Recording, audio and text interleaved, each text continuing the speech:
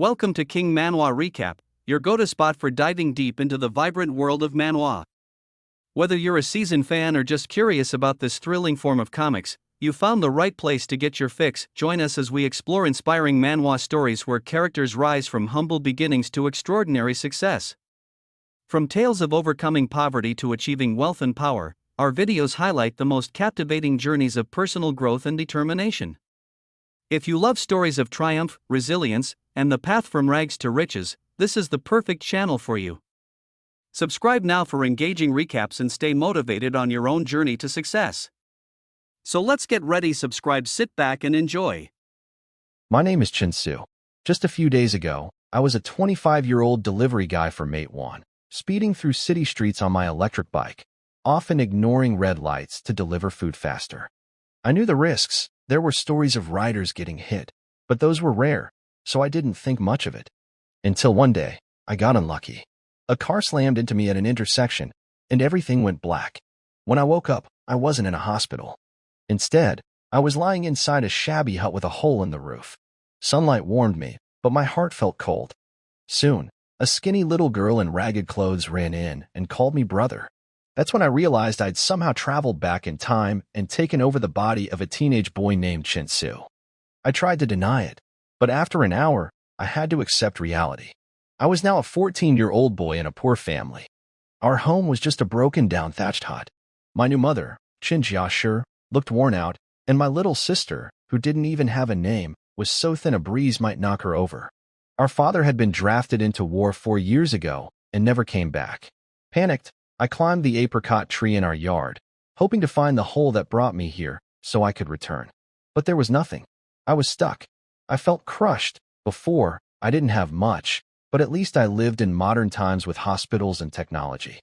Now I was in ancient China, under the brutal rule of Qin Shi Huang. The more I learned from my new mother, the worse it got. This was the Qin state, fresh after conquering Chu, and soon it would unite all of China. That sounded glorious in history books, but living through it was terrifying. The Qin dynasty had harsh laws, constant wars, forced labor on massive projects like the Great Wall, and tight household controls. People lived under constant fear. I couldn't help thinking that understanding history and actually surviving it were two completely different things. Knowing how it would all play out didn't comfort me at all. Now, I was just a poor teenager with a fragile body, stuck in one of China's darkest times, unsure how I'd ever make it through. I woke up in this broken-down hut, trying to accept my new life. I used to be a 25-year-old delivery guy, racing through busy streets with food orders. One accident changed everything. Now I'm stuck in the body of a poor teenage boy in ancient China. This family is mine now. A frail little sister always clings to me, and our mother struggles to keep us alive. We're dirt poor. The tiny hut is nothing, just cracked beds, damp floors, and old baskets. The only food left was a gourd of shriveled yellow beans meant for emergencies. Seeing my sister licking her lips broke my heart. In this era, even these beans were precious. Just when I was worrying about how to feed us, a village boy ran up, shouting that my mother was bitten by a snake. Panic shot through me. If anything happened to her, my sister and I would be alone in this harsh world. I couldn't let that happen. We rushed to the river where I found her lying pale and twitching, her legs swollen and dark from the bite. There was no time to think. I wrapped her leg above the wound to slow the poison, then sucked out the blood with my mouth, spitting it out again and again. It was risky, but growing up in the countryside in my past life taught me it was the only chance. When the blood around the bite finally turned lighter, I felt a small wave of relief. I grabbed wild herbs nearby, crushed them with my teeth, and packed them on the wound before rewrapping her leg. Looking at her unconscious face, I realized just how cruel this world could be. History books back home painted the Qin dynasty as glorious, but living here was terrifying. Harsh laws, endless wars, and no real medicine. It was all too real now. But one thing was clear. Without family, I'd truly be alone. Even in this rough, dangerous time, I'd do everything I could to keep them safe and find a way for us to survive. When I reached the river, everything happened so fast I barely had time to think. In less than 2 minutes, I had sucked out the poison, packed herbs on the wound, and was already carrying my mother home on my back. A few villagers ran up just as we were leaving. They helped steady me and carried our things. My little sister was waiting anxiously at the yard gate. Seeing me return with Mother, she burst into tears and ran over. We brought Mother inside and laid her on the bed. A kind woman helped change her into dry clothes. My sister kept crying by her side, begging her to wake up. Meanwhile, I thanked the neighbor boy who had run to call me. If not for him, I might not have gotten there in time. He suggested fetching a healer from town, but it turned out the nearest town was about 20 miles away. With no horse, it would take hours to go there and back on foot. I had neither time nor money for that. I decided the only option was to gather more herbs nearby and keep treating her myself. The boy seemed shocked that I knew how, but followed without question. A few curious kids tagged along too. We searched around the peaceful countryside, clear blue skies, quiet mountains, birds singing, frogs croaking by the river. Humans felt small in this untouched land. But that also meant the herbs I needed grew everywhere. I picked out snake tongue grass, dragon vine, ghost needle grass, explaining each one simply as we went. The children looked at me like I was performing magic. Here, only shamans were known to heal, so to them, this was amazing. Back home, I crushed the herbs into a paste and replaced the dressing on Mother's wound. Then I boiled the rest into a bitter soup and fed it to her. About an hour later, her eyes finally fluttered open. Color slowly returned to her face. My sister shouted with joy, and villagers rushed inside to see. Mother was weak but alive. The snake venom had been driven off. Looking at her leaning against the bed, I felt a deep relief. In this harsh world, family was everything. If I wanted to survive here, I had to keep them safe, no matter what. It's strange how quickly I've gotten used to this life. Earlier today, I was by the river with a group of kids, showing them how to catch frogs. They were amazed, calling me incredible. I didn't think it was much, just survival. After all, we were starving. Ever since I saved my mother from that snake bite, my hunger had been getting worse. There was barely half a bucket of old soybeans at home. So I decided to find food myself. Here, around 200 BC in the Qin Empire, wild animals were everywhere. Rivers were full of fish and frogs, forests full of birds and rabbits. But catching them wasn't so easy without tools. Luckily, I knew how to make a simple fishing rod to catch frogs. In about 10 minutes, I handed the rod to a neighbor boy and took my basket of frogs home. My mother was already recovering, sitting with my little sister picking wild veggies. When my sister saw the basket jump, she squealed with joy. Mom's eyes filled with tears. I could tell she was touched, maybe even relieved that after my accident, I hadn't turned into a fool. It felt like a blessing. Finding a knife was another story. The rusty bronze dagger we had couldn't even cut a frog. In the end, I used sharp thorns from a locust tree. One by one, I pinned the frogs, skinned them, and soon had a pile of clean meat. My sister helped start a fire in a simple stone stove by our hut. We had no pot, only a clay jar, no oil, barely any salt. Still, we made do. I went back out to the river at dusk to set a crude fish trap, then dug up wild scallions, garlic, and a little turmeric. When I returned, the smell of boiling meat made my stomach twist with hunger. We threw the herbs into the pot for a bit of flavor. That night, the three of us sat by the fire, eating steaming frog meat. It was plain, just lightly salted, but when you're starving, it tastes like heaven. My sister devoured her share, and my mother tried to hide her tears behind a smile. Watching them, I realized how hard her life had been, how close to breaking. Maybe now things could start to get better. By the time we finished, all that was left was an empty pot, full bellies, and for the first time since I woke up here, hope. Night fell, and the temperature dropped to a chilly level. The sky was full of stars, with a thin crescent moon hanging over the mountains, emitting a faint blue glow. Frogs croaked constantly in the fields, and insects chirped loudly. Occasionally, a night bird fluttered past, and in the distance, the roar of wild animals could be heard. The world was silent and peaceful. Chun-Su looked up at the moon, thinking that in 2,000 years, he might already be ashes. His parents must be in pain, and relatives and friends could be attending his memorial service. He felt a slight pain in his heart, but also thought how strange and surreal everything seemed, like a bizarre dream. Perhaps from now on, he would be stranded in this era, relying on the two women in front of him to survive. Little sister, should I give you a name? Yes, yes. The young girl sat up excitedly, her eyes shining happily in the dim night.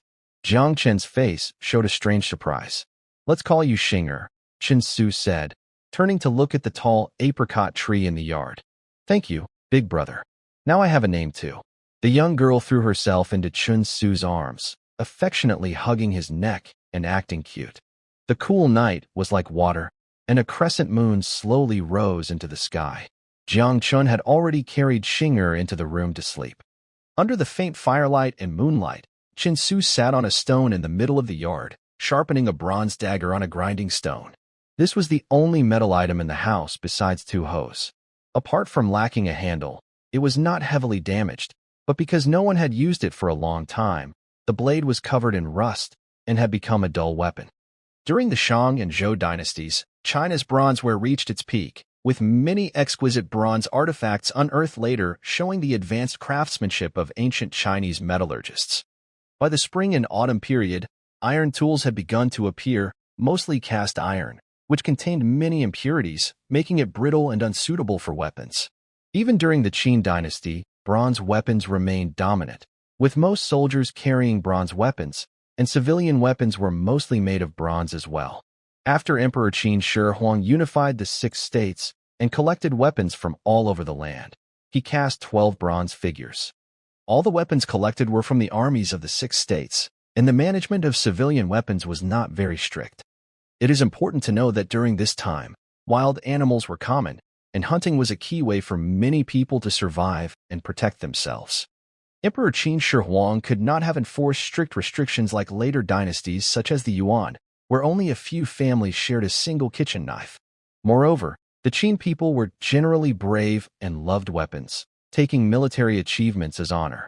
Even in the capital city of Xianyang, ordinary people were allowed to carry weapons, so controlling weapons in rural areas was even less possible. The sound of ha-ha-ha was very clear in the quiet night. As Chun-Su kept polishing, the rust on the bronze was worn away, revealing a beautiful blue-green color inside. The blade also became sharper, shining faintly golden in the moonlight. Many years later, this bronze alloy dagger once again showed its original appearance. Holding this newly polished dagger, Chun-Su looked at the shaky thatched hut in front of him and began to make a short and medium-term plan for the future. Right now, he needed to solve 2 main problems: food and shelter. After observing for a few hours during the day, he found that food wouldn't be a big problem for now. Although there was no grain at home, there were plenty of fish, shrimp, and shellfish in the river. Frogs and snakes were everywhere. Based on his childhood experience living in the countryside, along with the nearby mountains and bamboo forests, making simple fishing tools to fill his stomach was not difficult. If he wanted better food, there were small animals like rabbits and turtles in the woods, but without tools, it was hard to catch them. Especially rabbits, which would require steel wire for traps. Right now, even rope was scarce. The second problem was shelter. The current thatched hut could collapse at any time, and the roof had several large holes. If not repaired soon, a heavy rain or strong wind could bury the family inside.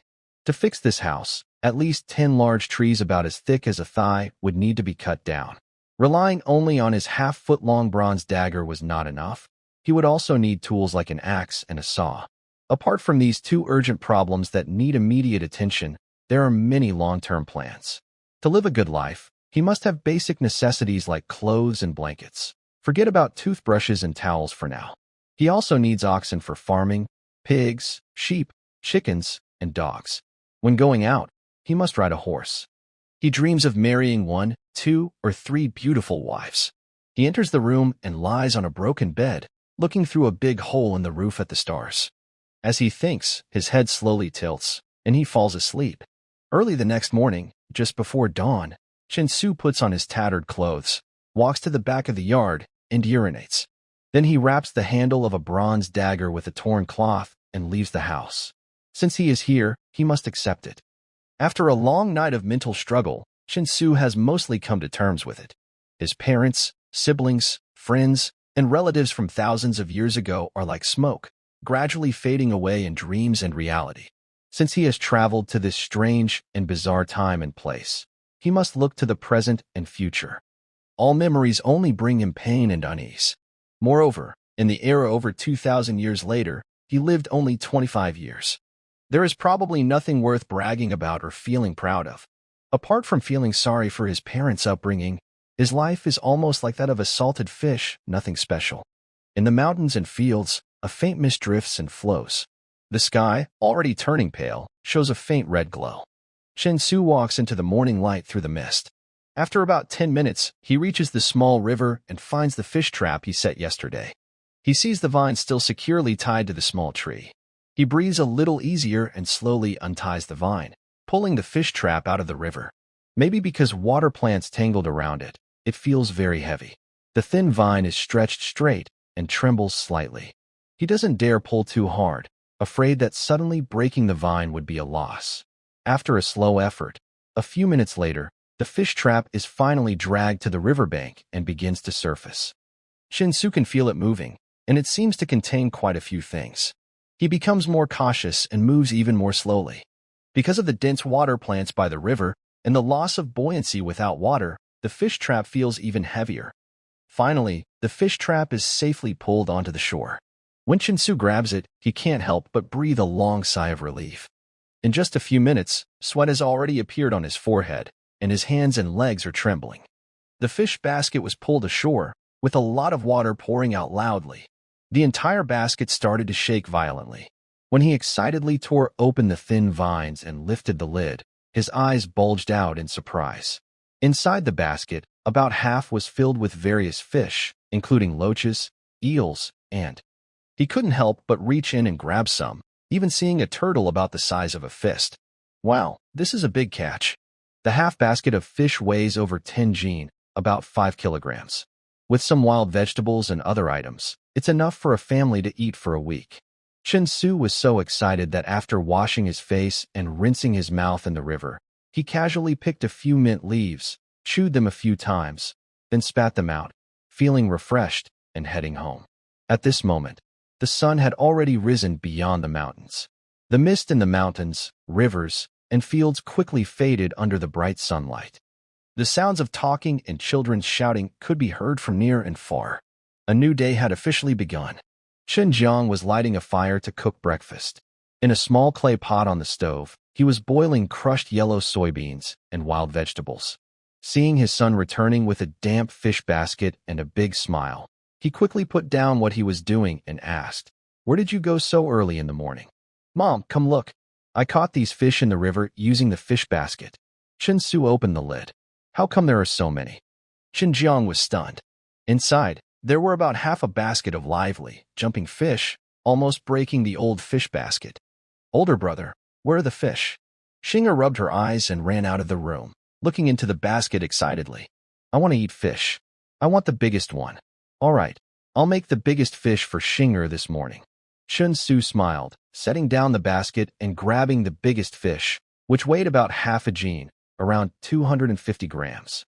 It had a broad back, fine scales, colorful stripes on its body, and a tail with gold and red hues.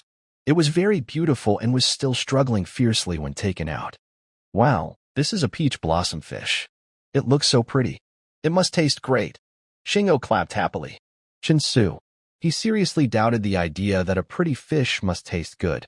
But as long as it's meat, it's definitely better than wild vegetables or soybeans. Besides this beautiful peach blossom fish, Chin-Su caught 2 smaller fish, which he handed over to Chen Jiang to cook in the pot. Since there was no soy sauce or other seasonings, Chin-Su advised adding more turmeric to cover the fishy smell. White-boiled fish, he has never eaten it before. Just thinking about it makes him feel it wouldn't taste good. Although in later times, steamed and boiled fish became common, they often had a strong fishy smell.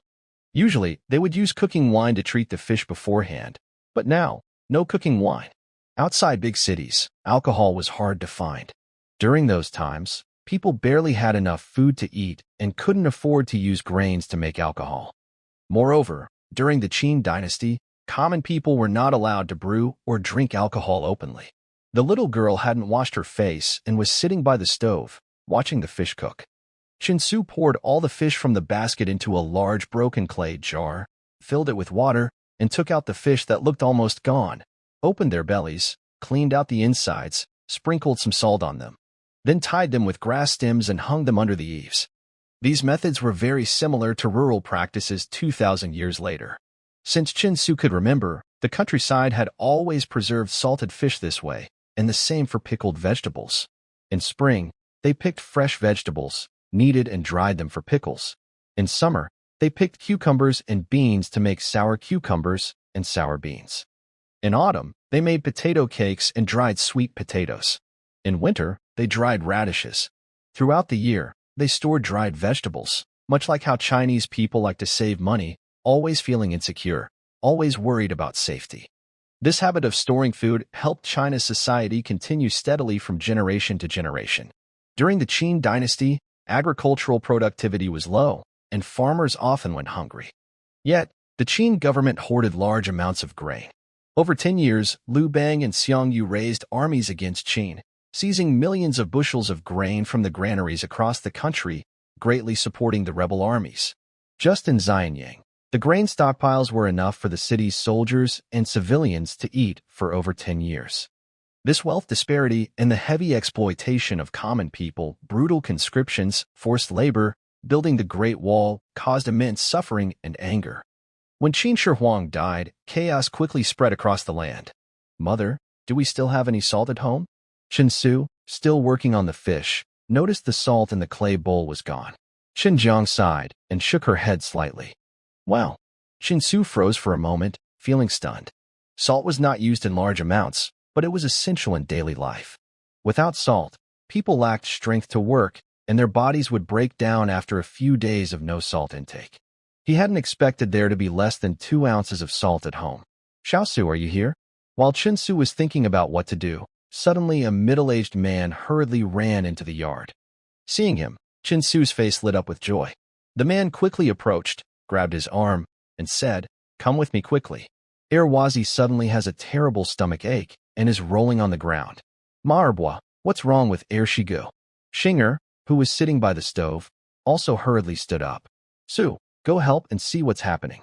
Chen Jiangshi also became anxious when she heard. So Chen Su didn't dare delay. He quickly wiped his hands on his clothes, dropped the fish he was holding, and hurriedly followed. The two households were not far apart. On the way, Chen Su asked about the details. Ma's second son probably ate something that caused his stomach pain, so Chen Su's first thought was food poisoning. "But I'm not a doctor. What can I do about food poisoning?" What he didn't know was that yesterday, he had casually used some herbs to treat Qin Jiashi, who was bitten by a poisonous snake. Almost the whole village found out that night. Several adults saw it with their own eyes, and a group of children excitedly spread the news. In just one night, Chen Su became known as the village's miracle healer. But Chen Su couldn't really argue about this. He knew some herbs and their basic effects, but that didn't mean he could diagnose or treat illnesses properly. Before crossing over, Chen Su's great-grandfather was an old village doctor. He wasn't very famous, but people within 10 miles had heard of him. Growing up around him, Chen Su learned about many herbs and remembered some of their properties. However, he definitely couldn't diagnose or prescribe medicine. The simplest way to treat snake or insect bites was basic traditional Chinese first aid, which even farmers unfamiliar with Chinese medicine knew how to do. The herbs used were common plants found around the house, fields, or riverbanks, nothing special. Yet, this simple treatment made Chen Su seem very impressive in the eyes of villagers. It's important to note that 99% of people at this time couldn't read or write, let alone recognize herbs. Some older folks might know a few herbs for headaches or fever, and some amateur shamans or folk healers could treat slightly serious illnesses with herbs. But most people didn't know how to handle sudden, severe illnesses. Food poisoning is very similar to a snake bite. It happens quickly, with obvious symptoms, and requires fast treatment. Even if it occurs 2,000 years later, if the toxin is too strong and not treated in time, it can be deadly. Soon, Chen Su saw the poisoned boy, Erxi, who was about 9 years old. Yesterday, a group of children was playing by the river catching when they saw Qin Jiashi get bitten by a snake and fall into the water. They shouted for help, and Nyoda Shi pulled Qin Jiashi out of the river. Otherwise, Chen Su, who had just traveled here a few hours ago, might have lost his mother, which would have left a lifelong mental scar. Now, Erxi was lying on the ground, twitching constantly, sweating heavily, with wet hair. Greenish-gray foam kept coming out of his mouth. Xiao Su, quickly see what's wrong with Erxi, and middle-aged man said anxiously, pointing at the child. "Let me check first." Chen Su crouched down, dipped his finger into the grayish liquid, and sniffed. It had a sour and foul smell. Although he didn't know exactly what the boy had eaten, this clearly looked like food poisoning. "Hurry, bring a pair of chopsticks," Chin-Su ordered. A middle-aged woman quickly found a pair of chopsticks and handed them to him. "Marbwa, hold Urxi upright and don't move him." "Okay." The man carefully lifted Urxi and held him in his arms. Chin-Su pinched Urxi's cheeks, then used the chopsticks to pry his mouth open and push them deep into his throat, stirring a few times. Wow, Urxi spat out 2 large mouthfuls of sour, foul greenish-gray liquid, filling the room with a strong sour smell. But it seemed he hadn't expelled everything, so Chin-Su used the chopsticks to poke into his throat a few more times. Aside from some faint dry heaving, Urxi didn't anything else. "Quick, bring a big bowl of warm salt water." Chin-Su saw that the chopstick stimulation was no longer effective and quickly ordered again. "Okay, I'll be right there." The woman hurried to another room, soon bringing a large bowl of water and a salt jar, saying, "Xiao-Su, I don't know how much salt to put in." Chin-Su didn't have time to explain. He scooped 2 handfuls of salt into the bowl, stirred quickly with the chopsticks, then opened Urxi's mouth and poured the entire mixture in one go. "Quick, get another bowl." After placing the bowl on the table, Chin-Su again pried open Urxi's mouth and gently poked into his throat with the chopsticks. Wow, wow. Urxi opened his mouth wide and vomited again. The large amount of salt water he had just swallowed mixed with greenish fragments and pieces, which he spat out. This time, he vomited for 2 full minutes until he couldn't bring up anything else. Chin-Su then poured him a big bowl of warm salt water and urged him to again.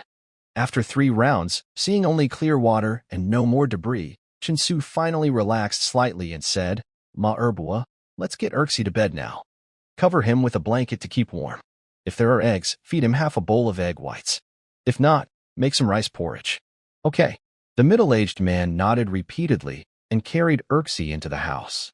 Chin-Su also broke out in sweat, feeling a wave of helplessness. For food poisoning, stomach washing is the fastest way to treat and provide emergency help.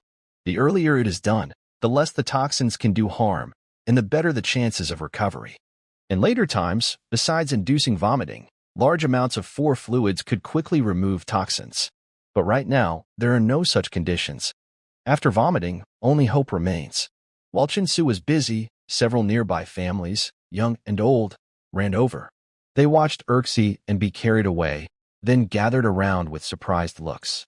Chin-Su squatted on the ground, used chopsticks to pick up a piece of green debris vomited by Urxi, and examined it repeatedly, but couldn't recognize what it was. "Do you know what Urxi ate?" Chin-Su asked the group standing nearby. "Little brother Su, I know. It's a wild fruit, right at the foot of the mountain." A child about 8 or 9 years old immediately shouted, "Take me to see it," Chin-Su said, dropping his chopsticks and standing up.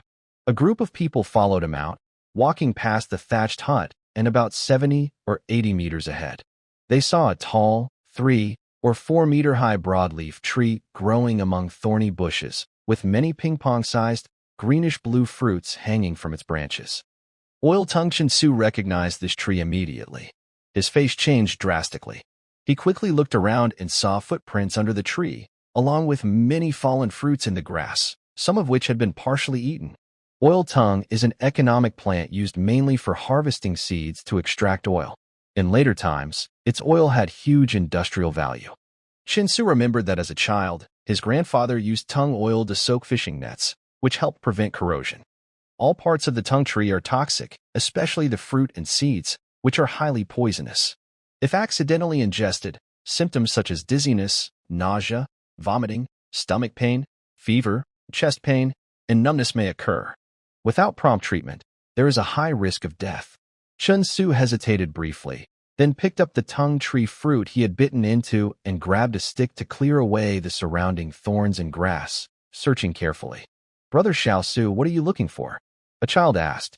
"I'm looking for a wild plant that has purple flowers and small green beans, similar to soybeans. It's called licorice. Have you heard of it?" Chin-Su asked as he searched. "Xiao-Su, we don't know that name, but there are many similar wild plants," a middle-aged woman with graying hair replied. "Then split up and help me find it quickly. We must hurry, or Urxi might not make it," Chin-Su ordered. Several adults and children immediately dispersed in different directions to search. Everyone, hold your sticks tightly and be careful of venomous snakes. Chin-su shouted warning. This is the season when snakes come out of hibernation due to the warm weather. After a winter sleep, they are most aggressive and venomous.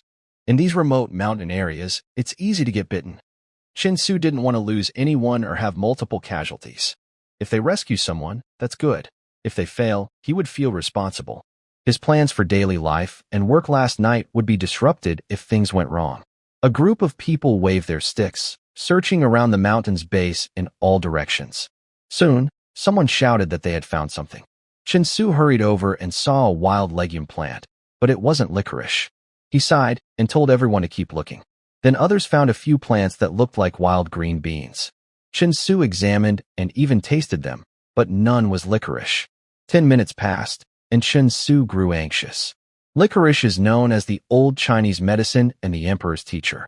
Later, it was called the king of medicines. It is a very important and common medicinal herb, often used in many prescriptions to support health. It is said to detoxify over 1,000 poisons. Chin-su only has a basic understanding of traditional Chinese medicine and pharmacology. He knows a little about them, but is aware that tongue tree parts are highly toxic. He also knows that licorice has many uses. In this urgent situation, he can't use other herbs he doesn't know or trust. If they find licorice, the chances of saving Urxi will be much higher.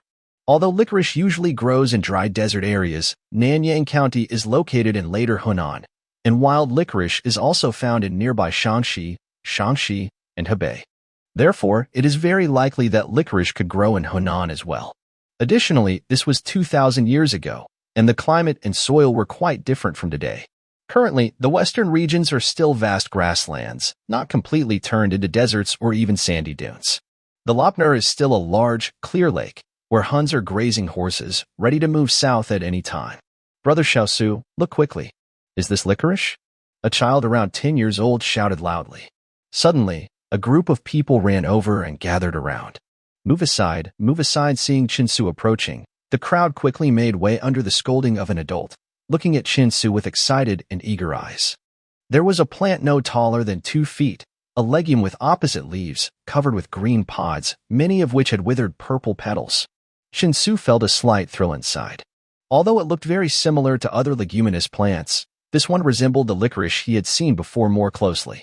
He used a stick to dig at the root of the wild bean plant, revealing a section of root.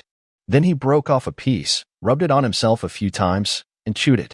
It was extremely bitter at first, but soon a sweet aftertaste spread in his mouth, along with a very familiar flavor. It was indeed licorice. Chin-su was overjoyed and quickly instructed the eager adults and children around him. Quick, this is licorice.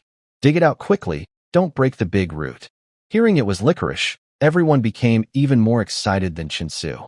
3 adults waved their hands, pushing the children aside, one holding a sapling, another starting to pry the soil around with a stick, and the third digging with their hands.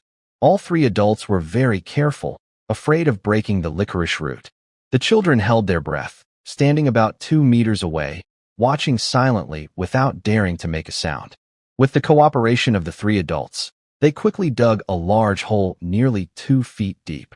The licorice root in the center was as thick as an egg and covered with fine roots, seemingly embedded very deep in the soil.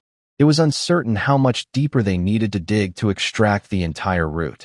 Enough, just pull it out. Looking at this thick, long wild licorice root that has probably been growing for decades, Chin-su feels it should be enough. Following his instructions, a middle-aged man grabs the bottom end of the root and pulls hard, shouting loudly.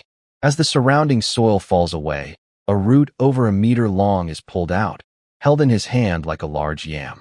Holding this huge licorice root, a group of people quickly follow Chin-su back to Marabai's house. Has Urxi woken up? As they enter, they see Marabai rushing out of the room. Chin-su quickly asks. Not yet. He's trembling all over. Xiaosu, is Erwa going to make it? Marabai asks with red eyes. Let me check. Chin-su quickly enters the room. Urxi lies on the bed, pale-faced, with muscles twitching occasionally. Breathing is labored and intermittent. Chin-su lifts his eyelids to check. The pupils look normal, but his eyes are full of blood vessels and red spots, indicating toxins have entered his bloodstream in large amounts. Chin-su's expression turns serious. Urxi ate tung oil seeds by mistake. They are very toxic. I found a medicine that might detoxify him. You need to start a fire and prepare a small clay pot for boiling the medicine. Okay. Marabai quickly turns to prepare. Chun-Su steps out of the room, pulls a bronze dagger from his waist, and cuts off about 10 centimeters of the licorice root. After cleaning off the dirt, he slices it into thin pieces on a stone slab. Once Marabai has the pot ready, he puts the slices inside, adds half a pot of clear water, and places it on the stove to boil. Under high heat, the water in the pot quickly boils, and the licorice slices swirl in the water. The clear water gradually turns yellow-green. After more than 10 minutes, smelling the strong medicinal aroma in the air, Chun-Su feels it's ready. He turns down the heat and pours the medicinal liquid into several large ceramic bowls to cool. Marabai, here are 3 bowls of medicine. Feed one to Urxi now, another at noon, and the last before bed. If Urxi doesn't improve by tomorrow morning, he doesn't finish, but everyone around can almost understand what he means. Second brother, Xiaosu has done his best. Hurry and give the medicine to Erwa, a middle-aged man with gray hair who is helping dig up the licorice pats Marabai on the shoulder. I know, Marabai says with reddening eyes, holding a bowl of medicine and going into the room. Chun-Su couldn't help but sigh inwardly, his face showing a look of helplessness. Living in this time, death feels like a common thing. Not just from wars, even a simple cold can be deadly. Moreover, the land is vast and sparsely populated, with many dangerous insects and wild animals. People don't fully understand the toxicity of various plants, and many die after eating something they shouldn't when starving. Historical records suggest that the average lifespan of people in the Qin dynasty was only in their 20s. This means that reaching 40 or 50 was considered very lucky and long. Even Qin Shi Huang only lived to 50. The low average lifespan was due not only to wars but also to poor medical care. Women often faced danger when giving birth. Many young women died from difficult labor, and many children didn't live past 10. If a couple had 5 children, it was good if 2 grew up. Most children died within a few months or years. People in that era faced death and separation with no real way to prevent it, only feeling helpless and pained. For example, in situations like Erxi's, if he couldn't be cured, they could only watch him die. However, everyone still had hope for Chun-Su's medicine. When Chun-Su returned home, Xingyo had already cooked the fish. Xinjiang asked kindly about Erxi. Chun-Su ate fish with millet and wild vegetable porridge, then recounted Erxi's poisoning and warned Xingyo not to eat random things in the future. After finishing the meal, the sun was already high. Xinjiang tidied up the dishes, then carried a woven basket and preparing to go out with Xingyo. Mother, where are you going? Chun-Su suddenly felt abandoned. Me and Mother are going to the fields too. We should have done it a few days ago, but the older brother fell and got hurt, so we delayed. If we don't now, the wheat won't grow properly, and we won't have enough grain to pay the taxes. The village head might send us to repair the roads. Xingyo explained very sensibly. Chun-Su was surprised and quickly grabbed another, saying, I'll go too. Sewer, your injury isn't fully healed yet. Rest at home for a couple of days. We won't be working too hard, and Xingyo and I can handle it, Xinjiang said. Mother, I'm fine now, but I can't remember where our fields are. I want to go see them too. Chun-Su insisted and followed along. They left the village, walking a few hundred meters downstream along the river, when a large farmland appeared before their eyes. Brother, this is our family's farmland. It covers 27 acres, and every year we have to pay 10 bushels of wheat and beans. Mother is busy and can't handle everything alone, so the leftovers are not enough to eat. Xingyo pointed at the farmland and explained to her brother who had lost his memory. But Chun-Su looked at the field, which was full of wild grass, and was very confused. Is this really a field? It looks lush, but most of what he saw were various weeds. Moreover, this large area called a field is actually just a riverbank. They used stones and dirt to make a simple enclosure and divided it into 2 parts, one planted with wheat and the other with soybeans. When walking into the field, the wheat was about a foot tall. Most of it had already formed seed heads, but it looked weak and small because of the weeds. Compared to the wheat varieties Chun-Su knew from later times, the seed heads were only about 1/3 the size, and each head had only about 10 grains inside, roughly 1/3 of what was typical later. The yield was definitely less than 1/10 of what modern wheat produces. Chun-Su remembered clearly that his family also grew wheat. They harvested in June every year, using fertilizers, pesticides, and herbicides. The entire field produced about 500 kilograms, which in ancient Qin units was around 16 or 17 bushels. But this 1-acre plot probably wouldn't produce more than 2 bushels, or about 60 kilograms, maybe even less than 50. Although the current land area seems slightly smaller than in later times, the yield per acre was only about 100 jin of grain. Chinsu felt like giving up. Looking at the situation now, it was clear that they could only hope for the best. They just randomly enclosed a riverbank, scattered some seeds, and wood when they had time. If the river flooded suddenly, the whole area could be submerged, and they would get nothing. Even with such unpredictable income, the Great Qin Empire still collected over 10 bushels of land tax, which was almost 1/3 of the total harvest. Other taxes and levies were not included, so probably less than half of the grain actually reached the farmers. Based on normal yields, 27 acres with an average of 100 jin per acre would give about 2,700 jin in total. Half of that would be 1,350 jin. For a family of 3, that's about 400 jin per person. Over a year, averaging 365 days, they could eat about 1 jin of coarse grain per day, but in reality, it was only about half a jin. In this era, without much meat or rich food, eating only coarse grains was not enough to prevent hunger, especially for young adults who needed more energy for work. Note, during the Qin dynasty, 1 jin was approximately 253 grams, similar to the later half jin of 250 grams. 1 sure was roughly 30 kilograms in later times.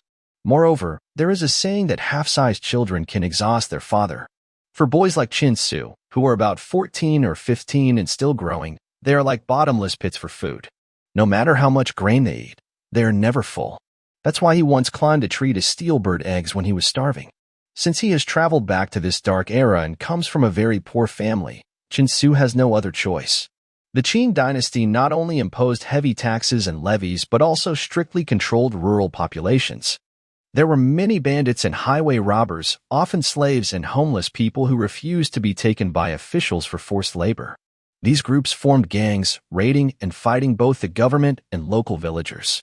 In this era, it's hard to leave home to avoid danger. One wrong move could cost you your life. Chinsu resigned himself to weeding. He used wild grass to tie up his pants and sleeves and started pulling weeds from the wheat field. Time passed quickly, and soon the sun was high in the sky. Chinsu was sweating heavily, exhausted. Jiangchen and Xing'er were also covered in sweat, but both of them clenched their teeth and said nothing. Especially Xing'er, whose small hands and face were covered in dirt, with a few small cuts from the weeds, yet she didn't complain at all.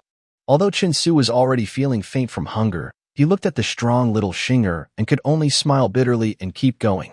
A 7-year-old girl, in later times, would be dressed in pretty clothes, attending elementary school, eating bread, eggs, and drinking milk daily. When upset, she would lie in her parents' arms, cuddle her doll, listen to stories, and fall asleep. But at this moment, she was already an important worker in the family. According to Qin laws, anyone over 7 years old had to pay a head tax. Although it wasn't high, it marked that she was old enough for physical labor and was considered part of the official population. People in the Qin dynasty did not eat lunch, only 2 meals a day, morning and evening. So this work session lasted nearly 3 hours. The sun was beginning to set in the west, and it was about 4 in the afternoon. Chinsu was so hungry that his stomach was pressed against his back. Xing'er had already given up and sat on the field ridge, chewing a handful of wild grass roots to stave off hunger. Jiangchen also couldn't hold on any longer and announced that today's work was finished. He staggered out of the field and collapsed onto the riverbank, gasping desperately, trembling all over. Not only was I hungry, but my body was also very weak, with thin arms and legs, not suitable for hard physical work. However, the progress looked good. With the effort of 3 people, we cleared about 5 acres of weeds. As long as the weather stays nice, in 4 or 5 days, we should finish everything. The fields that were cleared of weeds looked sparse, but they felt much fresher. It is still early summer. The temperature is around 20 degrees Celsius, but the river water is still very cold. While the afternoon sun was still strong and the temperature warm, Chinsu took a break and then jumped into the river for a good wash. When he returned home, feeling refreshed, Chun Jiangshi had already cooked soybeans and wild vegetables rice. Xing'er was squatting by the stove, watching the fire, while Jiang Chun was preparing to cook fish soup with a few fish. Sewer, go next door to the Dasher family and borrow some salt. Jiang Jiangshi instructed. Chinsu nodded and turned to leave. After walking a few dozen meters along a small path, he saw another thatched cottage. Its layout and style were similar to his own home: small yard, 2 thatched houses. There was no big tree in the yard, only a simple stone table, just a flat stone slab on some stones. Nyodashi was in the yard, cooking rice over a fire with a small kid about 5 or 6 years old. The air was filled with a strong smell. Chinsu immediately knew it was frog stew. Dashi. Chinsu called out at the yard gate. Nyodashi stood up excitedly and waved. Come in and try. I caught a lot of fat frogs today. I'll bring some back for your mother and little sister later. Chinsu went inside and saw that the clay pot was full of frogs, but they hadn't been peeled. They were all cooked whole. Wow. Chinsu's eyes nearly popped out. He firmly refused Dashi's kindness, saying, Do we have salt at home? I've run out. Borrow me some first, and I'll pay you back when I go to the market next time. We don't need to talk about repayment between our families. What's mine is yours. Dashi said casually, then called inside. Mom, do we still have salt at home? Yes, but not much, came a woman's voice from inside. Soon, a woman who looked about the same age as Jiang Jiangshi came out. She was a bit chubbier, with rough skin, clearly someone who often did farm work. Nadashi took the salt jar from the woman's hand and looked at it. He shyly said, There isn't much left. I'll share half with you. A few days later, we will go to the market to buy more. Okay. Shinsu nodded. He picked a gourd leaf from the yard, wrapped some salt, and left. Hey, bring back some frogs for my little sister. Nadashi called from behind. Shinsu ran even faster. He had never heard of such an impressive way to cook frogs. It looked a bit scary, but eating it would take a lot of courage. Shinjiashir quickly finished preparing dinner. It was still soybeans, wild vegetables, and saltwater fish. To make it taste better, she added some wild scallions and garlic. Although they didn't have spicy sauce or soy sauce like later times, it was enough to make Chinsu feel it was acceptable. In this ancient time with no pollution, wild fish tasted very fresh. He had never seen some of these fish in later years. After a whole day of hunger and hard work, he felt like he could chew on several pounds of wood if needed. There wasn't much soybean rice, but the fish weighed about 2 or 3 jin, around 1 to 1.5 kilograms. Chun Jiangshi knew the 2 children were growing, so she didn't hold back. She cooked a full jar. The little girl was so hungry she buried her face in the big ceramic bowl, eating eagerly and almost never lifting her head. Chinsu first soaked half a bowl of soybean rice and wild vegetables and fish broth, then gobbled it down. Only then did he feel his stomach was much better. Eat slowly. Be careful of the fish bones. Chinsu reminded Shinger. Ugh, brother, you eat quickly too. The little girl replied, picking up a fish and placing it in her bowl. She ate it like a little squirrel nibbling on corn, making a crisp sound. Only a fish bone was left. Her smooth eating style amazed Chinsu. Mom, are our family and Nadashi's family relatives? Chinsu remembered Nadashi's words earlier when he borrowed salt. Our family is your family. He was still a bit confused about what that meant. While eating happily, Shinger suddenly stopped. She looked up at Chinsu with her big eyes, and her thin face turned slightly shy with a blush. Chin Jiashir also put down her bowl, with a strange look on her face, and said, Shinger was betrothed to Nadashi when she was born. When she turns 13, she will marry him. Your father was still at home then, and Nadashi's father was still around. They made this decision. When I was pregnant with you too, my mother and Nadashi's mother also agreed that if it was a boy and a girl, they would marry when they grew up. But unfortunately, they had 2 boys. Wow, no wonder. Chinsu was stunned for a long time, then remembered the brave story of that guy cooking a whole frog. He felt glad he wasn't a girl, because if he married into that life, he wouldn't be able to survive it at all. However, despite this, Chinsu still felt very upset. A fool who can't even understand the basic steps of cooking. If his sister married him, would she still be able to eat well? What made Chinsu even more upset was that his sister was only 7 years old, while Nyodashishi was about 14. His sister was supposed to marry at 13, which was still a young girl just starting middle school. Thinking about such a young girl being harmed and tormented by another fool made Chinsu feel terrible. But then he opened his mouth to speak, only to swallow the words back. There were still 6 or 7 years before he had to worry about this. Who knew what would happen in 6 or 7 years? Maybe Dashishi would be gone, or perhaps because of his own appearance, everyone's fate would change.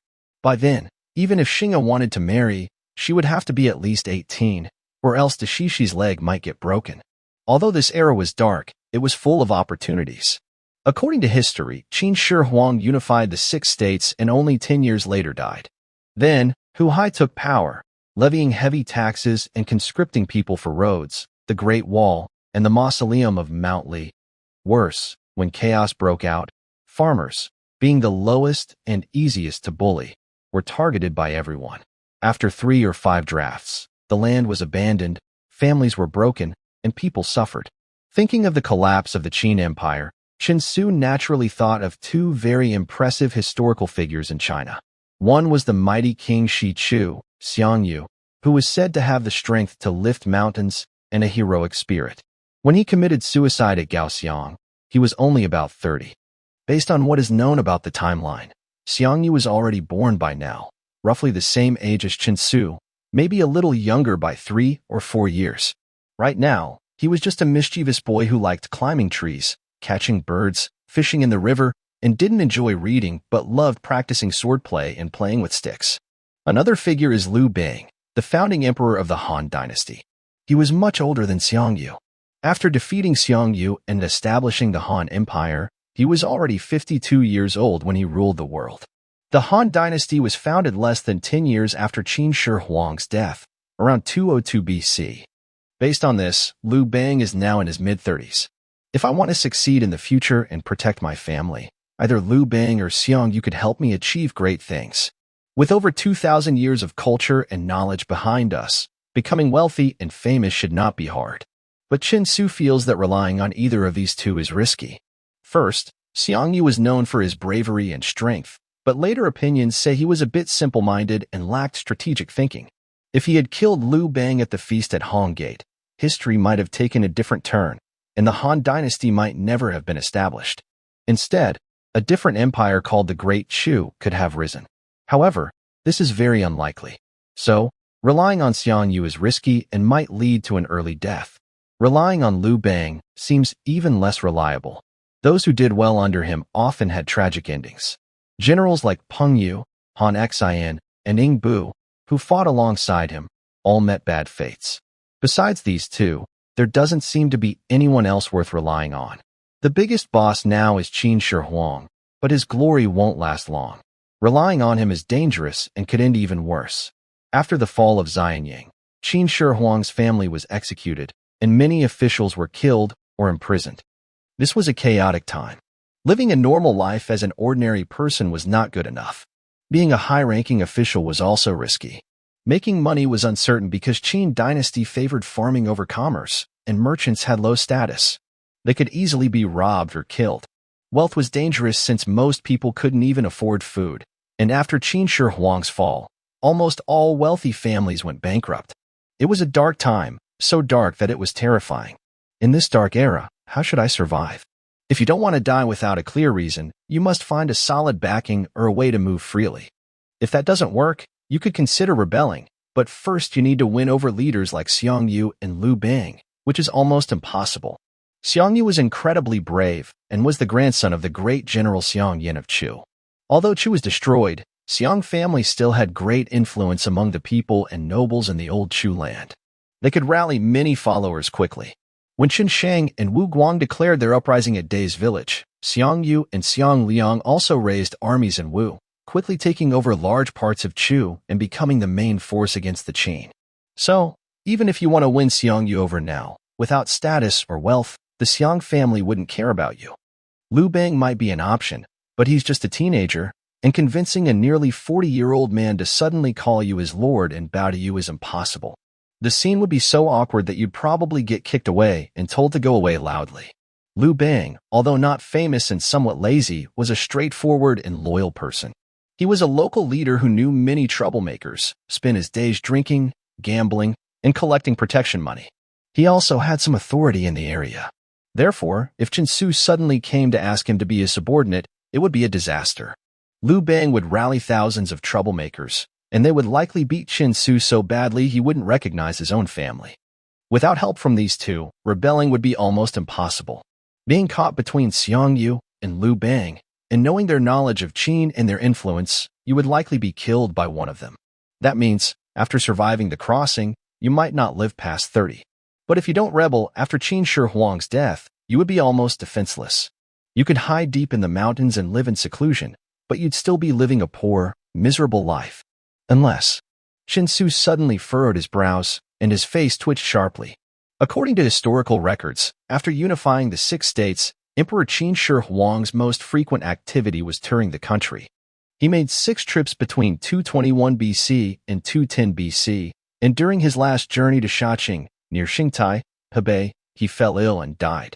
His death marked the beginning of the collapse of the Qin Empire. After his death, Zhao Gao and Li Si secretly concealed the emperor's death, forged an imperial decree, and forced the crown prince Fu Su, who was overseeing the construction of the Great Wall and resisting the Xiongnu in the north, to commit suicide. They then supported Hu Hai to take the throne. After Hu Hai became emperor, he spent his days indulging in pleasure and neglecting government affairs. Meanwhile, he ordered the conscription of millions of laborers to build the Great Wall and the Apang Palace, which greatly increased public resentment. Farmers across the country began to rise up one after another. In the second year of Hu Hai's reign, the rebellions of Qinsheng and Wu Guang broke out. Under the cry of "Is it only noble families who are born to rule?" farmers across the land started to rebel. 3 years later, the Qin dynasty fell. This was China's first unified empire and also the shortest-lived dynasty in history. However, Qin Su's thoughts were not about the collapse of the Qin Empire, but about Emperor Qin Shi Huang. If Qin Shi Huang had not died prematurely, China's history would have been very different. Or perhaps, if Zhao Gao and Li Si had not forged the imperial edict after Qin Shi Huang's death and instead the crown prince Fu Su had ascended the throne, the Qin Empire might have taken a completely different path. Historical records describe Fu Su as brave and kind, with political insight. He opposed harsh policies like burning books and burying scholars, and often advised Qin Shi Huang not to be too severe on farmers or to overuse forced labor. Qin Shi Huang, angered by these suggestions, exiled Fu Su to the north to build the Great Wall against the Xiongnu. When Qin Shi Huang was dying, he realized these issues and thought Fu Su was not wrong. He issued an edict for Fu Su to return to Xianyang to mourn and succeed him. Unfortunately, Zhao Gao, craving power, conspired with Li Si to alter the edict, forcing Fu Su to commit suicide. Hu Hai's ascension to the throne directly accelerated the empire's decline. But whether Qin Shi Huang died early or old, a few more years or fewer didn't matter much to Qin Su, because he knew he would never become emperor. Qin Su's main thought was that Qin Shi Huang's multiple tours across the country were not just to promote his achievements by visiting sacred mountains and inscribing stones, but primarily to search for a way to achieve immortality. Since the unification of the 6 states, Qin Shi Huang had been seeking immortality, influenced by countless alchemists and advisors. One of these efforts was the eastward journey of Su Fu, but that event had not yet occurred according to the timeline. Over the course of 6 tours, not only did it cost a lot of money and trouble, but it also made Emperor Qin Shi Huang become more and more obsessed with seeking immortality. In later generations, people saw his quest for eternal life as a sign that, after unifying China and conquering the world, he had lost his purpose in life. He started building straight roads, fast roads, and even connecting routes across the country. He conquered regions like Lingyan and Baiyu. Everything was achieved easily with a single command, so he felt he had no real opponents. His life lacked new goals. Although the cold and harsh northwest still had the Xiongnu, that land was not suitable for farming, so conquering it seemed pointless. Instead, he thought it was better to build a long wall to block the Xiongnu from moving south. However, Emperor Qin Shi Huang probably did not know that beyond China, there were many richer and larger lands and brilliant civilizations, such as the Persian Empire, the Macedonian Kingdom, the Roman Empire, and the nearby Mauryan Empire. These great empires were almost as powerful as Qin, especially the Alexander Empire, which was a super empire spanning Asia, Africa, and Europe, formed about 100 years before Qin. After Alexander the Great's campaign into India, he was only a few hundred kilometers from modern-day Xinjiang. If he had had accurate maps, he might have marched from Afghanistan through the Hishi Corridor all the way into China. At that time, China was still in the late Warring States period, a chaotic time of 7 kingdoms fighting for dominance.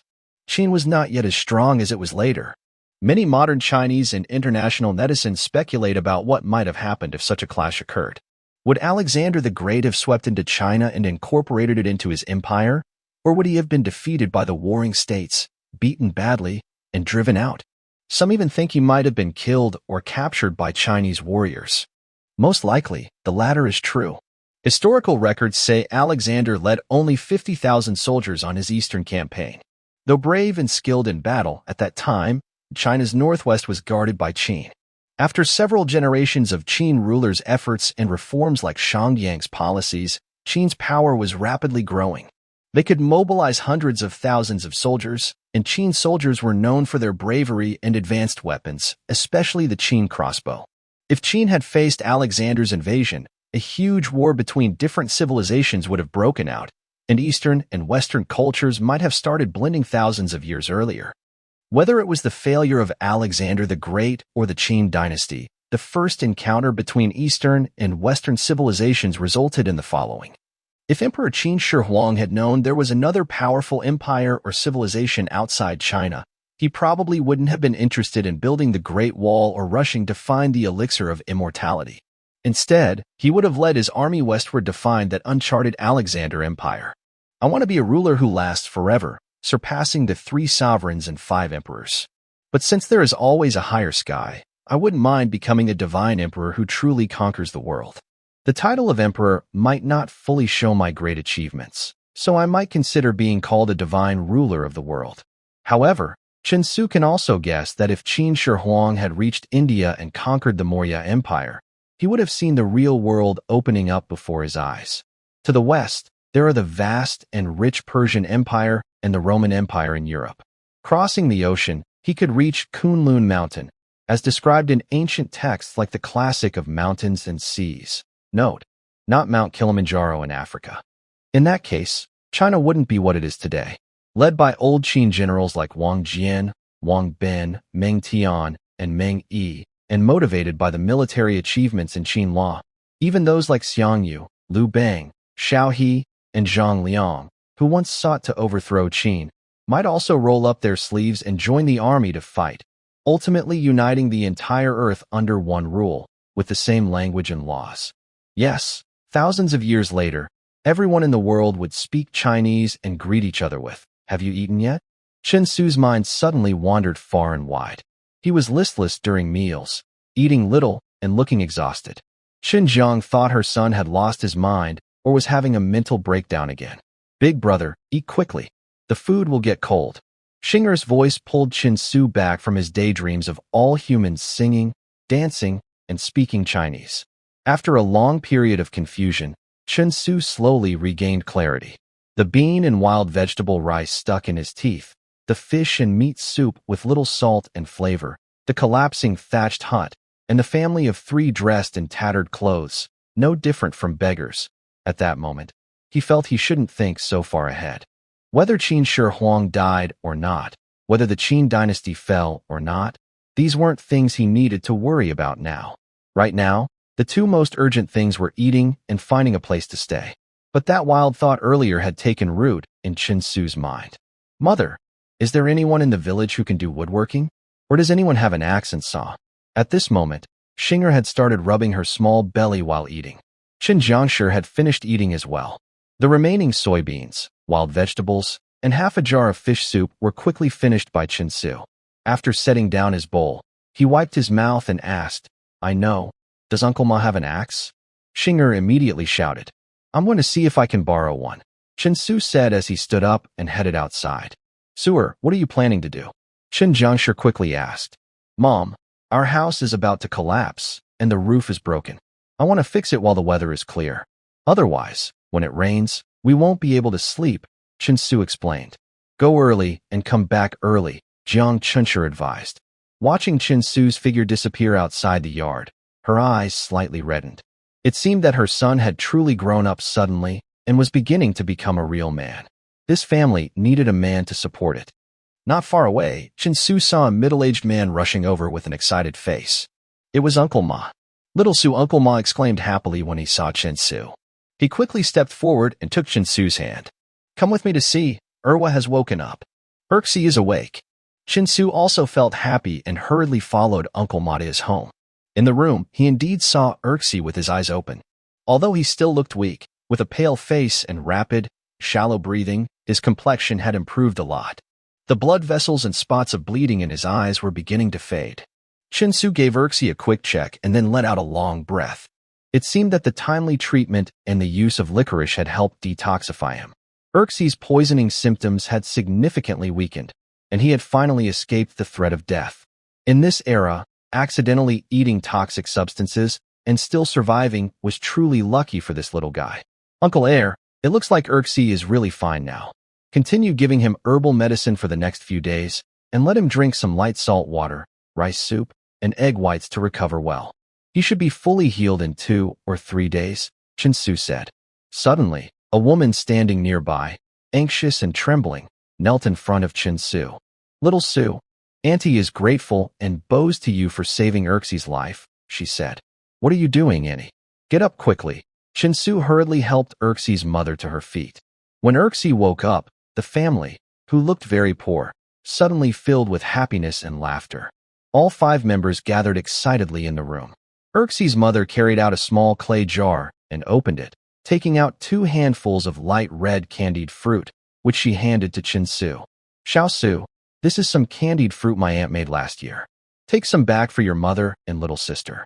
Chinsu couldn't refuse, so he accepted it.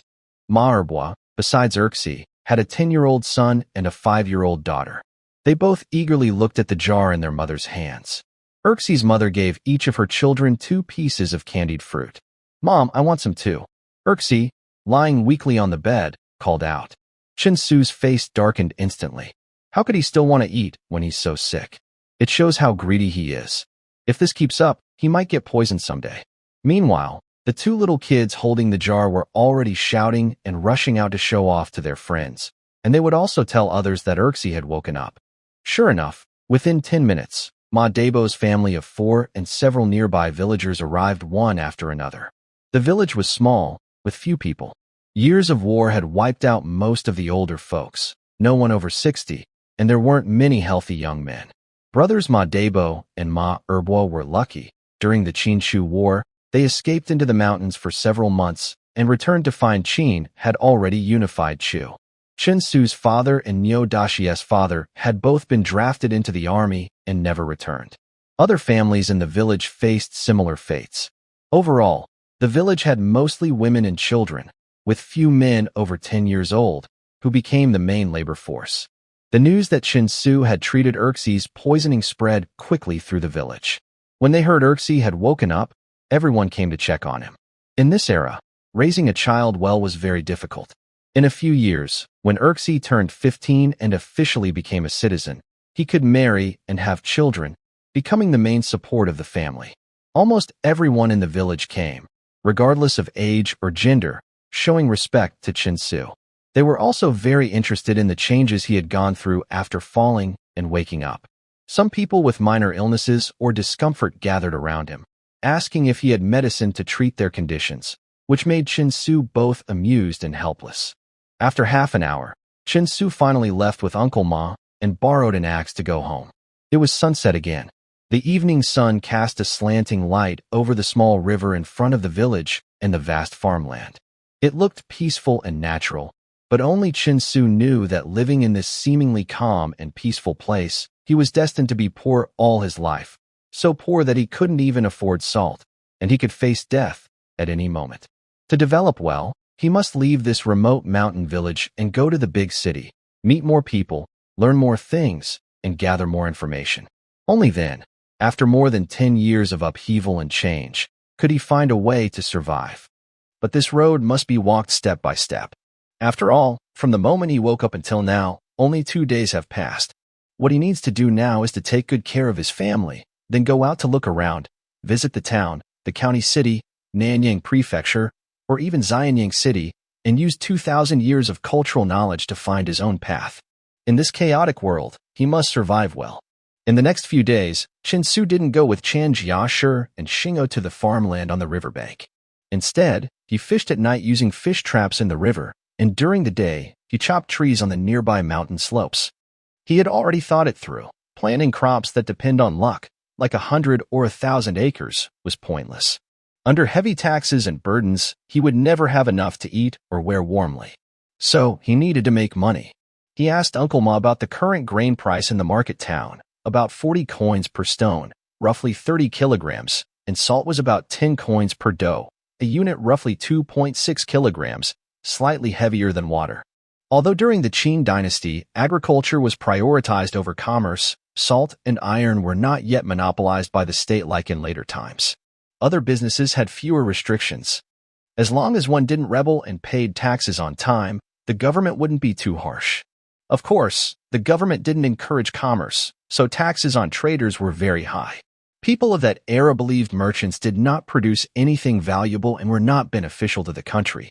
But only Qin Su knew that if a country wanted to be strong and wealthy, developing commerce was the only way. Farming alone would only make people poor over time.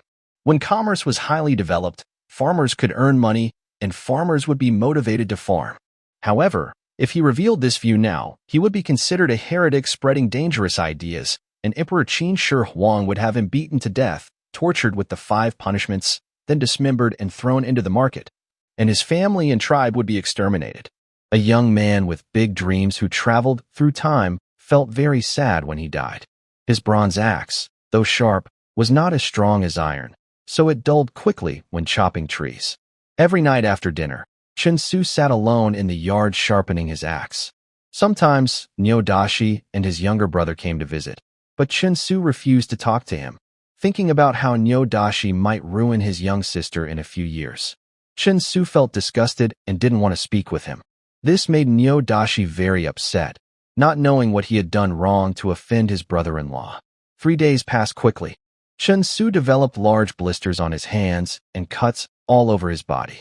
Despite this, he managed to cut down more than 10 big trees about as thick as his thigh. In 2 more days, he would have enough wood to build a simple hut.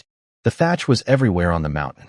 Ow, ow, ow, ow. After cutting down a tree, Qin Su, exhausted, sat on the ground holding a bamboo cup to drink water. Suddenly, he heard a wild animal's cry from the side of the mountain valley. He stood up nervously and listened carefully. There were intermittent howls carried by the mountain wind, sounding very sad, similar to the screams during a rural pig slaughter during the New Year. After listening for 2 more minutes, the screams seemed to grow quieter and eventually disappeared. Qin Su sighed with relief and sat down. Maybe it was a wild boar. But no, that didn't make sense. Qin Su quickly stood up again. He hadn't heard any fighting sounds from the beast. How could a wild boar scream like that? Could it have fallen and died from a fall? Should he go check? After debating for a long time, Qin Su clenched his teeth, grabbed his axe, and carefully pushed aside the thorny bushes, slowly walking down toward the mountain valley to see what was happening. He was so cautious because, although this was not far from the village, few people came here in this era. It was almost deserted, with only wild thorny vines and trees growing wildly, making it difficult to pass. Poisonous snakes and wild animals could appear at any time. But driven by the smell of wild boar meat, Qin Su ignored the possible dangers and pressed on. After eating plain fish for several days, he felt like he might if he ate more. Wild boar meat was rough, but if you seasoned pork belly with salt and roasted it until golden, sprinkled some green onions, it would taste pretty good. Most importantly, wild boars had a lot of fat, which could be rendered into oil. Cooking with oil would make the food much tastier. At this time, the Qin dynasty had no edible vegetable oils, only animal fats. Qin Su's family hadn't seen any meat or oil for many years. If it really was a wild boar, then the leftover skin and meat could be sold for a good amount of money at the market. No matter the era, meat is an essential food, so a wild boar is worth much more than several bushels of grain. It took over 20 minutes. Dressed in tattered clothes that looked like rags, Qin Su finally reached the edge of the mountain hollow. He stared around carefully with wide eyes. The area was full of lush plants. Besides trees and vines, there were various colorful flowers and wild fruits. But he didn't see anything else. The quietness of the mountain hollow made him feel a little scared because he didn't see any birds, which usually jump and fly everywhere. After searching repeatedly, he finally saw some broken branches and vines on a bare rock wall. Qin Su felt a burst of joy and carefully approached, gripping his axe tightly. He didn't dare to shake the thorny bushes or grass too hard. In this deep mountain forest, not only a wild boar but even a snake could be deadly. Another 10 minutes passed. Chinsu finally reached near the rock wall. Gently pushing aside the thorny bushes, he saw a cave. The entrance was narrow and naturally formed, irregularly shaped, about 1.5 meters high. The surrounding bushes and vines were crushed and fallen.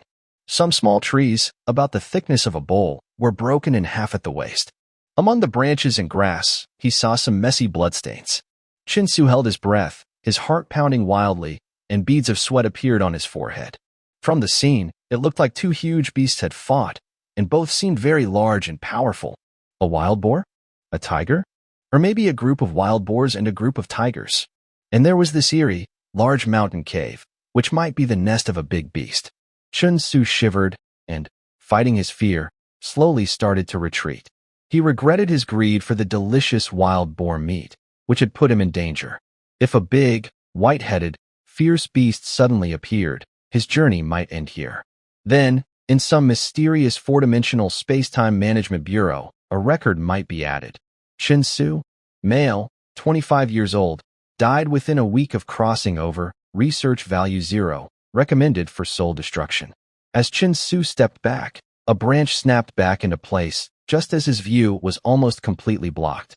In his last glance downward, he saw something dark brown and black falling about 10 meters below the cave entrance. It looked like a pig's rear end. Chinsu froze for a moment, then quickly moved his hand away from the branches and looked carefully again. It was indeed a plump pig's backside, with a small, curled brown tail sticking up in the air, but there was no movement. Most importantly, there was a lot of fresh blood splattered on the thorns and tree trunks around the pig's rear. The wild pig was dead. That was Chinsu's first thought. After standing there for 2 minutes, his hunger overcame his sense of reason. As someone from the future, used to delicious food cooked in many ways, frying, boiling, stir-frying, he had only been here for 4 or 5 days, but he was already struggling. All the food was boiled in salt water, and the salt was very precious. He couldn't add much. If this had happened in his own time, customers would definitely be furious and throw their food containers at the delivery person. After staring at the dark cave a few more times, Chinsu carefully grabbed a vine and some thorns, slowly moving toward the pig. This time, he was even more cautious. After a few minutes, he reached within 2 meters of the pig's rear without incident. He saw more clearly now, a fat pig's backside, stuck upside down among a tangle of thorns. Blood was everywhere, and a strong, disgusting smell of blood filled the air. Bang, bang, bang. Chinsu's heart pounded so hard he felt like it might jump out of his chest. He slowly used his axe to push aside the tangled vines and thorns. Although the forest was not very bright, he saw something blurry that scared him so much his soul almost left his body. His hand trembled, and the axe fell to the ground. He let out a terrified scream and scrambled backward, rolling and crawling away. The branches slapped his face and body, but he didn't care about the pain. After running more than 20 meters into the woods, he realized he had lost his axe. Hearing nothing behind him, he forced himself to stop and look back. The mountain valley was eerily silent, only the sound of his own frantic heartbeat. A snake. A big snake. Although he had only caught a quick glimpse, Chinsu was sure he saw a huge snake, covered in greenish-blue patterns. Its body was as thick as a calf and was wrapped around the pig's body. Almost the entire front half of the pig was hidden. And it seems this big snake wants to swallow the wild boar. Chinsu stood there in a daze, carefully recalling what he had just seen. After another 2 minutes, he clenched his teeth and turned around to walk toward the boar. As the saying goes, people's ambitions are endless, but snakes can swallow elephants, which means some people overestimate themselves and try to achieve the impossible. A snake as thick as a calf is very scary, but if such a snake tries to swallow a wild boar weighing hundreds of pounds, it's no different from trying to swallow an elephant. The final result is usually that it gets stuck and dies from being too full. Chinsu carefully remembered what he saw earlier. He was sure that the snake was swallowing the boar. But can a strong, powerful boar be so easily swallowed? Chinsu has seen many wild boars in his hometown. During the day, they often come down the mountain in groups to cause trouble for crops. There is a saying in the countryside: 1 pig, 2 bears, 3 tigers. Among large wild animals, wild boars are the most fierce. They have thick skin, coarse meat, and are very strong. They are also not very smart, fighting fiercely and recklessly. They can even overturn trees. Lions and tigers are no match for adult wild boars. However, Second Brother, a nickname, is naturally lazy and vegetarian, so he doesn't usually kill animals. Plus, he looks ugly, so his status among animals is low. Historically, humans have hunted and eaten wild boars as a major source of meat. After a few minutes, Chinsu slowly approached the boar again. His axe was still on the ground behind the boar. By now, he was sweating all over, trembling in his hands and legs. But he forced himself to overcome his fear and picked up the axe. Then he pushed aside the tangled thorns and grass again. A colorful, green snake appeared in his sight. Its body, as thick as a calf, was wrapped around the boar. Its wide-open mouth almost swallowed the entire head of the boar. This time, Chinsu saw more clearly. When he saw it clearly, his heart, which was pounding wildly, quickly calmed down. The snake had indeed swallowed most of the boar's head, but the boar's sharp tusk pierced through the snake's mouth and came out, blood pouring out and staining the bushes completely. Chinsu's fear was greatly reduced. Summoning his courage, he grabbed the boar's hind leg, using almost all his strength to pull the large boar out of the bushes. The snake's body started to loosen as it was pulled, but it was still rolling and twisting in the woods, not fully dead yet. Wow! Chinsu was so frightened that he dropped the wild boar and scrambled to run more than 10 meters away. After resting for a while, he saw that the big snake showed no further movement. Its thick, long body seemed to be just a reflex. Carefully, he went back and chopped the snake's head with an axe until it was badly damaged. The snake finally stopped moving completely. Chinsu sat down heavily, feeling weak and exhausted. 2 hours later, with the help of more than 10 men and women from the village, a large wild boar and a 7 or 8 meter long big python were carried down the mountain. The quiet riverbank was crowded with people. The entire village, old and young, cheered excitedly as if celebrating a festival. Some children were happily tumbling and playing on the grass, while others eagerly watched the wild boar, licking their lips. All the adults were also very excited, walking around the big snake and boar, talking loudly, their faces full of joy and excitement. This was the biggest harvest the village had ever had. The wild boar weighed about 800 to 900 jin, roughly 400 to 450 kilograms. Even based on Chinsu's estimate, converted to modern weight, it was over 200 kilograms, definitely a big animal. According to a few middle-aged villagers who helped carry the boar, Chinsu was both lucky and a bit scared. Wild boars live in family groups. This was an adult male pig, possibly foraging near a cave. Suddenly, a large python came to steal the piglets from inside the cave, leading to a fierce fight. They fought from the cave to the outside, and both animals died in the struggle. Chinsu ended up with a big loss. Fortunately, he was lucky. When he arrived, the mother pig might have already been frightened and taken her piglets away. In the rush, she left behind the 2 smallest piglets. The villagers found and brought them back from the cave, and now they were tied in Chinsu's yard. But what should be done with this big wild boar and the large snake? All the villagers looked at Chinsu. This was no longer the primitive communal era. Private ownership had replaced shared property. So, the big boar and the snake belonged to Chinsu personally. However, according to village tradition, everyone who helped was entitled to a share. After all, it took more than 10 people over an hour to bring the animals down the mountain. Turning to the oldest villager, Chinsu asked, "Uncle Ma, how should we divide the spoils?"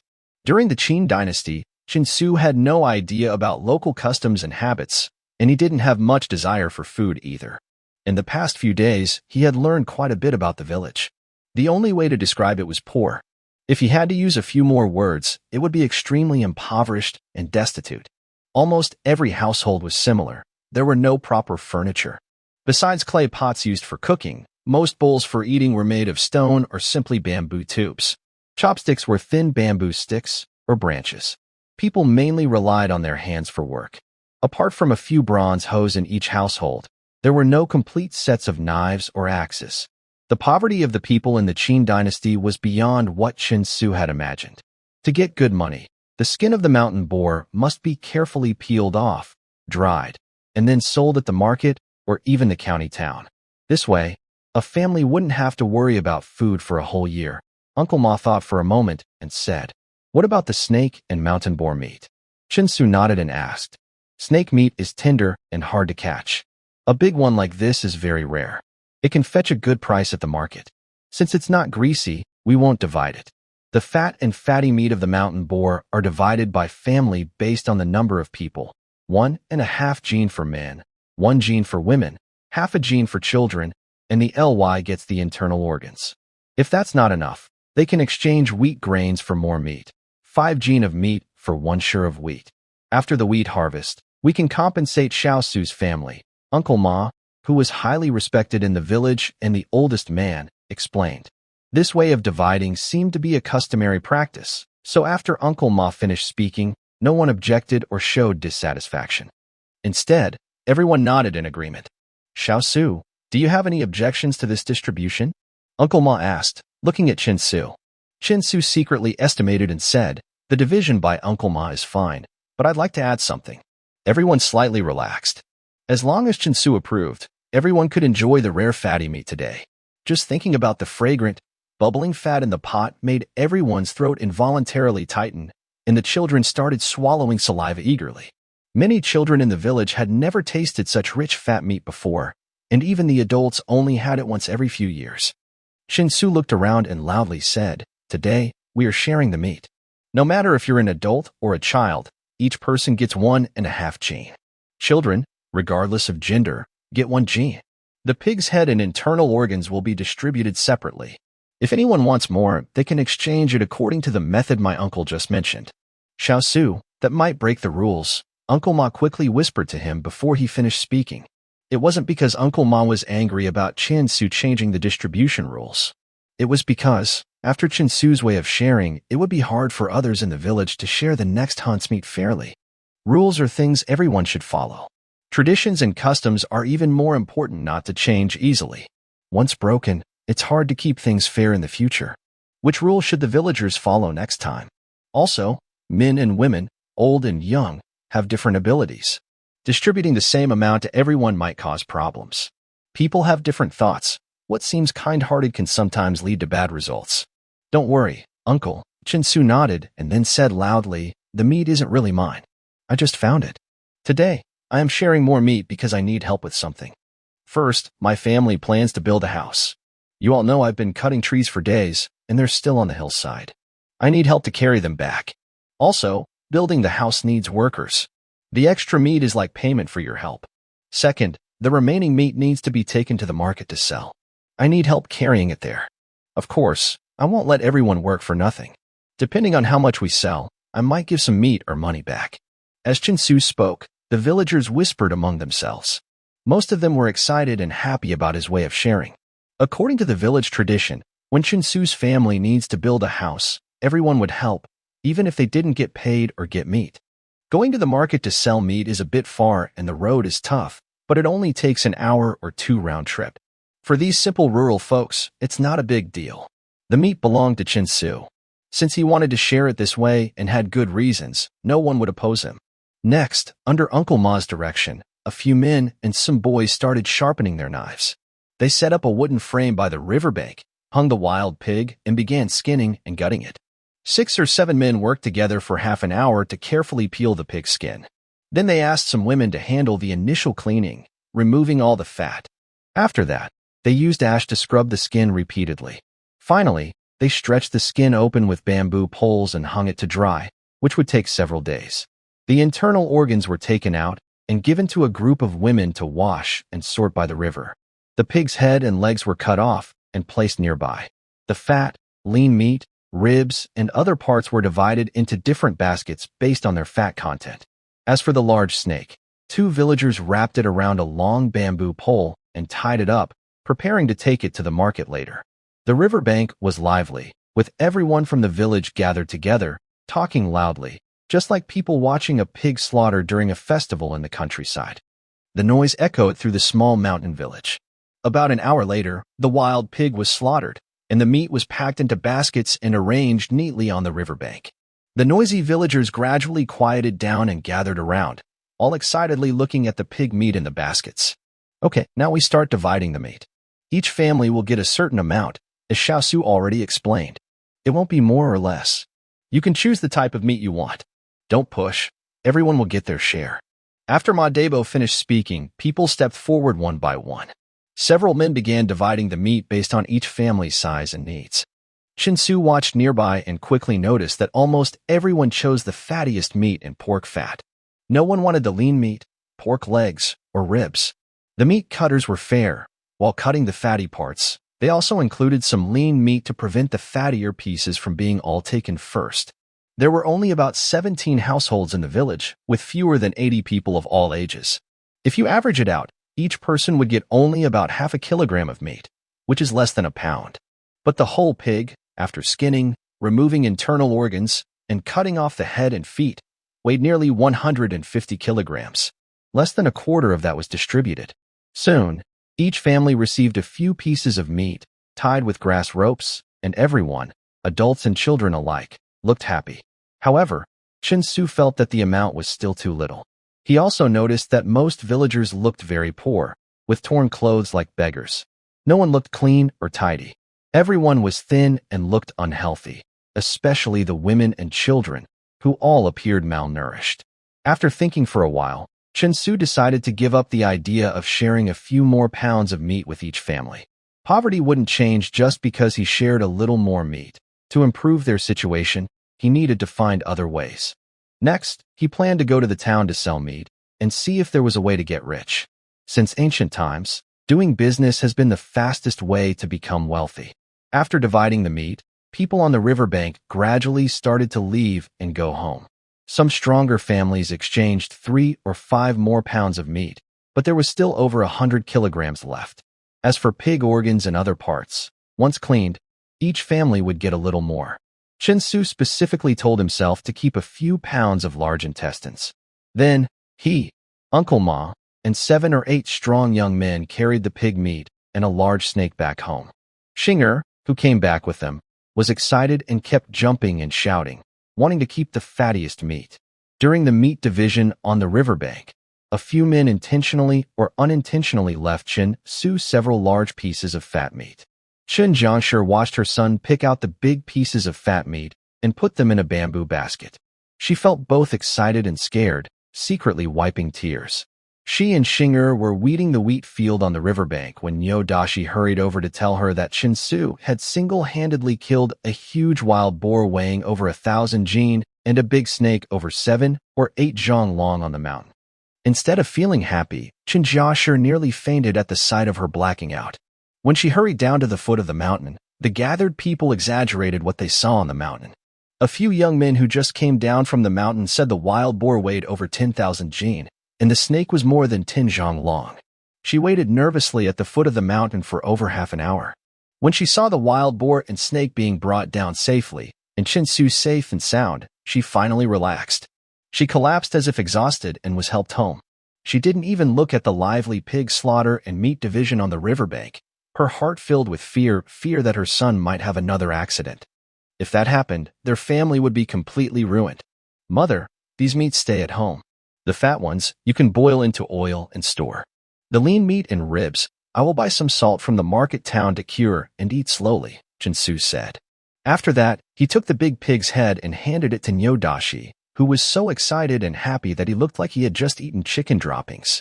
Dashi, this pig's head is for you. What? Really? Truly? Was nearly overwhelmed by the sudden happiness, holding the pig's head and almost unable to speak. Chinsu nodded in approval, while Dashi rolled his eyes and leaned against the apricot tree, gasping for breath. The pig's head weighed at least 20 pounds, and even if it wasn't valuable, it could sell for 2 or 3 bushels of grain at the market. For poor families, this was a big gain, especially since the cured meat could last at home for most of the year. Brother Su, why are you so kind to me? We're just being polite. In the future, treat my sister better, Chinsu said with a smile. Wild boars are very stupid, and pig's head isn't tasty or easy to prepare. Chinsu thought that he and Dashi, who was used to cooking frogs whole, matched in intelligence. Don't worry, I will treat Sister Xing well. In the first year of marriage, you can be my uncle. Dashi nodded excitedly. Chinsu glanced at the knife in the meat basket, sighed inwardly, but held back. Talking to someone with such a small brain is very tiring. If he kills his sister, she would become a widow before getting married, which is unlucky. The market town was about 20 miles from the village. Note, during the Qin and Han dynasties, 1 foot was about 23 centimeters in modern measurement. 6 feet made a step, and 300 steps made a mile. A mile was roughly 415 meters then, compared to 500 meters now, so the difference isn't big.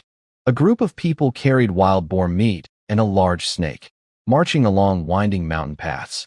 It was almost noon. The sun was shining brightly, the sky high and wide, trees lush, birds singing, flowers blooming, and everything was peaceful and harmonious. In modern times, it would be perfect for outdoor travel or wild adventures. But for Chen Su and his group, they needed to hurry to reach the market town. The weather was hot, and fresh meat wouldn't last long. Over time, it would spoil and turn bad. Also, the smell of fresh meat might attract wolves and tigers. In this era, China had only about 1 or 2 million people, mostly concentrated in big cities and plains. The mountainous areas had fewer people and were scattered. Wild animals like wolves, tigers, and leopards roamed everywhere, making it dangerous for 1 or 2 people to travel far. Fortunately, after crossing a mountain and following a river through a valley, the group spent nearly 2 hours safely reaching the market town. A market town is just a slightly busier village, located at the mouth of a canyon between 2 mountains. Outside, there are many houses, mostly thatched, but a few noticeable wooden houses stand out. Although old, these houses are well maintained. There's no sign of houses as dilapidated as Chinsu's. Since the population here is larger, the town looks lively. People coming and going wear relatively neat clothes, unlike the tattered outfits of Chinsu and his group. Of course, not everyone is dressed well. Many look ragged and poor, carrying baskets and woven containers, seemingly coming from nearby villages to buy or sell goods. When Chinsu and his group appeared in the market town and saw a large snake, about 7 or 8 meters long, hanging from a tall bamboo pole carried by 2 men, the street immediately became lively. Many people rushed out of their houses to see the spectacle. A group of children followed behind Chinsu's group, shouting excitedly. Before they even reached the center of the market, the area was packed with people on all sides. Can't walk anymore. Let's sell here. Uncle Ma waved his hand. The group put down their woven baskets and baskets, then quickly hung the large snake using 2 tree branches, although most of it still lay on the ground. Where are you from? A middle-aged man in a slightly old, half-new linen robe loudly asked. Uncle Ma slightly frowned, then calmly clasped his hands and addressed the crowd. We are from Xiahe village, 20 miles away. Today, we caught a 900 gene mountain boar and a long snake over 4 zhang. We come to Qinghe town to sell. The boar meat costs 8 coins per gene if fat, 5 coins if lean, and 2 coins with bones. The snake meat is 10 coins per gene. The whole snake skin is for sale. You can take it for 500 coins. After Uncle Ma finished speaking, the crowd became a bit restless. Many looked pleased, and some well-dressed people stepped forward to examine the wild boar meat. Mountain boars are simple-minded but fierce and honest. A 900 gene boar is probably the strongest among our Qin soldiers. Killing it is no easy feat. The price isn't high either. I'll buy some to take home. Exactly. Although there are many mountain boars, the small ones aren't fat enough. This one is thick and fatty, perfect for nourishing the body. My mother-in-law is about to give birth, so I'll buy some to help her recover. Exactly. People around started murmuring. Seeing others buy pork, more and more gathered around in small groups. As a town with over 300 households, surrounded by flat, accessible land, this place is much better developed than Little River Village, both in farming and transportation. Many nearby villages come here to buy daily supplies, so the residents are much wealthier. They also speak more politely and refined than villagers from the mountains. Today is not a market day, but over 1,000 people are here. Because of the appearance of the big snake, news spread quickly, and almost everyone in the town came to see. Many climbed trees or rooftops to get a better look. Most people pointed and marveled at the big snake with amazement. Because of the crowd and the fact that wild pig meat is quite fatty, people quickly bought some, taking 2 or 3 gene each. In less than half an hour, most of the meat was sold, and a small leather pouch filled with money jingled loudly. After about another half hour, less than 100 gene of wild pig meat remained, mostly lean meat. But no one bought the big snake, and few even asked about it. While many people still gathered around the snake, several fast horses arrived from the west of the town. The riders were both old and young, dressed much neater and cleaner than the people of Qinghe town. They looked impressive and commanding.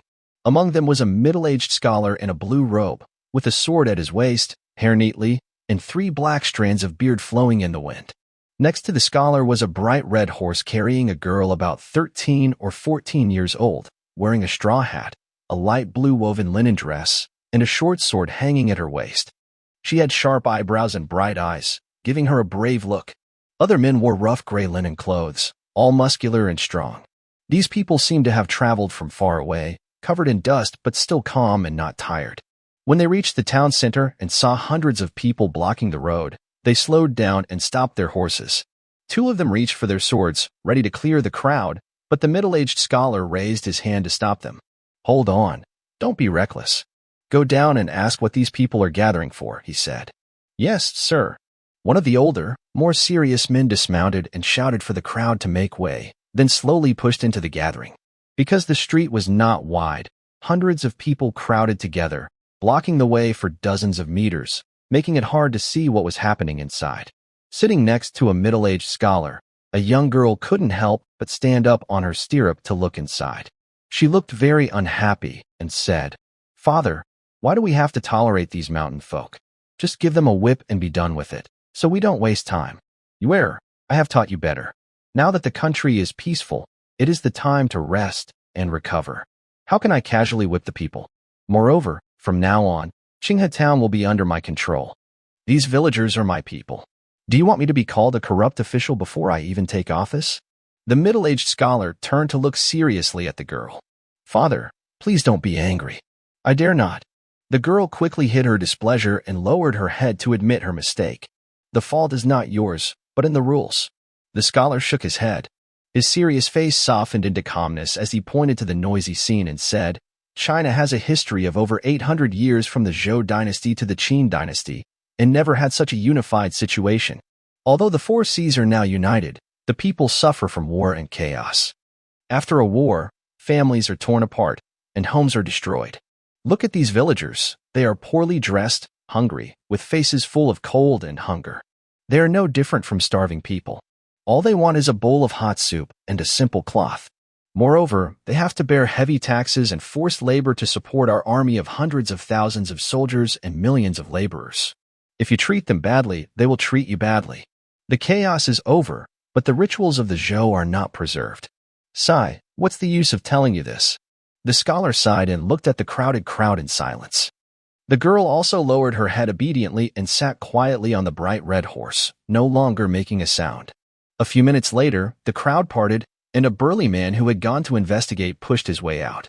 "Chishan, what exactly happened inside? Why are these villagers gathering and watching?" The middle-aged scholar asked calmly. "Reporting to the Lord, some villagers are selling mountain boar meat here." The man replied with a strange expression. "What's so interesting about mountain boar meat?" The girl suddenly muttered. "There's also a big snake." The man finished and gestured with his hand. "It's at least 4 zhang long." "What?" Not only was the middle-aged scholar shocked, but the girl was so frightened that she nearly fell off her horse. Several burly followers also gasped in surprise. Uncle Lu wasn't mistaken. "A 4 zhang snake is almost a dragon," the girl exclaimed, her face showing disbelief. My subordinate was not mistaken. The giant snake was still hanging on the wooden rack for sale, its head badly cut. I asked the local villagers selling it, and they said it was killed by a young boy from a small river village 20 miles away, only 14 years old. In this remote mountain area, such a brave young hero exists. I decided to go see him. The middle-aged scholar jumped down from his horse, and the girl eagerly followed. The other 3 attendants also dismounted, shielding the 2 of them in the middle, then pushed through the crowd to go inside. Although the onlookers were unhappy about the crowd rushing in, once they saw their clothes and expressions, they dared not cause trouble. They grumbled and made way, and soon the group reached the center. When they saw the big snake hanging on the rack, they were just as shocked as the villagers around. Who killed this big snake? After a moment, the middle-aged scholar's gaze fell on Chen Su and the others. Haha, you're outsiders, probably scared. The hero who killed the big snake is this young man. Nyodashi, who was collecting money, proudly pointed at Chen Su and explained. Indeed, a young hero. My apologies. The middle-aged scholar suddenly bowed to Chinsu. Father. The girl pulled on the scholar's sleeve in displeasure. Chinsu looked at these strangers, who dressed differently and carried swords, and was a little surprised. He then pretended to bow and said, "No need to be polite. After fighting with a mountain boar, both were injured. I accidentally found the snake and killed it. The mountain boar was also strangled and died. I just happened to get a good deal.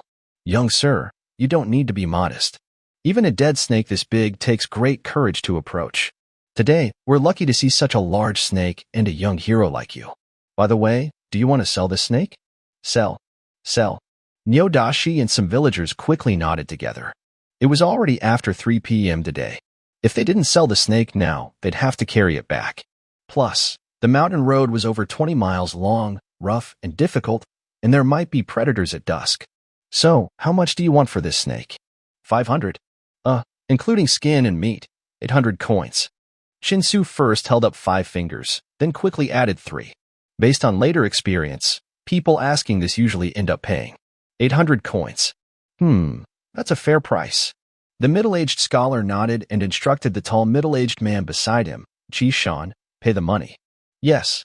The man untied a leather pouch hanging from his shoulder, took out 2 strings of shiny new copper coins, and after opening it, handed over 200 coins to Chinsu. The remaining coins were also handed to him. "Thank you very much."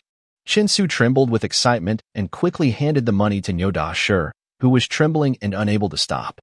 800 coins wasn't a lot. The wild boar meat already sold for nearly 2,000 coins. But it felt different. This was a big, one-time deal, and it also eased everyone's worries. Although snake meat could be taken home to eat, for everyone in Shaha village, snake meat was not as tasty as the greasy wild boar meat.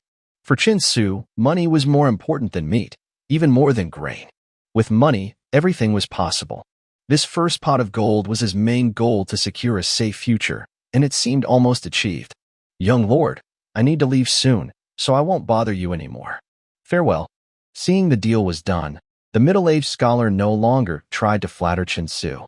He clasped his hands and ordered his men to lift the big snake quickly and leave. "Humph."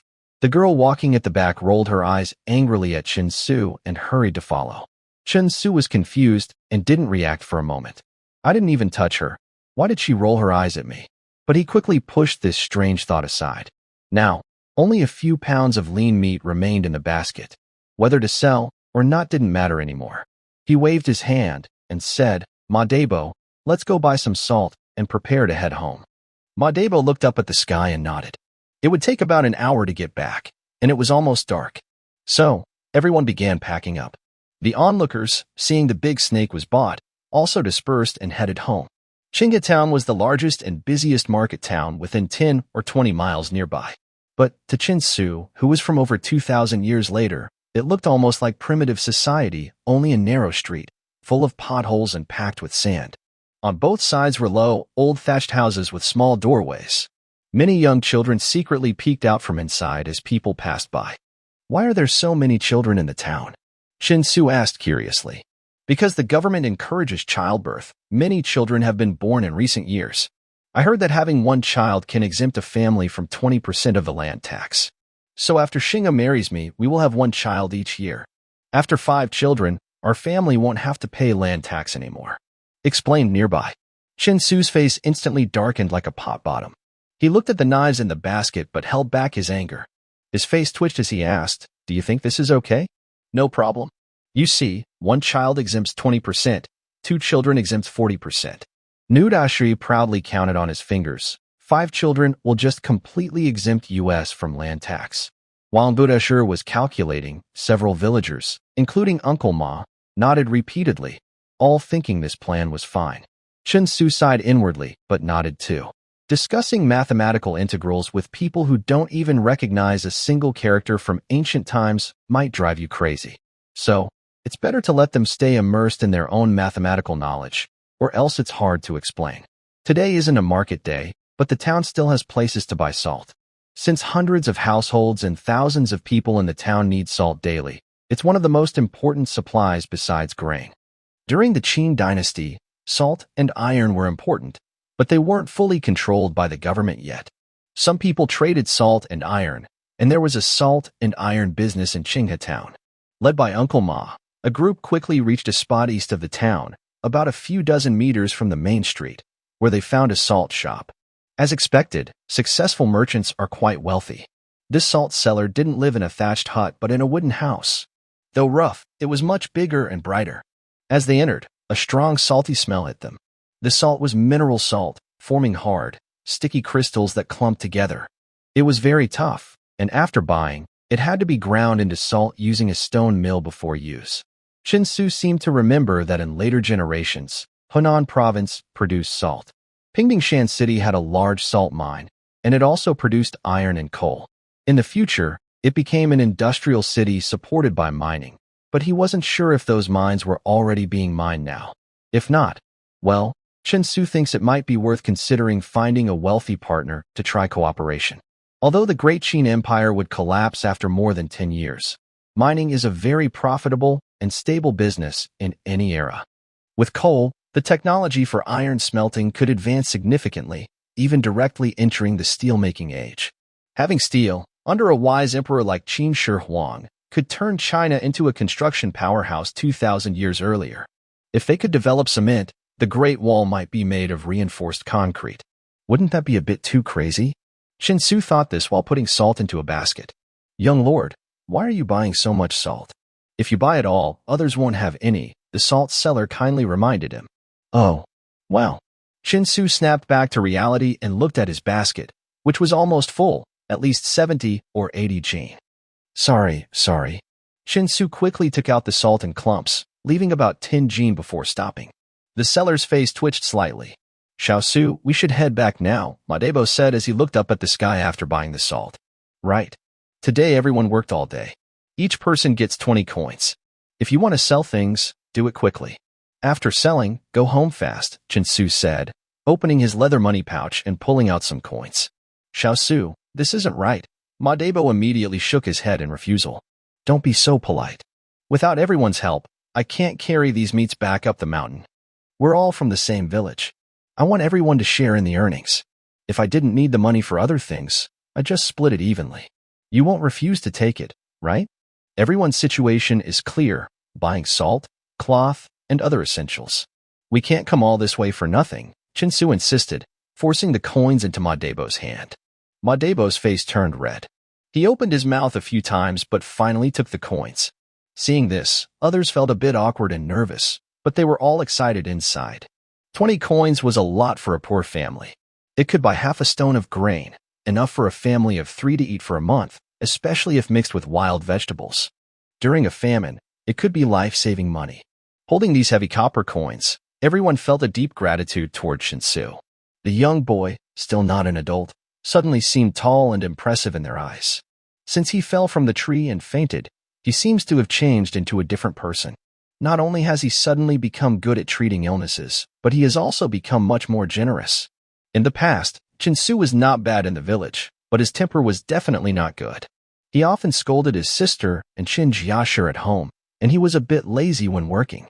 Although he was almost an adult, no one arranged a marriage for him, which made Qin Jiashir feel ashamed in the village. Even the planned brother-in-law, Nyodashi, didn't like to interact with him much. They only called his name when they met. But since he woke up, his behavior in the village has completely changed people's previous impressions of him. I'm going to buy some cloth to bring home so my mother can make a dress for my little sister. I'm going to buy a jar to cook rice. The household jar has been broken for a long time. Wait for me. I'll buy 2 bowls too. I'm going to buy some grain. The family is almost out of food. After receiving the money, the villagers gradually dispersed to buy what they needed. Chinsu also gave Uncle Ma 100 coins, asking him and the remaining villagers to help buy 2 stones of millet to bring back. Sure, aren't you going to buy anything? Chinsu looked at Nyodashi, who was staring at the money and smiling foolishly, and said, No need. My mother said the money should be saved. Nyodashi shook his head repeatedly. Save for what? Saving won't help you have children. You should learn to spend it. Chinsu said impatiently. No. Saving is good for marrying Xinger, fixing the house, and buying land. Chinsu was stunned for a moment, patted Nyodashi on the shoulder, and said with emotion, That's good. Save well. When you save 50,000 coins, I'll marry my sister to you. Okay. Yodashi nodded, then suddenly shivered, dropping the money all over the ground. He stared at Shinsu with a blank look, cracking his fingers for a long time before crying out, 50,000 coins? Just kill me now. If I had 50,000 coins, the town's official would be willing to marry his daughter to me. That's the best. Shinsu rolled his eyes and nodded. A few minutes later, led by the tearful Yodashi, Shinsu found the town blacksmith shop. It was called a blacksmith shop, but it was actually just a leaky shed. Built with a few thick wooden beams, it was a thatched shelter. Inside, there was a mud and stone stove, and on the ground, various unshaped and shaped iron and bronze items were placed. A wooden rack hung finished tools like hoes, knives, axes, and sickles, all made of bronze. As for iron tools, they were simple cast iron, including plowshares and hoes, but they looked rough and heavy. Although iron tools appeared during the spring and autumn period, their use was limited by the low quality of iron at that time. The iron contained many impurities that couldn't be removed, making it very brittle and weak. While it was hard, it was also easy to break, so making weapons was difficult. Even for farming tools, they didn't last long. As a result, iron was not widely used, and bronze remained the main metal for daily life and production.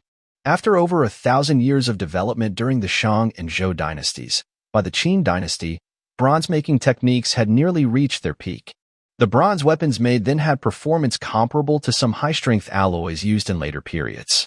They were not only flexible but also kept their sharpness for over 2,000 years, which was truly impressive. A short, sturdy middle-aged man with dark skin was working in a shed with two teenage apprentices. They were hammering a piece of copper with a big hammer and a smaller hammer, sparks flying everywhere. It looked just like a modern blacksmith shop.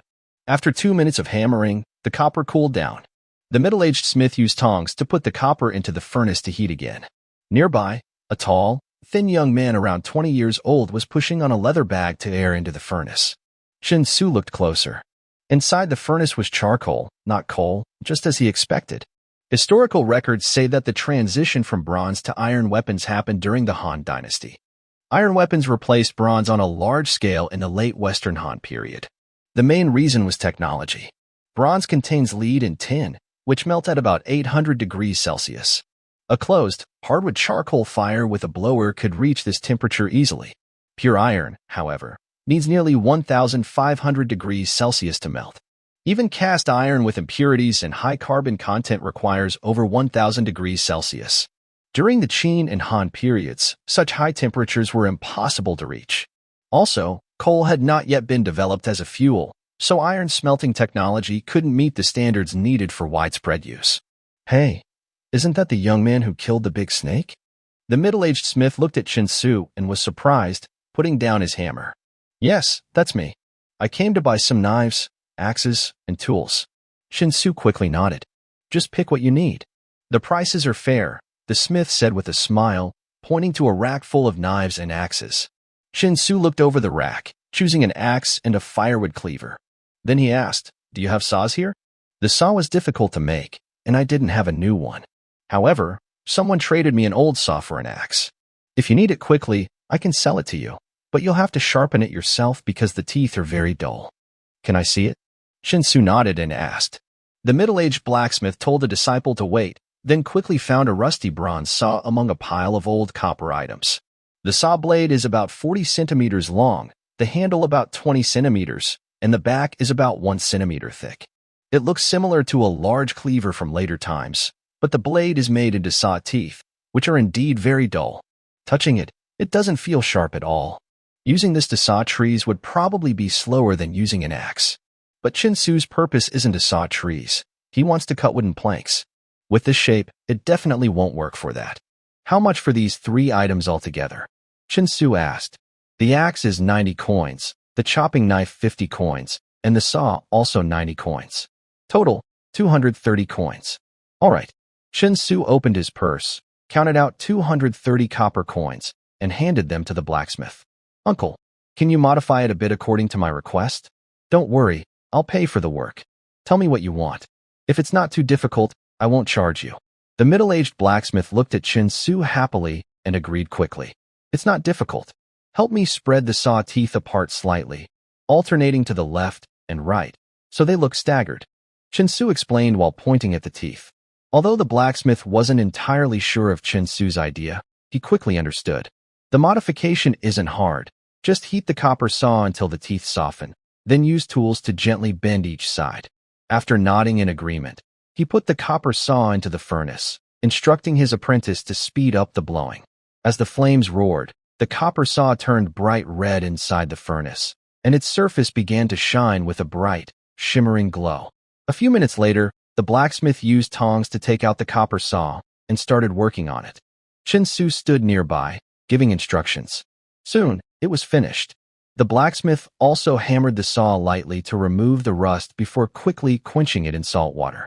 With a hiss, steam rose, and when the copper saw was pulled out, it had become a shiny new saw with a shimmering blue-green hue. Young master, saw teeth are better when they are straight. I don't understand why you want to make two staggered rows after spreading the teeth apart. The blacksmith was very puzzled, and his three apprentices looked equally confused. After flipping the saw back and forth several times, Chin-Su smiled and said, "Uncle, the teeth on a saw are not better when they are perfectly straight. Let me show you how the staggered teeth go would." Then Chin-Su walked to a wooden support of the grass hut, placed the saw on it, and pulled it back and forth a few times. With a cracking sound, a lot of sawdust fell to the ground, and soon the saw cut about 2 inches deep. This shocked the blacksmith and his three apprentices, who stared wide-eyed. Saws were invented a long time ago, supposedly during the spring and autumn period by a craftsman named Ben from the state of Lu. The design was inspired by the jagged edges of wild grass. Although the saw was invented hundreds of years ago, it was rarely used in daily life. Despite its fierce appearance, it was actually quite useless. Skilled carpenters preferred axes over saws because saws were inconvenient to use and often got stuck in the wood. Using a saw also required 2 or 3 people, one to hold the saw, another to stabilize the wood, and a third to press down so the saw could move. Without this teamwork, the saw would jam and be impossible to pull, greatly reducing work efficiency. Usually, people avoided using saws unless necessary. This bronze saw had sparse, rough teeth due to manufacturing issues.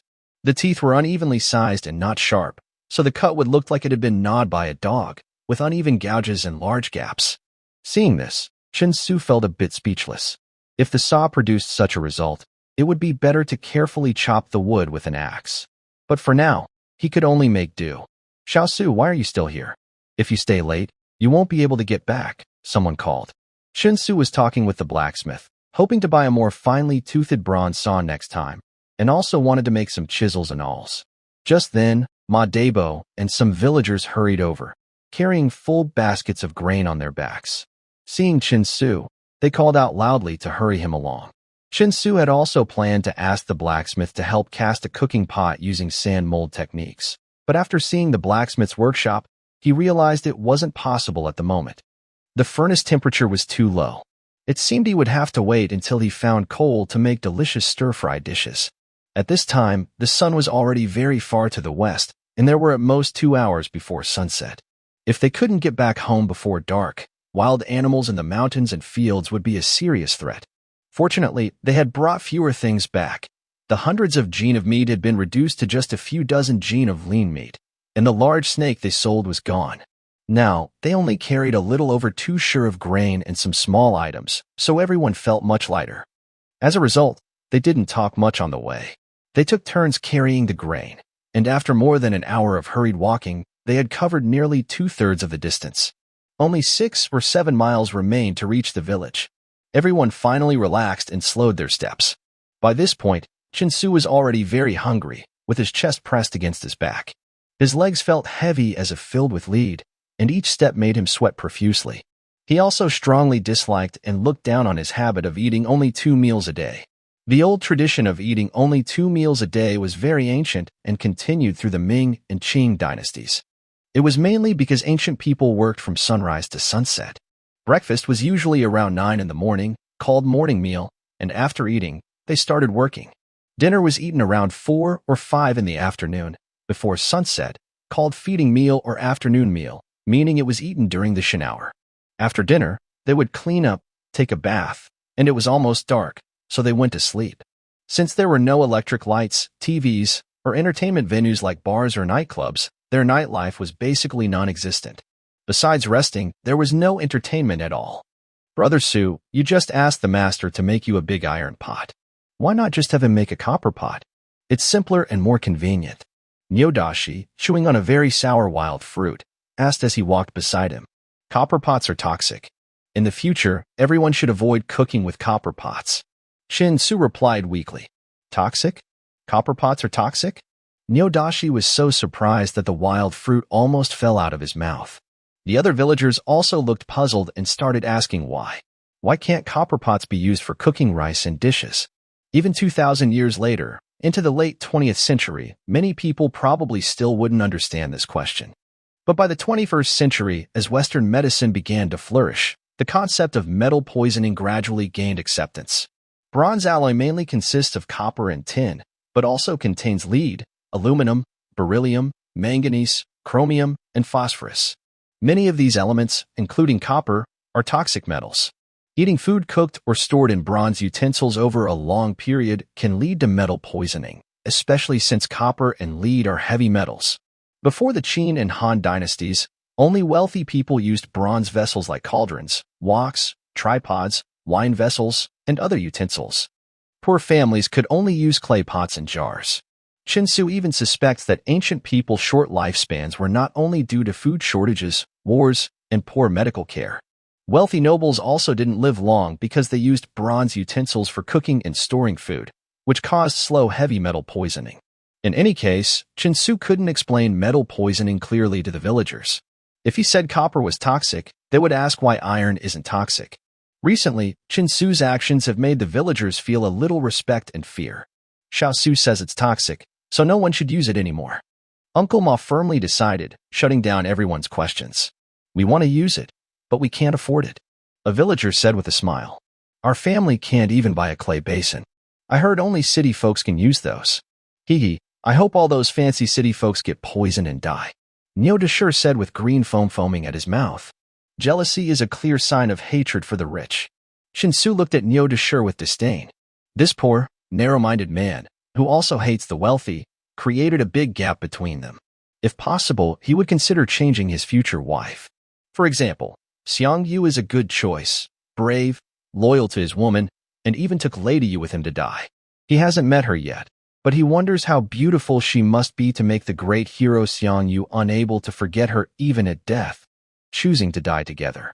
As for Lady Yu, based on her age, she should be, roughly. Shin-su pondered for a long time, but couldn't figure out Lady Yu's exact age. The historical records only say she was a stunning beauty. Her birth date isn't recorded. Because of her unmatched beauty and graceful dance, she was favored by Xiang-yu. During the siege at Gaixia, when Xiang-yu was surrounded and had nowhere to escape, Lady Yu refused to leave him.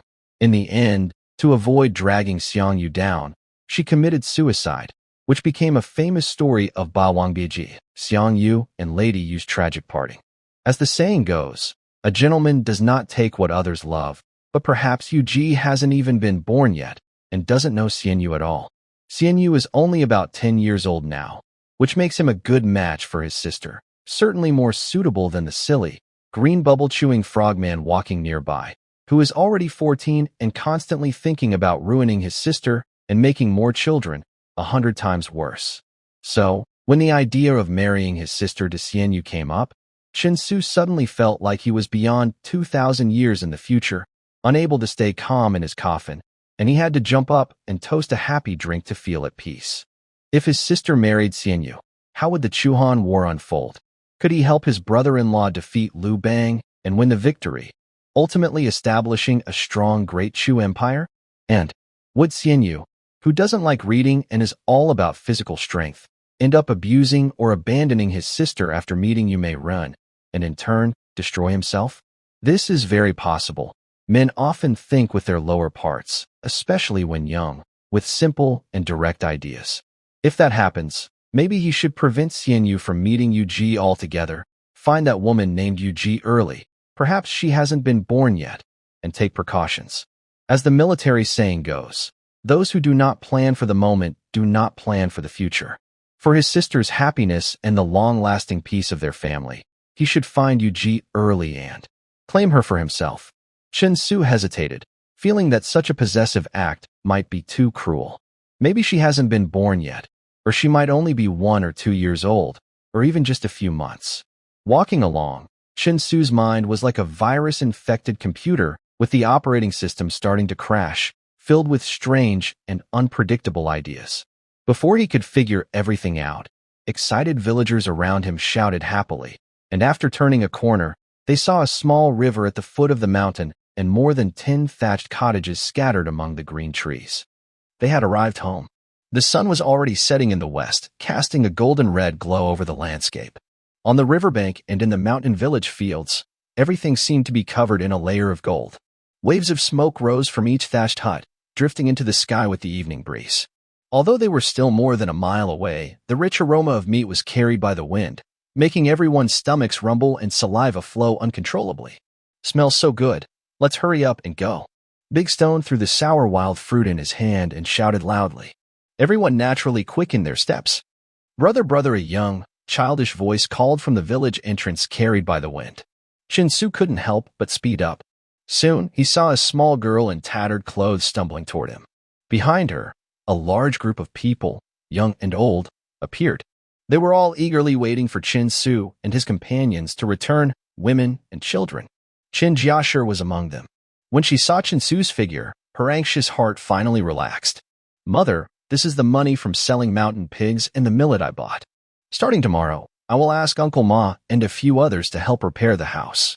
Please cook breakfast when you wake up. After eating, we will go up the mountain to carry wood." After Uncle Ma and others delivered the grain and leftover meat Chin-Su bought to his home, they hurried back. They had been hungry all day. Now, smelling the delicious aroma of fatty meat, no one could resist. Chin-Su took the small millet and money bag from the woven basket, which was packed in rough cloth bags.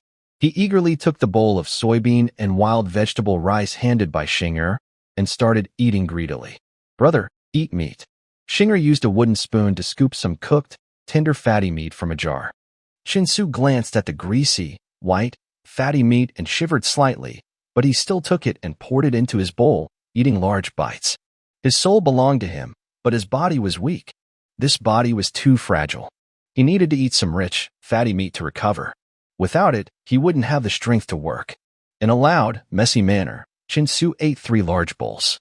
He nearly finished all the cooked soybean and wild vegetable rice, and he had also eaten nearly half of the meat broth. Only then did he feel full. He rubbed his stomach and started to burp comfortably. Shinger and Chin Jiashir each finished a small bowl of bean rice with some leftover vegetable and meat broth. They quickly finished eating. It wasn't that Chin-Su was greedy, but he had to eat enough to have the strength to work tomorrow.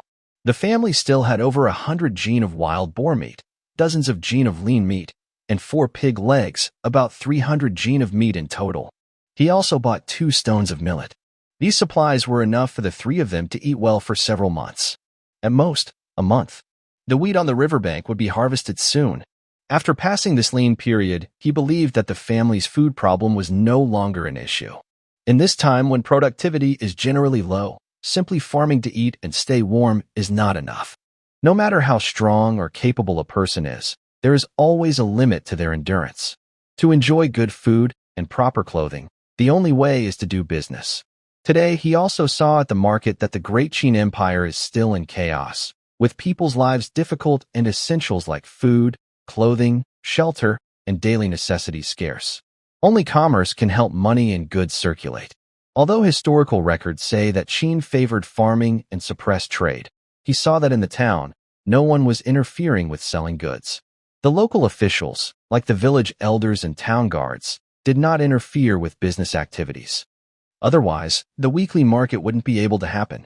Market trading has existed since clan society and became very common and mature by the Qin dynasty. It almost became an essential part of daily life. Without a developed commercial system, markets were the only way for common people to sell grain, eggs, and local mountain and river products to exchange for daily necessities like tools, pots, bowls, and salt.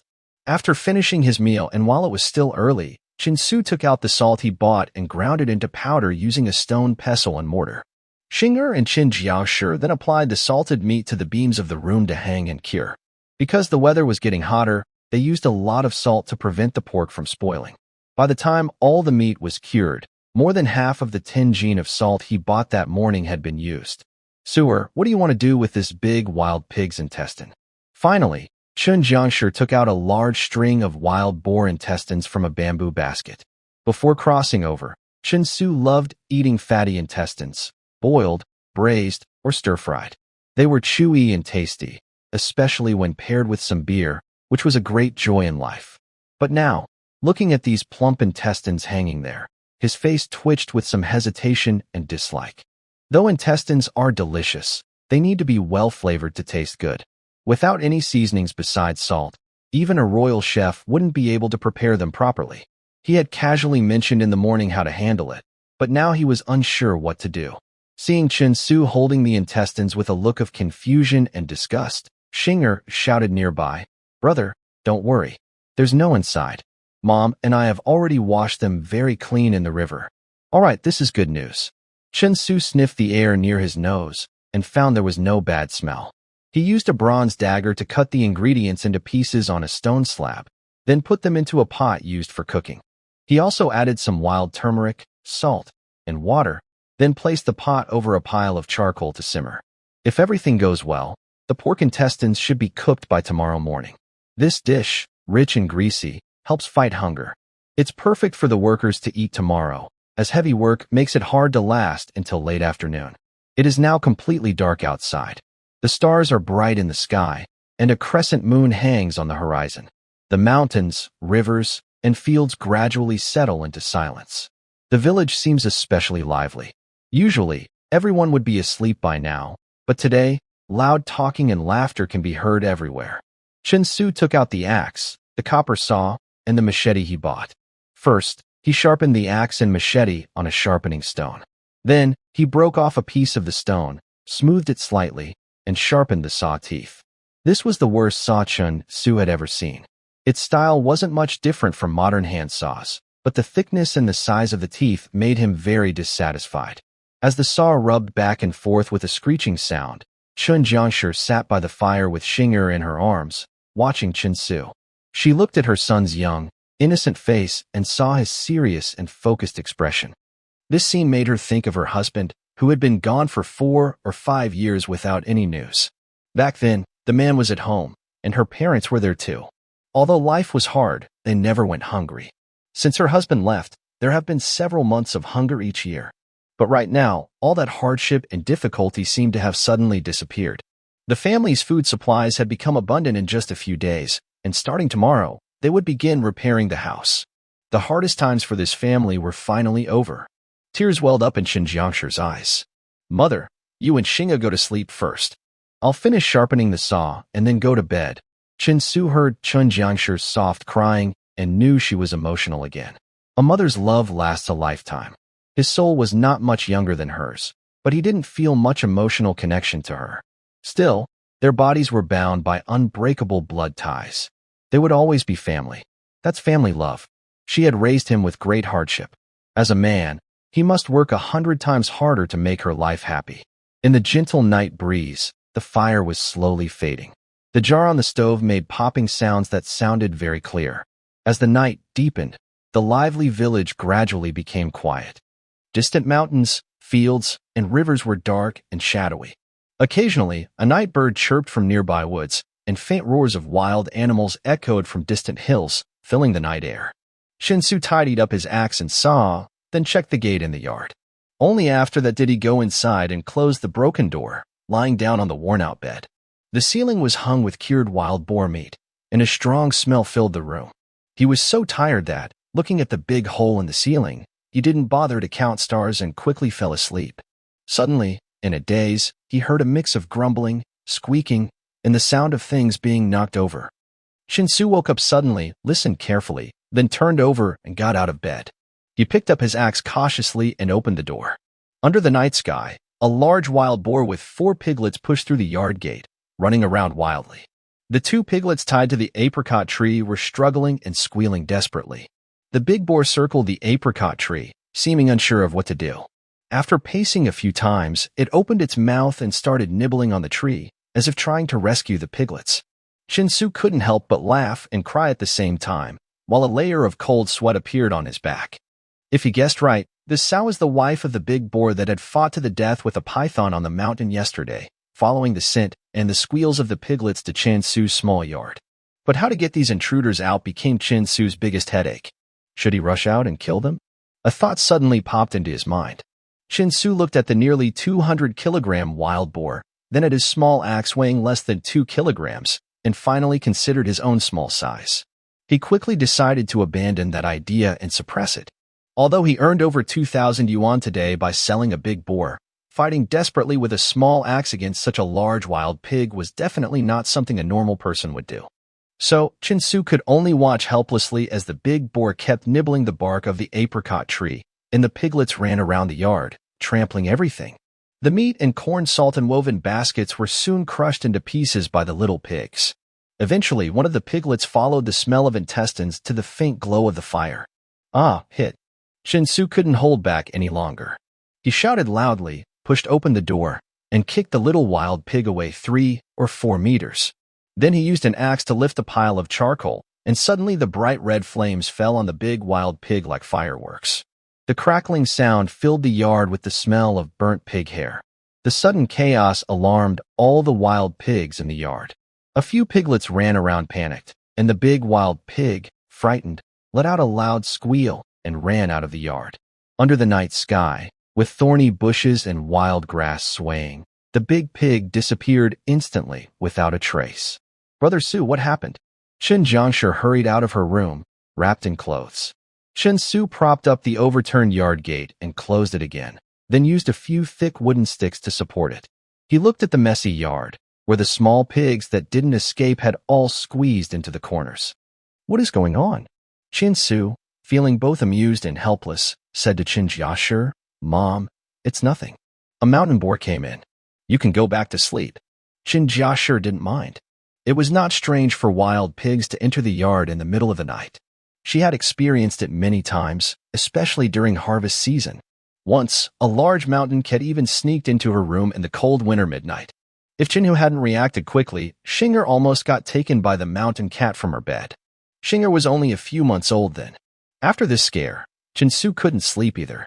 He lay in bed, tossing and turning, dozing off late into the night until dawn slowly arrived. Brother Su, why are you sealing the yard gate so tightly? Nyodashi stood at the gate, tiptoeing and shouting loudly. Why shout so early in the morning? Chin Su, dressed in tattered clothes, came out pushing the door, with dark circles under his eyes. I heard some noise at your place last night, so I came to see what happened, Nyodashi said loudly. Chin Su, with a dark face, opened the yard gate and said irritably, Come in quickly, then close the gate. It's already bright outside. Why are you still closing the gate? Nyodashi said, though he hurriedly squeezed in and then turned back to close the yard gate.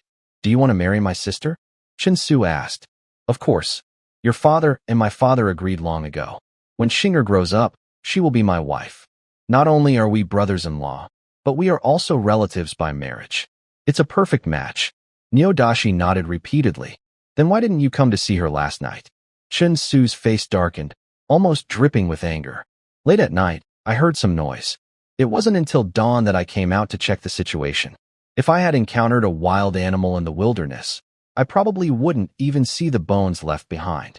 Such relatives are better not to have, and in the future, they might even harm my underage sister. The more Chin Su thought about it, the angrier he became. He wished he could just poke this person to death with a single finger, if only he had a special skill like the one Yang finger. Brother Su, what exactly happened last night? Nyodashi looked at the messy yard and finally saw a pile of wild piglets huddled in the corner. Suddenly, he understood, so it was wild boars coming in. I thought it was mountain cats or tigers and leopards. Looks like today's meal will be good. These young wild boars that haven't been weaned yet are best cooked whole. They taste tender and fragrant. Chin Su imagined a whole piglet that hadn't been plucked or had its internal organs cooked, almost vomiting his leftover dinner from last night. He firmly refused, saying, Don't even think about it. I'm planning to raise these wild boars and slaughter them for New Year's feast in winter. You came just in time. Help me build a pig pen next to the yard later. All right, no need to be so polite with me. Nyodashi readily agreed. It made Chin Su realize that his brother-in-law wasn't entirely useless. At least he never refused when he needed help. With Nyodashi's help, they tidied up the yard. Chen Jiangshi started a fire and cooked rice. Soon, the aroma of millet rice spread through the yard. Since they had agreed yesterday, when the rice was almost ready, Uncle Ma and several young men from the village arrived one after another, carrying tools like knives and axes. As everyone gathered around the pot of pork intestines or sat or squatted to eat, Uncle Ma also came in, carrying a machete. Second uncle, come in quickly and eat. Chin-su hurried to stand up and greet him. I've already eaten. Why didn't you call me to help with the house? Uncle Ma waved his hand, a bit annoyed. You're busy at home, and Urxi isn't finished yet, Chin-su quickly explained with a smile. Urwa was able to get out of bed yesterday. Your mother also specially sent him some wild boar liver and kidneys. He's feeling much better today after eating some. You're building a house, and you didn't tell me? Do you look down on your second uncle? Well, Chin-su didn't know how to refuse such a domineering request for help. But more people meant more strength, so he could only apologize happily and warmly welcome him. After finishing their meal, the group rested briefly before heading up the mountain with tools. Chin-su also took a bronze hand saw he sharpened last night and went along.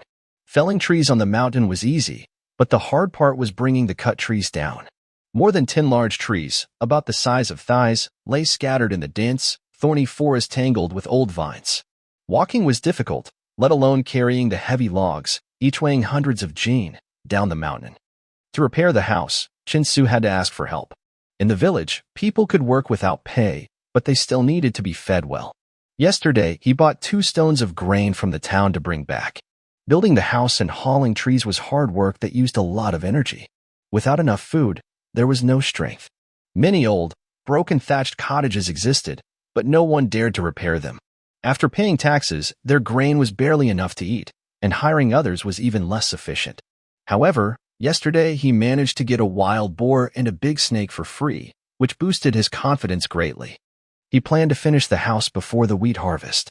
It was just a simple 3-room thatched cottage, built in a few days. With the sound of chopping and chopping, soon the mountain was filled with the crackling of breaking branches. The felled trees with branches cut off fell onto the.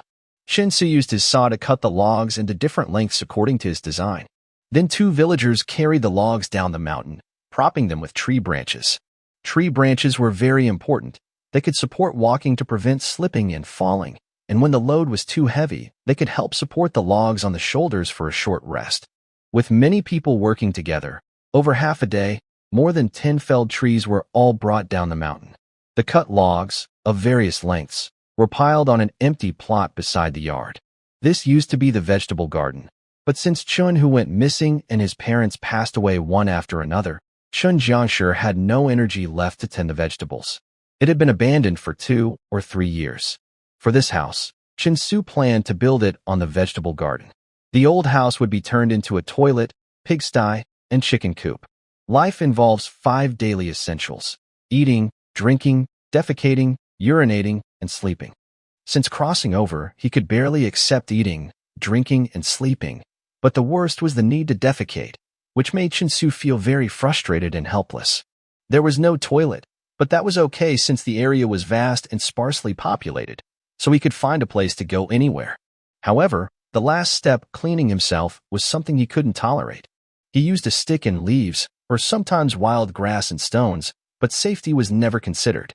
Talking about it was frustrating. During his first attempt, he ended up with dirty hands. The second time, he used a few leaves he found. His behind burned painfully all night.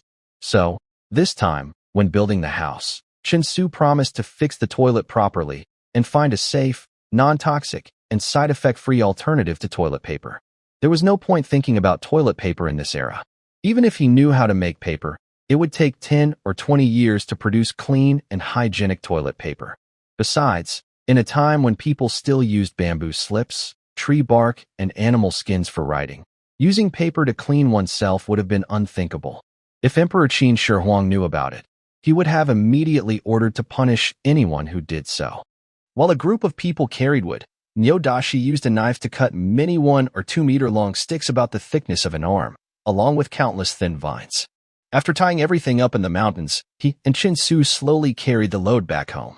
In the yard, several women were busy. Nyodashi's mother, Nyo Tian, second sister Ma Chio, and 2 other women whose names Chin-su didn't know. At this time, Women usually only had surnames, not given names. Men only had family names, and after marriage, women would add their husband's family name before their own, called Xing, or sometimes female after their surname, like Meng Jiangnu. Before marriage, women often just added female or Ji after their surname, like Zhao Ji, the mother of Emperor Qin Shi Huang, or Yu Ji, the woman of Xiangyu. In remote mountain areas, naming conventions were even more unusual, with no proper titles, just names that distinguished one from another. Along with Chunjiang's family name, 5 women were cleaning wild vegetables and preparing dinner.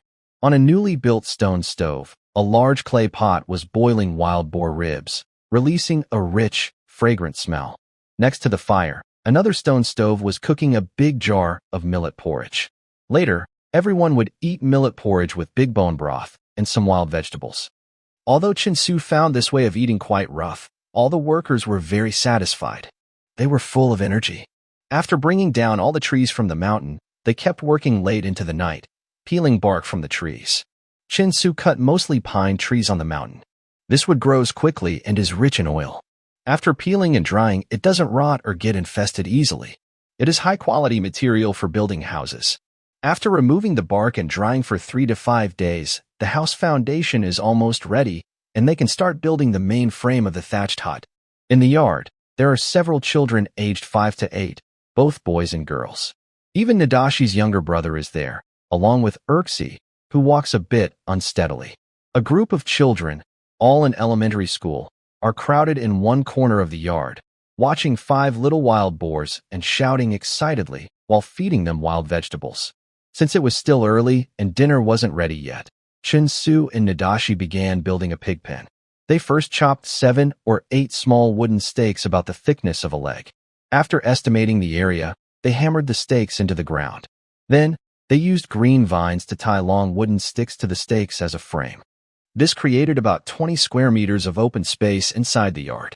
Next, they sharpened the lower ends of shorter wooden sticks and drove them into the ground about half a foot deep, spaced less than 3 inches apart. They then tightly bound the frame with green vines. Building the pig pen wasn't very difficult, but it was quite tedious. The fence they needed to build was only about 7 or 8 meters long in total. When Shingo called everyone to eat, the pig pen was already half finished. Although the wooden sticks of the fence were uneven and of different lengths, Chinsu kicked them a few times and found they were very sturdy. The little piglets couldn't escape. As for the wild boar that ran away, Chinsu thought he could modify the pig pen to hold it. If successful, he could become a pig farmer in the village and have meat all year round. After dinner, everyone helping out gradually went home. It was only a little past 5 in the afternoon. Even after 2,000 years, many people still hadn't finished work, and since it was summer, the days were getting longer. It was still 2 or 3 hours before complete darkness. Chinsu and Nadashi continued reinforcing the pig pen. Besides finishing the entire fence, they built an additional wall inside to divide the pig pen into 2 sections. They left a small hole for the piglets to go in and out. They also built a small shelter against the yard wall, covered with straw and dry grass, so the piglets could stay dry in the rain. This division made feeding easier and might also allow them to keep the wild boar inside. The 2 of them worked busy until it was almost dark. The pig pen and the partition wall were nearly finished. The remaining finishing touches could be slowly completed over the next few days. "I'm so hungry," Nyoda, shirtless and wearing torn pants, shouted as he prepared to go home. For dinner, they had millet porridge and wild vegetables with big bones. Although it seemed like enough food, they were not really full, especially after doing such hard physical work. Both of them were around 14 or 15 years old and quite hungry now.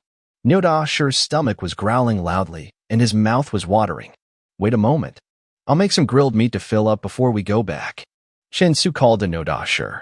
After washing his hands, he went into the room and brought out a large piece of lean meat, about 2 or 3 jin, roughly 1 to 1.5 kilograms. Although lean meat was tasty, it didn't seem very popular in this era.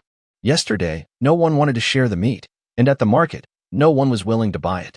The family could only eat it themselves. "Shinger, go help me get a big bowl," Yangsu called out. Shinger happily ran into the house and soon brought out a large ceramic bowl with a, "Brother, do you need anything else?" Shinger looked up at Chinsu with big eyes. "Some scallions, garlic, salt. Bring me a little of each, and wash them clean, Chin-Su instructed. He placed the meat on a stone slab and carefully sliced it into thin pieces with a dagger. Cutting the meat, so small for grilling? It won't even fill the gaps between your teeth, Nyodashir said disdainfully, puckering his lips. Chin-Su rolled his eyes in annoyance, but didn't explain. Instead, he ordered, "Go outside and cut a bamboo stick about 2 feet long into thin sticks." Okay, Nyodashir didn't argue. He grabbed a machete and went out, quickly chopping down a large bamboo. Then he squatted by the yard and split it into small sticks. Chin-Su had already finished cutting the meat. Shinger had washed and peeled the scallions and garlic, placing them in a ceramic bowl. Without soy sauce, cumin, or chili powder, he wondered if it would taste good when grilled. Feeling a bit helpless, Chin-Su used a wooden pestle to crush the seasonings in the bowl. Then he slightly adjusted the stone stove to look like a long barbecue rack. Mrs. Chin sat by the fire, repairing clothes with the faint glow of the fire and the moonlight overhead. Seeing her son, daughter, and future son-in-law busy preparing the grilled meat, she wore a gentle smile and felt satisfied. Although her husband was gone, her son had grown up. The family was slowly beginning to get out of hardship.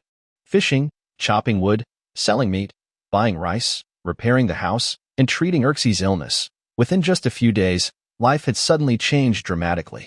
The bamboo stick was too thick. It needed to be thinner, sharpened at the front, and the splinters on top should be scraped off to avoid poking the mouth. Chin-Su pointed out these flaws to Nyodashi, who silently continued to modify the stick. Meanwhile, Chin-Su threaded marinated lean meat, made with scallions and garlic, onto several bamboo sticks and placed them over the fire to start roasting. Shinga squatted nearby with a look of surprise, staring intently at the roasted meat on the fire, watching her brother skillfully turn the bamboo skewers. The meat slightly curled and turned golden brown as the charcoal heat cooked it, with the fat inside slowly melting and bubbling on the surface. Pop when a drop of fat fell onto the hot coals. A rich aroma of barbecue spread through the yard. The smell combined with the unique scent of wild scallions and garlic.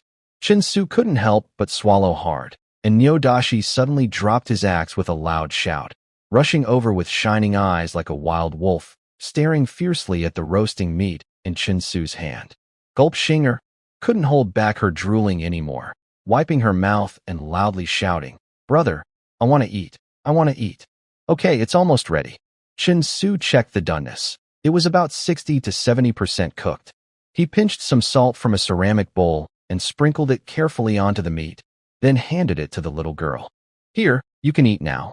Be careful, it's hot." The little girl's soul had long been conquered by the delicious smell of the meat. Excited, she grabbed a skewer and took a big bite, instantly feeling a flavor she had never experienced before completely overwhelm her. Delicious, delicious," she mumbled, panting heavily, opening her small mouth to reveal sharp little teeth as she tore at the meat like a hungry little tiger. After a few bites, she suddenly realized and handed the skewer to Chun Jiangshi, saying, "Mom, you should try a piece too. It's so good." Although Chun Jiangshi was an adult, she couldn't resist the tempting aroma of the roasted meat and also took a piece. "Brother Su, what about me? Give me a skewer quickly." Nyodashi was almost going crazy, constantly swallowing his saliva and shouting. Chun-Su continued to turn the meat slowly, then sprinkled some salt, and finally picked up a skewer to put into his mouth. The moment it entered his mouth, a rich, familiar aroma flooded his mind. Memories from the future suddenly crossed over 2,000 years, and Chin-Su felt as if he had returned to sitting beside a street barbecue stall in the evening. However, this feeling suddenly disappeared. He stared blankly at the bamboo skewer in his hand and couldn't help but sigh. It would be great if he had a few more skewers of rabbit kidneys and a can of beer. "Brother Su, can you give me a taste?" Nyodashishi was so eager that he almost reached out with a claw. The brief days took away most of Chin-Su's mood. He randomly sprinkled some salt on 2 pieces of grilled meat and handed them to Nyodashishi, then gave the rest to Shinger and Chin-Jiashir. He then continued to thread meat onto the bamboo skewer with his head down. Wow, so delicious. So good. Nyodashishi, like a wild boar, chewed loudly and kept grunting happily. "Brother, what's wrong?" Shinger, although young, quickly noticed that her brother seemed a bit down after eating a piece of grilled meat. "Oh, nothing, nothing." Chin-Su quickly shook his head, then focused on grilling the meat. As the aroma of the grilled meat spread again, he gradually pushed aside his memories of the future. The next few days were nice, with clear skies and warm weather, getting hotter each day. With help from everyone in the village, Chinsu's new house was slowly taking shape. During the day, women and children helped clear weeds and thorns from the ground, while the men went to the riverbank to gather stones of similar size to build the foundation. Chinsu also processed the peeled pine wood with an axe and saw, fitting the joints with tenons. All the green vines for binding were prepared. Although he had never built a house before, such a simple grass hut didn't require much thought. Just make the frame sturdy enough to prevent it from collapsing. As for making it warm and comfortable, the current technology and craftsmanship weren't enough. Red bricks and blue tiles weren't available even in Xianyang, and such houses weren't urgently needed now. He had to finish the house before the summer rainy season to ensure his family had a place to sleep. While Chen Su hurried to build the house, an iron worker in Qinghe town, 20 miles away, was speeding up the creation of an object. Inside the blacksmith shop, the fire was blazing hot. A stocky middle-aged blacksmith was wielding a small hammer, while two apprentices used larger hammers to continuously strike a glowing bronze object, which was already taking a clear shape, a nearly 1-meter-long bronze hand saw. Since a few days ago, after making a small change to the bronze saw, the blacksmith seemed to discover a new world.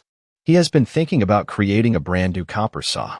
After several days of research, this hand saw is almost finished. In the clattering sounds, red sparks fly around like fireworks. This hand saw is nearly 30 centimeters longer than usual, with a thinner spine and finer teeth. The bronze used is the toughest and most durable type, traditionally used for making sharp weapons.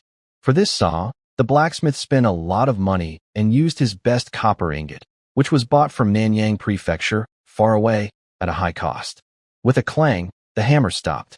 The dark red copper saw was quenched in cold salt water, and a thick mist rose up. When the saw was taken out of the water, aside from the uneven, dull teeth, it was a perfect bronze saw. The blacksmith looked at the saw, examining the 2 rows of slightly spaced teeth with narrowed eyes. He gently touched each tooth with his hand, then nodded in satisfaction and ordered, "Bring my sharpening stone." The sharpening stone is a 3-sided cast iron tool, made by pouring molten cast iron into a long, triangular groove to cool. Its surface is rough like a sharpening stone. Although cast iron is brittle, it is very hard, much harder than bronze alloys. Using this cast iron tool to sharpen blades is the best choice, especially for tools like saws with many fine teeth, which normal sharpening stones cannot handle. After half an hour of careful, tooth-by-tooth sharpening by the middle-aged blacksmith, each tooth of the bronze saw became extremely sharp. He then attached a pre-made hardwood handle, wrapped it with fine rope, and the complete hand saw was finally finished. "Bring a thicker piece of wood." The blacksmith nodded happily and gave the order. Soon, 2 young apprentices carried a thick log about 2 feet in diameter onto a wooden frame. The blacksmith held the copper saw, stepped in front of the wood, set down the saw, took a deep breath, and began sawing. With a swish-swish, the saw moved back and forth, and tiny wood chips floated down like snowflakes. The saw quickly cut a neat, several-inch deep notch into the wood.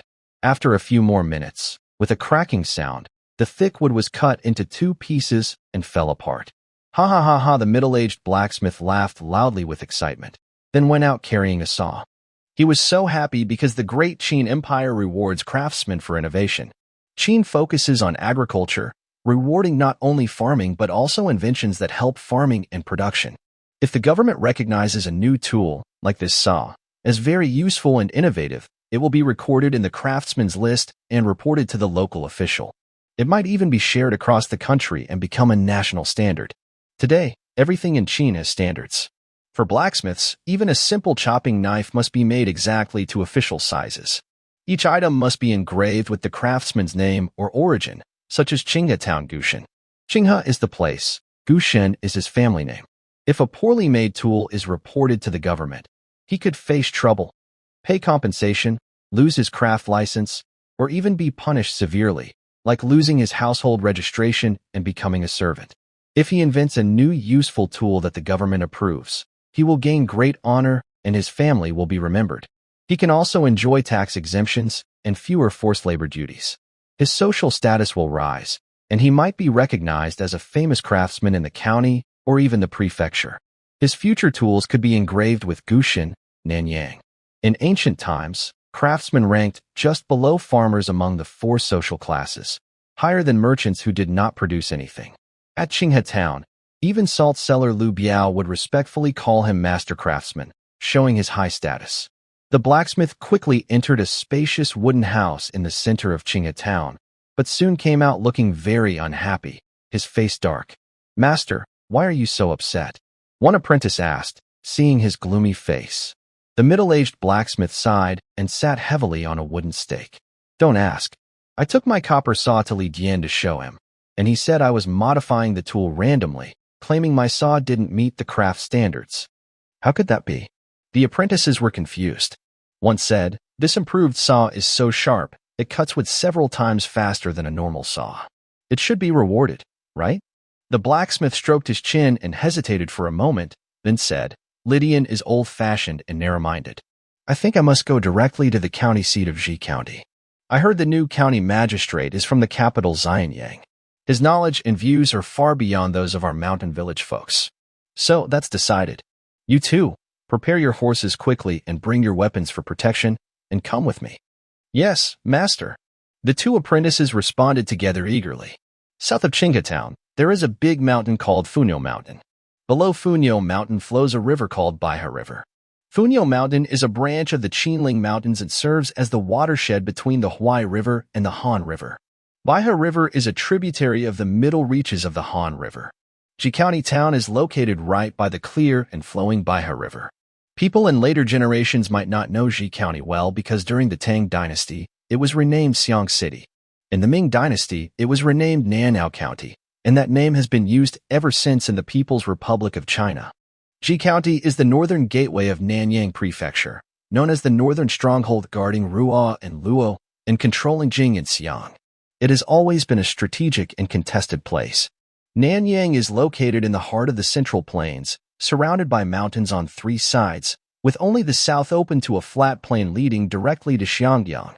The terrain is flat and fertile, producing enough grain to feed most of Qin. Even 2,000 years later, it remains one of China's main grain-producing regions. The town of Ji County is not very large, about 10 miles across.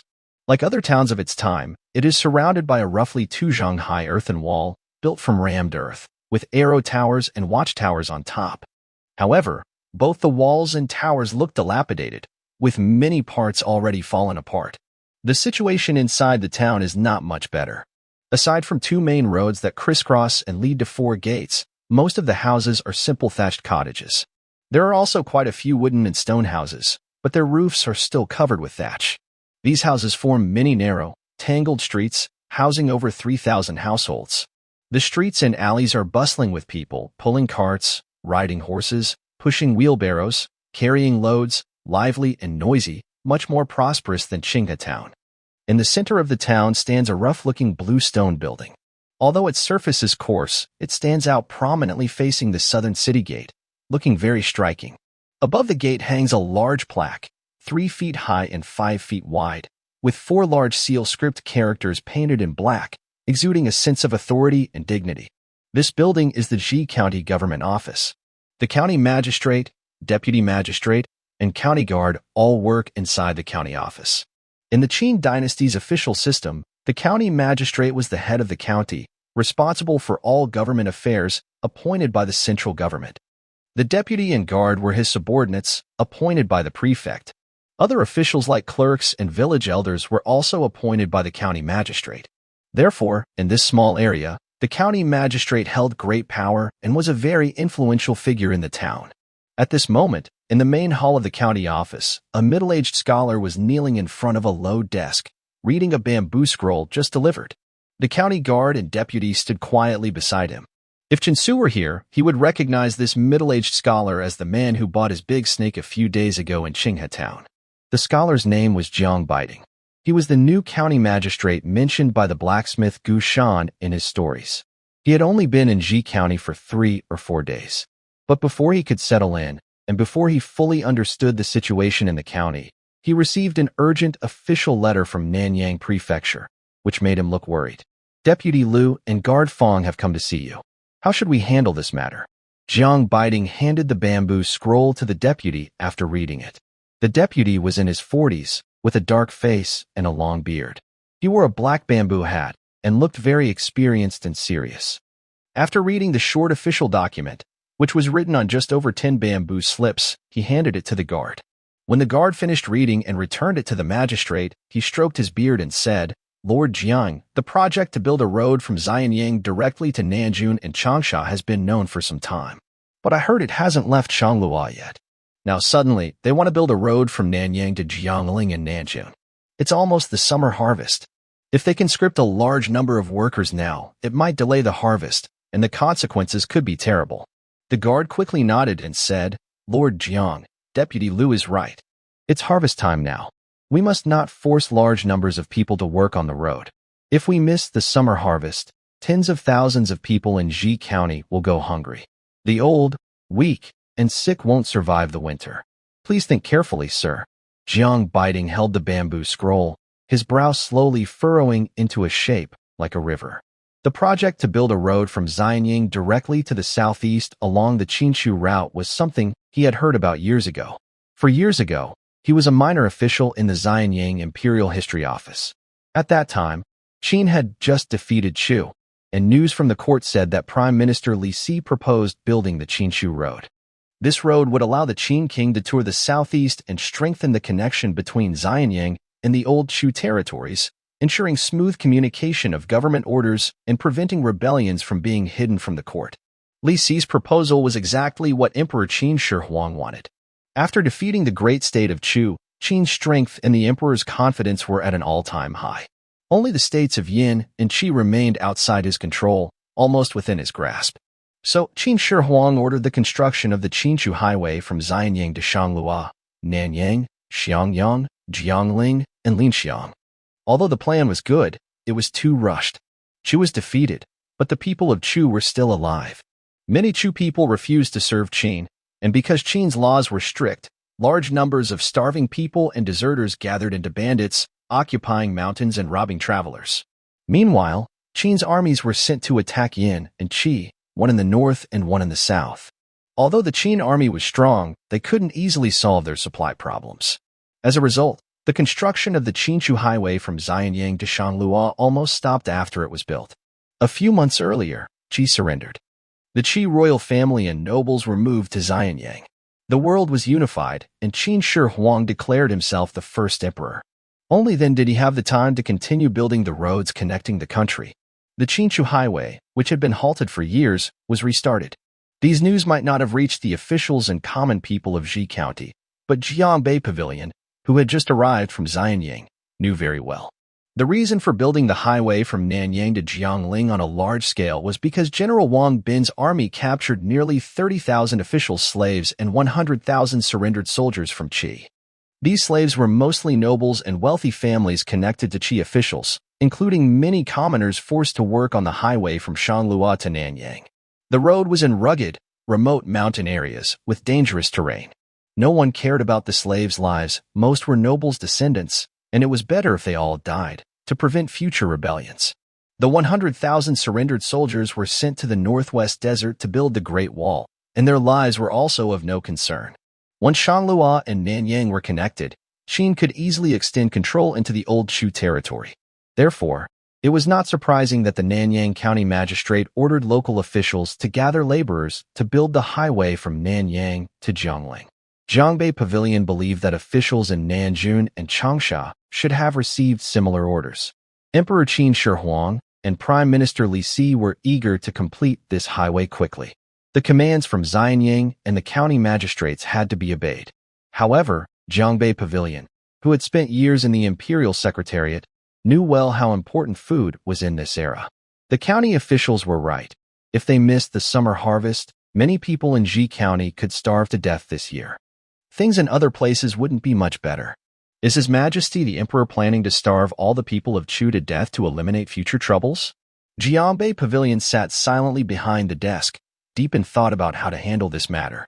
The construction of the expressways in Xianyang had already been officially ordered. They were 50 steps wide, with the roadbed reinforced using metal tools. Trees were planted every 3 zhang, about 10 meters, and in the middle of the roadbed, every 3 chi, about 1 meter, a wooden pillow block was placed, topped with 2 wooden rails. The width of the rails matched the width of the wagon axles, making it easy for horses to pull carts along them.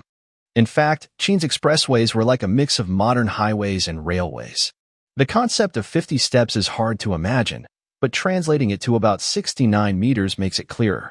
This means all expressways and flat areas had to be built at least 69 meters wide. Wow, if Chinsu knew this detail now, he might be so surprised he'd jump up and criticize Qin Shi Huang. What does 69 meters even mean? Modern two-way 8-lane highways are at most 40 meters wide. In complex mountainous areas, 4-lane roads are often only about 20 meters wide. But Chinsu probably doesn't know this, and he didn't study archaeology in his later life, so he's unaware of the scale of Qin's expressways. At this moment, he's still building his small thatched hut in Xiaha village. Building these roads isn't as complicated as it seems. There's a saying, policies are followed by countermeasures.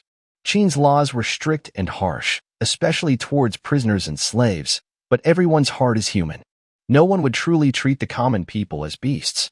If the workers all died from exhaustion or hunger, what about next year's taxes? If taxes aren't collected, officials would be punished. So, during road construction, local conditions led to continuous adjustments and reductions. Since the beginning of the spring and autumn period, the various tribes of China had been merging and blending. By the Warring States period, hundreds of small feudal states fought among themselves, and by the late Warring States, only 7 remained. These 7 eventually unified into one empire, the Qin. Through constant wars, China's regions became more connected, and roads between cities became more accessible. The construction of these roads wasn't just random. Li Si's initial proposal wasn't made without reason. As China's first imperial chancellor and a student of Xuanzi's governance teachings, he was knowledgeable and insightful. Besides implementing legalist policies, he understood that the roads mainly connected major cities of the 7 states. The roads already existed in some form. They just needed expansion, reinforcement, planting trees, and laying rails. Moreover, the former route of Qin Shuqi was originally the Wuguan Road, which has existed since ancient times. This road is also a strategic location. Qin's armies attacked Chu twice through this route, and the road is still in good condition. Therefore, Jianbei Pavilion does not strongly oppose the empire building the Qi Road, but he is very worried about starting construction at this time. He knows that the biggest problem with building the Qi Road is not the foundation, as most of the roads already exist and only need simple repairs or expansions. The main issue is the sleepers and rails. This era is filled with lush, primeval forests with tall giant trees everywhere. Cutting down these trees and transporting them down the mountain, then shaping each into sleepers and rails by hand, is impossible without more efficient and sharp tools. Trees can be brought down the mountain, but no one can chew through them with their teeth to make straight, smooth rails of uniform size, right? After thinking for a long time, Jianbei Pavilion slowly rolled up a bamboo scroll, sighed, and said, "His Majesty the Emperor and the county governor's orders must be obeyed.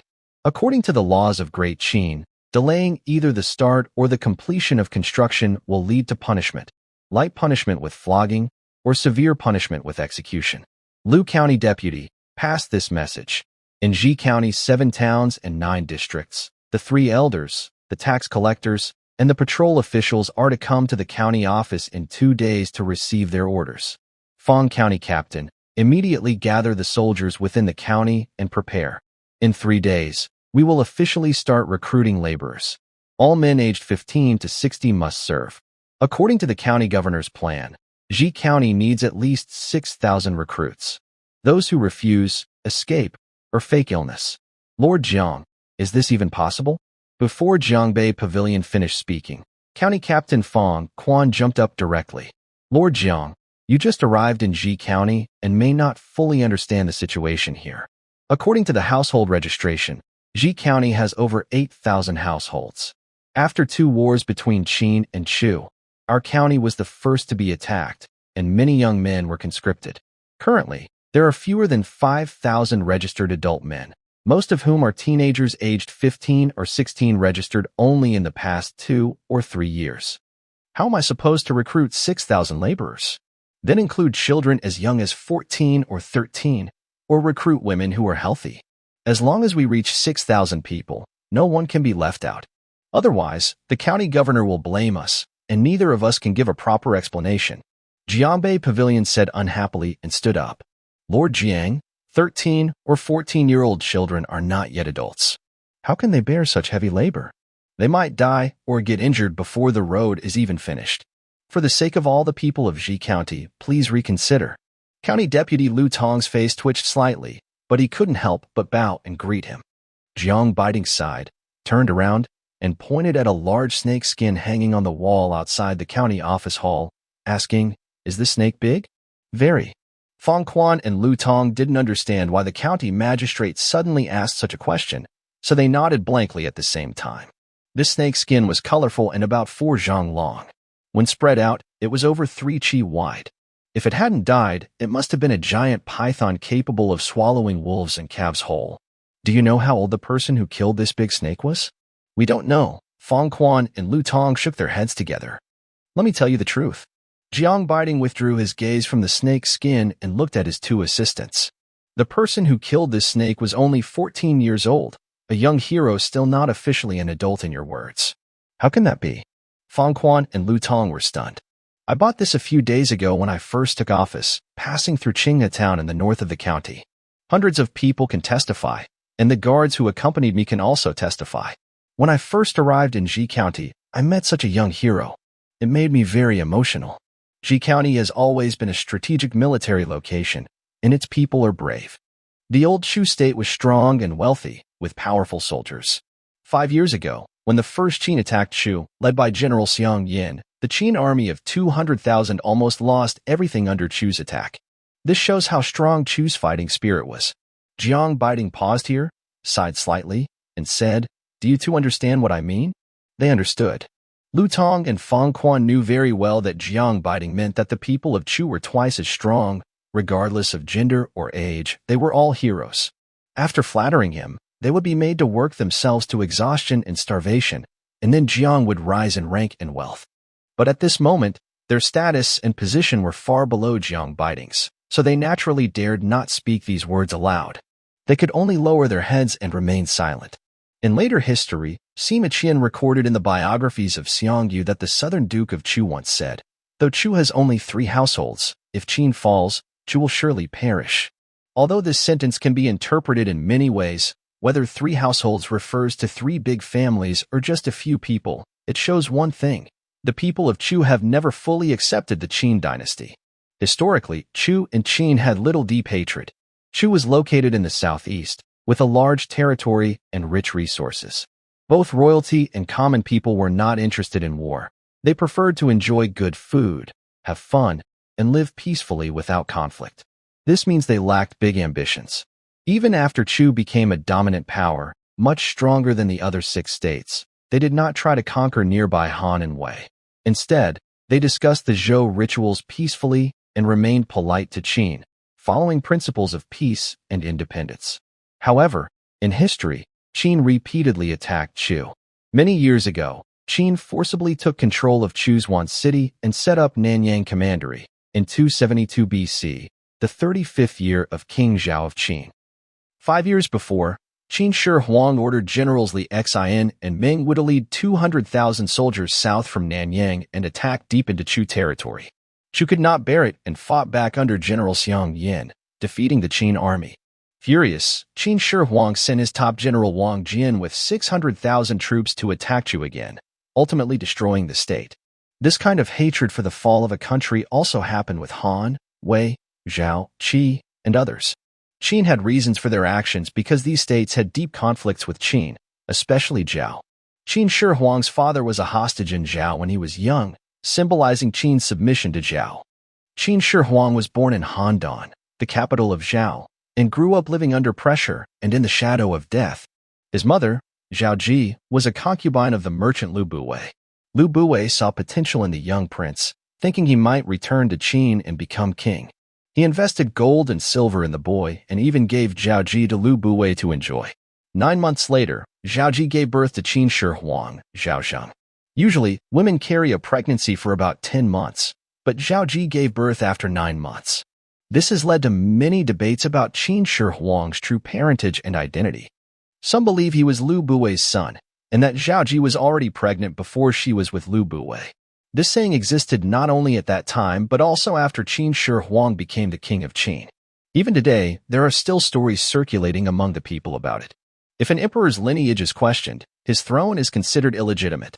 After reaching adulthood, Qin Shi Huang began to take harsh actions. He poisoned Lu Buwei, executed Li Kuei, and killed Li Kuei's 2 sons with Zhao Ji, also destroying their entire clan. Tens of thousands of people were affected, but this matter was never fully suppressed. Sorry, I got a bit carried away with gossip. Let's get back to the main topic. As mentioned earlier, Qin's conquest of other states was justified, especially since Zhao was an ancient enemy.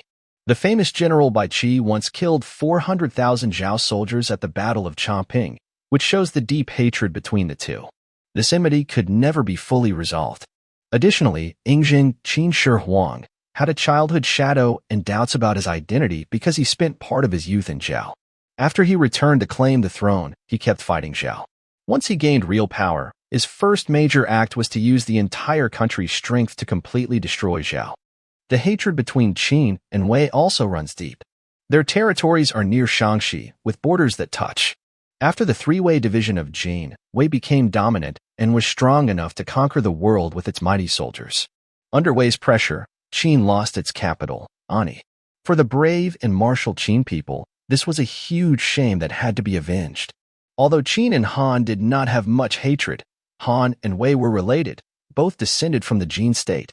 So Han and Wei depended on each other, like a pair of inseparable friends. Han was small but had a large population and good weapons. It was famous for producing the best bows and crossbows in the world. Its soldiers numbered over 100,000. If Qin wanted to destroy Wei, its close ally Han would not stand by. Therefore, before attacking Wei, Qin first eliminated Han. This not only gained many surrendering soldiers, but also acquired Han's advanced crossbow-making skills, which helped Qin improve its own weapons later. Qin also had old grudges with Qi. Qi secretly made trouble to slow Qin's rise. Later, during the competition for power among states, there were many conflicts. Although Qin and Qi were far apart, separated by Han and Wei, they often looked unfavorably at each other. They would provoke each other to show their strength as great powers. After Qin defeated Han and Wei, it was natural for Qin to eliminate Qi, which had long been a thorn in its side. After all, 2 tigers cannot live in the same mountain unless they are a male and female. But only the destruction of the Chu state by Qin surprised and angered all the Chu people. Laozi was kind and friendly to you, yet you constantly come to bully me. Bullying is bad enough, and I can tolerate it. You took Nanyang, and I accept that the Chu land is vast and rich, so we continue to expand southward. But it even destroyed our country. The hatred of losing our nation naturally made all Chu people very angry.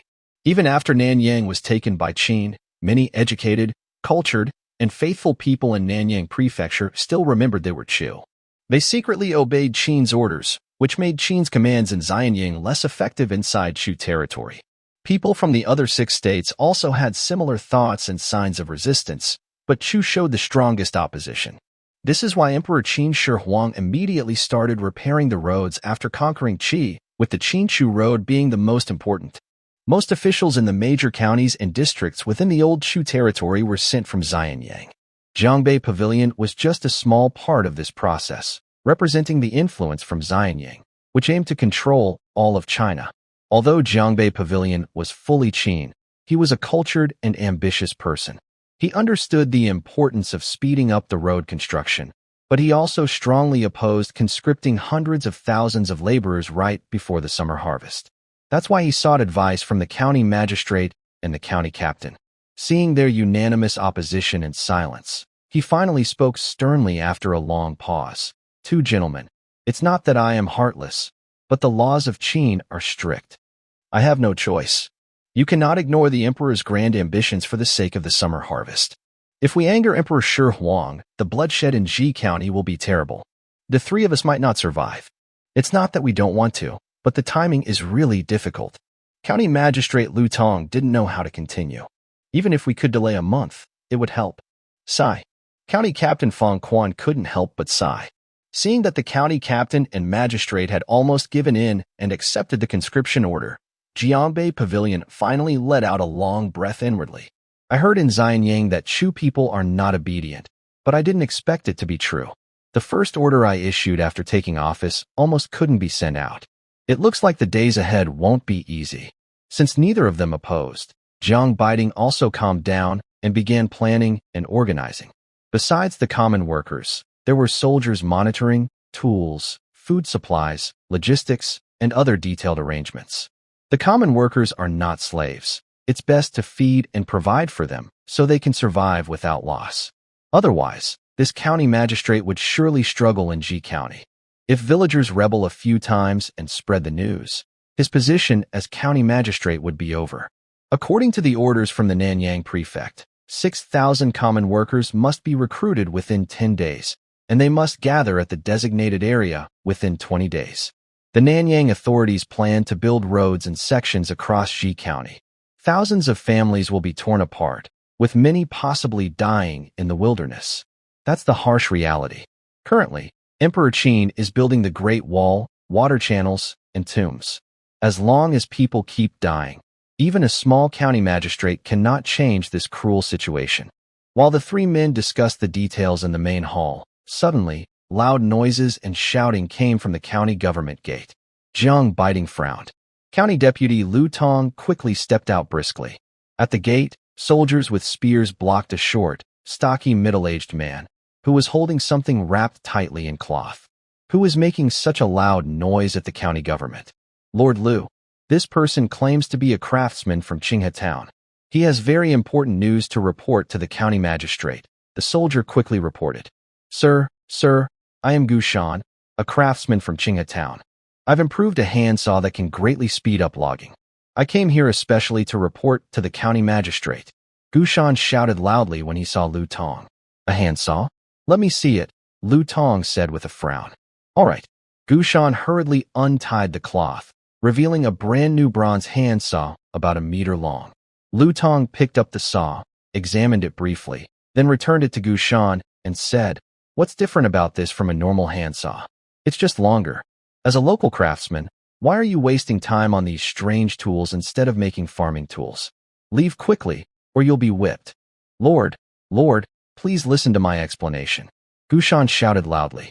But as Gu Shan yelled, Lu Tong turned and walked into the main hall of the county government.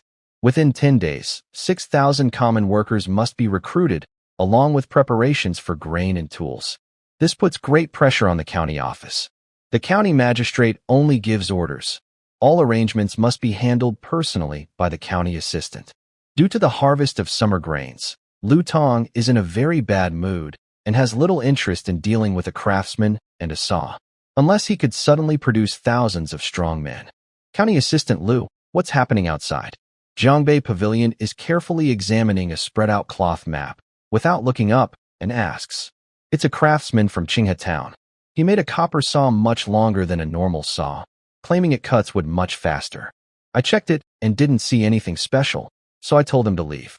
No, quickly call him in to see. Before Lu Tong can finish speaking, Jiangbei Pavilion pauses, drops the map, and shouts loudly. Lu Tong is confused and stands a few meters away, puzzled. Oh dear, county assistant, you're confused. Right now, building a fast road needs lots of trees, and we need a good saw for cutting wood. I was just worried about this. Hurry and bring him in to see. If it really works well, I can explain to the governor and ask for fewer workers. That way, we won't delay the summer grain harvest or break orders. You're right, Your Excellency. I hadn't thought of that. After a moment of surprise, Lu Tong quickly runs out again.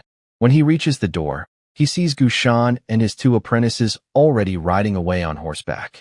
Hurry, Lord Magistrate has ordered you to catch that craftsman. Lu Tong quickly commands the 2 soldiers standing at the door. Yes, Sir Lu.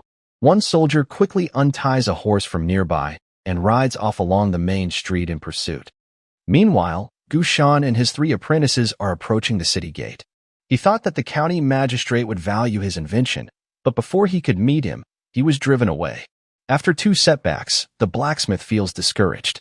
It seems he shouldn't have hoped for fame across the Qin Empire or to be remembered forever. Li Dian was right. He is just a small craftsman from Qinghe Town. It's better to go back and focus on making farm tools. Just as Gushan is feeling down, suddenly, a rapid sound of hooves approaches behind him.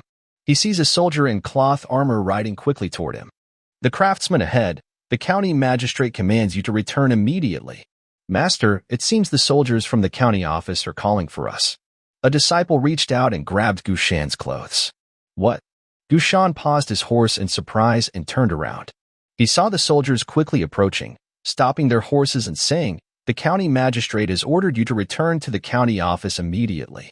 10 minutes later, in the main hall of the Ji County government office, Jiang Biding looked at the long bronze saw in his hand, 2 pieces of wood on the ground as thick as a waist, and the scattered with shavings.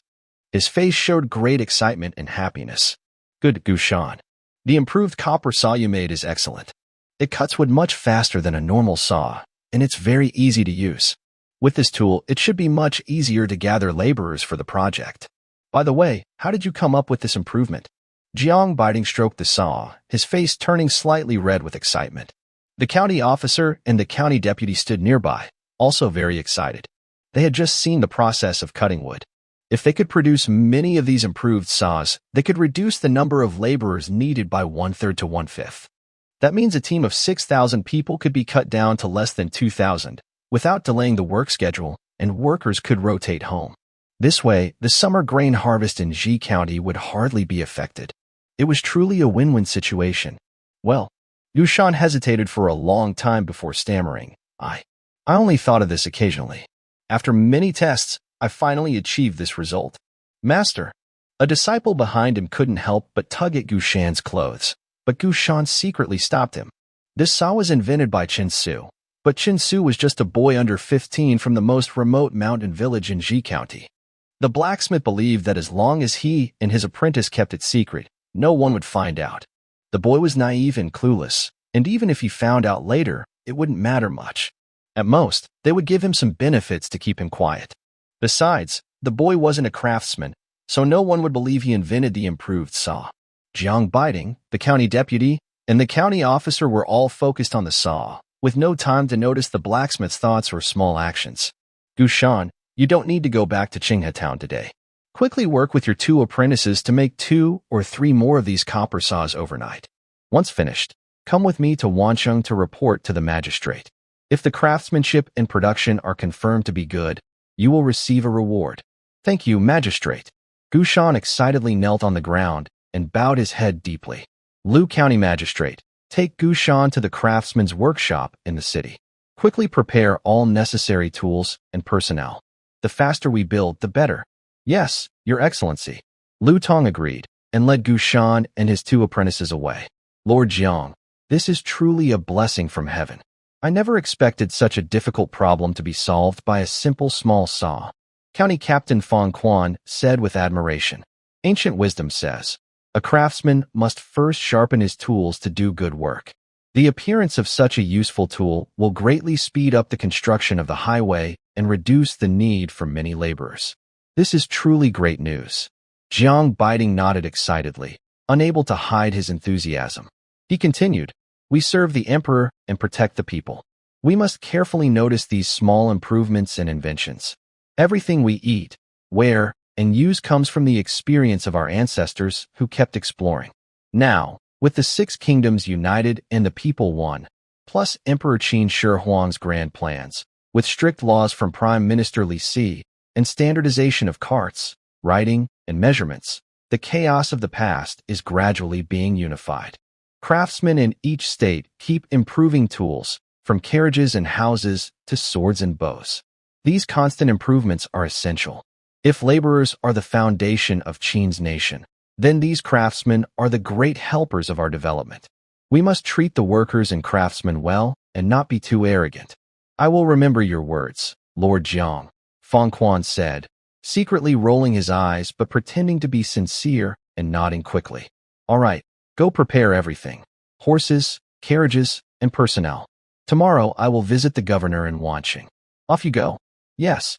Fong Quan stepped back quickly. Such a useful tool was created by a humble mountain craftsman. Whether it is real or not remains to be seen. Jiang Biding carefully examined the saw, flipping it over and over a few times. Then he shook his head and pushed aside his thoughts.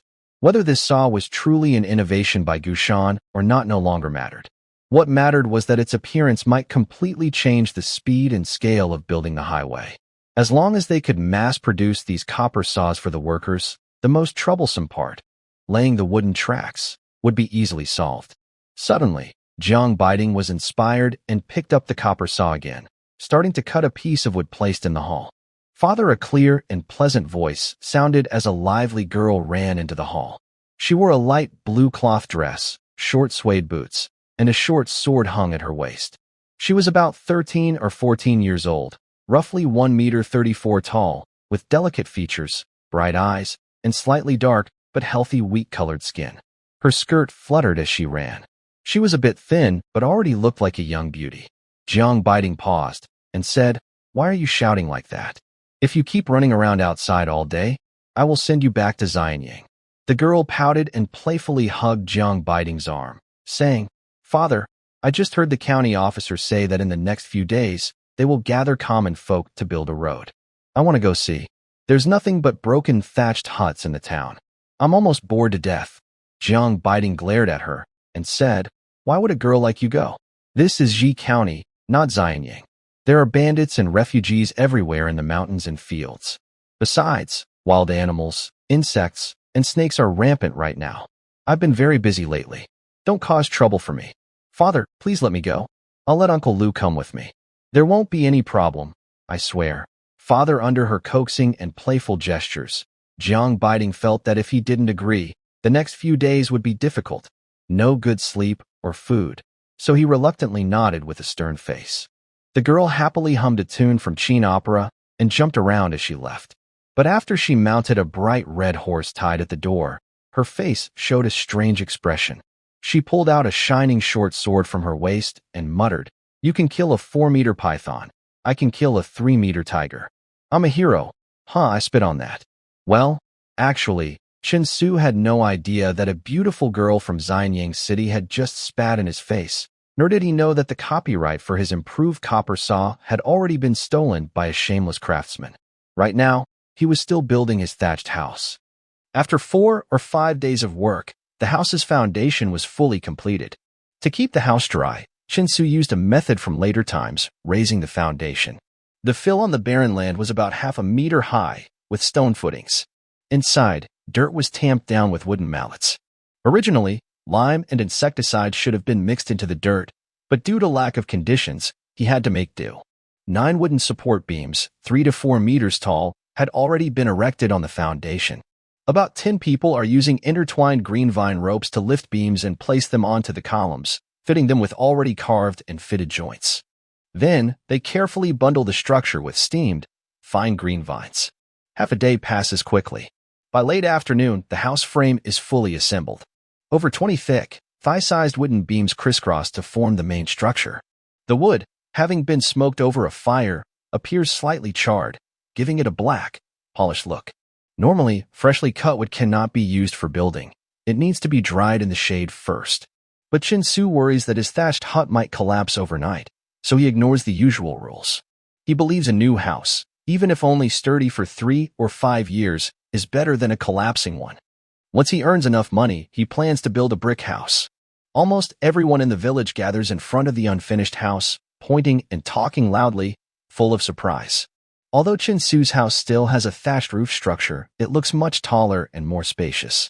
The shortest porch pillars are nearly 3 meters high, and the main beams at the roof's center are 4 meters long. The house has 3 rooms, each over 20 square meters, bigger than the entire original thatched hut. The foundation also surprises everyone. Usually, houses are built on high ground with a flat base or, at most, surrounded by 0.5 foot of stones. But Chen Su's foundation is raised 0.5 meter, with 3 steps leading up to the door. This project took over 10 men 3 days to complete, consuming nearly a bushel of grain and a lot of meat and vegetables. Based on current costs, building this house cost at least 7 or 800 coins.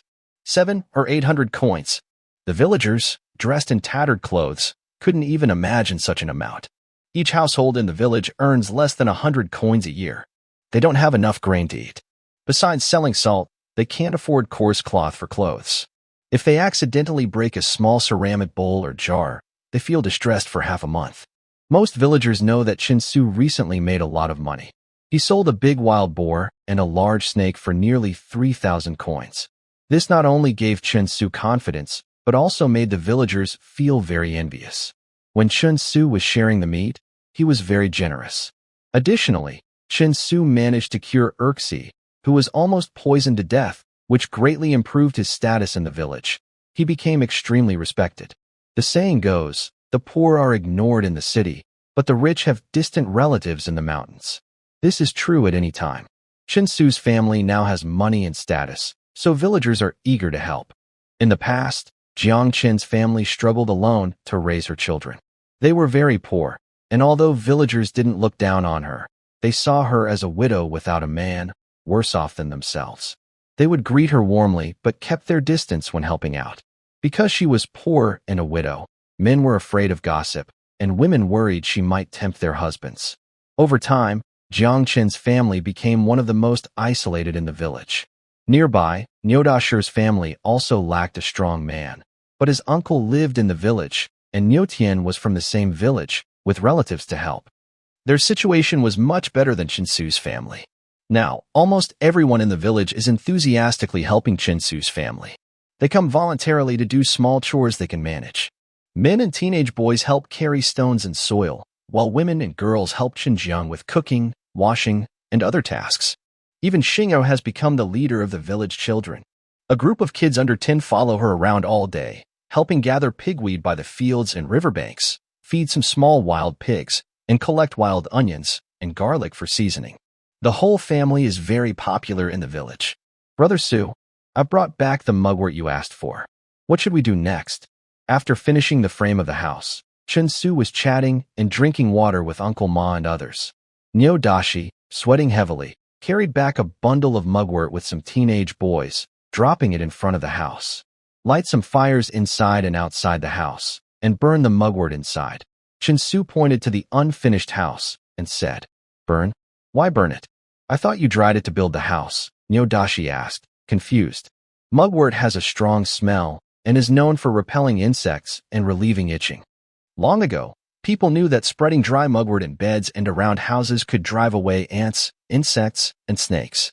In a time without mosquito nets or insect repellent sprays, mugwort was an essential, versatile insect repellent in homes. Usually, people hang some outside their houses, and in spring, they also use mugwort to fumigate the area around their homes to kill insect eggs. Even after more than 2,000 years, rural areas still have the tradition of using mugwort to repel insects. Urban residents, during the Dragon Boat Festival on the 5th day of the 5th lunar month, also buy some mugwort to hang at home. This is partly to honor Chu Yuan, who gave the nation a 3-day holiday, and who was a native of the Chu state and highly respected locally. During the festival, people remember him by eating zongzi, rice dumplings. Additionally, hanging mugwort can help keep away mosquitoes and other insects. Note, the Dragon Boat Festival was not created solely to honor Chu Yuan. Hundreds of years before his death, on the 5th day of the 5th lunar month, people across China already had customs like dragon boat racing and eating zongzi. These customs were widespread among various feudal states, not just Chu. Chu Yuan was from Chu, and other states like Qin, Zhao, Han, Wei, Qi, and Yin would not have commemorated him during the Warring States period. Later, people linked these customs to Chu Yuan because he drowned himself in the Miluo River on that day. Over time, this association led to the modern understanding of the Dragon Boat Festival, but scholars have not officially recognized this connection. Go ahead and burn it quickly. Once it's burning, you can eat, Chinsu said lazily, ignoring his future brother-in-law's attempt to cook a whole frog. Explaining this would take a lot of words, and he might also wonder how Chinsu knows so much. How should he explain? So, Chinsu often just says things directly without explaining. Led by Nyo Dashi, a group of young boys quickly started several fires in front of and behind the new house, even on the foundations of several rooms inside. When the flames grew strong, they spread mugwort on the fires. Immediately, thick green smoke billowed out. With the help of the wind, the smoke covered the entire house and several hundred meters around it, rising high into the sky like a beacon. Under the sunset, it looked quite spectacular. This large-scale fumigation with mugwort was mainly to drive away insects and to kill insect eggs hidden in the soil, cracks in the stones, and on the wood. Sure enough, after finishing dinner, the thick smoke gradually dispersed. Chin-Su, carrying a cup of mint-infused water in a bamboo tube, was brushing his teeth near the new house when he saw the ground covered with dead ants, centipedes, and even a few small snakes about the width of a thumb, all smoked out of the soil and grass. The helpers gradually left, went home to wash up, and went to sleep. After digestion, seeing that it was still early, Chin-Su took Nyoda-shur to the riverbank to cut grass. Wait, bring the fish basket too, so we can catch some fish for tonight's barbecue. Nyoda-shur hurriedly grabbed the fish basket and threw in a few leftover bones before rushing to follow. Nyoda-shur had no opinion about Chin-Su constantly calling him to work like an ox. He was a simple-minded guy, fully intent on marrying Xinger. In the future, Chin-Su would be his brother-in-law, and as family, they would speak openly. Naturally, Chin-Su's efforts to keep him busy were seen as his own work. To win over this free worker, Chin-Su came up with different ways every day, making new and interesting foods to tempt Nyoda-shur. Recently, they invented grilled fish. Although the seasonings were simple, marinated with scallions and garlic, and then grilled, the fish still made Nyoda-shur, who had never tasted such delicacies, drool constantly. Soon, he also learned to fish with a fish basket in the river. It was almost 6 in the evening now, but since it was nearing the lunar May, which is close to June in the Gregorian calendar, the days were long, and the temperature kept rising each day. A golden-red sun hung at an angle on the mountaintop in the west, casting bright sunlight across the scene. The riverbank was filled with swaying crops, and the sparkling river water created a beautiful landscape painting. A large patch of reed grass had been cut and neatly laid on the ground. After a few days of drying, many of them had started to wither. Chin-Su stood by the river, watching Nyoda-shur skillfully tie the fish basket with a green vine and then toss it into the river. He nodded happily.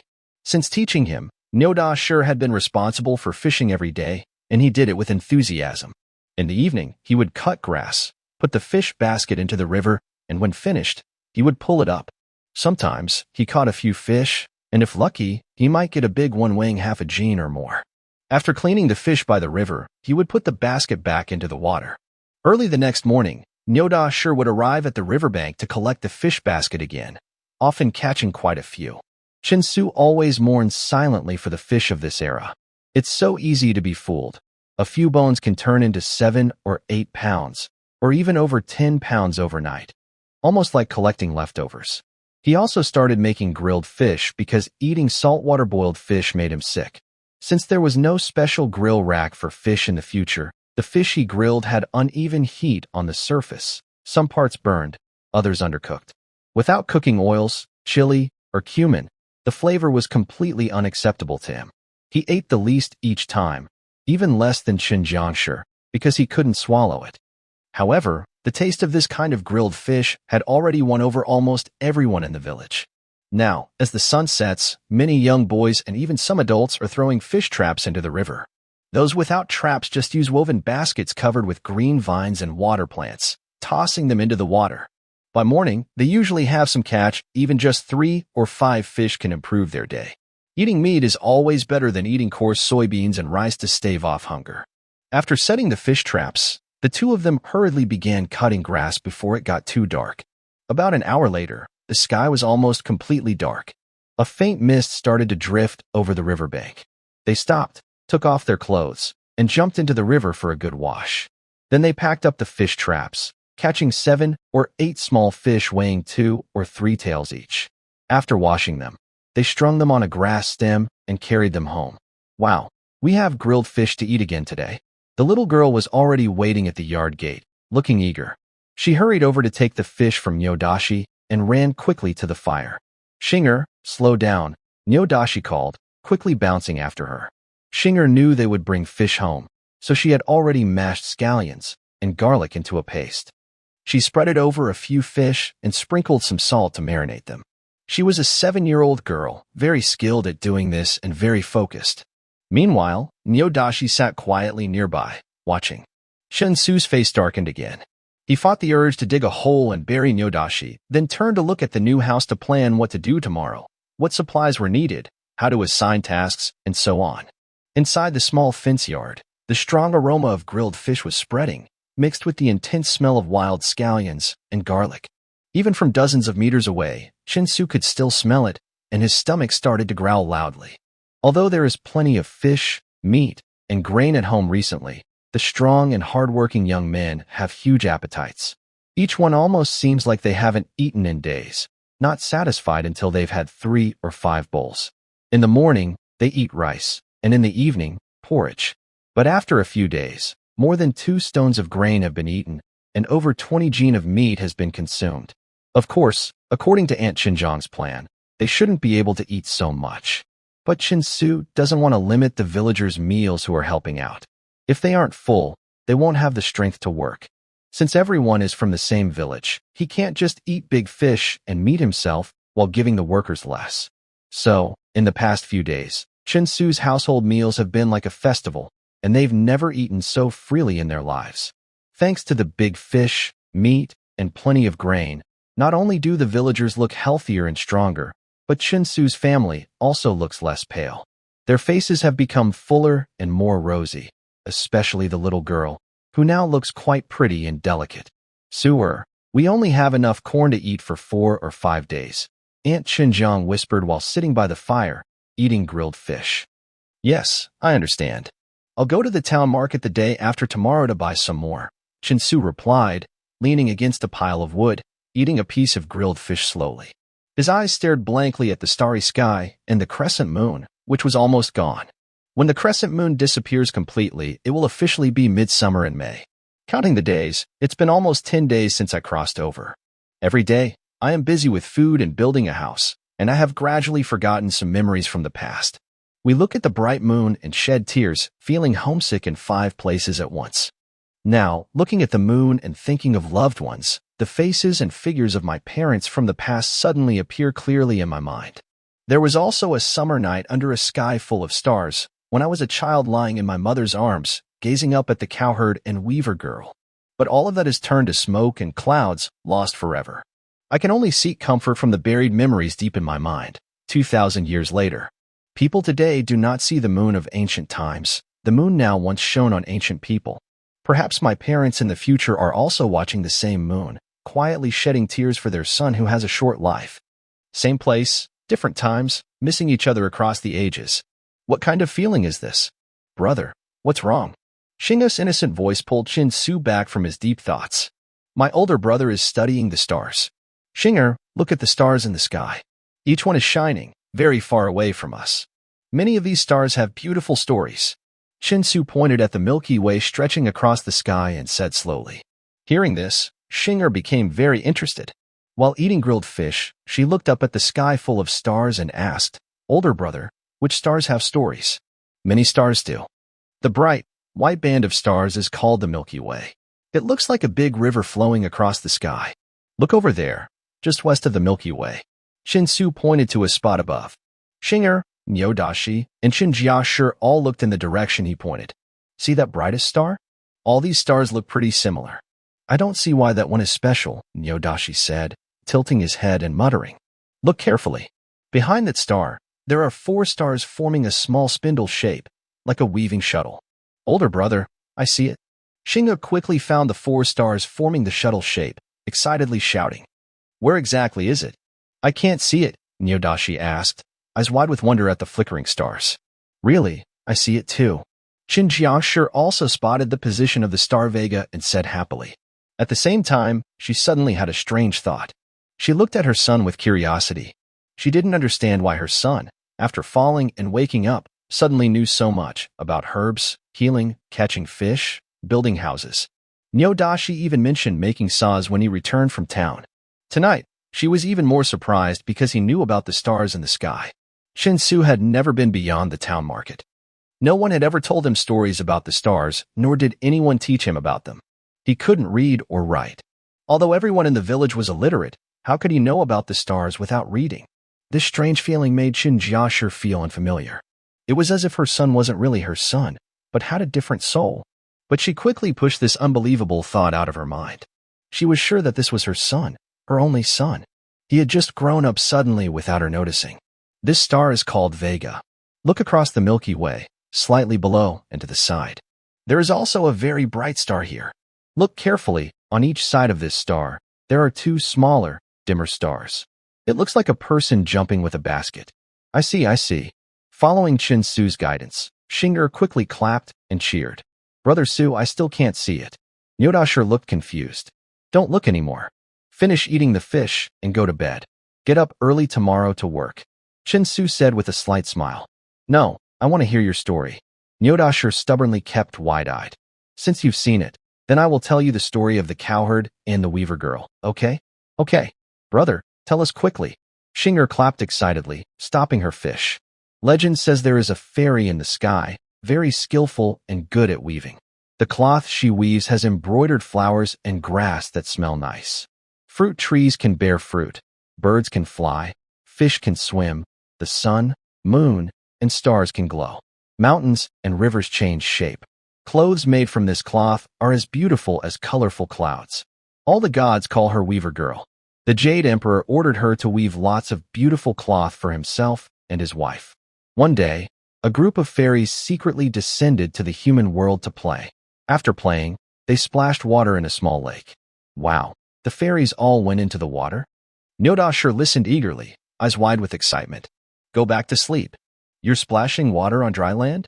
Shinsu frowned, almost wanting to kick him out of the yard. Higi, keep going. Nyodashir was so excited he refused to go back, nervously rubbing his hands. Brother Shur, if you keep talking nonsense, I won't listen to you anymore. Shingo blushed and said, No, I promise I won't say anything. Nyodashir suddenly became very nervous. The Weaver Girl and several fairy maidens were playing in a small lake. At that moment, a young cowherd was about to lead his cow to drink water at the lake when he heard women talking inside. Curious, he quietly went closer to see and saw many beautiful fairy maidens playing in the water. As he blushed and prepared to leave, the old cow he was leading suddenly spoke, telling him that if he stole the most beautiful set of clothes belonging to the prettiest fairy, she would marry him. He then secretly took one of the nicest clothes and left. Wow, that young cowherd is really naughty. Not only did he secretly watch the fairies playing, but he also stole their clothes. Xiang'er exclaimed, but she completely missed the most surprising part, that the old cow could talk. Hurry up and tell me what happened next. Nishishi asked anxiously, scratching his head. After a while, all the fairies put on their clothes and flew back to the sky. Only the Weaver Girl couldn't find her clothes anywhere. Feeling helpless, she was surprised when the cowherd appeared holding her clothes. After she dressed, she was about to fly away, but the cowherd asked if she could marry him. He said that although he was poor, he would take good care of her for the rest of their lives. The Weaver Girl thought that even though she lived in the sky, ate delicious food, and wore beautiful clothes, she was not free at all. She had to weave cloth every day, which was boring and tiring.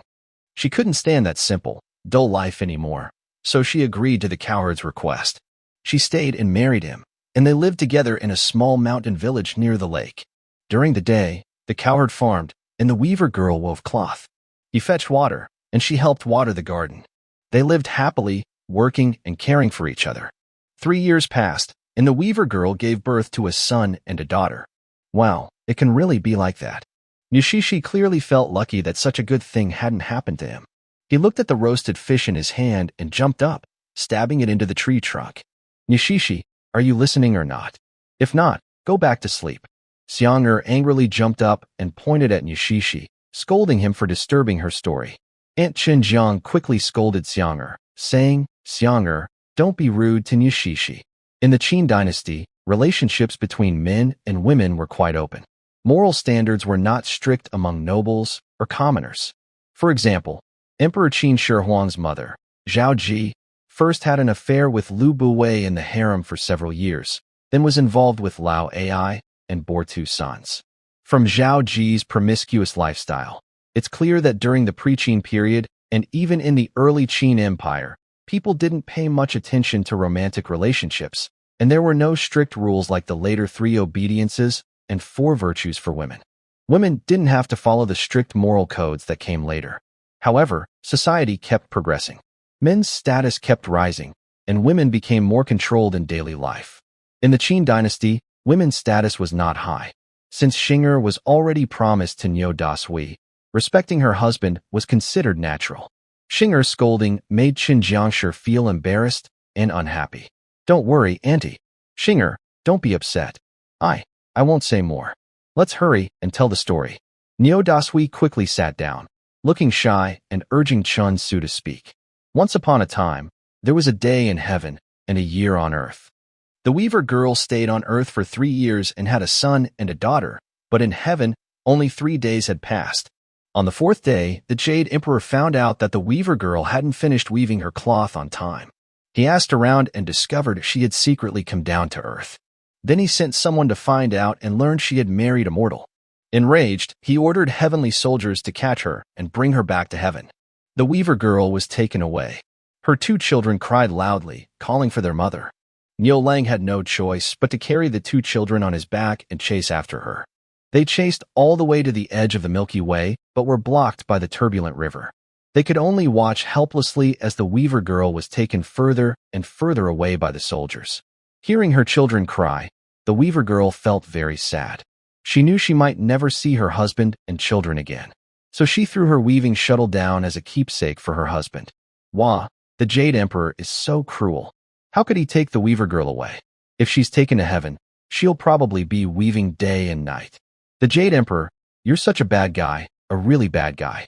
Shinger was very upset when she heard this, wiping tears and cursing a certain heavenly god. And then, Neodaswi stared with big, bovine eyes. Sewer, what happened next? Qinjia sure also listened eagerly and couldn't help asking. Yes, older brother, the Weaver girl must be very happy to come back, right? Hurry and tell me. Hurry and tell me. Auntie Xing suddenly regained her senses, hugging Chin-Su's arm and shaking it vigorously. Stop shaking, stop shaking. Chin-Su, both amused and helpless, had to continue. After the Weaver girl was taken away, No Long and their children waited by the Milky Way every day. The 2 kids cried every day, calling for their mother, hoping she would return. Later, this news reached the Queen Mother of the Heaven, who is a gentle and beautiful woman living in the Jade Pool Palace on Kunlun Mountain. When she heard about Niu Long and the Weaver girl, she went to see the Jade Emperor, hoping he would be lenient and let the Weaver girl come down to live with Niu Long. But the Jade Emperor said that immortals and humans cannot marry, as it's against the rules. Although he didn't agree to the Queen Mother's request, he allowed Niu Long and the Weaver girl to meet once a year on the 7th day of the 7th lunar month. As for crossing the Milky Way, they had to find their own way. But the Milky Way is so wide, how can they meet? The Jade Emperor is so mean. He seems to agree, but is actually just trying to stop them from seeing each other. Auntie Xing couldn't help but curse again, but in Chin-Su's view, she was hitting the mark, revealing the Jade Emperor's true thoughts. Sit down, Auntie Xing, and listen to what your older brother has to say. Qin Jiang, though a mother for over 10 years, was still a young woman at only 32. Her curiosity about the story's ending made her eager to listen. This time, Noda sure didn't dare to speak, watching Chin-Su eagerly. Crossing the Milky Way, it's impossible for Weaver girl, No Long, being immortal, has even less chance. But although the Queen Mother couldn't help directly, she thought of a plan. She ordered all the magpies in the world to fly to the sky on the 7th day of the 7th lunar month and form a bridge with their bodies, so No Long and the Weaver girl could meet. That's why, every year on this day, all the magpies disappear. I know. The magpies have flown up to build a bridge. Auntie Xing finally stopped crying and cheered happily, jumping up with joy. Qin Jiang and Noda sure also breathed a sigh of relief. Although this ending isn't perfect, it's still acceptable. Isn't it time to sing a song now? After finishing, Chin-Su looked up at the sky and softly mumbled to the stars. What did you just say, older brother? Auntie Xing asked, shaking his arm. He said he wants to sing a song. Nyodasher suddenly appeared beside them like a ghost, saying, Yes. Big brother not only tells stories, but also sings. Hurry up and sing. Shinger clapped happily and cheered. Chun-Su looked at Nyodashi once more, then touched the bronze dagger hanging at his waist. This kid doesn't have a big head, but has sharp ears and a quick tongue. Such a person is most likely to cause trouble in the future. For safety, maybe I should just kill his brother-in-law, who is like a frog in a pot. Ahem, all right. Big brother will sing a song about the cowherd and the weaver girl for Shinger. Chin-Su cleared his throat, then stood up, clasped his hands behind his back, and took a few steps around the courtyard.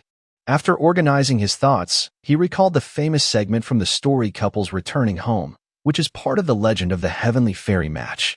The story of the Heavenly Fairy Match is originally a piece of Huang Mei opera, not about the cowherd and weaver girl, but about the 7 fairies descending to marry Dong Yong. However, most Chinese people confuse these two stories, thinking they are the same, which is not true. The story of cowherd and weaver girl dates back to the pre-Qin period, with references in the Book of Songs, but it wasn't widely known. So, in this remote mountain village where no one can read, even the villagers don't know it. The story of the 7 fairies descending to earth appeared later, during the late Eastern Han Dynasty.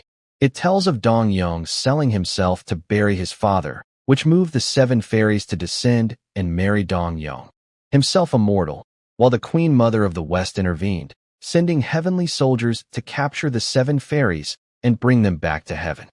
But for Chen Su, these two stories are just one, with no obstacle. When he started talking about the cowherd and weaver girl, the tune of the Heavenly Fairy Match suddenly played clearly in his mind, just like how most people unconsciously sing two tigers when they hear it. It's not something he recites consciously, it's an automatic, subconscious reaction. The golden ox under the moon, the red thread pulls tight, the cowherd and weaver girl share the same moonlight. They form a perfect match, like close friends, willing to be lovebirds, not just immortals. The birds on the tree are in pairs, green water and lush mountains smile happily. I pick a flower casually, and my wife and I, with our hair tied together, no longer suffer from slavery. Husband and wife return home together. You farm the fields, I weave cloth. I carry water to water the garden. Even in a broken cold kiln, we can shelter from the wind and rain. The love between husband and wife is both bitter and sweet. You and I are like mandarin ducks, flying side by side in the world. The song is very short, only a few lines, and Chen Su only remembers these. After humming the last note of the word Jian, he turns around and sees Chen Jiashi, Xinger, and Yodashi, all staring at him like statues, their mouths wide open, and their 3 pairs of eyes shining strangely in the night. Cough, cough. Chen Su can't help coughing a few times. The scene feels strange and makes him feel uneasy, so he forces a laugh, rubs his hands, and says, "This should be a duet between a man and a woman, singing together. It's a bit awkward for me to sing alone. Brother, teach me. Teach me. Then I can sing with you too." Xinger suddenly excitedly shouts, Me. I can duet with Xinger." Yodashi also jumps up excitedly. "Go back to sleep. I want to sing with my brother." Xinger rolls her eyes dismissively. "Little sister, we are truly husband and wife." Yodashi blushes and says, "Chen Su. I really shouldn't have told that story or sung that song." Late at night, Chen Su lies in bed, looking through the big hole in the roof at the starry Milky Way, muttering as he slowly falls asleep. Because of a story and a song, the 3 of them sang in the yard until late at night to teach Xinger and Yodashi. Now lying in bed, his mind is filled with Yodashi's off-key, howling singing voice, which sounds like a curse. Even when he wakes at dawn, a strange, spell-like echo seems to linger in his ears. That voice is so hypnotic. Calling it a howl of ghosts is an understatement. It's almost deadly. At breakfast, Chen Su, with 2 dark circles under his eyes, keeps yawning. Yodashi also has dark circles. They eat breakfast while exchanging glances nervously. Only Xinger is full of energy, humming songs while feeding pigs, eating, and walking. The birds on the tree are in pairs. "Xinger, what are you singing?" "Sing loudly for Auntie to hear." A woman helping to boil water asks, watching the little girl excitedly. And this question immediately causes the scene to spiral out of control. The young girl's playful humming in front of others was mainly to show off. Actually, her mischievous side had long been hard to hide. She was very excited and stopped to tell the story Chen Su told last night about the cowherd and weaver girl. The girl had a good memory and added extra details while speaking. She described the weaver girl weaving cloth in a wonderful way, vividly told about the fairy bathing, made the story of the cow stealing clothes thrilling, and insulted the evil emperor, calling him worse than a pig or dog. After finishing, she even started singing a song she just learned. The couple returns home. Besides a group of older women and wives happily listening, a bunch of playful young boys and girls from the village gathered around, listening eagerly. Even some grown men eating their meals stood outside the circle, so engrossed they forgot to eat. Sigh. Chen Su sighed sadly, quickly ate a few bites, and threw his bowl, ready to leave. Seeing the girls singing and secretly watching him, he had a very bad feeling. Sure enough, as he started to leave, the girl pointed at him and shouted, "These are all things my older brother taught me last night. The song sounds best when two people sing together. It's getting late. Finish eating and get to work." Chin-su shouted loudly. But in this time, which was not worth much, almost everyone ignored his words. Many people shouted for him and Shinger to sing a duet. Seeing Chin-su stand up with a sickle, ready to run away, Uncle Ma, lacking the dignity of an elder, threatened him. "Xiao-su, if you don't sing well today, we won't work." "Yes, if it's not good, no work." Almost everyone started cheering. It was shameless. They ate his food but didn't want to work. Chin-su clenched his teeth inwardly. Looking at these villagers, who dressed like beggars but had bright smiles, he decided to endure. He dropped his sickle, forced a smile, and walked into the crowd. He secretly poked to the back of her head. "Older brother, I'm starting to sing now," the girl said proudly, then began singing. "Birds on the tree are in pairs." Chin-su helplessly responded, "Green mountains and clear water bring a smiling face." Shingo made a flower-picking gesture and sang, "I casually pick a flower." Chin-su rolled his eyes, pretending to take the flower from Shingo's hand, and while inserting it into her hair, he sang, "With my wife, I wear it in my hair. From now on, I will no longer suffer under that slavery." Last night, Chin-su taught this song for a long time.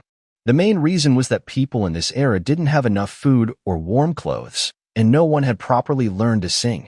As a result, their singing lacked harmony. Otherwise, why would they spend so much time teaching a short song late into the night?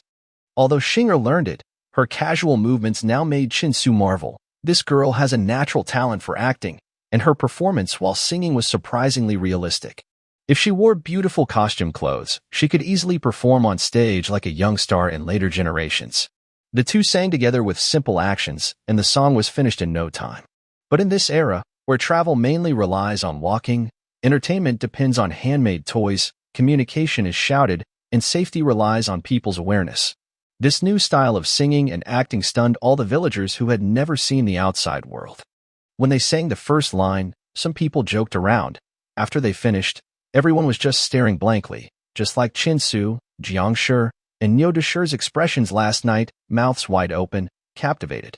"Is it over?" A woman finally couldn't help but ask after a long time. "Good. Good song, again," a young man shouted. "Yes, yes, again." More people started to cheer. Wow, Chin-su's face darkened. He pointed at Nyo Deshi and said, "This is a duet for a married couple. It's not suitable for me and Shingo to perform, so let Deshi sing." "Wow, Deshi can sing too. Shingo is your future wife, and you two sing together." "All right." Nyo Deshi was so excited he was trembling as he walked over to Shinger and stood properly. "Sing well, or I won't talk to you anymore." Shinger couldn't help but remind him. Then she started singing, "The birds on the tree are in pairs. Green water and blue mountains." When Nyo Deshi started singing, his voice was a complete mess, off-key, and chaotic. The crowd instantly became noisy. Many people covered their ears. When everyone turned back to look for Chin-su, they found he had already run away with his firewood knife, gone without a trace. Lucky I ran fast. Chin-su, holding his firewood knife, ran all the way to the new house to work. He also swore to himself that he would never teach the girl to sing again. She was too proud. The framework of the house is already built. The remaining tasks are to finish the walls, doors, and windows, then cover the roof with dried thatch. If the weather is bad, it's okay to cover it early. All the grass from the riverbank can be cut and used to build hundreds of thatched huts without any problem. Soon, people who came to watch the show also arrived with tools. Everyone started working happily and in order. Some cut bamboo, others split the bamboo in half, and some carefully tied the broken bamboo onto the beams and pillars of the house. Others climbed onto the roof to bundle long and short wooden sticks, creating a dense grid for the thatch to be laid on later. Everyone did their part, and the work progressed smoothly. "Brother Su, am I really singing badly?" Nyo Dashi asked, looking sad as he walked over. "No, your singing isn't bad. You're just tone deaf." Chin-su patted his shoulder to comfort him. "Really?" "Yeah. A man singing should be bold and spirited, like the style of Yin and Zhao. It doesn't matter if it sounds good or not. What matters is having presence. You have enough spirit, just practice more. I'm going to dig a latrine over there. You go too. While digging, practice singing. Maybe one day, if you go to the battlefield, You can boost the enemy's morale. Okay, okay. Nyodashi was so excited that he didn't hear Chinsu clearly. He grabbed his bronze and ran straight to the latrine area surrounded by some stones, starting to dig while singing loudly. Birds in the trees, in pairs. Two young people, about 17 or 18, slipped on the roof and almost fell off. Over the course of a day, 2 days, 3 days, as time passed, the new house gradually took shape from a simple frame. The walls, doors, windows, and roof made of green bamboo were all finished. Today is the last day of building Chinsu's house, and the final step, covering the roof. All that's left is to organize the dried thatch, clear away weeds and thorns inside, bundle it into sheaves, and layer it onto the roof, covering it tightly. Once done, the tallest and widest house in the village will be complete. As for the furniture inside, Chinsu will have to figure that out slowly himself. Almost everyone in the village, young and old, came to help. The children went to learn singing and dancing with Xing'er and to feed the pigs. The older kids, around 10 years old, helped organize the thatch. The women were responsible for bundling, and the men carried the bundles onto the roof, with some elderly men laying the thatch in place. Suddenly, a faint neighing of a horse came from the mountain path at the village entrance, followed quickly by the sound of hoofs. The people on the roof couldn't help but stand up and turn to look. One young man shouted down to Uncle Ma, "Dad, it seems like some people from the town. One of them looks like the village head." Uncle Ma was surprised, dropped what he was holding, and frowned. He said, "It's not the harvest season yet, and we haven't noticed anything unusual lately. Why are they here?" "Big uncle, is it because I didn't tell you in advance about fixing the house?" Chinsu asked nervously. Building a house has always been a big event for people's social life, both in ancient and modern times. Even in remote mountain villages in later generations, building a house requires approval from the government. After planning the foundation, they can start digging. During the Qin dynasty, laws were strict, and such matters might have needed prior notice too. "It probably isn't," Uncle Ma replied. "Although there's a rule about it, no one here has ever been regulated. Just stay quiet and listen to me." "Okay." Chinsu nodded gratefully. It was around 2 p.m., the sun was strong, and the weather had been clear for days. The temperature was at least 30 degrees Celsius. Not knowing the visitors' intentions, Uncle Ma decided to let everyone stop working and rest for a while. Suddenly, the sound of hooves grew louder and more frequent. Soon, 5 fast horses dashed out along the small path and appeared before everyone. Leading the group was a girl about 13 or 14 years old, wearing a light blue linen dress, with a short sword hanging at her waist. She wore a small straw hat, had delicate eyebrows and bright eyes, smooth skin, and rode a large reddish-brown horse. Though a bit young-looking, she seemed spirited and brave. Behind her were 4 others, an honest-looking middle-aged man, a dark-faced man in his 30s holding the reins in one hand and an old sword in the other, and 2 soldiers dressed in cloth armor. They also carried weapons near their saddles. Seeing these people, not only Chinsu but also Nyodashi and Uncle Ma, who had gone to town to sell meat last time, were surprised. Chinsu clearly remembered the girl, Shen Jiximing. After buying the snake, she had given him a fierce glare. The honest middle-aged man behind her was the one who paid for the snake. Although he hadn't seen the scholar, these people seemed to be with him. Why would a group of outsiders come to our remote place? Chinsu couldn't help but glance at the horseback, then received a sharp glare in return. It was clear she had recognized him too. 5 horses quickly slowed down and stopped in the open space in front of the new house. Uncle Ma hurried forward and bowed to the dark-faced man. "Village Chief Ma of Xiaohe Village greets the captain." Ma Zhong, I have 2 announcements today. As the village chief, you must act fairly and diligently, without slackening." "Yes, I will follow the captain's orders." Uncle Ma was relieved to hear it wasn't about collecting summer grain taxes, but he also felt a bit nervous because the captain's tone was unusually serious. First, the Lord Governor of Nanyang and the County Magistrate of Ji have issued orders. All of Ji County must conscript 2,000 laborers to build the road from Nanyang to Nanjun. Xiaohe Village is under my jurisdiction and based on household registration, for people must be drafted. You must handle this quickly. In 3 days, take the people to Qinghe Town to gather, and in 5 days, the work must be completed and reach the county seat for the county magistrate's command. Those who slack off will be punished severely, delayed will face harsher penalties, and those who escape will be executed. Anyone who disobeys will be sentenced to death, and those who resist openly will be executed publicly. If anyone gathers a crowd to rebel, their entire family will be punished. Ma Zhong, do you understand clearly? Yes, I understand clearly. Uncle Ma's forehead broke out in cold sweat. Although it was the heat of noon, he felt as if he was plunged into an icy cold pool. This sudden conscription order was completely unexpected for him. All the villagers, young and old, suddenly lost their voices. The children didn't understand the seriousness, but all the adults' faces turned pale, especially the women with grown men at home. Many of them started trembling and shaking. In this era, conscripting laborers for service often meant they might never return. Building roads and bridges in those remote mountains and dangerous waters was dangerous, not only because of wild animals like wolves and tigers, but also due to unexpected events such as injuries, poisoning, and plagues. Without caution, one could lose their life and never come back. Sir, with the summer harvest about to begin, can't we wait until next month? Uncle Ma asked tremblingly. The dark-faced man sighed and said, the county magistrate wishes otherwise. This is an order from the capital in Xianyang. No one dares to disobey. Moreover, you were somewhat lucky this time. Originally, the county was supposed to draft 6,000 laborers, but our master craftsman in Qinghe town created a powerful logging tool, which was highly praised by the county magistrate and the Lord Governor. Because of this, only 2,000 people are being drafted for now. If it weren't for the master's achievement, Xiaohe village would need to draft more than 10 people. So don't think you can avoid it. Make arrangements quickly. What is the second matter? Ma Debo paused, looking displeased, and nodded to ask. Let me handle the second matter myself. The red horse raised her hand to stop the burly man with a stern face, then rode a few steps forward. The villagers, slightly frightened, moved aside with their children. Finally, the girl's big red horse stopped about 2 meters from Chin Su. She looked down at him coldly. The hot breath from her horse's nose almost made Chin Su cough. He winced and took 4 or 5 steps back. You said you killed that Forjong snake last time. Even my father praised you as a young hero. So today, I came to challenge you to a fight. Huh?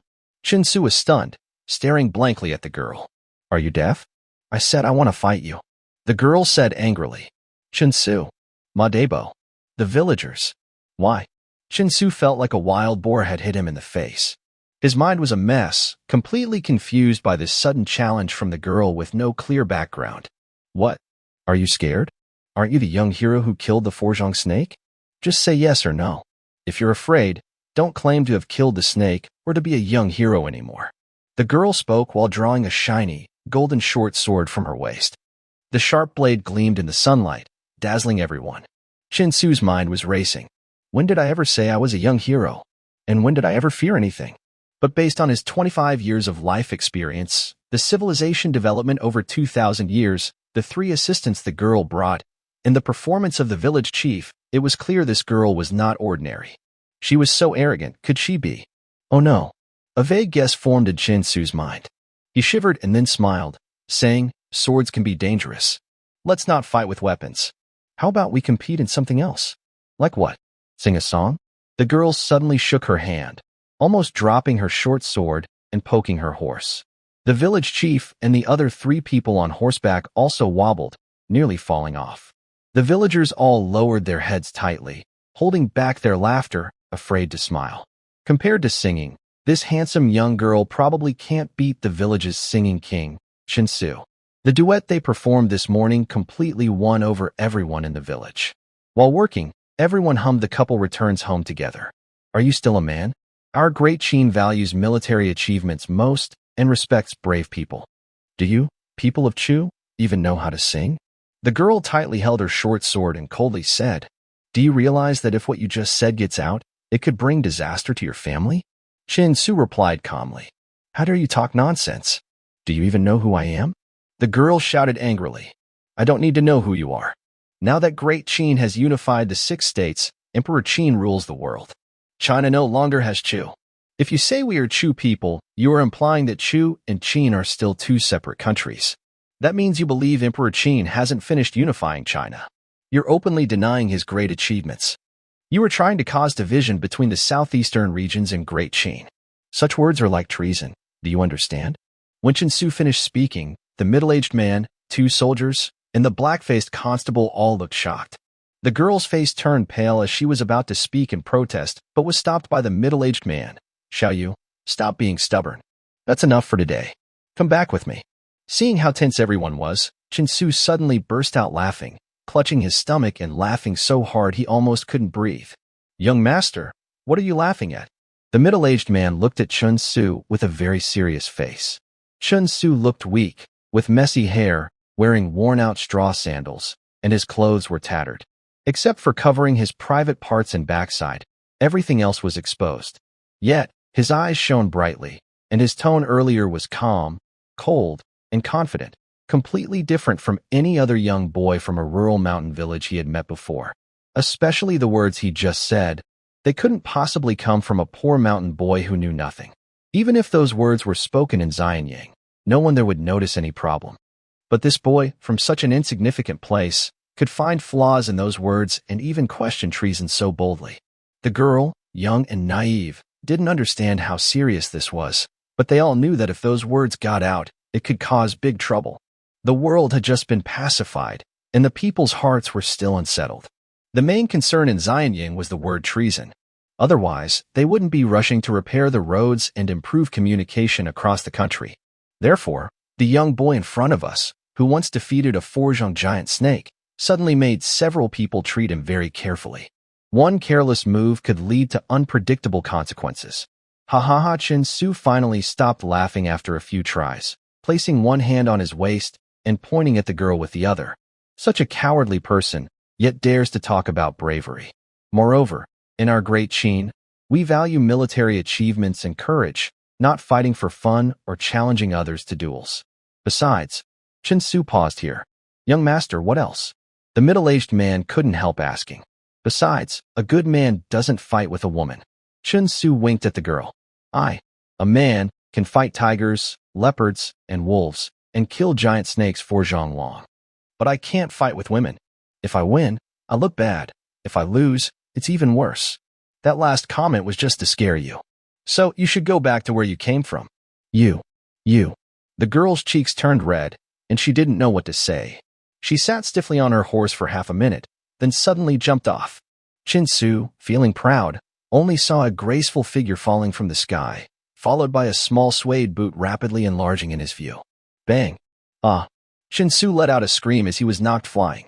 The kick hit him right in the face. With a heavy impact, he felt his nose break. The pain made tears gush out like a fountain. Before he could get up, he felt his neck grow cold, and a shining short sword was already pressed against it. You're cowardly and sharp-tongued, daring to humiliate me.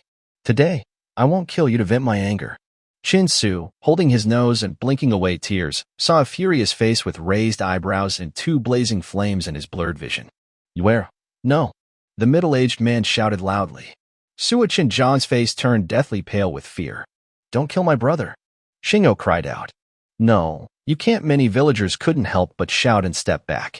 Chin-Su blinked hard to dry his tears, then slowly sat up, pressing his neck against the short sword, and stared intently at the girl's face. This bronze sword was definitely made from the best bronze alloy.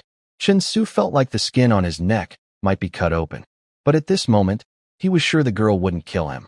A young girl from a wealthy and powerful family, she eats well and dresses nicely. She is naughty, stubborn, and has a fiery temper. In later years, she would be a rebellious teenage girl in middle school, riding a big horse with a short sword, looking at everyone as if they were fools. But she definitely wouldn't dare to kill anyone. Even a small cut or a little blood would make her panic. Confucius said, "Women and petty people are hard to raise. Your spoiled and unreasonable attitude explains why you haven't married yet. Moreover, according to the laws of the Qin dynasty, what crime would it be to kill civilians at will?" Chin-Su spoke slowly, word by word, then gently pushed the short sword aside with one hand and stood up. He also rubbed his nose with the other hand. Luckily, his nose wasn't broken. Are you trying to kill everyone in our village to keep quiet? Chin-Su added more pressure. A girl of about 13 or 14, who had never traveled far and never experienced the roughness of rural life, couldn't compare to a 25-year-old man with a rough personality, even if she looked only 14. You. The girl stammered, frightened, releasing her sword and backing away in panic. Clang. Chin-Su casually threw the sword to the ground, and stepped closer, sizing her up with his eyes. "What are you trying to do?" The girl was so scared by Chin-Su's slightly aggressive look that she kept retreating. "I don't want to do anything. A gentleman speaks and doesn't fight. Since you're so timid, I won't bother you. But I won't forget that you kicked my nose." While speaking, Chin-Su suddenly leapt forward. Unexpectedly, in front of the middle-aged man, soldiers, the village head, and everyone else, he slapped the girl her backside. He chuckled and said, "You slapped my face, so I'll slap your. That's fair. Girls shouldn't fight over such things." The girl was stunned by the sudden slap. She stood there blankly for a moment. Then her eyes reddened, and tears rolled down her cheeks. You bullied me," she cried softly, turning around and climbing onto her horse. She grabbed the reins and whipped the horse fiercely. The bright red horse let out a long neigh, turned its head, and galloped away at full speed. This sudden change was completely unexpected. No one saw such a dramatic ending coming. Little Yu, the middle-aged man, suddenly looked both amused and helpless. After glancing thoughtfully at Chin-Su, he shouted and, with 2 soldiers, quickly followed on horseback. "Ma Zhong, quickly assign some people and don't miss the deadline. By the way, this time we will serve in 3-month rotations. All registered men will take turns. You can handle the arrangements yourself." The stern man looked at Ma Dabo after speaking, then glanced at Chin-Su and quickly drove away on his horse. "Girl, you go ahead boldly. Keep moving forward. Don't look back. The Grand Road to the Sky has 9,999. Remember to come back and sing with us next time." Chin-Su raised his voice and sang a song called Red Sorghum toward the direction where the horses were leaving. The girl was riding a bright red horse on a shady, dense forest path, riding out dozens of yards. She faintly heard the rough, strange tune of a song behind her. She felt shy and angry but couldn't help slowing down a little to listen. Suddenly, she let out a loud shout at the end of her song, her face turning red. She gritted her teeth and whipped her horse several times. The red horse, feeling annoyed, sped up again. As the sound of hooves clattering faded away, everyone's nervousness in the village slowly eased. Chin-Su finally let out a breath of relief, looked at the disappearing horses at the village entrance, and showed a puzzled expression as he walked over to pick up a short sword he had dropped. The sword was finely made, covered with overlapping fish scale patterns in a shiny gold color. The blade was sharp and polished, with a handle wrapped in thin red thread. At the end of the handle, there was a green gemstone embedded. It was clearly a girl's item. Only beautiful can describe it. If this short sword were to be found 2,000 years later, it would definitely be a priceless national treasure. "Xiaosu, stop building the house for now. Wait until we finish organizing who will serve this time. Then we'll continue," Ma Dabo said after standing silently for a long time, sighing as he walked over. Hearing this, everyone's mood in the village immediately sank again. There's no room for discussion about serving or repairing roads. The village chief just said everyone must participate, rotating every 3 months. That's actually good news, so I won't ask for everyone's opinion. Starting from the east of the village, each registered man is counted. So, no more arguing. Listen to my arrangements. Tian Dazhuang, Nyohi Ma Erden. You guys go back now and prepare. Your wives should also hurry home to prepare food and clothes. We leave the day after tomorrow in the morning. Master Ma is the village's village elder and the oldest person. He holds great authority in the village, especially under the strict collective responsibility system of the Qin dynasty. No one dares to escape their duties, or the entire village will be affected. Those who do will be sent to the frontier to build the Great Wall as slaves. Whenever Master Ma calls out a name, the person can only sadly leave and go home. Some women and children, wiping tears, quickly follow behind. During service in the Qin dynasty, participants had to bring their own dry food for the journey, along with clothing, bedding, and other daily necessities. Once they reached the service location, the government would provide food, but only food. Everyone had to cook it themselves, so they also needed to carry cooking utensils, usually on their backs. This meant that from the village to the county, they had to carry enough dry food for several days. Based on past experience, it was best to bring 10 to 15 days' worth, as no one knew what might happen on the road. Especially in summer, a sudden heavy rain could trap travelers for days. The uprising in Wuda and Dezexiang by Qin Xing and Wu Guang was delayed by heavy rain, which was the trigger for their rebellion. According to Qin law at the time, Missing the deadline could mean execution. Rather than be killed, they chose to rebel boldly. Thus, although the fall of the Qin dynasty was inevitable, the spark was just a heavy rain. During this lean season, service is tough, sighed Master Ma again. Old Ma, almost every family in the village has run out of food. Here, I'll lend 20 coins per person so they can buy food and salt in town. When they return, they can pay me back, Chen Su said. That's a good idea. Master Ma hesitated and nodded. Chen Su's family recently had money, so this plan helped everyone in a time of urgent need. Chen Su then asked Chen Jiang to go home and bring back 80 coins to give to Master Ma, who would arrange everything. Because of this matter, the lively atmosphere in the village instantly turned gloomy. The remaining people continued building houses, but everyone's mood was low. No one spoke loudly, sang, or joked anymore. Yang Su suddenly truly understood the cruelty of forced conscription during the Qin dynasty, over 2,000 years later. The villagers, perhaps never to return, were mostly the strongest laborers from each household. If they didn't come back, their families would fall into even deeper poverty, similar to Chen Jiang's family before they crossed over, or even worse. Dashur, bring your and come with me up the mountain, Chen Su said as he approached Niu Dashur, who was busy digging a toilet. Why do you want to go up the mountain? Niu Dashur wiped sweat from his forehead and asked. Why ask so many questions? You'll find out soon enough, Chen Su replied, in a bad mood and too tired to explain further. One of them carried a bamboo basket filled with firewood, and the other held it as they headed up the mountain. Now it was summer, and the temperature was rising each day. The wide, sparsely populated land was full of mountains and forests, with many snakes, ants, and mosquitoes. If they were bitten by a poisonous snake or stung by a mosquito, it could be deadly. Adding to the danger was the hard work of building roads, combined with poor food and clothing. People had no concept of protective gear. Their clothes were torn, and most had no shoes, walking barefoot all year round. Accidental injuries could cause bleeding and swelling, especially in the hot weather, leading to infections.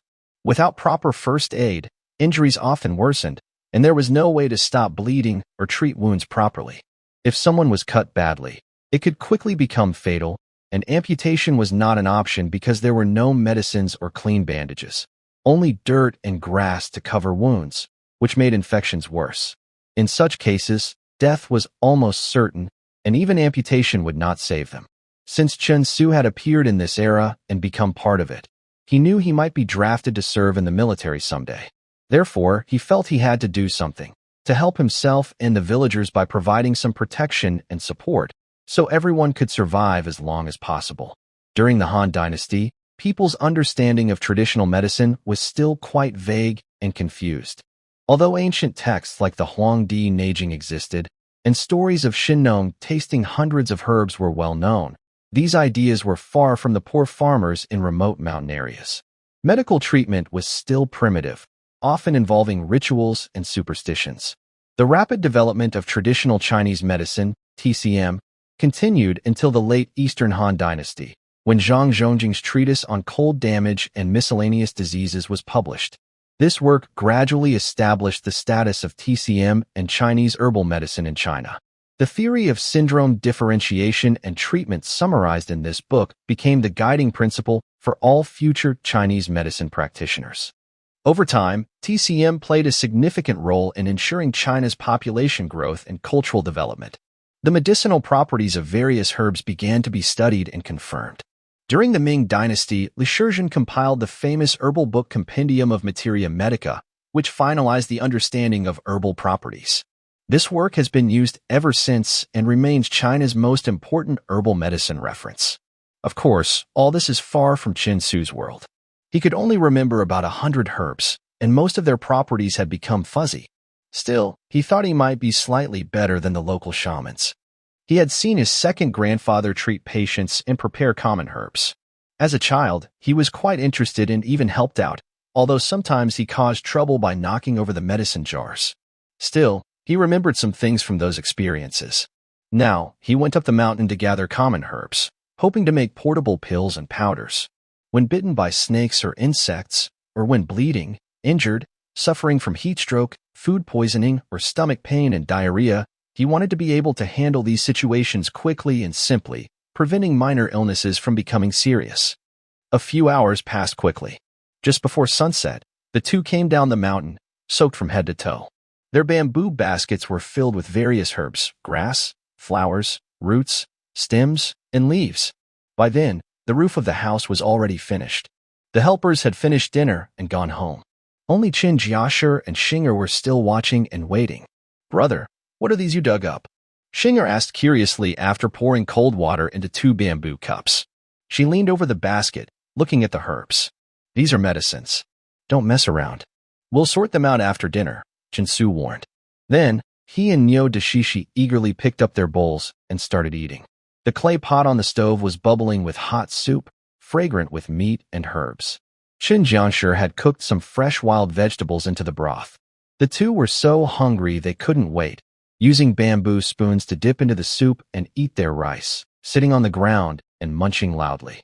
"Delicious. Auntie's cooking is really good," Nyo Dashishi said happily, pretending to praise as he ate. "Eat slowly. This is specially prepared for you. Plenty for everyone." Qin Jiang is very fond of her future son-in-law, who always helps at home and works hard without complaint. She uses chopsticks to pick out fatty meat and wild vegetables for them. In this time, rural people don't think much about beauty or ugliness. What matters most is being able to work hard and endure hardship. Dashir fits both qualities perfectly. Whenever Chinsu asks for help, they usually agree and do their best, even if they don't fully understand. Chinsu thinks this guy is not bad-looking, thick eyebrows and big eyes, but his brain is a bit small. He's not very happy about him becoming his brother-in-law. His ideal brother-in-law would be someone like Xiangyu. After dinner, they went to the river for a bath and collected a bunch of calamus and some mint. They brewed a cup of mint water. Chinsu then sat on a stone in the yard and started sorting the herbs he had gathered. Actually, the big basket wasn't full of only herbs. There were many other things too. First, he handled the calamus. It grows near water ditches with soft, thin leaves. In April and May, a flower stalk grows in the middle with a large, brownish-yellow, candle-shaped flower. Because it looks like a candle, calamus is also called water candle. The main medicinal part of calamus is this flower stalk. During April and May, it's just the right time to pick it, using the pollen inside called calamus pollen. Its main effect is to stop bleeding and break up blood clots. It can be used both internally and externally. It's a common rural remedy for stopping bleeding. You can find it almost everywhere in water channels, marshes, and ponds. When a shallow injury bleeds, you can tear off a fluffy flower cluster from the calamus stalk and press it on the bleeding spot. Usually, you don't even need a bandage, and the bleeding stops in minutes. For deeper wounds, after stopping the bleeding, you can roast the flower cluster until cooked, grind it into powder, and take it internally. This speeds up blood clotting and helps stop bleeding faster. "Brother, are you planning to make a pillow with calamus flowers?" "But this is too little." Xinger squatted on the ground, looking at the calamus. "No, the calamus stalk can stop bleeding. Help me get a ceramic basin and tear off the fluff from these calamus stalks to dry in the basin. Dashir, go cut 3 old bamboos, 1 thick and 2 thin. Mom, help me get a clean wicker basket and a few bowls. I'll need them later." Under Chinsu's instructions, everyone started to get busy. Chinsu also took out the other items from the bamboo basket, several wild yams. He found them by chance. Although summer is not the season for digging yams, since he came across them, he couldn't resist and dug up a bunch. Yams are good for strengthening the body and boosting energy, especially helpful for those who are weak. Also, cooking yams with pork ribs makes a delicious meal. His family still had a few large pieces of pork ribs, and lately, he had been craving traditional dishes. He couldn't resist the temptation. If they had some Shangxi-age vinegar, making a sweet and sour yam dish would be even more delicious. Holding the yams, Chinsu felt his mouth watering instantly. There were also 3 roots of licorice, about the thickness of eggs. They had been growing in the forest for many years, almost resembling tree roots. "Brother, isn't this licorice?" Xinger asked, squatting nearby and pulling at a reed. Because of the previous treatment of Urxi's poisoning, everyone in the village now recognized licorice. Yes, licorice can detoxify many poisons. After slicing and drying it, you can brew it in water. "Help me wash these roots first," Chinsu said, handing the 3 licorice roots to Xinger. "Mother, help me cut these grass vines into small pieces." Soon, it grew dark. Several people gathered around the fire, continuing their work by the firelight. Around the fire, there were baskets and ceramic bowls of various sizes, and even the clay pot used for cooking rice was brought out to hold things. Some items had no more space to be placed. Shinsu had no choice but to stop for now. The workers he summoned only had 2 days to prepare. They needed to gather at Qinghe Town, so he had to process all the herbs within 2 days. Many herbs that should have been dried naturally had to be dried using ovens or fire. As for the effectiveness, it was all guesswork. Still, these herbs were truly wild and had grown for many years, unlike the artificially cultivated and fertilized herbs of later times. Even if some potency was lost, they should still work well. Moreover, he was doing this out of kindness and hope. His only wish was that everyone going to serve in the army would return safely and healthy. There was no talk all night. At dawn the next day, the whole family got up early to continue processing the herbs, slicing, chopping, boiling, drying, and grinding them into powder with a stone mill. Because of yesterday's events, the village's atmosphere was especially heavy and gloomy. The usual loud laughter, cheerful chatter, and children's playfulness had completely disappeared. The villagers only nodded and whispered greetings when they met, their faces serious. After breakfast, Niu Da brought his brother and Niu Tian's wife to help. A busy day quickly passed. As the sun was setting, Shinsu gathered the main medicinal ingredients. After a day of drying, roasting, grinding into powder, and frying, these ingredients were almost ready to be made into pills and powders. However, when he sat down with a bowl and looked at a row of large bamboo tubes filled with various powders, he suddenly remembered that he had no adhesive to roll the powders into pills. He planned to make simple pills called Turindan, mainly to clear heat and prevent heat stroke during the hot summer, which was when these people needed it most. Turindan is a type of pill made from incomplete medicinal ingredients, based on his great-grandfather's old method. He remembered it included powders of licorice, dried tangerine peel, cardamom, patchouli, cinnamon, mint, and borneol, mixed with an adhesive to form small pills. Right now, he only found 3 ingredients: licorice, mint, and platycodon. So he added a little Artemisia annua, turmeric, and huanqin, but in small amounts, because he wasn't sure if these would cause any adverse reactions. Still, he remembered these herbs also had heat-clearing effects, so adding a little wouldn't be harmful. But everything was ready except for the adhesive. Without it, rolling the powders into pills with water was impossible. He recalled that his great-grandfather once used sticky rice porridge, cornmeal, and honey, mixed into a paste, then added the powders and rolled them by hand. But now, he had none of these ingredients. As for sticky rice, although China had cultivated it during this time, it was mainly in the middle and lower Yangtze River region in the south, and production was low. The people of Hunan had preferred wheat for thousands of years. Cornmeal was even rarer. It only arrived in China during the Ming and Qing dynasties. As for honey, he had never seen it since crossing over, and during the Qing dynasty, beekeeping was not yet common. What a mess! Shinsu sat on a stone, dazed and smiling bitterly, deep in thought.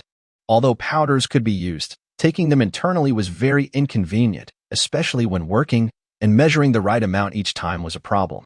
Cornmeal is basically starch. In theory, wheat flour could be used, but wheat hasn't been harvested yet, and no one in the village has any leftovers. Plus, wheat needs to be ground into flour, which is not easy without a stone mill or large stone grinder. At home, there's only a mortar, so when eating, you put in wheat or soybeans and pound them with a wooden pestle. It's impossible to grind them into fine flour this way. In later times, potato flour was common, but potatoes only came to China during the Ming and Qing dynasties. Shinsu's gaze then fell on a few yams. "Mom, help me peel half a yam, mash it, and put it in a clay jar to dry over low heat until it turns a dark yellow. Yams are mainly made of starch. Now, it doesn't matter if they have medicinal effects or not. Using them first is more important. Besides, yams are just a common food and medicine supplement, so their medicinal properties can be ignored. Eating 30 or 50 gene, about 15 to 25 kilograms, is needed to see any real effect. Deshur, have you ever eaten honey?" Shinsu turned to Niu Deshur, who was peeling a bamboo tube. "Yes, I have." Niu Deshur replied without looking up. "Do you have any at home?" Shinsu asked excitedly. "No, I found a beehive in a tree hollow while chopping wood in the mountains. My dad took some honey from it, a few gene. I think you've eaten some too, right? Don't you remember?" Niu Deshur asked, puzzled. Okay. I've eaten it before, but I've long forgotten. Do you remember where that tree hollow was? Forget it. I've looked at that spot many times, but there are no bees anymore. Nyodashi's words instantly dashed Chinsu's last hope. Big brother, why are you looking for bees? I know a place where there are more bees. Shinger, who was feeding a wild boar piglet with Nyo Xiaochun, overheard their conversation and loudly shouted. Where is it? Chinsu stood up excitedly. On the riverbank, near our fields. In spring, there are bees everywhere there. I don't even dare go to the fields with Mom too. Come on, let's go find them. Before Shinga finished speaking, Chinsu grabbed Nyodashi and headed out. Wait for me, big brother. Seeing this, the little girl immediately dropped Nyo Xiaochun and chased after them. The sun hadn't set yet, and the riverbank was quiet, with gentle ripples on the water surface. 3 people, breathless, ran quickly to the edge of the farmland. They searched along the riverbank for a long time, then followed the river downstream. Finally, near a river full of wildflowers, they saw some bees still flying around. Carefully, the 3 used sticks to part the tall wild grass and thorns, squeezing into a small forest. The number of bees increased as they went deeper.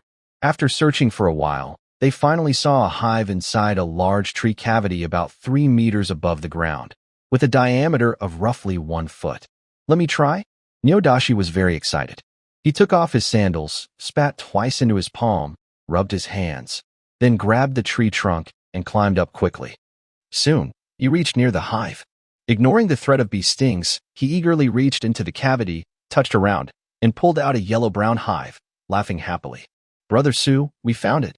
The hive is so big, there's enough honey to make over 10 pounds of flower nectar. Seeing the hive in Nyodashi's hand, with golden honey dripping down, Chinsu's face darkened with excitement. He hurriedly pulled Xianger into the grass and shouted loudly, Don't break the hive. Just get a piece about this size. Okay, wait a moment. Nyodashi held the hive in his mouth, then reached into the cavity again. Suddenly, countless bees burst out like a fountain. Ugh! Under the swarm attack, Nyodashi was stung at least a dozen times in an instant. He didn't want to open his mouth, cried out in pain, grabbed a large piece of hive, and jumped down from the tree. He abandoned his sandals, covered his head, and rolled and crawled into the grass to hide. Watching the hive, which looked like it had been stabbed, bees flying out densely from the cavity like a swarm, Chinsu and Xianga dared not make a sound. Bees were flying wildly overhead, buzzing back and forth like a sweeping storm. More than 10 minutes passed, the sun had set, and the forest grew very dark. Only then did the bees slowly fly back into the tree cavity. Wow! Chinsu carefully crawled out of the grass with Xianger, wiping sweat from his forehead, looking nervously at the hive. He took off the leaves and grass from his body and started walking back. Wait for me. Nyodashi also crawled out from nearby grass. When Chinsu saw him, his face twitched uncontrollably, unable to stop laughing. This shrimp is covered with bumps from bee stings, which have started to turn red and swell. Its eyelids and mouth are already swollen quite high. The exposed parts of its arms and body also have bumps, and there are even a few bee carcasses hanging on its chin.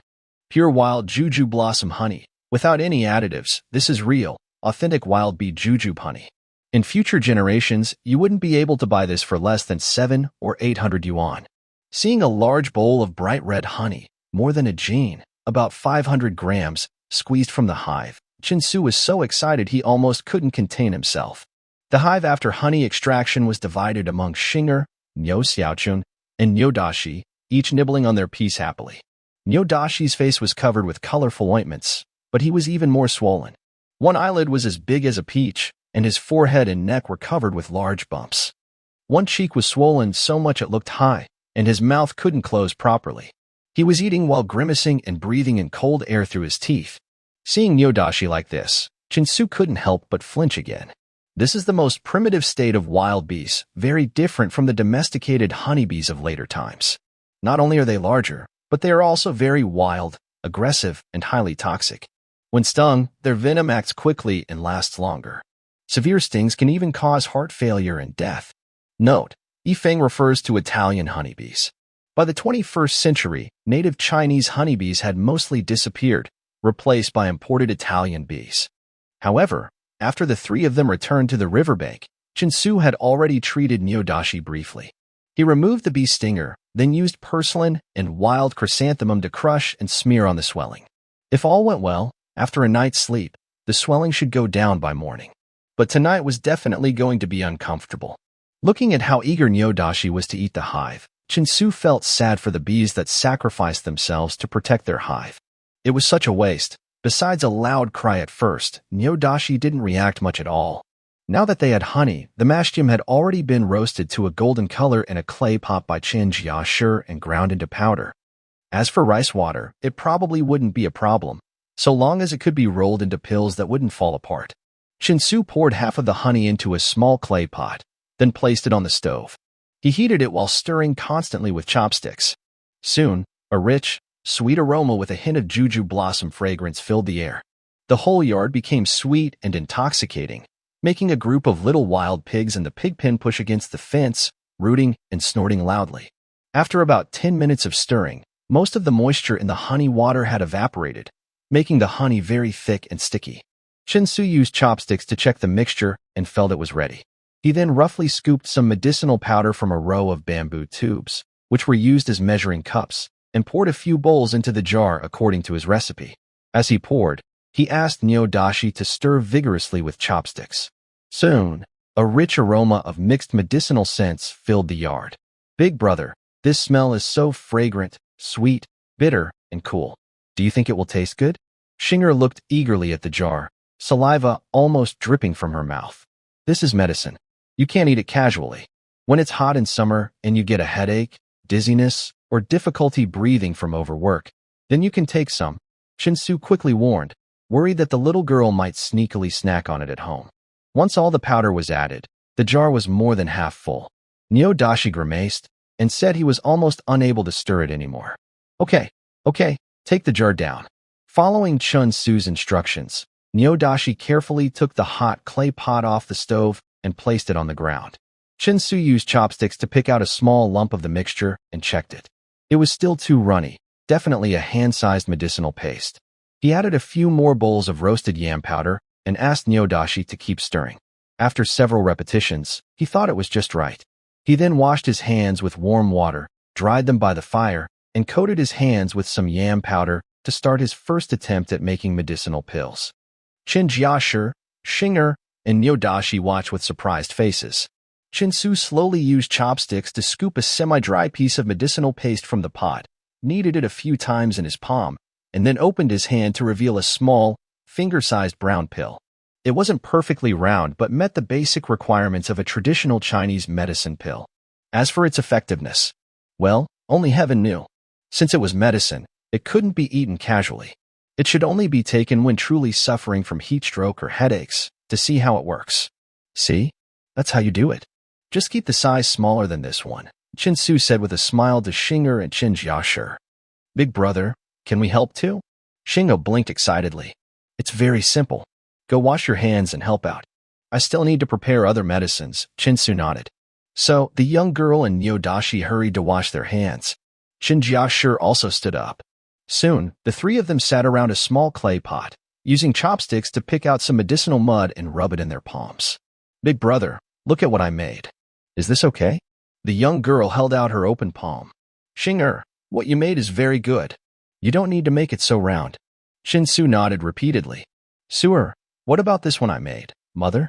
Chin Jiashur opened her hand, feeling a little nervous. This one is just the right size, mother. It looks good like this. No need to make it too carefully. Brother Su, how about this one I made? Nyodashi proudly opened his hand, revealing a round marble-sized ball, about the size of a pigeon egg. Isn't it big and round? Chinsu's face immediately darkened. His face twitched a few times before he said, if it's that big, you can keep it and eat it yourself. Big brother Dashi is so silly. Who can eat something that big? You might choke and die. Shinga showed serious disdain and imagined Nyodashi's miserable ending. Little Dashi, this is too big. When working without water, you can't swallow it. Chin Jiashur, the mother-in-law, also couldn't help but feel annoyed. This future son-in-law has good character, is diligent, but compared to her own children, he seems a bit slow-minded. However, it seems a family doesn't need two smart people, so most of the time, Chin Jiashur was quite satisfied with Nyodashi. Under Chinsu's guidance and approval, The three quickly mastered the skills and methods of making the pills. Although the sizes were not perfectly uniform, they already met the requirements. Then, Chen Jiashi and the others gathered around the small clay pot to make clay figurine pills. After finishing, they placed them into a large ceramic bowl. Chinsu then started preparing another important medicine, hemostatic powder. In later times, the best hemostatic powder was Yunnan Baiyao. Unfortunately, he didn't know the formula for Yunnan Baiyao. But having spent a few years with the second grandfather, he recognized some common herbs used for stopping bleeding and reducing bruises, such as calamus, which was very common. Besides calamus, white sedge root and prickly lettuce were also used in emergencies. Prickly lettuce is also called wild red flower. In Hunan, it's called prickly foot tooth, and in traditional Chinese medicine, it's called small thistle. It is a wild vegetable, a perennial herb with roots that can grow very large. The main medicinal part is the root and rhizome. Originally, the best medicines for stopping bleeding were sanqi and chonlu, but these two are only found in southern regions and are not available in central plains. Currently, Chinsu has collected 4 types of medicinal herbs: calamus sticks, white rush roots, small thistles, and blatilla. These are common wild plants found almost everywhere in the countryside and are usually ignored. Most of these herbs have been processed into powder and packed into several bamboo tubes. Chinsu mixed the powders in guess proportions, sealed them in a few dried bamboo tubes about the thickness of eggs, and plugged them with cork stoppers. The external hemostatic medicine is ready. For internal use, there are only 3 types: puhuang, banlangen, and licorice. Banlangen is found almost everywhere in the country. It looks like wild rapeseed and blooms with small yellow flowers in spring. Pigs don't like to eat it, but its roots are valuable. Drinking water infused with it can treat sore throats and tonsillitis, and it also helps with colds and inflammation. Some say that banlangen is a universal anti-inflammatory medicine. After injury, if the wound becomes inflamed, taking anti-inflammatory medicine promptly is very important. In this era without antibiotics, if inflammation isn't controlled, it can lead to serious illness, such as pneumonia from a cold, and prolonged pneumonia can turn into lung consumption, leaving one unable to work. Today, Chinsu also went nearby and dug up a large bunch of banlangen. Unlike the cultivated ones, these have grown for many years with thick roots. He washed and sliced them, then roasted them over charcoal in a clay basin for most of the day. No need to crush them. They can be taken directly. When experiencing stomach pain, diarrhea, or sore throat, a few slices can be chewed at any time. Licorice is prepared similarly, sliced, dried, and packed in a bamboo tube. If symptoms of poisoning appear, it can be brewed into water or chewed dry. It's safe to eat. After Chen Su finished organizing everything, Chun Jiang and the others also finished grinding the local medicine pill. It was nearly 10 p.m. The clear night sky filled with stars was now covered by dark clouds, indicating an approaching storm. Seeing the thick clouds, Chen Su couldn't help but feel grateful. He had been here for over 10 days, and the weather had been clear the entire time. Just after finishing the new house, it was about to rain. It seemed the heavens thought it unfair that someone as poor as him should be so unlucky. Time quickly passed to noon the next day. The sky was gloomy, as if it might rain. Chinsu, Nyodashi, and 2 young men followed Uncle Ma to send 4 villagers who were going to repair the road to Qinghe town. You 4 must stay together and not separate.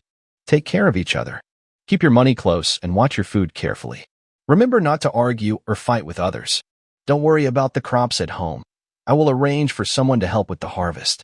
Serving in the army will also reduce your taxes, so your family will pay less grain this year. Uncle Ma, as the village leader, took the 4 of you to the meeting point in town, then reported to the town chief and repeatedly reminded you all. Chinsu took out a few bamboo tubes from the back of Nyo Dashur and divided them among the 4. Big Brother Zhuang, inside this bamboo tube is a special medicine. Remember, if the weather is very hot and you feel chest tightness or shortness of breath, you can put 1 or 2 pills in your mouth. If you have a severe headache, dizziness, or weakness, take 3 to 5 pills at once. Inside this tube is licorice tablets. If your stomach gets upset, you can soak them in water or chew them dry, but don't eat too many. If you get injured and bleed, use the powder from this tube to stop the bleeding and then bandage the wound. For colds, just take some of this medicine. Chinsu carefully explained each bamboo tube to the 4 of them. Xiaosu, we really appreciate your help. When we return, we will pay you back the money. Tian Dazhuang and Ma Erden, along with the others, were very grateful to Chen Su. No need to thank me. We're all from the same village. Take good care of yourselves. Also, these medicines must not be shared or let others find out about them. Chen Su warned sincerely. Xiaosu, don't worry. We won't tell anyone. The four nodded seriously. Everyone in the village respected Chen Su because he could treat illnesses. His words were very important to them. They also heard that Chen Su risked going into the mountains in extreme heat to gather these medicines, working tirelessly for 2 days and nights. His selfless help moved them deeply. With these medicines, their chances of survival increased greatly. The four men, wearing tattered clothes and carrying large bamboo baskets, had red eyes. After meeting with workers from nearby villages, they quickly followed a few soldiers on horseback toward the county town. From Qingatown to Ji County, it's about 50 miles. Walking would take at least 4 hours, so they probably wouldn't reach the county until evening. Hopefully, it won't rain. Chen Su sighed as he looked at the dark clouds overhead. Then he and Yo Dashur went again to the blacksmith shop. To his surprise, the short, fat middle-aged blacksmith was not there. Only a tall, thin apprentice, about 20 years old, was left. The apprentice looked very nervous when he saw Chen Su, constantly avoiding eye contact with both of them. Where's the master? Quickly call him over. We need to buy some items and also make a few custom tools. My master has been summoned to the county seat by the county magistrate to make logging and road building tools. I'm the only one left here. If you need anything, just tell me. The apprentice stammered. Although Chen Su found the apprentice's behavior a bit strange, he didn't pay much attention. It was normal for craftsmen from different towns to be called to the county seat to make tools for road construction. It's okay that your master isn't here. Today, you can help me make 2 chisels, 2 gouges, and a set of bamboo knives. The sizes and styles should be like this. Chen Su picked up a piece of charcoal from the ground and drew the shapes of the chisels, gouges, and bamboo knives on a nearby slate, carefully describing their sizes and lengths. These are small items. I can finish them quickly myself. Young master, please wait a moment. The apprentice hurriedly opened the furnace, placed several pieces of copper of different thicknesses and lengths inside, then blew into a leather bag with a loud puff. The charcoal fire in the furnace quickly blazed up, and the copper pieces started turning red. Feeling guilty, the apprentice never dared to look Chen Su in the eye. He kept blowing into the furnace until the copper turned bright red, then used tongs to take them out and began hammering them with a small hammer. A few days ago, he had already learned that his master and 2 senior brothers had been highly praised by the county magistrate for that copper saw. They had even gone to the prefectural city and received further praise from the governor. His master had been promoted to a master craftsman, overseeing the collection of over 200 blacksmiths across the prefecture, guiding them to create an improved bronze saw. His status was now very different, and he had also heard that the governor planned to report this achievement to the Imperial Craftsman's office in the capital, Xianyang, to earn merit. But he knew that the improved copper saw was not invented by Gu Shan, but by the skinny, ragged boy in front of him. Therefore, when Chen Su and Nyodashi entered, he had been very nervous and almost let slip the secret. If the news that the improved bronze saw was not Gu Shan's invention spread out, the more praise Gu Shan received, the worse the consequences would be. And if this matter reached Emperor Qin in Xianyang, the crime of deceiving the emperor could crush everyone involved, including himself. During the nervous tapping of the apprentice, it took about an hour to finish. 2 copper cones, 2 chisels, and several tools for breaking bamboo and washing away debris were finally made. These were small items, using very little copper, so all 7 or 8 pieces only cost about 70 coins. Chen Su paid happily. Before leaving, he remembered that the saw at home was really frustrating to use, so he asked if there was a new saw this time. The apprentice was so nervous he almost fainted, hesitated, and nodded, saying there was one. He then took out a longer bronze hand saw from a wooden box, his face turning red, and said, "Young master, I made this based on your last design. Do you think it's okay?" Chen Su took it and saw that it was much longer, with teeth that were more suitable in size and density. The teeth were also staggered on both sides, meeting his expectations. Good, very nice. How much does it cost? Chen Su nodded happily. 100 coins. The apprentice held up one finger. All right. Chen Su paid without hesitation, then packed everything into his basket. He and Nyodashi left the blacksmith shop. The young apprentice let out a long sigh of relief, wiped the sweat from his forehead, and sat heavily on a stone.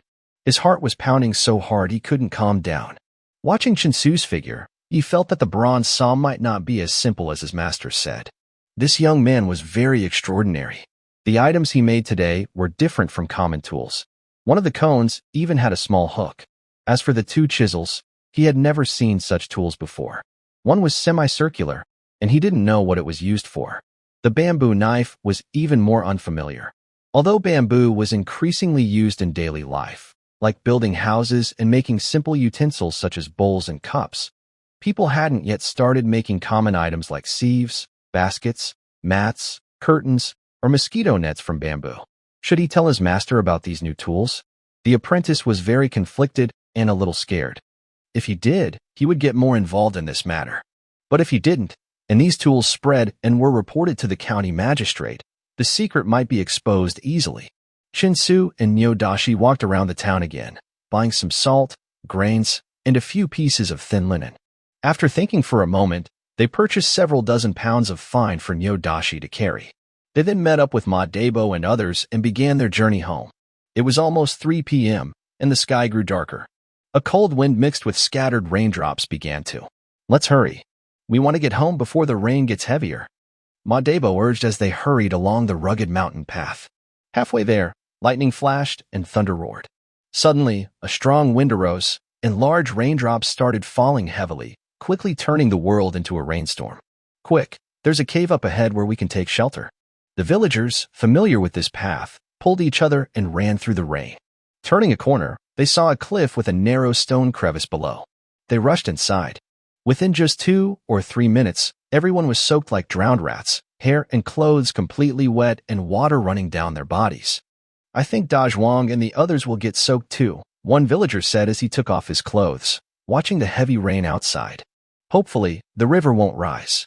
Otherwise, the wheat will be ruined," another villager worried. Madebo looked around the cave and said, "It should be fine. The sky is bright to the north, and most of the rain is falling toward the county. It won't last long. Let's light a fire and dry our clothes to prevent catching a cold." The cave had many stones and an uneven floor, but the ground was dry because it was lower inside than outside. There were also some fruit peels and debris, showing that people often rested here. Inside the cave, there was plenty of dry firewood, placed by villagers from Xiaha village and nearby villages for times like this when rain or snow traps them. Ancient people were very aware of such dangers. One villager gathered some dry pine needles and moss from the crevice, struck a flint, and quickly started a fire. Nyodashi quickly took off his clothes, wrung them out, and laid them on the rocks to dry. The other villagers, including Madebo, did the same. Chinsu thought for a moment, took off his clothes too, and sat by the fire chatting with the men. "Xiaosu, why did you buy so many things?" Uncle Ma looked at the metal tools inside Chinsu's basket, took them out one by one, and examined them while speaking. Chinsu smiled and explained, "The house is still not repaired, the doors and windows are not fixed, and I don't have a proper bed to sleep on. I plan to finish everything before harvesting the wheat." "Oh no."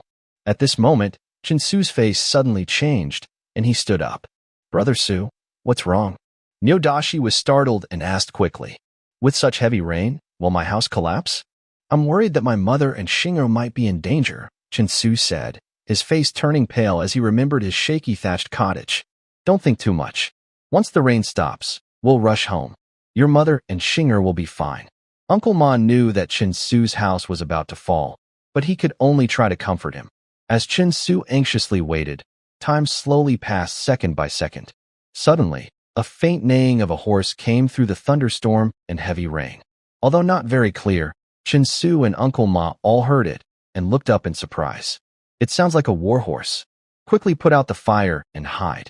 Uncle Ma listened carefully, his face changing dramatically. He quickly covered the fire with a few wet clothes and then threw a woven basket over it.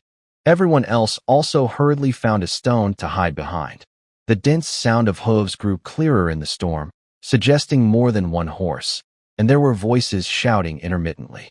Soon, a black horse galloped near the cliff, and a man in black was half lying on its back, swaying as if he might fall off at any moment. An arrow shot through the rain and hit the black horse's hindquarters. The horse reared up with a loud neigh, and the man in black on its back tumbled off along with a bunch of grass, falling down the cliff.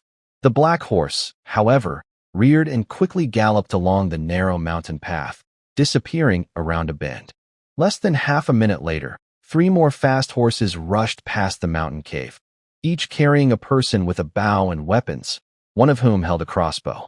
Quick, we must stop them before reaching Town.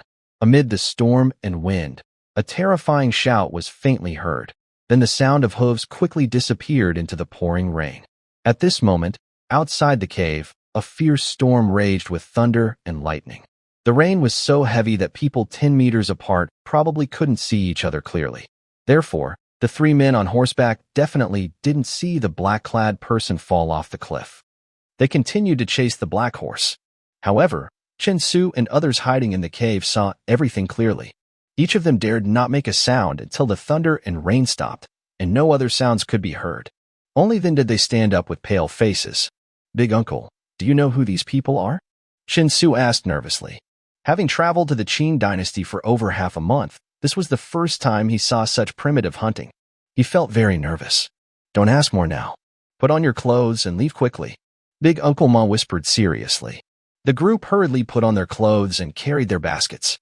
Big Uncle Ma even kicked the smoldering charcoal into the rain at the cave entrance to extinguish it. Only then did they rush into the pouring rain. The heavy rain soaked the group again instantly, but no one dared to go back to hide from the rain. If the 3 people caught up with the black horse and didn't see the black-clad person, they would definitely come back to search. Chin-Su and the others would be in great danger. Curious, Chin-Su ran to the edge of the cliff and looked down. "Brother Su, hurry up!" Neo Dashishi grabbed his arm. "Wait, that person didn't fall." Chin-Su saw at a glance that the black-clad person who fell from the horse and off the cliff hadn't actually fallen. Instead, he was caught in some vines and thorns, swaying in the rain. It looked like he could fall off the cliff at any moment, which was dozens of meters deep. "Don't bother. When those 3 come back, we won't be safe," Neo Dashishi said in horror. "No, pull him up quickly." Chin-Su stubbornly dropped the basket and shouted, leaning over the cliff to start pulling on the vines. Big Uncle Ma and 2 other villagers also rushed over. "Hurry, stop hesitating and help." Big Uncle Ma put down his basket and grabbed a vine to pull him up. With the combined effort of 5 people, the black-clad person was finally pulled up safely. However, once they saw him clearly, everyone gasped in shock. The black-clad person was only in his 20s, with a pale face and sharp features. But he had a long wound about a foot long on his abdomen and back. The wound was exposed to the rain, white and swollen, with fresh blood constantly oozing out, making him look extremely fierce and terrifying. Chin-Su quickly pressed his hand to the person's neck to check his pulse. "He's still alive. We need to treat him immediately. It's too late now. This place is only 2 or 3 miles from Xiaha village. These people probably came from Qingyang town. Hurry up and carry him. We'll talk after we get back." Madebo waved his hand, and 2 villagers quickly carried the man in black. Then, everyone helped each other and hurried away. The blood dripping from the man's body was soon washed away by the heavy rain, leaving no trace. Chin-Su wanted to save the man in black out of instinct, driven by a sense of morality. He didn't think much about it.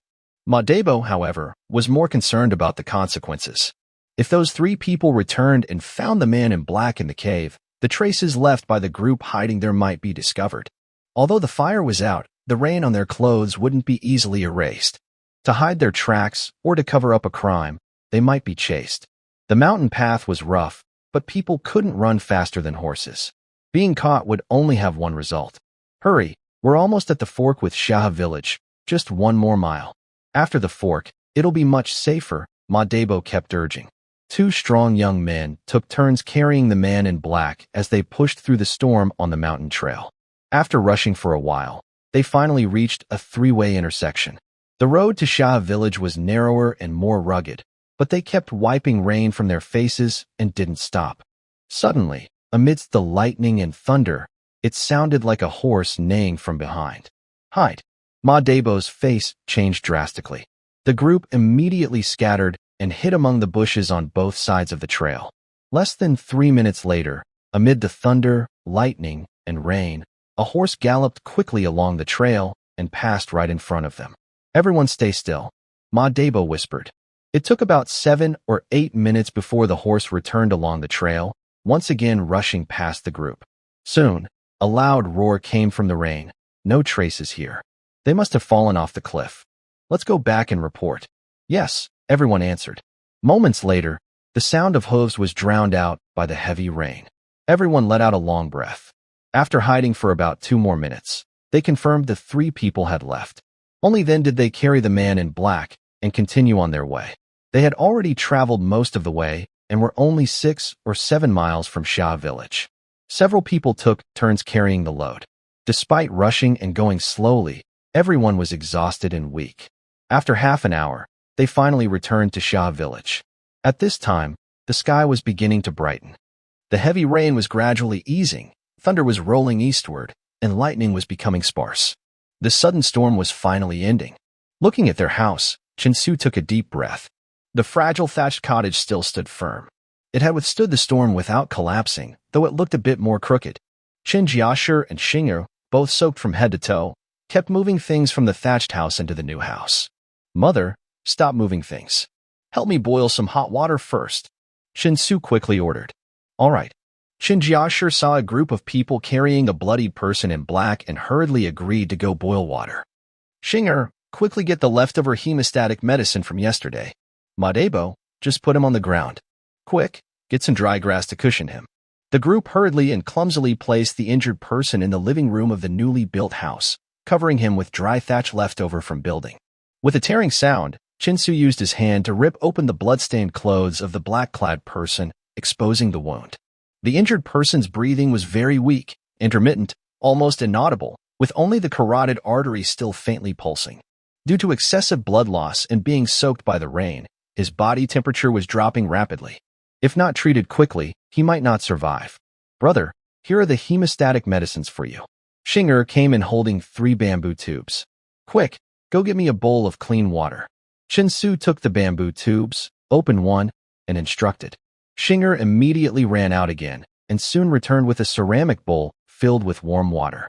Chinsu preferred warm water over cold, a rule he had insisted on since waking up and realizing he was in the Qin dynasty.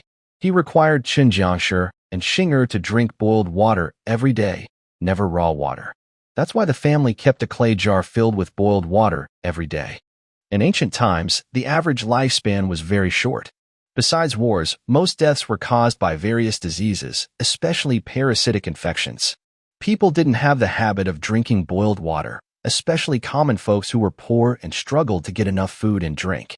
They were often worried about eating and drinking, so they had no time or energy to boil water. It was easier to drink river water, spring water, or rainwater because they didn't know about preventing parasitic diseases. Children, in particular, liked to eat all sorts of strange things, making them more likely to get sick, and many illnesses were hard to cure. If they were lucky, they grew up. If not, they died young. Using warm water, they poured half a tail of calamus root into the black-clad man's mouth. Then, they rinsed the wound on his belly several times with mild salt water. After boiling water, Chinsu poured out half into a clay basin. He also put a few thin threads into a jar, boiled them for 2 minutes, then took them out. "Mother, go get the sewing needle so I can use it." I'll go get it. Xing'er ran into the room and quickly brought back a copper needle. The needle was about 6 or 7 centimeters long, with the thickest part about 2 millimeters in diameter, like a large nail. Chinsu's face twitched a few times, but he still threaded a very fine thread through the needle's eye. He then boiled it in water for half a minute before taking it out. Under the watchful eyes of 7 or 8 people, like an awkward tailor, he carefully sewed up the man's belly wound, stitch by stitch, with thread. Chinsu hesitated while sewing the wound. He had never buttoned his own clothes before, and sewing into flesh made him nervous. The copper needle was very dull, so each stitch felt like cutting into meat with a blunt knife, requiring multiple pokes. Seeing Chinsu's clumsy movements, the blood from the needle piercing the skin, and the popping sounds as the thread pulled through the flesh, everyone watching turned pale. Qin Jiashi even covered Xing'er's eyes and took her away. It took 20 minutes for Chinsu to finish sewing the last stitch. Looking at the wrinkled, snakeskin-like wound, Chinsu grimaced and took a bamboo tube, poured out some hemostatic medicine, and covered the wound thickly. Then he wrapped it with a dry cloth. "Help turn him over." Chinsu wiped the sweat from his forehead with his damp sleeve. "Help." Uncle Ma gave a command, and several people carefully turned the black-clad man over to lie on the grass pile. Chinsu followed the same method, roughly stitching up the back wound again, applying hemostatic powder and bandaging with cloth. Seeing the black-clad man's pale face and that he was still unconscious, Uncle Ma asked seriously, "Little Sue, can he still be saved?" Chin Su, with blood on his hands, forced a bitter smile and shook his head. "He's lost a lot of blood, and his body temperature is very low. If he can survive tonight, he might live. If he can't, there's only one way, death. We need to go to the town quickly and inform the village head," a villager said nervously. Uncle Ma glared at him and said, "You think reporting to the authorities is that easy? It takes 2 or 3 hours to get to the town, and these days, the entire county is recruiting soldiers and laborers. The village head and the village elder have no time to deal with this small matter. Plus, this man and those 3 are fighting for their lives. If we report and the news gets out, and those 3 find out, everyone in our village will be in danger. Let's wait and see tomorrow. If he survives, good. Let him rest for a few days, and then leave on his own. If he dies, dig a grave and bury him. Everyone should pretend they don't know anything. Do you understand?" Got it. Everyone, including Chin Su, nodded. Uncle Ma's way of handling things was the simplest and most direct. Everything depended on this black-clad man's own fate. As for where this man came from, no one knew. The route back could lead to several nearby villages, one of which connected to Qingyang town, dozens of miles away. Although it wasn't a main road, there were many travelers. Plus, after a heavy rainstorm, all traces of the black-clad man and Chin Su's group had been washed away. The 3 men also thought the black-clad man had fallen off the cliff and gone back to report. As long as the villagers didn't say anything, this matter would soon be forgotten. After some busy work, everyone dispersed and went home. Chin Su, feeling hungry and exhausted, took advantage of the remaining daylight to carry useful items from the thatched house to the new house. Fortunately, their family was very poor, so there weren't many belongings. Aside from preserved wild boar meat, clay jars, and a few bowls and basins, there were some old clothes and bedding. To Chin Su, these items were practically trash, things that could be thrown away. In a city 2,000 years later, the contents of trash bins would be hundreds of times better. After moving everything, Chin Su simply took down a broken door from the thatched hut and temporarily installed it in the new house. There was no bed, so he had to lay thick straw on the ground. He lay down on it and tested it, finding it much more comfortable than the broken bed. After Chen Jiangshi finished preparing dinner, Chin Su quickly ate several bowls of porridge with meat broth. He also fed the black-clad man half a bowl of porridge soaked in meat broth. Once Chen Jiangshi and Xinger went to sleep, Chin Su checked on the black-clad man and found he had a high fever, with his body twitching uncontrollably, but still unconscious. Fever usually indicates inflammation, possibly from an infected wound. The reason he remained unconscious could be due to blood loss. In this era and environment, everything depended on fate. Surviving the infection was about enduring it. If not, death was certain. Before sleeping, Chin Su gave the black-clad man a large bowl of water boiled with banlanjian by Ma Jin and Pu Wang, then lay on the nearby dry grass in his clothes. In legends from over 2,000 years later, delivery workers are seen as all-powerful beings, skilled in music, dance, singing, playing games, handsome enough to rival boyfriends, tough enough to fight thugs, able to cook and perform emergency rescue skills. But in this situation, Chin Su felt he had done his best. Performing complex surgeries was too difficult, especially since they had no penicillin or similar medicine to save him. "Brother, if you don't make it, don't blame me. I've done my best. Also, this is the new house I just built. It's your first time living here. Please don't die inside. It's bad luck. If you feel you're about to die, crawl outside. I'll be grateful to your ancestors." Chin Su mumbled to himself, then tilted his head and slowly snored. Late at night, the nearly black-clad man suddenly twitched violently, then sat up abruptly. His eyes emitted a faint white glow in the dim room. After sitting up, he seemed to realize where he was, paused for a moment, then his gaze fell on Chin Su, who was still asleep and scratching himself. He listened to Chin Su mumbling in his dreams, then looked down at his body and the bandaged wound. He tore open the cloth, grimaced, and touched it with his hand. His pale face showed an expression of extreme surprise. After a while, he rewrapped the cloth and laid down to sleep again. In a daze, Chin Su suddenly woke up from his dream, and it was already bright outside. Wow! After sitting up quickly, Chin Su almost screamed in surprise. He rubbed his eyes hard and confirmed he wasn't seeing things. A young man, shirtless, was sitting cross-legged in the hay in the living room. His eyes were tightly closed. Although his face still looked pale, his color seemed much better. Could it be that ancient people were like wild animals? With such serious injuries and blood almost drained, he slept through the night and was fine? Chun-Su hesitantly got up and slowly walked over, planning to reach out and check the black-clad man's forehead to see if he was pretending to be dead. But just as his hand was about to touch the black-clad man's forehead, the man suddenly opened his eyes and grabbed Chun-Su's wrist tightly. Why do you ask? The black-clad man's face was pale, and he was still trembling slightly. But his expression was icy cold, and his eyes were as cold as an ice mountain. Chun-Su was startled and said, "Don't be nervous. I just want to see how your injury is. Did I save you?" The black-clad man slowly released his hand. Chun-Su gently rubbed his wrist and grimaced, saying, "Well, I can only say you're lucky. When those 3 people were chasing you, it was pouring rain. You fell off a cliff, and we rescued you. It's good you woke up. Rest for a few days, recover your health, and then leave quickly." "I know. Thank you." The young man nodded. "Don't move. Let me check if you have a fever," Chun-Su said again, reaching out to touch his forehead. This time, the black-clad man didn't stop him, but pointed to his stomach wound and asked, "Did you treat the wound?" "Yes. Don't move around too much these days, or the wound might open. You still have a fever and need medicine to recover. By the way, what's your name?" "Not convenient to say," the black-clad man replied calmly. "I am your lifesaver." Chun-Su rolled his eyes. "You, the black-clad man said after a long silence. "Huh? You. Wu. Ya. You, Why not call yourself Ji-Wuming?" Chun-Su's face twitched as he muttered silently in his mind, then asked again, "Where do you live? Why are those people chasing you?" "Not convenient to say," the black-clad man replied. "I am your lifesaver." The sharply defined face of the black-clad man twitched a few times, and he said, "I am from your city. It's better if you don't know the rest. Once I recover, I will leave. Knowing too much isn't good for you. Let me see your wound." Chun-Su nodded and crouched down. Rip the man in black reached out and quickly uncovered the cloth, revealing a rough, stitched wound about a foot long. His mouth twitched slightly as he calmly said, "Little brother, you have good skill. Such a large wound has already scabbed over." Chun-Su watched as the healing wound was torn open again, blood seeping out.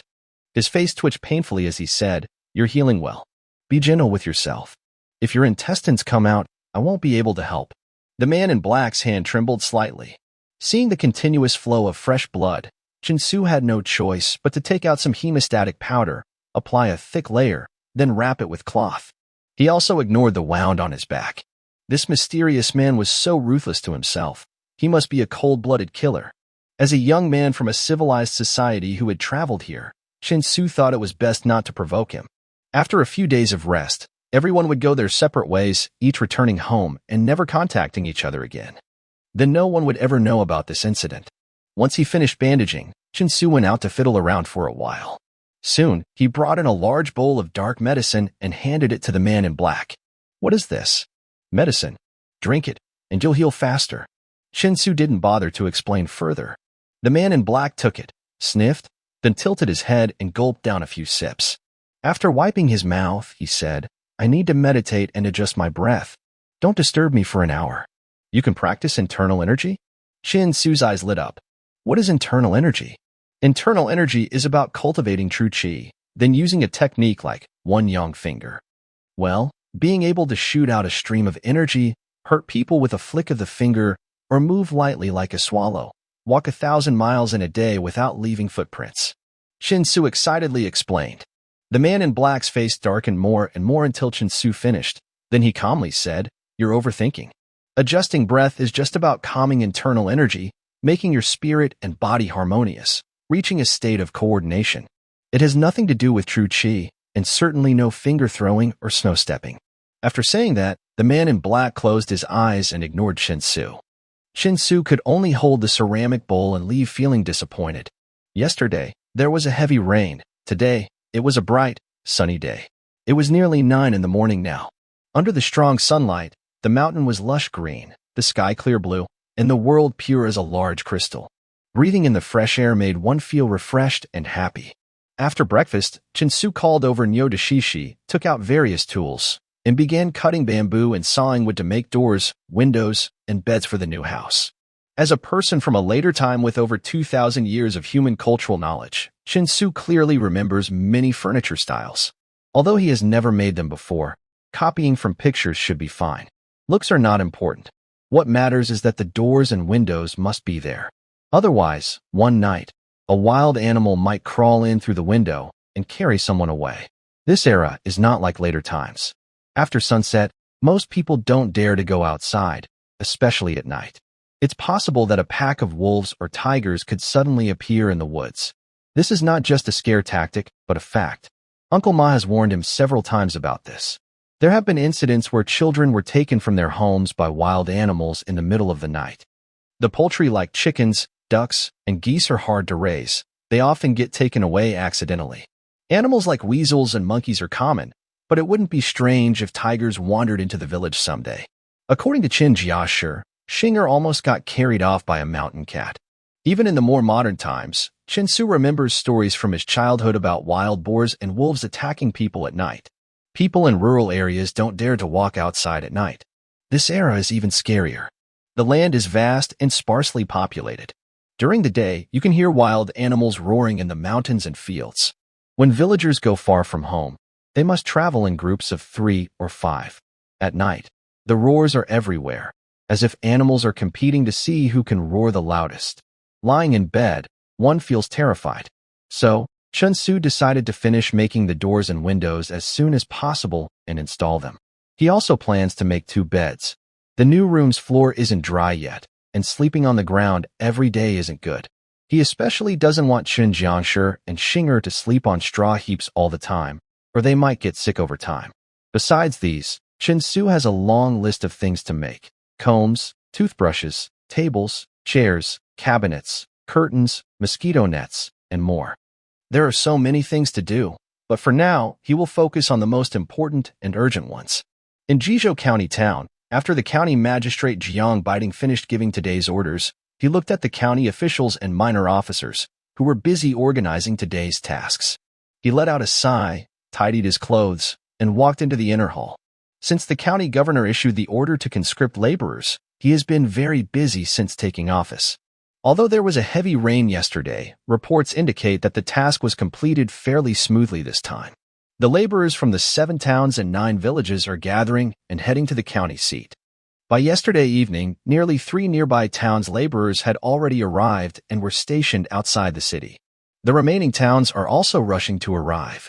Because the county governor agreed with his suggestion, the number of conscripted laborers was reduced by 60%. Additionally, they adopted a rotating service system each season.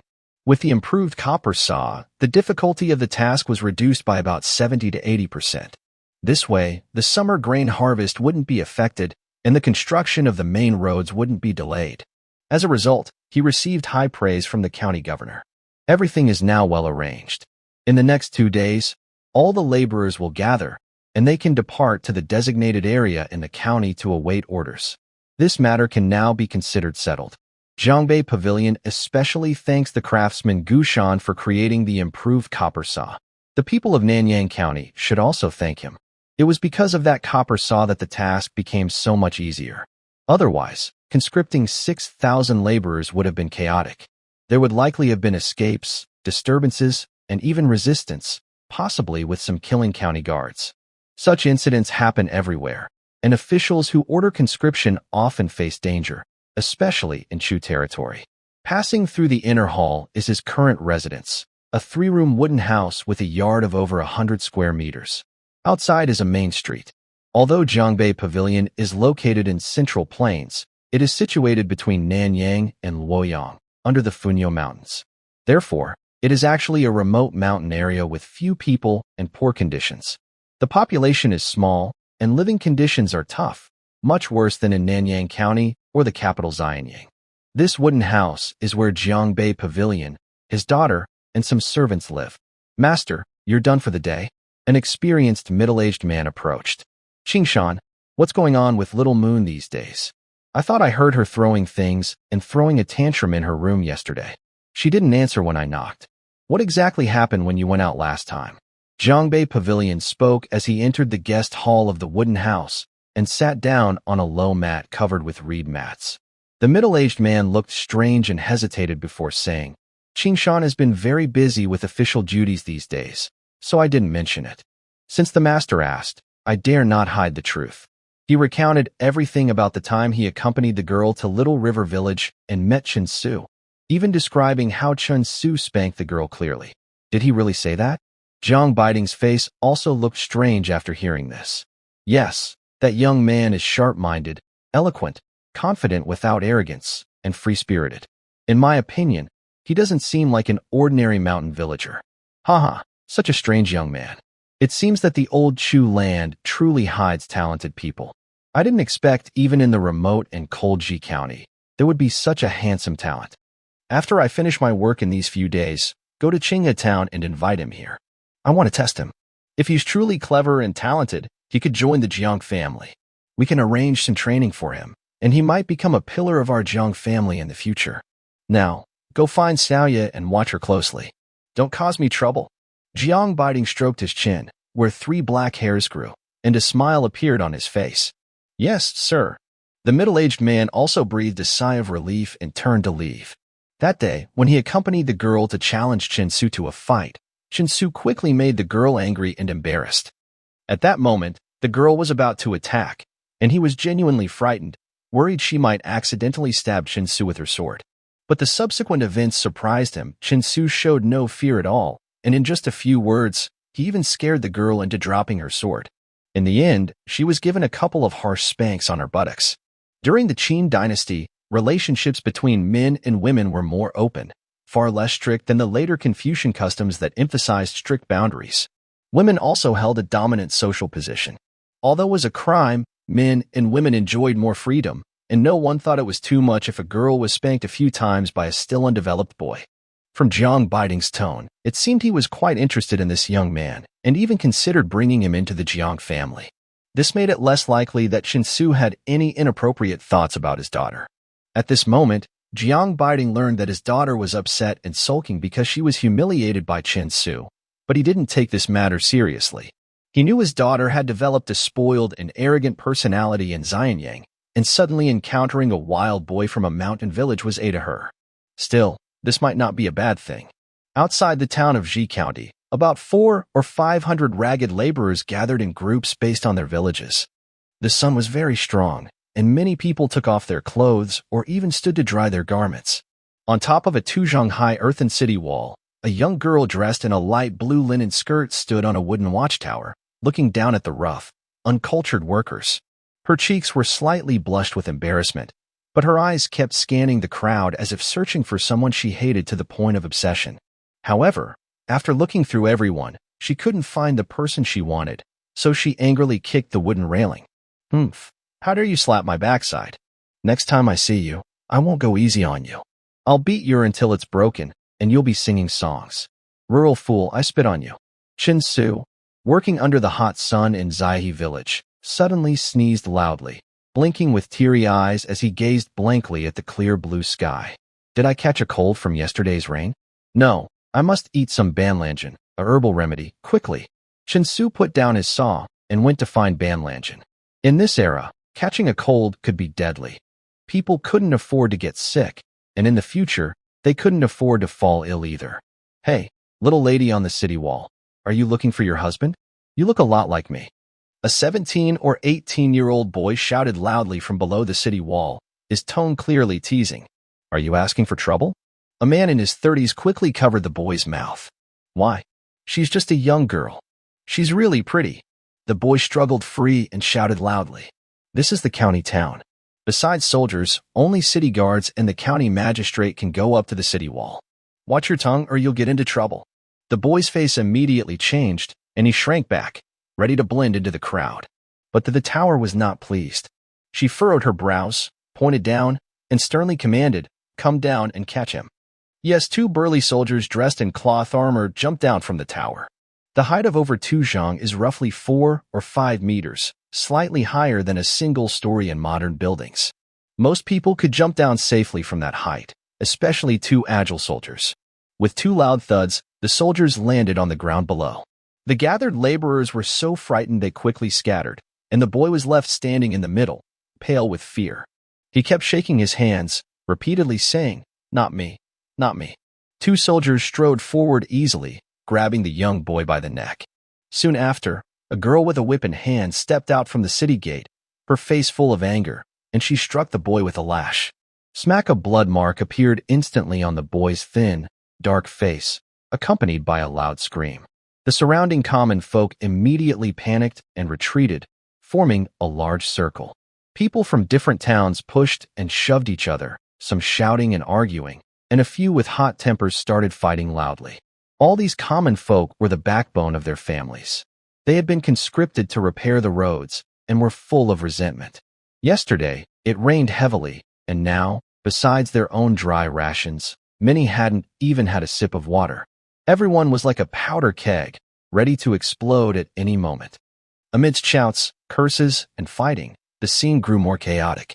The soldiers on the city wall saw the unrest below and quickly blew their bamboo flutes.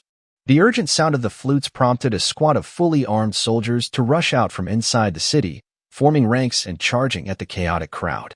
Their bronze spears gleamed golden in the sunlight. These soldiers were regular troops from Ji County, over 100 in total. They usually patrolled the county and roads, and in wartime, they defended the city. Recently, some had gone out to conscript and the common folk. Most of these soldiers had fought in battles before, so they were fierce and aggressive. They stormed into the crowd, stomping and kicking wildly, causing screams of pain everywhere. The crowd became even more frantic, with many fleeing farther away, abandoning their belongings, fearing they would be killed or injured by the soldiers. "Stop!" Suddenly, a loud shout came from the city tower. County Officer Fong Quan appeared with a stern face. He was furious at the chaos below and roared for over 10 minutes until he managed to control the scene. But once he understood the cause, his face twisted like a knot. Seeing the girl's innocent expression, Fong Quan was so angry he swung his sleeve and left the county office. He planned to ask the county magistrate to discipline his troublesome daughter properly. Otherwise, if the common folk rebelled or fled in large numbers, he would have to bear the blame. The consequences of poor control could be dismissal or even execution. The strict laws of the Qin dynasty made everyone painfully aware of this. The panicked villagers below finally began to regain order under the command of soldiers and the patrol leader. The sudden chaos had finally settled down. Besides a few battered and bruised villagers grumbling, there was now more fear and some gossip among the crowd. The young troublemaker was dragged to the county office by several burly soldiers. Aside from being whipped by a girl who had dared to tease the county magistrate's daughter, the likely consequence was a beating and injuries. Some people felt sad, while others enjoyed watching. This is a natural human reaction, unrelated to era or group. Watching someone get punished can be a form of entertainment and emotional relief. Do you know who that young lady is? Someone important. She can climb the city tower freely. Even the county officer didn't dare scold her just now. Could she be the county magistrate's daughter? She's pretty, but too wild and spoiled. TSK. I wonder which young man will marry her. Her future life might be tough. A group of villagers from Qinghe town whispered among themselves. 4 of them looked unimpressed. One of them couldn't help but speak up. So what if she's spoiled? A few days ago, she came to our village to challenge us to a fight, and a young man from our village made her run home crying, with her backside all swollen. Really? Everyone around was surprised. Which village are you from? Xiaohe village. Ma Erden proudly replied. Xiaohe village, I see. I heard that about a week ago. A 14-year-old boy from your village killed a 4-zhonglong snake. Exactly. The 4 villagers from Xiaohe village nodded proudly. Since Chinsu had killed the snake, Xiaohe village's reputation in Qinghe town soared. News even spread to nearby towns. In a time when entertainment was scarce, a 14-year-old boy defeating a 4-zhong snake and a 1,000-pound wild boar quickly became well-known without much promotion. Hearing that Ma Erden and the others were from Xiaohe village, the crowd grew excited. Dozens of people gathered around them. Even the patrol leader couldn't resist squeezing in. A roughly 40-year-old man with a dark face and a curious expression kept urging, "Tell us more about how that young lady's backside got swollen." Cough, cough. Here's what happened. About a week ago, this young lady brought several strong men to our village to challenge and kill the 4-zhonglong snake's young master, Chinsu. Who is Water? I'm so thirsty I can't speak clearly. Ma Erden, who's usually quite eloquent, spoke up and looked around. I have some water. Someone quickly handed over a bamboo tube. Ma Erden took a few sips and then started excitedly telling the story of that day. You don't know, those 4 followers were all broad-shouldered and fierce-looking, with angry faces. Led by the young lady, they stormed into our little river village, demanding a fight with young Master Chinsu. At that time, our village chief was standing right beside her, so no one dared to make a mistake. The young lady drew a 3-foot-long sword, shining brightly, pointing it directly at young Master Chin. We were all terrified, but guess what happened? Ma Erden looked around mysteriously, then lowered his voice. Unfortunately, young Master Chin didn't even blink. He reached out and grabbed the sword, saying, "A good man doesn't fight with women. I, Chinsu, am a true man who can kill snakes and tigers, but I don't fight women." Wow, young Master Chin is really brave, daring to grab the sword with his hand. Everyone exclaimed, "What a true man who doesn't fight women." The crowd cheered excitedly, clenching their fists. Keep going, what happened next? Cough, cough, it gets even more exciting. The young lady was disarmed, furious and ashamed, and jumped down. Then Ma Erden exaggerated the story, describing how Chinsu playfully tapped the young lady's tender buttocks. The villagers, many of whom were poor farmers with tattered clothes, listened with wide eyes, some drooling with excitement, others scratching their heads in curiosity. Finally, the young lady cried and rode away on her horse. Young Master Chinsu looked up at the sky and sang a song, inviting the young lady to sing again next time. What? The crowd suddenly collapsed in surprise. Yeah, that song was special, very grand and heroic. Do you want me to teach it to everyone? Ma Erden said excitedly, waving his arms and standing up. Sing, sing. The villagers eagerly shouted. All right, I'll give it a try. If I don't sing well, please forgive me. Ma Erden mimicked Chinsu's pose, placing one hand on his waist and pointing into the distance, then opened his mouth and shouted loudly. Little sister, walk forward bravely, keep going, don't look back. Ma Erden's loud voice shocked everyone, causing the crowd to cheer. The soldiers on the city wall whistled again, and the story of a brave young boy who playfully spanked a young girl's tender bottom quickly spread among the people. As more workers from nearby towns arrived, the story spread like a plague. In just a few days, before 2,000 workers started building the road, the name Chinsu, the brave young boy, would become well known. The once dreaded young girl also seemed less frightening in everyone's eyes. Even Emperor Qin Shi Huang would find it hard to be strict about such a matter. You, how can you behave like this? Go back immediately with Uncle Qin Shan to Xianyang. You're not staying here for a second longer. Jiang Biding felt everything was finally on track. He was glad for a rest today, but was furious after hearing the county officer's report. The middle-aged man who received the message quickly brought the girl back, only to be met with Jiang Biding's furious anger. Father, I know I was wrong. I won't do it again. The girl looked terrified. You don't dare? What else are you afraid of? Jiang Biding almost laughed in anger. Back in Xianyang, weren't you already daring enough? Sneaking into the palace at night, cutting off the head of the beloved fox of the Minister of War, and blaming it on the third daughter of General Wang Bin? If your eldest uncle hadn't come to apologize, we wouldn't be standing here now. I thought I brought you here to discipline your wild temper, but after just a few days, you've caused such trouble. If this gets out to the county town, I won't be able to protect you. Go back. Let your mother find you a marriage in Xianyang. Dad, I don't want to go back. The girl's face turned pale as she quickly clung to Jiang Biding's arm and started to shake. Growing up, she would have to get married sooner or later. This time, she had to go back. Jiang Biding was firm and unyielding. Bringing this spoiled, stubborn girl to Ji County was a mistake. He didn't have time to manage her, and the longer it went on, the more trouble it would cause. Dad humph. Seeing her softening, the girl snorted and turned to leave. Where do you think you're going? Dare to leave, I'll break your legs. Qing Shan, lock her in the room and don't let her out. Once I finish my work these days, I'll send her back to Xianyang. Jiabe Pavilion snorted coldly, and the middle-aged man could only smile bitterly as he stepped forward to stop the girl. 2 wooden X-shaped horses made from 2 pieces of wood, with a workbench built from a halved log on top. After half a day of hard work, a large bamboo and wood gate was finally finished. It looked very rough, but for Chinsu, it was a big achievement. The only good thing about this gate was that it was thick and sturdy. The frame was carved out of thick wood with a chisel, creating several round holes. Then, hardwood nails were used to connect the pieces. The filling was made from bamboo sticks about the thickness of an arm, placed side by side. Chinsu and Nyodashi tested it. They kicked it hard, and it didn't move. The leg might hurt from the rebound, but it could probably withstand a wild boar. Small cats like mountain cats and leopards wouldn't have any problem. They took down the old gate and replaced it with the new one. The heavy feel of opening and closing it made Chinsu feel much more relaxed. There were a few windows left to install, which could be finished with some effort in the afternoon. Then, in the next 2 days, they would fix the bed, and basic living conditions would be set.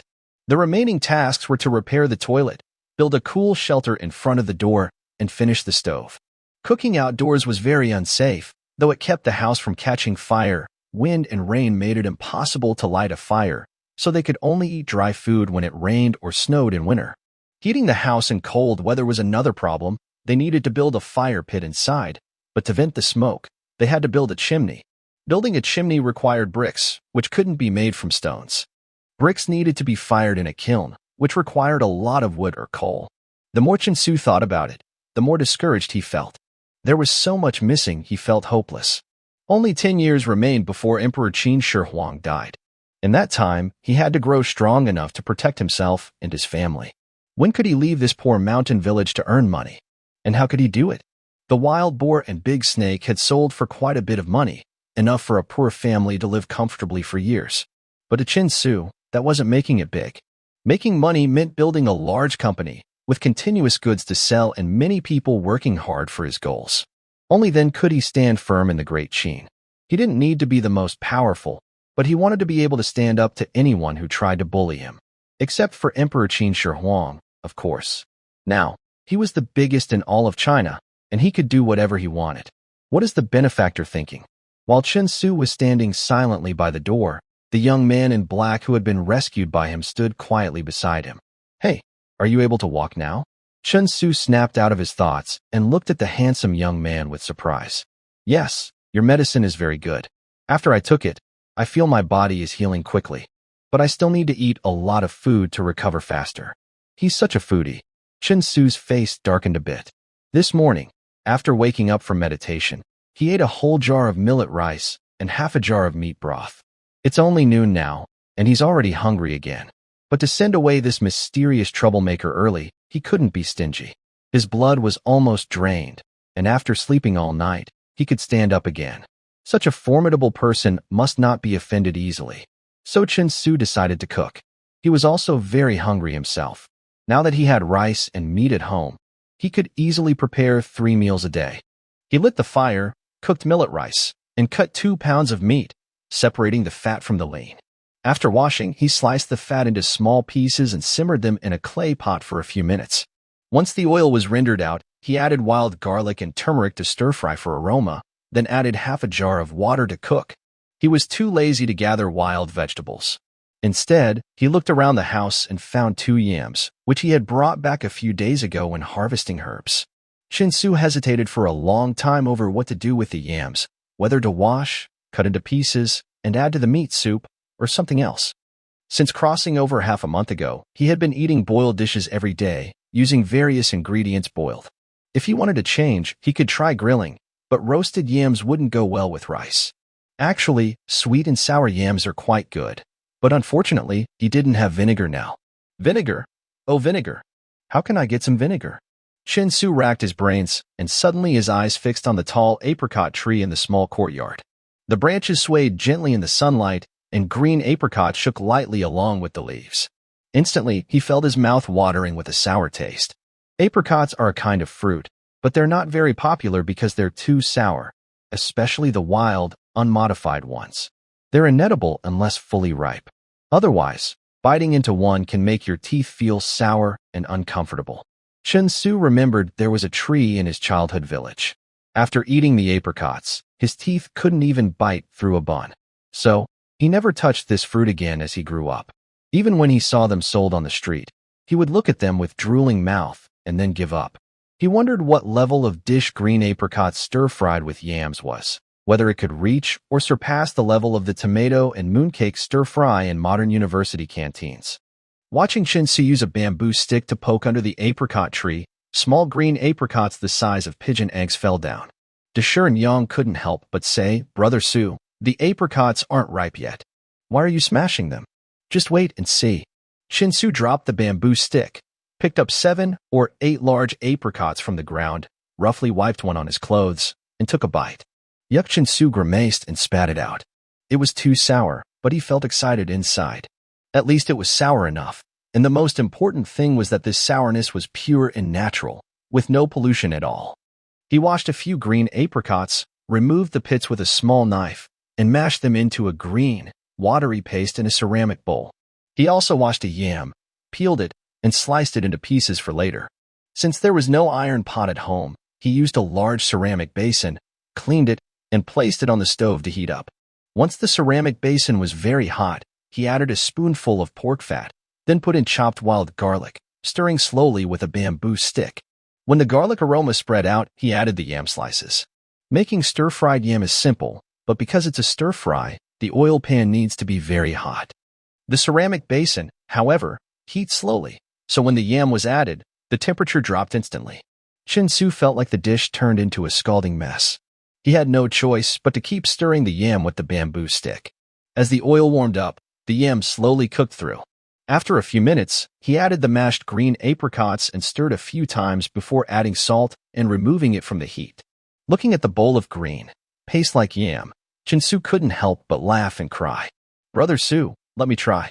Dashur Yang, standing nearby, couldn't resist the smell and directly grabbed a piece with her hand, putting it into her mouth. Wow, delicious. Who knew apricot stewed could taste so good? Crispy, sour, and very appetizing. Dashur Yang's eyes widened with excitement as she exclaimed. Under Dashur Yang's temptation, Chinsu couldn't help but pick up a piece with chopsticks and put it in his mouth. To his surprise, it was tender, smooth, and slightly crispy, with a natural fresh aroma and a hint of sourness, just as Dashur Yang said, very tasty and appetizing. Watching the two of them eat the stir-fried yam around the stove, Yuya at the door couldn't hold back. Smelling the aroma, he felt himself about to faint from hunger. Slowly, he stood up, pressed his wound, and walked over to Chinsu. "Let me have a taste." Chinsu looked back at Yuya, handed him the bowl of food, and said, "Eat yours. I'm about to cook some lean meat for dinner." However, when he finished slicing the lean meat and placed it into the jar to cook, then added wild scallions and garlic sprouts in preparation for a few more bites of sweet and sour yam, he noticed Yuya and Nyodashi fighting over the last few pieces. Yuya held a pair of chopsticks like lightning, quickly grabbing a piece and tossing it into his mouth, then grabbing 2 more pieces and eating them. Although Nyodashi used his hands, he still couldn't compete and kept shouting in frustration. "Delicious. Tastes amazing." As Yuya finished the last piece of yam and held his chopsticks, he couldn't help but praise Chinsu. After lunch, Yuya usually went to his room to meditate and digest. Chinsu and Nyodashi continued making 2 windows. "When will dinner be ready?" While Chinsu was exhausted and sweating from making the second window, Yuya suddenly appeared behind him silently, dressed in black like a ghost. If it hadn't been a bright sunny day, Chinsu might have swung his axe at him. "Yuya, can you walk more quietly? It's dangerous, you know?" Chinsu, feeling helpless, put down his axe and looked up at the sun. It was probably just before 3 p.m., at least 3 hours before sunset. It had only been a little over 2 hours since lunch, yet he didn't expect Yuya to be hungry again. Silence gives us the advantage. If I make noise while walking, others will notice, Yuya said with a frown. Chinsu didn't want to argue and simply said he would go drink some medicine and wait for his family to return before eating. Yuya also felt it was too early, so he turned to drink his medicine. He didn't meditate this time and just sat on the steps outside, watching them work on the windows. But after half an hour, Yuya appeared behind Chinsu again, like a ghost. "When will dinner be ready?" Chinsu almost swung his axe at his own leg in shock, staring at Yuya for half a minute. I'll go drink my medicine again." This time, before Chinsu could speak, Yuya turned and left. When Yuya appeared silently behind him once more, Chinsu couldn't hold back anymore. He sighed heavily, threw his axe on the ground, and said, "Are you going to die if you don't eat? You're not like those lazy ones. If you keep eating like this, our whole family will starve. Don't worry. I promise to repay you 10 times. How about 50 coins for a meal? I'll pay you back tenfold. All right, where's the money? Shin-Su asked, holding out his hand. Not available right now. No way. Shin-Su rolled his eyes in frustration. Brother Su, it's about time. I think Shinger and Annie will be back soon. I'll go home first to check, and call me when it's time to eat. Nyodashi put down his saw, wiped his sweat, and said, All right, later bring Xiao-chun and your mother over to eat together. Shin-Su looked at the sky. It's almost 4:30 in the afternoon. By the way, what do you want for dinner tonight? Fish stew or minced meat? Vinegar-flavored yam. Nyodashi and Uya said together. Brother, come look. We found lots of mushrooms. While Shin-Su was preparing dinner, Chun Jianshi and Shinger each carried a basket back from the mountain. The little girl waved desperately from afar. Seeing their tattered clothes, sweaty hair sticking to their faces, and bodies covered with thorns and leaves, Shin-Su felt a slight pain in his heart. But he smiled happily and went to greet them. Looking at the 2 baskets of mushrooms, he couldn't help but praise, Shinger is amazing. She found so many mushrooms. How about we have mushroom and pork slices tonight? Yes, yes. I love the food brother makes the most. The little girl clapped happily. Because they discovered that green apricots can be used to make vinegar, they could prepare several more dishes. After some busy work, the sun was about to set. But as the rich aroma kept spreading, several dishes were gradually cooked and placed on a window they had prepared earlier in the afternoon. First dish, cold mixed polygonum root.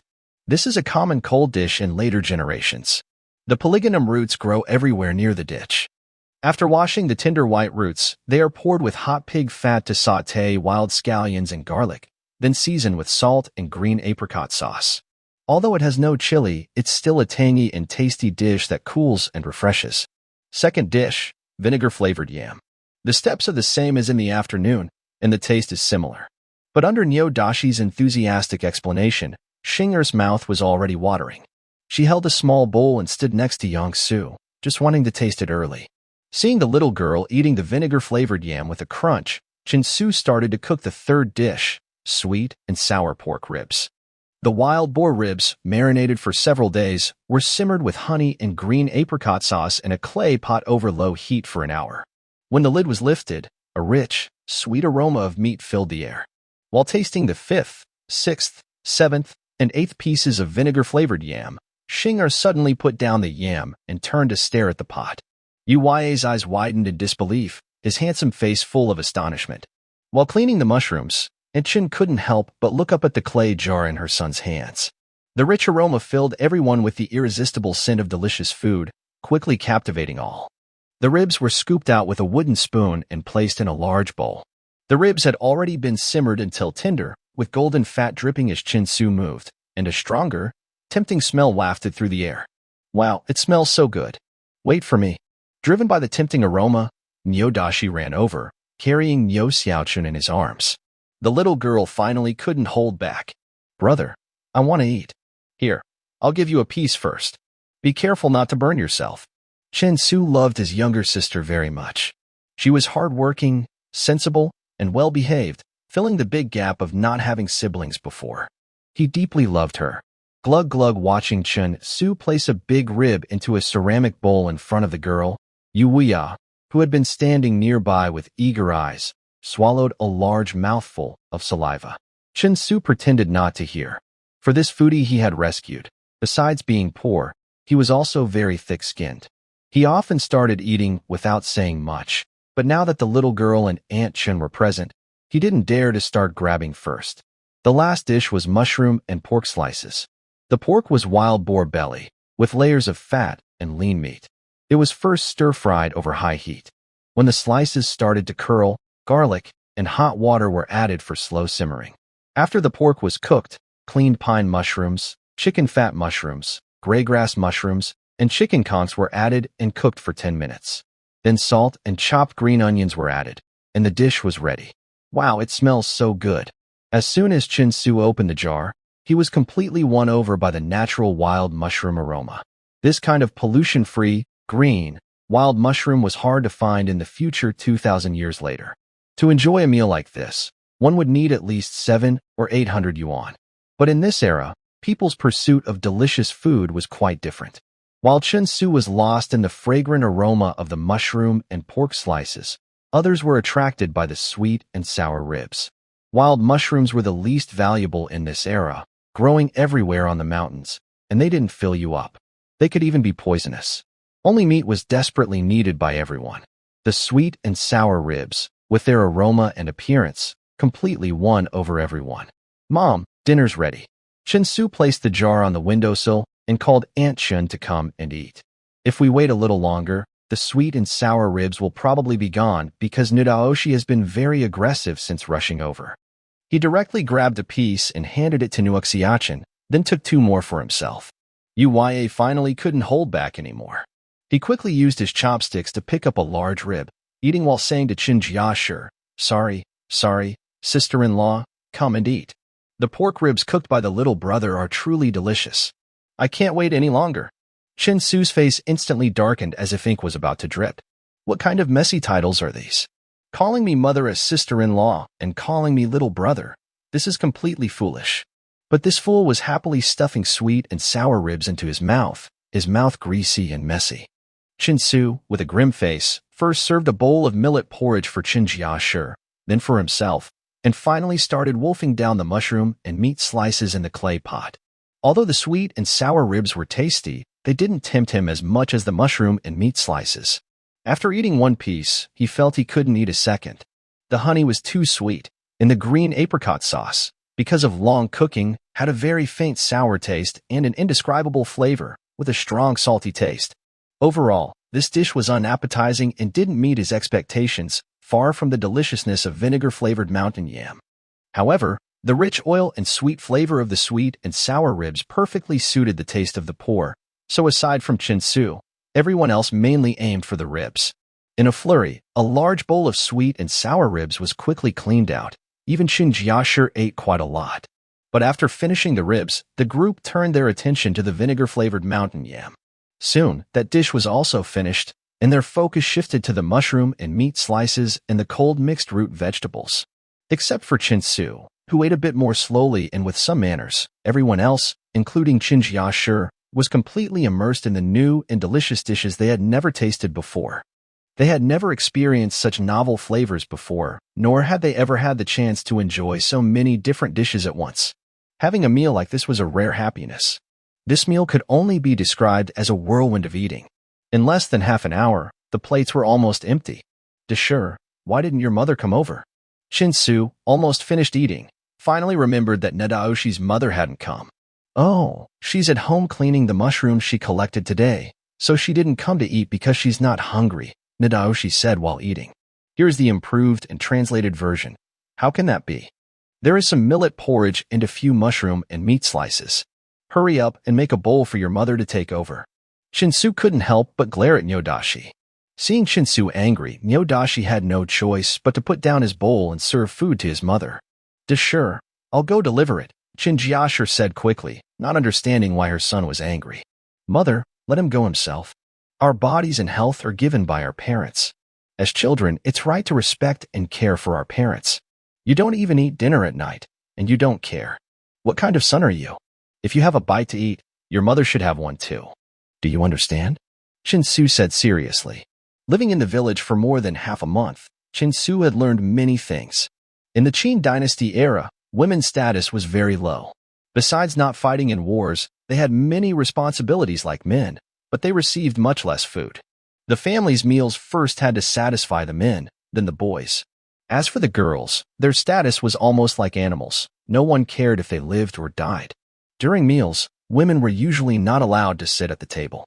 They had to wait until the men finished eating before they could eat leftovers. This was mainly because food was extremely scarce at that time. Even in modern China, more than 2,000 years later, some places still follow similar customs. Chin-su, as someone who traveled through time, believed in gender equality. But now, everyone thought that men and women were naturally unequal, and women believed this too. So, Nudaoshi didn't think it was a problem that his mother didn't come to eat. But Chin-su felt very uncomfortable about it. Uya, who had been eating quickly, suddenly showed a moved expression. He slowed down, put down his chopsticks, looked at Chin-su's face, then stood up, clasped his fists, and bowed in respect. The teacher said, "Loving your parents means not daring to dislike others. Respecting your parents means not daring to be slow in serving them. Loving and respecting your parents in all matters, and spreading virtue and education among the people, with punishments across the land, that is the filial piety of the emperor. Although I am young, I understand the filial duty of the emperor. Wu Ya has been away from home for a long time, and his parents have not been served for a while. Today he learns this, and tomorrow he will return home to serve his parents. He will repay the kindness of life in the future." Chinsu paused, surprised by the sudden appearance of this long list of theories, but he still waved his hand and said, "Respect for parents should be in your heart first. A man of integrity should do what is right and avoid what is wrong. When your parents are nearby, naturally, you should take good care of them. But if you go back like this, you'll only make them worry. You've been badly hurt. I suggest you rest for a few more days until you're fully recovered before returning. Besides, the people chasing you might still be nearby. I can save you once, but not a second time. If you lose your life, what's the point of filial piety?" Yu Wuyao was stunned for a moment, then bowed again and said, "Thank you, sir. I will trouble you for a few days." All right. Chinsu was very conflicted. His words meant this foodie would stay for a few more days. His careless words made him want to let him go easily. After a busy day, as the sun was about to set, Chinsu finally finished installing the last window and let out a long sigh. With the doors and windows done, there was basically no problem sleeping safely at night. At almost the same time, Xinger and Chen Jiangshi returned from the mountain, each carrying 2 baskets of mushrooms. Every summer, after heavy rains, many mushrooms would grow on the mountain. Villagers would go in groups to pick them, clean them, and then dry and store them for winter when wild vegetables were scarce. In autumn, they would go up the mountain to gather chestnuts, hazelnuts, and other dried fruits. After collecting enough, they would take them to the market town to sell in exchange for salt, cloth, and other daily necessities. But going up the mountain was always hard and dangerous. Wild animals, insects, and snakes could threaten their lives at any moment. In recent days, the women in the village had agreed to go together, but they didn't go far, just within a mile of the village. Their shouts could be heard easily. Chinsu wasn't too worried, but seeing the 2 return, he finally relaxed. "Brother, look. Today we also picked a lot of wood-ear mushrooms." Xingya happily lifted a branch from the vine basket to show her brother. Qin Jiashi also set down her basket and picked out fallen leaves and weeds, saying, "After drying, we take the mushrooms to the town market. The witch doctor will buy them. Last year, they sold for 3 qian per jane. I wonder if the price will be higher this year." But Chinsu didn't look at the mushrooms in the basket. Instead, he stared at the branch in Xingyo's hand, his eyes shining with great excitement, and asked, "Xinger, where did this branch come from?" "It's from over on that hillside. There are a few big trees, all in bloom. They smell so nice." Xinger turned and pointed to a hillside. Mrs. Qinjiang raised her head and added, "Sewer, this kind of tree can still bear some fruit in autumn. It's great for washing hair." Haha. Chinsu couldn't help but laugh excitedly. He hugged Xinger, spun around, and then put her down. "Xinger, you guys found something really good this time. This tree is called a tea tree. Picking the young leaves, drying them, and brewing water can cure many illnesses.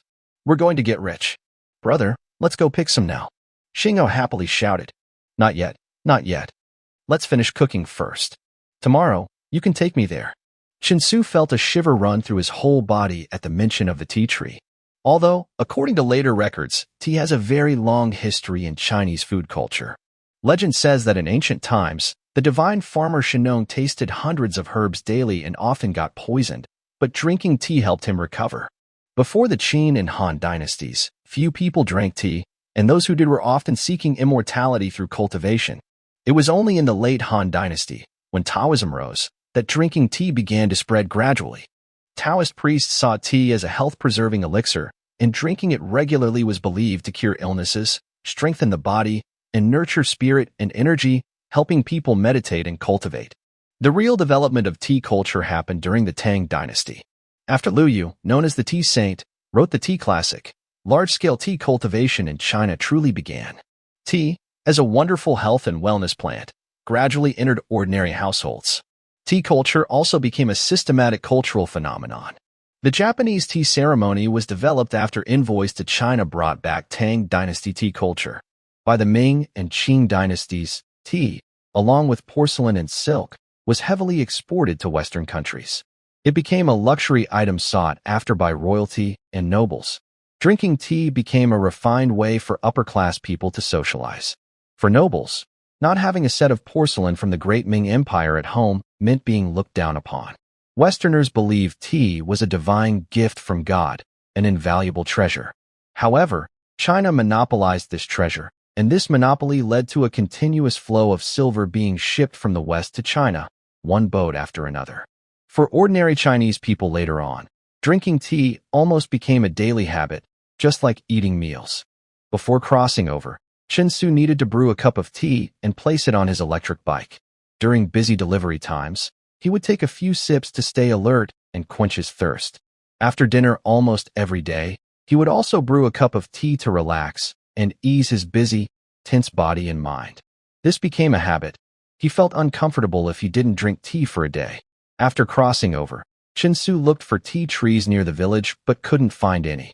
So he had to drink mint water as a substitute because not being able to drink tea made him feel uncomfortable for half a month. Suddenly, he learned where the tea trees were, and Chen Su was very excited and happy. If everything went well, tea would be an important part of his future plans. In the future, tea could open markets in Western countries. Now, it could also help him gain access to powerful officials and wealthy people, bringing him a lot of money and wealth. Although it was no longer the tea-picking season, for people in the Qing dynasty who had never tasted green or black tea, there was no difference. Tea trees are widely spread in China, mostly in the warm and humid southern regions. They grow in provinces along the middle and lower reaches of the Yangtze River.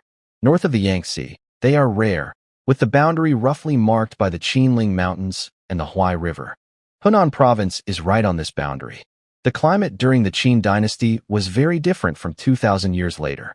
Nanyang was closer to what would become Hubei Province in later times, lying on the same plain as Xiangyang. At that time, Nanyang Commandery governed large parts of what would later be Hubei and Xiangyang. This led to later conflicts between Xiangyang and Nanyang over Zhuge Liang's hometown. Hubei Province in later times is a major tea-producing area. It was not surprising that nearby Nanyang had tea trees. When Chen Su learned that there were tea trees on the nearby mountain, he was so excited that he couldn't sleep well all night. He kept tossing and turning among the haystacks, sometimes sitting up in the middle of the night, lost in thought, mumbling to himself. His restless mood even disturbed Yu Wuya, who couldn't sleep well either. The next morning, Chen Su, with dark circles under his eyes and yawning, was eating breakfast. Yu Wuya couldn't help asking, "Brother, last night you kept talking about what ice red tea is?" "Did I say that?" Chen Su asked in surprise. "Yes, you mumbled about something sparkling and cool and mentioned Tiguanyin and Dahong Pao. It sounded very impressive." Yu Wuya replied, "That's because they are two of the greatest masters in tea art. Very powerful, but unfortunately, I can't get them now," Chen Su said while eating. After breakfast, Chen Su couldn't wait to call Nadashi and, led by Xinger, went to find the tea trees they discussed yesterday. 20 minutes later, in a forest about a mile from the village entrance, they indeed saw 3 huge tea trees.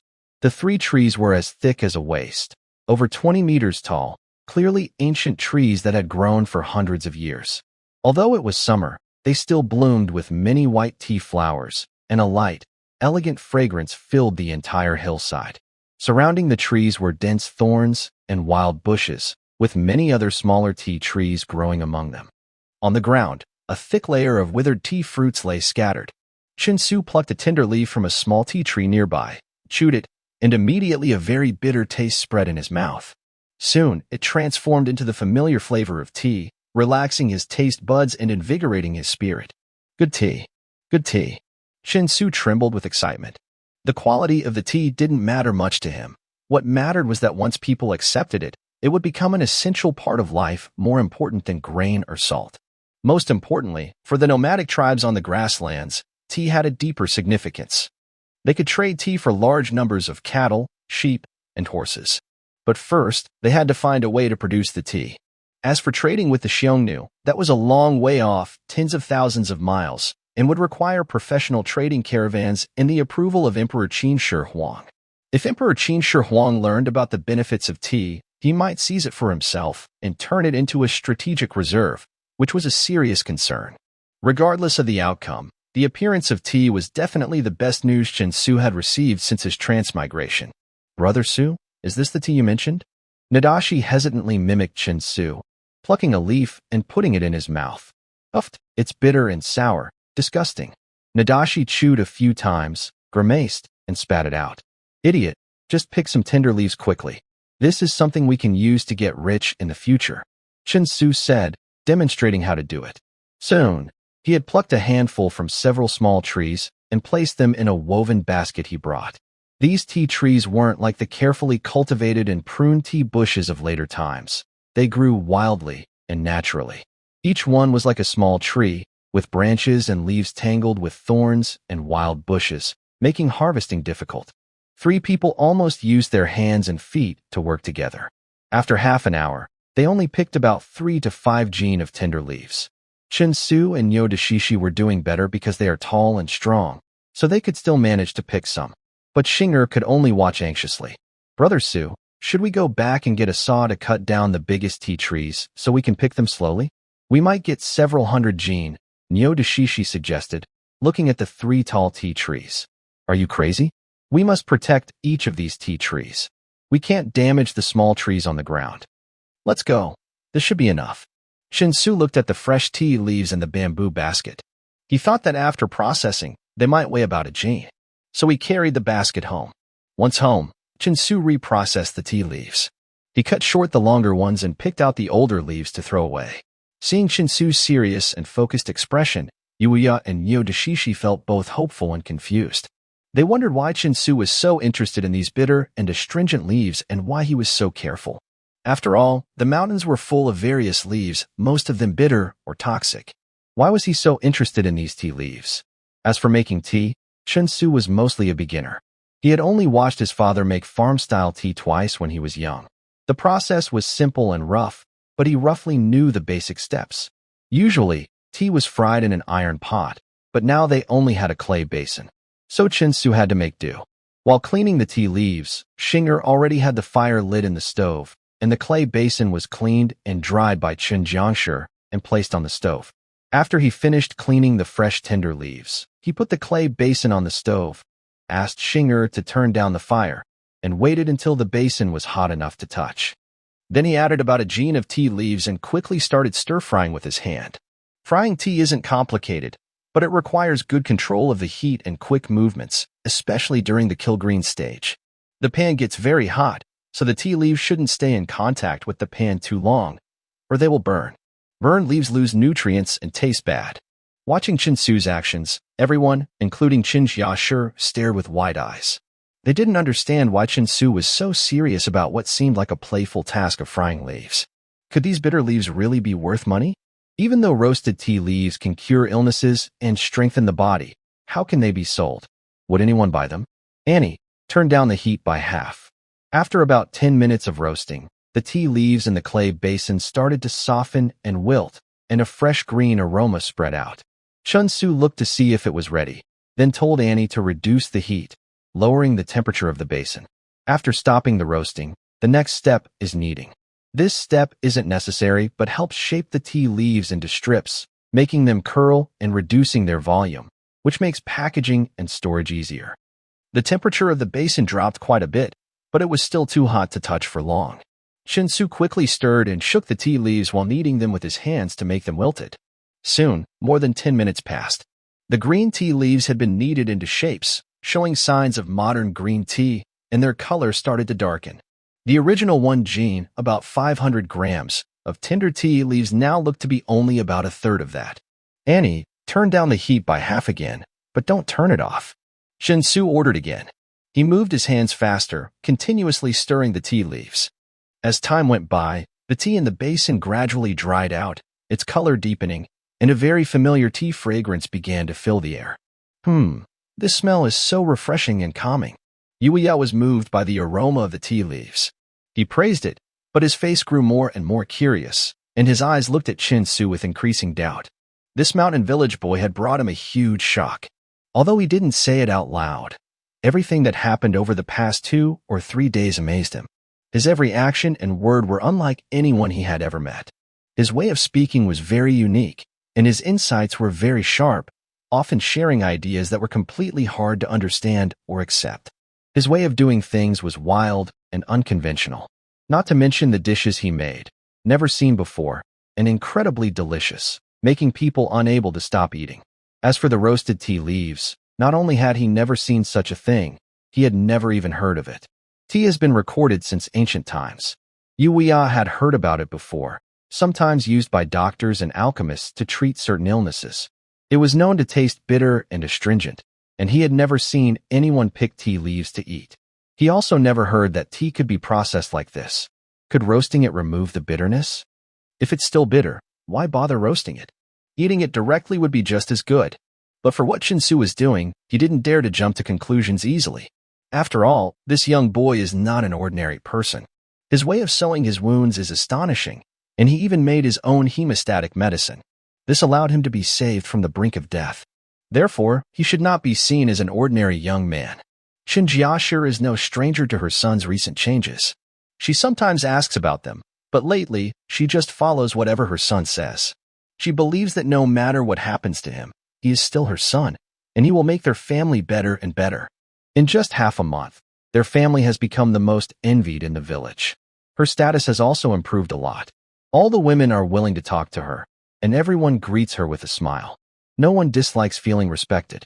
Shun Jiangshi cannot read or understand complex principles, but she has worked hard to raise 2 children. She understands social manners. The loneliness and helplessness from before seem to have faded away with her son's awakening. Life at home is getting better day by day. Since her son said that this tea could make a lot of money, she fully supports him and listens to his plans. All right, get the pot ready. After stirring for nearly an hour, the tea in the clay basin had dried completely. Its appearance turned dark brown, and it shrank more than 10 times in size. It looked sparse, but the aroma was even stronger. Shinsu moved the clay basin from the stove to the ground, then continued to stir with his hand. As the temperature of the basin gradually cooled, he finally stopped and gently shook his wrist. It seems that roasting tea is not an easy task. After nearly an hour of continuous stirring, his wrist felt sore and swollen. Brother Su, how do we eat this tea? Nyodasui squatted in front of the basin, looking puzzled. It's not for eating, but for brewing tea to drink. Hurry up and boil a pot of water, and you'll see later. I'm going to get some firewood. Nyodasui immediately stood up, and Shinger quickly rekindled the fire in the stove. Shinjashir turned around and brought a pot of clean water. While boiling the water, Shinsu found a dry bamboo tube and put the cooled tea leaves inside. The tea leaves must be stored tightly sealed. They can't be left open for too long, or the fragrance will quickly dissipate. Everyone sat in the yard, watching the water in the pot on the stove, filled with anticipation and some nervousness. Only Chunsu remained calm and composed. The tea made this way is called green tea in later generations. It retains most of the nutrients of the tea leaves, but is not fermented. When drunk, it has a slightly astringent taste, but it also preserves the fresh aroma of the tea. Green tea has special effects in preventing aging, fighting cancer, killing bacteria, and reducing inflammation. Over time, it became the most popular and best-selling type of tea. Tea varieties are also divided into many types based on processing methods, such as green tea, white tea, black tea, yellow tea, oolong, and dark tea. Each type has its own famous varieties, like Biluakun, Longjing, Malfong, Tiguanyin, Jinjunmei, Chimen, and Pu'er. These varieties were gradually formed after more than 2,000 years of continuous development and tradition by Chinese tea enthusiasts. Many of the methods are not well known today. Only rural families who roast their own green tea understand some of these techniques. This method is quick, simple, convenient, and easy. Water is boiling, elder brother. Water is boiling. Shinger, who was watching the boiling water, excitedly pointed at the kettle and shouted.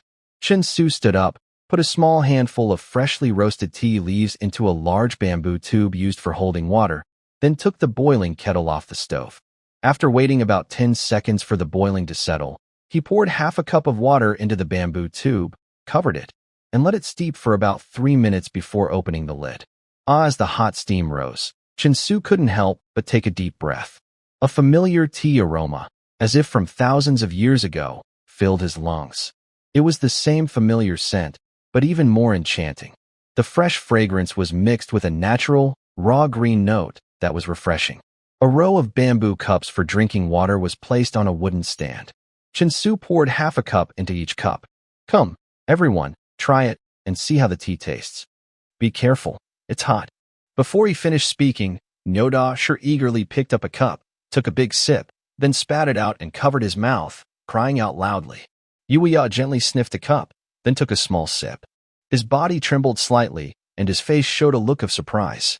Then he eagerly took another small sip and closed his eyes to savor it. Qin Jiashi and Shingo each took a cup to taste. Chinsu was also very excited and a little nervous as he picked up his own cup. He gently blew on it, then sipped lightly. As the tea entered his mouth, a rich, familiar aroma spread across his palate. After a slight bitterness, it quickly transformed into a long-lasting sweetness and aftertaste. What kind of tea tree is this? The taste is very strange. After taking the first sip, Chinsu was quite surprised himself. It seemed the tea was brewed a bit hastily, so there was a slight burnt flavor, but that wasn't the main point. The main thing was that after drinking this tea, a very clear sweetness quickly spread in the mouth, unlike any green tea he had tasted in his later years.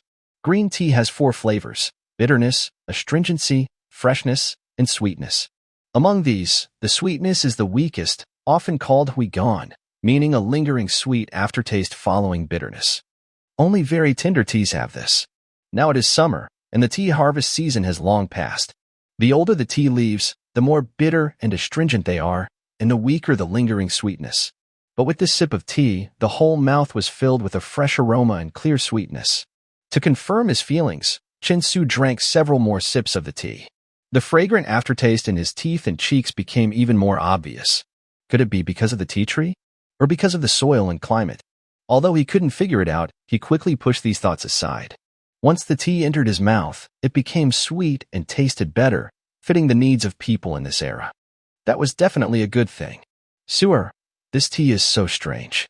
It tastes bitter, but after drinking, it's actually sweet," Qin Jiashi said with a look of surprise. Yes. The tea brewed by Lord Gong tastes astringent at first, but then leaves a fresh, fragrant, and sweet aftertaste like a fine nectar. Drinking it lifts the spirit, truly extraordinary. If this spreads, I fear many scholars from different schools will rush to seek it. Although Yuya was a foodie, he clearly had a different view from Qin Jiashi, who had rarely left Shaha village. Yuya was talking about the taste, but he also pointed out the characteristics and possible influence of this tea with one sentence. The fact that countless scholars from various schools would rush to seek it was Chinsu's greatest hope. The so-called scholars from different schools refer to the successors and promoters of the 100 schools of thought in later generations. They are mainly cultured and educated people. The 100 schools of thought is a term from later times, but during the Qin dynasty, it referred to groups of scholars from Confucianism, legalism, Taoism, Moism, agrarianism, miscellaneous schools, military strategies, medicine, yin-yang, and the school of diplomacy. They each held different ideas, promoted their teachings, and spread their knowledge everywhere. Some of these scholars held official positions, influencing national policies with their ideas, while those who did not serve as officials were called fengshi or magicians. During the spring and autumn period and the Warring States period, a time when many schools of thought flourished and competed, Chinese philosophy and practical theories developed rapidly. Different schools of thought emerged constantly, influencing the governance and development of feudal states. Some rulers believed in Taoism and Laozi's teachings, practicing non-action governance. Others adopted the legalist methods of Guanzhong, implementing strict laws. Still, some respected Confucianism, promoting benevolent rule. Many scholars, however, were not interested in ruling but focused on farming, forestry, military strategy, medicine, animal husbandry, and astronomy. Over a few hundred years, from spring and autumn to warring states and then to the Qin dynasty, China underwent dramatic changes. Human productivity and daily life advanced greatly thanks to these scholars and their ideas. During the Qin dynasty, the legalist thinker Li Si served as prime minister and promoted rule by law, which had a lasting impact on China for over 2,000 years. After the fall of the Qin, Confucian ideas became dominant in governance, fundamentally changing China's cultural development. Confucius and Mencius, who developed Confucian thought, were honored as sages by successive rulers. Today, although the ancient scholars are long gone, their theories have become more mature. Many scholars tried to spread their ideas by establishing connections with Emperor Qin Shi Huang. Only those approved by him could influence the state more effectively. As a result, Xianyang became a gathering place for scholars from different schools, all eager to present their ideas to the emperor. Amid this mixture of ideas, a group of medical scholars gained Emperor Qin Shi Huang's favor. They traveled across the country seeking methods for eternal life. However, this chaos also caused confusion in government policies. The emperor grew tired of many scholars and their conflicting ideas. According to historical records, about 6 or 7 years later, Qin Shi Huang launched a destructive cultural movement called the burning of books and burying of scholars. Most books related to daily life, such as medicine, divination, and agriculture, were spared, but all other schools' writings and preaching poetry and classics were burned. Scholars from different schools who dared to oppose the regime were buried alive. This event not only nearly destroyed the theories of the 100 schools of thought, but also almost completely wiped out the written records left by China's ancient sages. This caused a huge loss of materials from the Xia, Shang, and Zhou periods, and is considered one of the worst acts of cultural destruction in human history. As a result, people's opinions about Emperor Qin Shi Huang vary greatly. Some believe he unified China and left a lasting legacy, while others think his burning of books and persecution of scholars caused unprecedented damage to Chinese civilization, making him a great sinner in history. However, no matter what, Qin Shi Huang himself did not care about how future generations viewed him. His goal was to control the chaotic scholars and magicians in Xianyang, unify people's thoughts, and create a stable environment for the long-lasting Qin Empire. But Chen Su believes that the person who should be buried first is Zhao Gao, the flatterer. In fact, the collapse of the Qin Empire was almost entirely caused by him. Both of Qin Shi Huang's sons, Fusu and Huhai, were manipulated and killed by Zhao Gao, though Qin Shi Huang does not yet know this. If possible, he would definitely want to eliminate Zhao Gao early. Chen Su is very curious about what might have happened to the Qin Empire if Zhao Gao had died earlier. Would history have remained unchanged, or would the empire have taken a different path in a parallel universe? To kill Zhao Gao, Chen Su needs to have enough strength himself. He can't compete with the current scholars just by studying and theorizing. He can only use money to buy influence and gather supporters. Tea might be a good opportunity for this.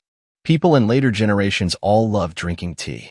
In the fragrant aroma of tea, they can focus better and think more clearly. If they had a cigarette, they might even feel like they were becoming immortal.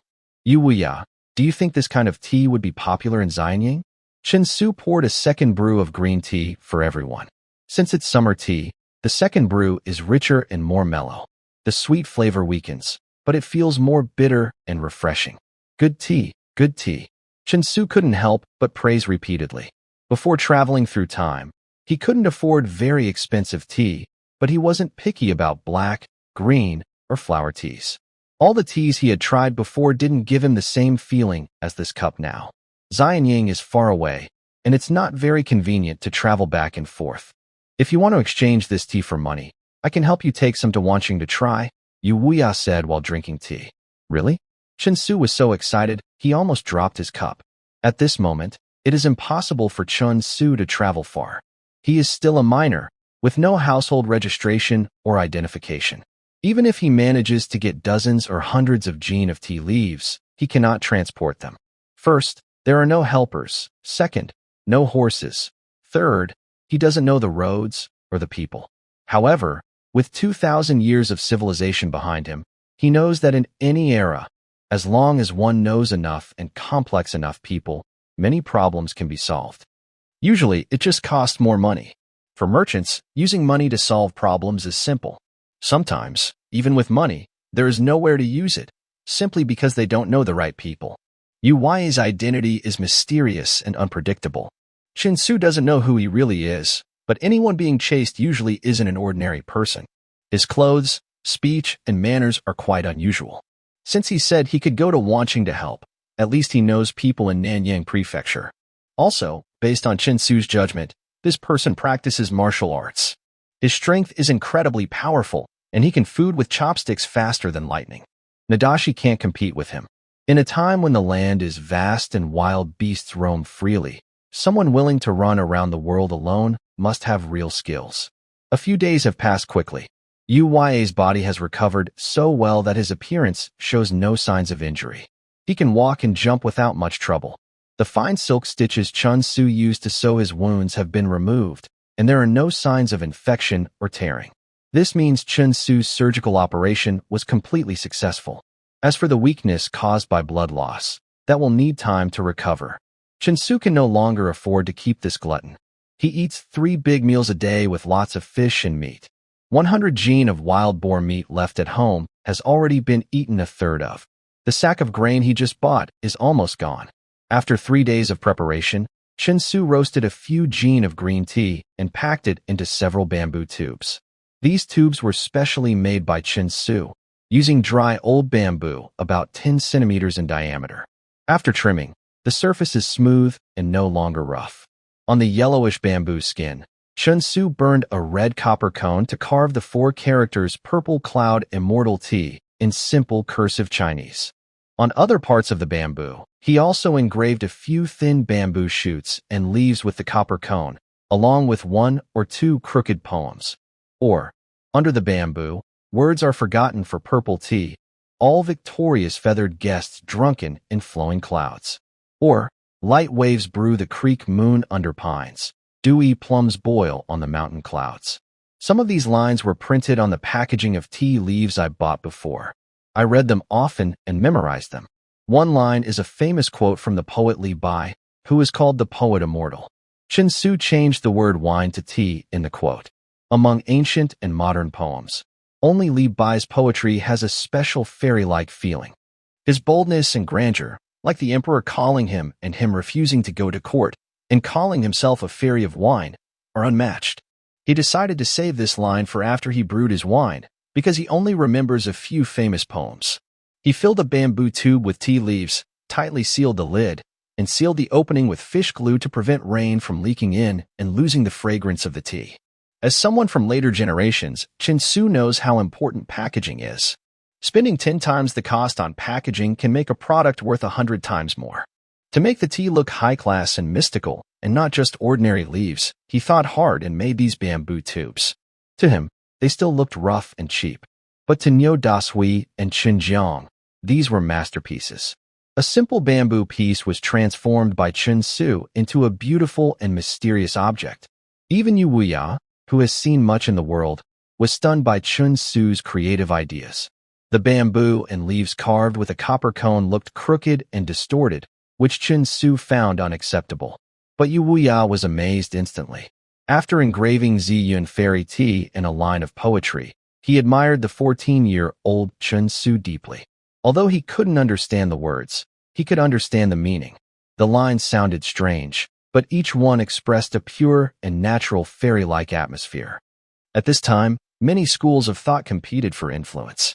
Although Laozi's Taoism, which emphasized following the natural way of the universe, was not very flashy, it had a strong impact among the common people. Almost all other schools were influenced by it. Based on the theories of the 8 trigrams in the Book of Changes, as well as Taoist ideas, a new mystical school called Yin-Yang philosophy emerged.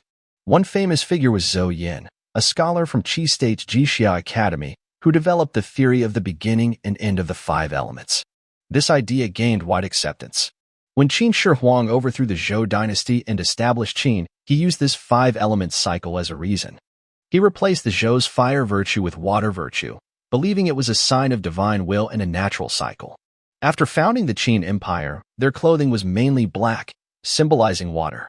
Because Yin-Yang and Taoist ideas greatly influenced the court and the people, many individuals chose to live in the mountains, practicing meditation, fasting, and studying ancient techniques to seek immortality. Qin Shi Huang himself was one of these seekers. Now, a large group of Taoist doctors and alchemists were persuading him to find the elixir of eternal life. Tea, which can calm the mind, strengthen the stomach, and boost health, appeared as a promising ingredient. The poems carved on bamboo tubes, full of mystical aura, would surely attract many people eager to pursue these practices once they appeared. Yuyao's background was unknown to Chun-Su, but he knew very clearly what kind of people were behind him, and what they did. He could imagine what would happen when he brought out these tea leaves. As for Chen Su's plan to use them to make money, he scoffed at it. To these people, commercial pursuits were considered lowly. They sought the Tao, freedom, and detachment from worldly desires. They appeared to have no greed, but they were deeply interested in all things in heaven and earth. If they could achieve immortality, that would be the best. While Chen Su was making these bamboo tubes, he did not hide his actions from Yu Wuyao. Whether it was processing the tea leaves or crafting the bamboo containers, Yu Wuyao watched everything clearly.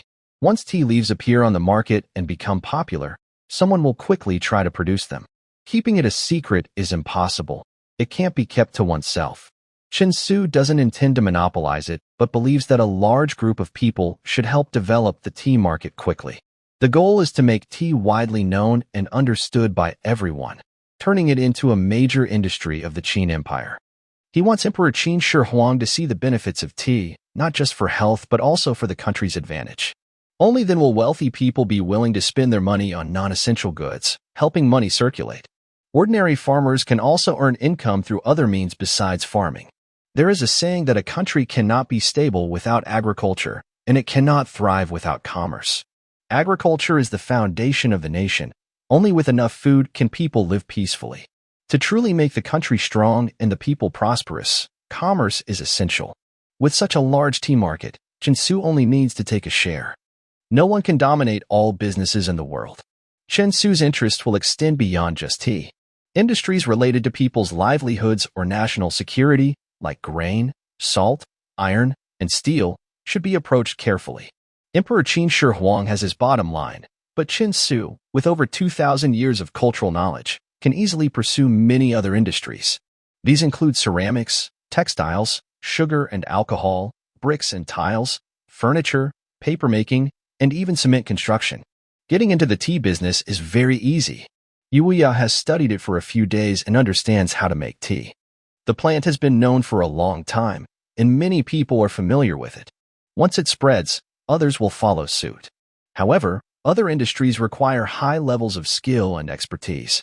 Without proper guidance, it's hard to imitate them. In the future, industries like ceramics, textiles, cement, and steel will grow beyond tea and become major pillars of the nation. Tea will gradually become just a common consumer product for daily life and entertainment. This era is one of absolute imperial power. Laws mainly target ordinary people.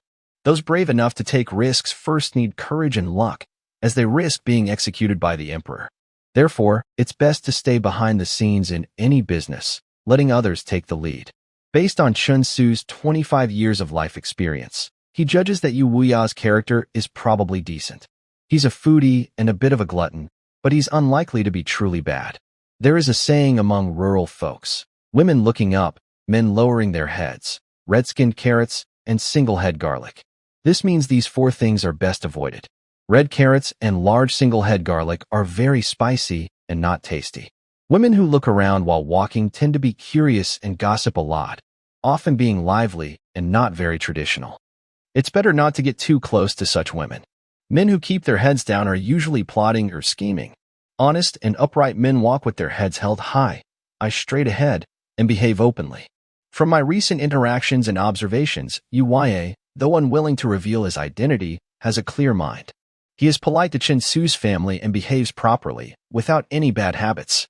If Chen Jiashi were here, he would even apologize before eating, showing he is a straightforward person. Chen Su wants to turn tea leaves into money. Right now, Yu Wuyao is his best, maybe his only, choice. His plan is to let Yu Wuyao live well and return safely, then help sell the tea. Once he makes his first big profit from tea, he won't need it anymore. The market is small, the audience limited, and the money slow to come. It takes too long. Wild tea trees found on the mountain produce only a few pounds a year. Growing and harvesting tea trees properly would take at least 7 or 8 years, and by then, the Qin dynasty might be over. Don't move, or it will go crooked. At this moment, Yu Wuyao, dressed in clean black clothes washed by Chen Jiashi, sat still on a rock, his face trembling slightly. Chen Su used a homemade bamboo tweezer to stick fake beard hairs onto Yu Wuyao's face. The beard hairs came from Chen Su's own hair, and the adhesive was fish glue made from fish bladders. To get enough fish glue, Chinsu quickly wove a few large bamboo baskets and spent 2 nights collecting dozens of pounds of fish. All the fish bladders only yielded a small lump of glue about the size of a pigeon's egg. Uwayo couldn't see the changes on his face, but the fish glue was hot. Every time Chinsu stuck a hair, Uwaye's skin twitched involuntarily. Chinsu kept reminding him to stay still. It took half an hour, and Chinsu stuck on a bunch of mustache hairs 200 or 300 times before finally creating a 4 or 5 inch long beard on Uwaya's chin. He also glued 2 sets of sideburns on his lips. Since people of this era are generally weathered and aged by the sun, at first glance, Uwaya almost looks like a handsome man in his 30s. Chinsu stood in front of Uwaya, looking him over from side to side, his face twitching constantly. He thought he is so ugly. But the makeup technique that made Chinsu himself feel almost unable to look at the face produced results that left the Shernyo, Xinjiangshi, and Xing'er all staring with their mouths wide open, looking stunned. Hero, are you finished? Although Uwaya practiced internal energy and considered himself very steady in spirit and mind, under the intense gaze of several people, he felt uncomfortable and nervous, like bugs crawling all over him. He wondered what kind of strange transformation this young man, who often performed miraculous feats, had done to himself. Yes, go look in the mirror. Or the basin, Chinsu sighed, throwing down a ceramic bowl filled with fish glue and tweezers, pointing to a nearby basin of water. Uwaya quickly stood up, walked to the basin, leaned in to look inside, and then showed an expression of disbelief on his face. He couldn't help but reach out to touch his mustache. Don't pull. The glue isn't dry yet, Chinsu quickly warned. Wow, this is amazing. I never thought there was such a perfect disguise technique in the world. With this, no matter who sees me, they won't recognize me. Uwaya excitedly made faces at his reflection in the water, wanting to touch his mustache but afraid of pulling it off. He gestured and danced around like performing a ritual. But Chinsu rolled his eyes. That's not true craftsmanship.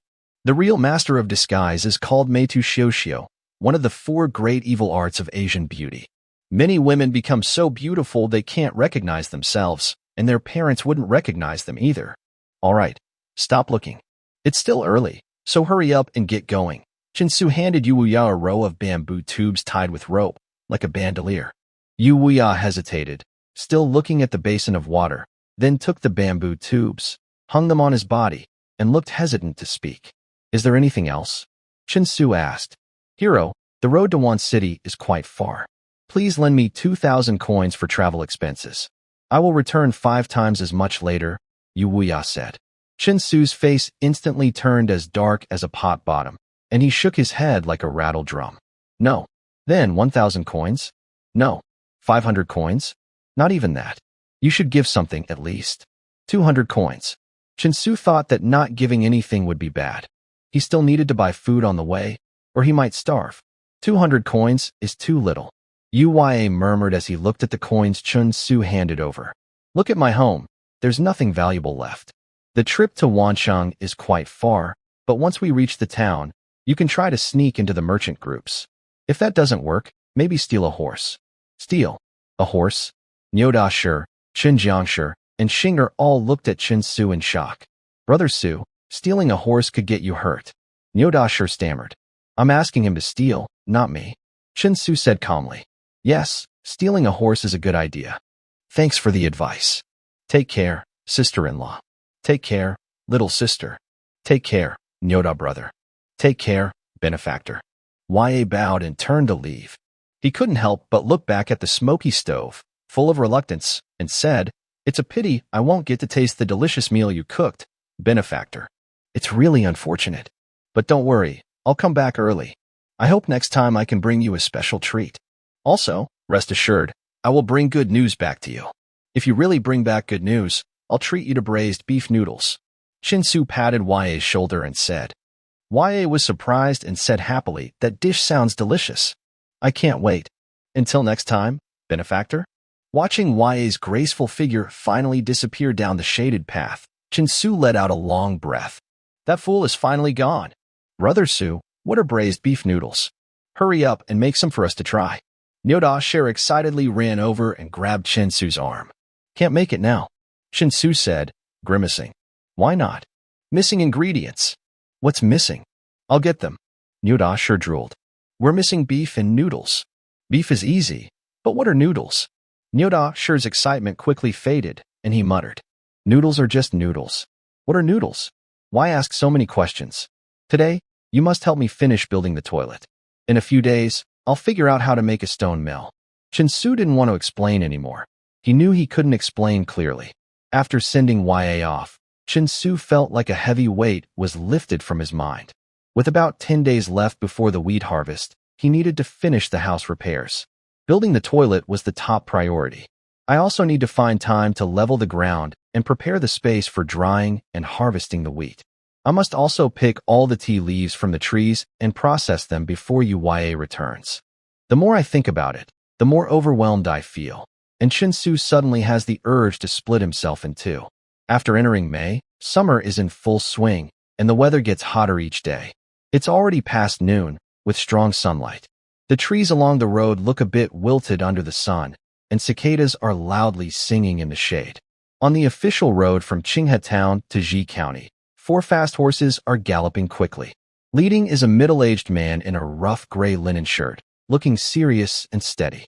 Behind him are 2 strong soldiers in cloth armor, both muscular and brave. Besides the packed luggage on their horses, each saddle also has a sword hanging from it. They look like brave warriors. In the middle of these 3 horses, there's a bright red horse carrying a girl about 13 or 14 years old. She wears a light blue linen dress and a wide-brimmed hat to block the sun. The 4 horses rush past Qinghe Town like a gust of wind, leaving a cloud of dust behind. When they reach a fork in the road leading into the valley, the red horse suddenly pulls on the reins hard. The horse neighs loudly and stops abruptly. The 2 soldiers behind also quickly pull on their reins to stop. Xiaoyu, we must reach one city before sunset. We can't delay. The middle-aged man, who was running ahead, stops his horse after going about 10 yards and shouts back, Uncle Lu, I want to go get my sword back. The girl says, biting her lip. Uncle Lu turns his horse and says, Stop being stubborn. It's just a short sword. When we get back to Xianyang, I'll have someone make you a better one. Uncle Lu, it's only 20 miles to Xiaoa village. It won't take more than an hour round trip. Once I get my sword, I'll hurry back. I won't delay us, she insists, seeming to beg but actually threatening. Uncle Lu can't help but raise his eyebrows and sigh, saying, All right, let's go quickly and come back fast. If that boy doesn't give it to you, don't be too stubborn. Remember your father's words. If you cause trouble, I won't be able to help you. Don't worry, I promise I won't steal it. The girl nods happily. Let's go. No more delays. Uncle Lu urges his horse forward into the narrow mountain path. The girl and the 2 soldiers quickly whip their horses and follow. In an instant, the 4 horses disappear into the rugged mountain trail. Drink a bowl of wine and then go. Men in the mountains love their sweethearts. In the peaceful and quiet little river village, under the bright sunlight, 2 ragged boys are building a shade shelter with bamboo. One of them is waving a shiny short sword while chopping bamboo and singing a very crude folk song loudly.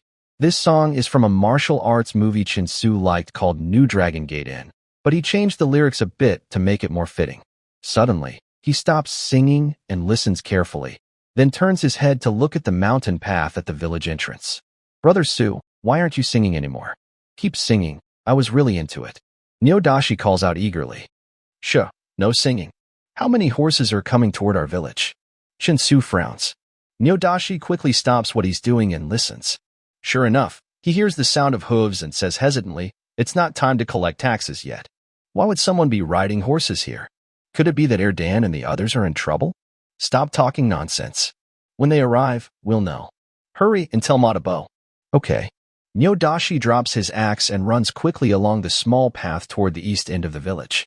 As the sound of hooves gets clearer, in less than 3 minutes, 4 fast horses rush into the village and stop in front of Chinsu's house. Wow, it's that girl. Seeing the 4 people riding slowly past, especially the bright red horse, Chinsu feels a bit of a headache. When the girl sees him, her face tightens, lips pressed together, and her big eyes flash with a fierce look. She walks to within 3 meters of Chinsu and looks down at him from above, saying, You, give me back my sword. Chinsu is surprised and raises the short sword in his hand. Are you talking about this sword? This short sword is beautifully made, with the best bronze, crafted by a skilled artisan. It's not only attractive but also very sharp. Cutting bamboo with it is much easier and more satisfying than using a machete. Over the past few days, he's been using this sword to build a toilet, make furniture, and build the shade shelter. With one swing, bamboo as thick as his arm snaps cleanly. Even the best bronze sword is still a bronze weapon. It is not very strong. This sword was not made for fighting or chopping wood. After a few days of use, the beautifully crafted blade became full of dents and pits. Chin-Su used a whetstone to sharpen it several times, but the blade was now bent and misshapen, and the red string wrapped around the handle had broken apart. It was now wrapped haphazardly with a dirty, black, muddy piece of cloth, and the entire sword looked completely different, regardless of its size or length. You're talking nonsense. This is not my sword. The girl looked at the bent, deformed sword, feeling deeply insulted. She raised her eyebrows and pointed at Chin-Su angrily. This really is your sword. There are inscriptions on it. If you don't believe me, I can read them to you. Chin-Su shrugged helplessly and looked at the engraved name of the craftsman on the blade. He examined it several times before recognizing a few Chinese characters in clerical script and read aloud, Xianyang, Gonyang she made it. Xiaoyu, this really is your sword. The middle-aged man nearby was initially doubtful about the shape of the short sword, which was barely recognizable. But after Chin-Su read the inscription, he confirmed that Chin-Su was telling the truth. The girl was stunned, staring fixedly at the short sword in Chin-Su's hand. Her face turned pale, and flames seemed to rise in her eyes. She slowly raised her whip, pointed it at Chin-Su, and gritted her teeth as she said, "What did you do to my sword? How did it become like this?" Chin-Su turned and pointed behind him at the pavilion and the house being built. "I saw your sword was quite sharp, so I used it to cut bamboo for the pavilion and even built a small toilet with it. You, I'll beat you to death, shameless mountain villager." The girl trembled with anger, her face turning red, and her silver teeth clenched tightly. She suddenly swung her whip, aiming it at Chin-Su. Chin-Su was startled and quickly dodged, but it was too late. Under the strong sunlight, he saw a dark shadow swooping down toward him. What the heck? This is so unreasonable. Chin-Su could only barely raise a defensive arm to protect his face. With a soft snap, Chin-Su did not get hit by the whip or feel pain. When he looked out from the gap in his arm, he saw that the middle-aged man had already caught the girl's whip with his own whip. "Xiaoyu, you promised Uncle Lu just now that you wouldn't make a move." The middle-aged man spoke softly. "But Uncle Lu, look. He actually damaged my treasured sword like this."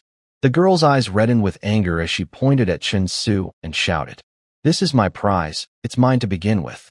Why should I care what you think?" Chin-Su said with a shrug, You are so mean and shameless, using my favorite sword to cover the toilet. I swear I'll burn your broken house down today if I don't get revenge." The girl's face was full of fury. She released the whip, twisted her body, and jumped down from the horse, then strode quickly toward the newly built thatched hut. Xiaoyu, the middle-aged man, couldn't help but shout loudly, "Haha, I want to see you burn it." I wonder how the law in Great Qin would handle destroying someone's home. Would they cut off hands or feet? Or send people to build the Great Wall? Cutting off hands and feet is too painful and cruel. Maybe sending people to build the Great Wall is better, since there are more people and it's livelier. As Chin-Su teased, the girl slowed down, her face turning pale, and her body trembled uncontrollably. Chin-Su was right. If someone set fire to destroy a home, the lightest punishment would be 3 years of forced labor, and the worst could be exile thousands of miles to the frontier to build the Great Wall. A girl of 13 or 14, in her rebellious age, might say such things out of anger, but they shouldn't be taken seriously. Now she was both angry and anxious, unable to retreat or advance. She was the daughter of a county magistrate, facing a young mountain village boy about her age. Every time she was defeated, it made her feel like she was holding back a fire inside her, wishing she could turn around and strangle this mischievous guy. But she didn't know that inside the seemingly 13 or 14-year-old mountain boy's body lived a 25 or 26-year-old old monster. Suddenly, outside, there was a commotion. Soon, Nyodasher and Uncle Ma, along with 6 or 7 villagers, hurried over, all holding sticks, knives, or axes. But when they saw the people in front of them, they couldn't help but breathe a sigh of relief. Just now, Nyodasher had rushed to find Uncle Ma, saying that a few horses had entered the village. His first thought was that it might be the people who had been chasing Yuya a few days ago, so he didn't dare delay and quickly gathered some men from the village to come and check. Although he knew Yuya had already recovered and left, he was worried that leaving clues might make it dangerous if those people found out. But now, seeing the girl who had been spanked by Chun-Su last time, everyone relaxed a little, though their faces showed strange expressions. Little Moon, don't be stubborn. Let's go back. After we return, Uncle Lu will surely find the best craftsman to make you the finest sword. The middle-aged man could tell from the girl's actions that there was no point in staying any longer. The sword Chun-Su held was definitely lost, and even if he got it back, it wouldn't matter anymore. Chun-Su was just a young mountain boy, so this wasn't worth making a fuss over. The last incident was also caused by the girl, but Chun-Su simply didn't follow the plan she had in mind. Moreover, the county magistrate had advised treating Chun-Su politely and even planned to invite him to the county seat for a visit. So, the middle-aged man wouldn't attack Chun-Su just because he was younger. Today I'll let you off easy. Next time, I won't be so kind. The girl took advantage of the situation, turned around, and climbed back onto her horse. After sitting properly, she snorted coldly, turned her horse around, whipped it fiercely, and rode away quickly. Sorry for the trouble. Farewell. The middle-aged man slightly bowed, led 2 soldiers on horseback, and left.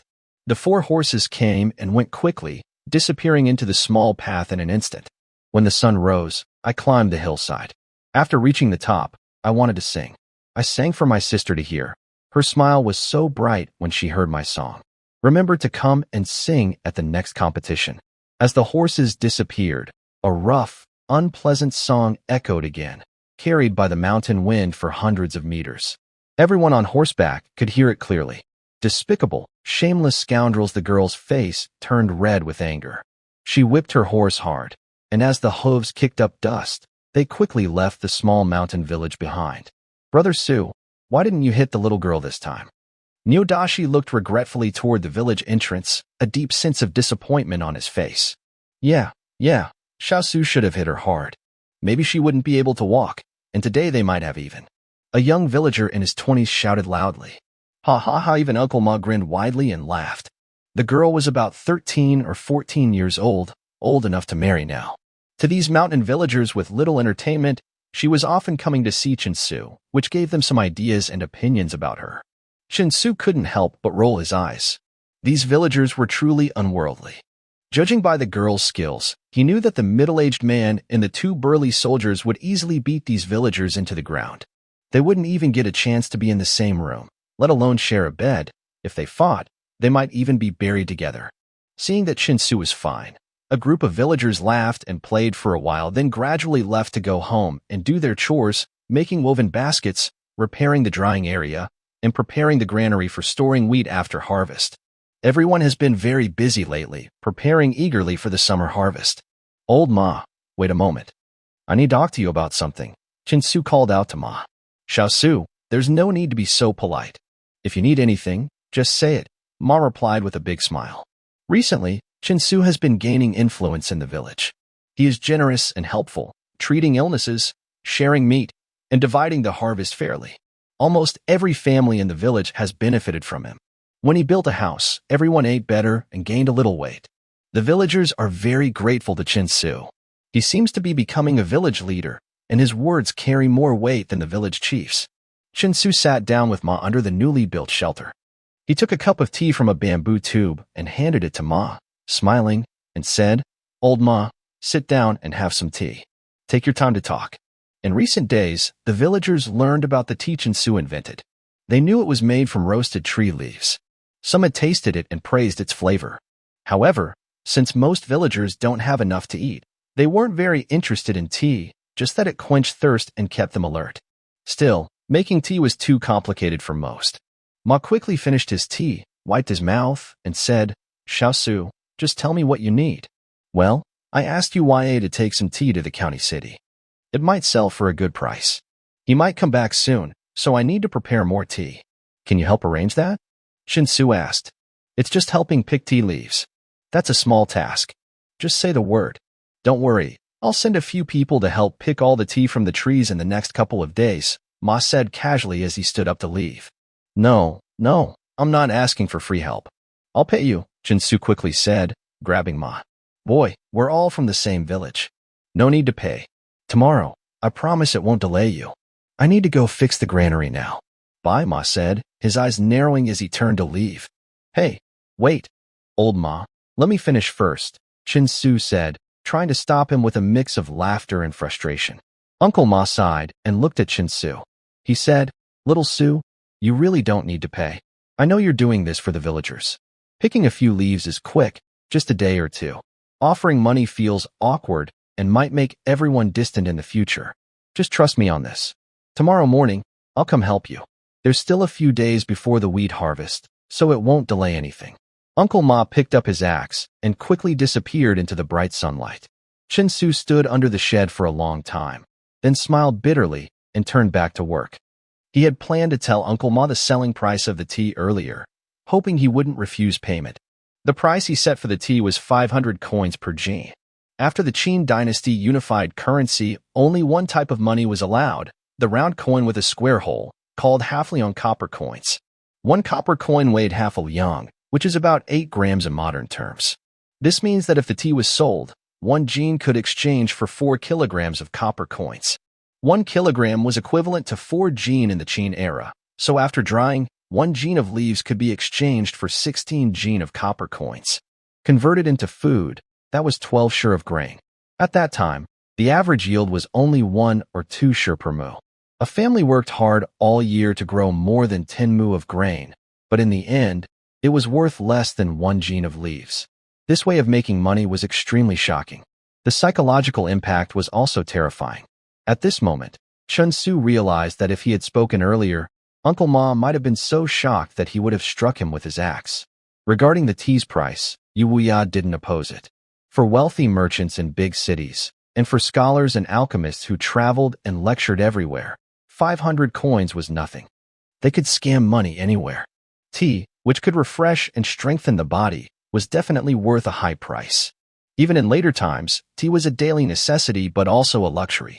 The cheapest good tea, Maofeng, cost around 100 yuan per jin. Better quality teas cost 300 or 400 yuan, and the most expensive, like the Hong Pao, was inaccessible to most. Only a few high-status people could drink authentic Da Hong Pao each year. Compared to food, tea was a luxury item. But in this era, food was still tied to money as a hard currency. After considering for a few days, Chin-Su decided to set the price of 1 jin of tea at 500 coins. This price is moderate, affordable for high officials and noble people, and also within reach for most scholars and literati. Slightly wealthier common folk can also afford it as a small profit. The main point is that tea can be used as a gift. In later times, it became a very high-end and elegant essential gift. As long as there is a demand for luxury, tea will sell well, because there will always be people who appreciate it. When others start producing tea, the market price will likely drop significantly, possibly to just over 10 coins per jin within a few years. But by then, Chin-Su will have already earned his first big profit. Also, every industry has a product called a premium item. Once the high-end market recognizes the brand of Ziyun CNT, it might still be sought after even if sold for 1,000 coins per jin. Of course, these are future plans. While Chin-Su and Yodas continued building a shade shelter, Qin Jiashi hurried back from outside with Xinger, looking anxious and worried. Su, are you okay? Did those people hurt you just now? Qin Jiashi looked around Chin-Su, checking if he was unharmed, and only relaxed when she saw he was fine. These days, it was wheat harvest time. Many birds were stealing wheat, so children and women spent every day on the riverbank chasing away the birds. They also wove baskets from green vines and dried reeds. Qin Jiashi and Xinger were also watching the crops there. When they heard someone calling, they hurried back, only to find everything was as if nothing had happened. Brother, I heard that the young lady who was scolded by you last time has come again. Did she bully you? Xinger looked worried and caring, afraid her brother was being bullied. Haha, Xinger, don't worry. She can't bully me. I was about to scold her again, but I was afraid she'd cry, so I didn't. But Xinger, you're growing up now, so be good. Don't go around fighting and getting your little hurt. Chin-Su gently patted the little girl's head and smiled. I don't want to fight anyone. No one can catch me and hurt my little. The girl said, covering her own. That's good. Next time you see that bossy girl, stay away from her. Qin Jiashi was very unhappy about the girl who had kicked her precious son during their last meeting. After saying a few words, she took Xinger and prepared to go back to the riverbank. Girl, with the big sun out, you and Xing shouldn't go to the river to chase birds. Rest for a while, and then go to the village to invite a few women to help with tea processing tomorrow. Also, tell them to bring the large clay basin from home. Chinsu quickly said. No need. They are all at the riverbank. I'll just tell them later. Chun Jiangshi nodded, pulling Xinger along as they hurried under the strong sun. Sigh. Chinsu couldn't help but sigh again. The 10 or so acres of wheat on the riverbank, even after a whole year of work, wouldn't yield more than 20 bushels. It's not worth it, but for people of this time, it means everything. It's their only way to survive. By the way, Deshir, how do you harvest wheat every year? Thinking that the wheat was almost ripe, Chinsu suddenly remembered a big question. He remembered that in the countryside, wheat was usually cut with small farm harvesters. 1 acre could be harvested in half an hour, and the grains were threshed and bagged at the same time. But now, in the Qin dynasty over 2,000 years ago, not to mention harvesters, it seemed that even the curved, toothed sickles used in later times hadn't been invented yet. Nyodashi knew that since Chinsu woke up, he hadn't remembered much about anything, so he explained without surprise, we just cut the wheat heads, bring them home to dry for a day or two, then beat them with a flail or bamboo stick a few times. After that, we put them in woven baskets with holes and shake them until the grains fall out. Chinsu nodded. This wasn't much different from later times. After threshing, the wheat still needed to be dried and sifted at home. But just cutting the wheat heads, he still couldn't quite understand. So he asked curiously, what do you do with the wheat stalks after cutting the heads? What use are the stalks? If you like, you can cut some and dry them to burn for cooking. The rest, when winter comes, we burn them to clear the field and then plant wheat again. Nyodashi shrugged. No oxen in the village. How do you plow the fields? We don't plow. We just dig holes with and plant the wheat, he replied. Wow, Chinsu was stunned. Although he had traveled here over 20 days ago, he had never asked about farming. The crops in the fields had always been looked after by Chun Jiangshi and Xinger. Now, hearing Nyodashi's explanation, he suddenly understood and finally realized why the grain yield was so low at this time. The main issue is with farming methods. Without oxen or plows, the land can't be deeply cultivated to rotate nutrients properly.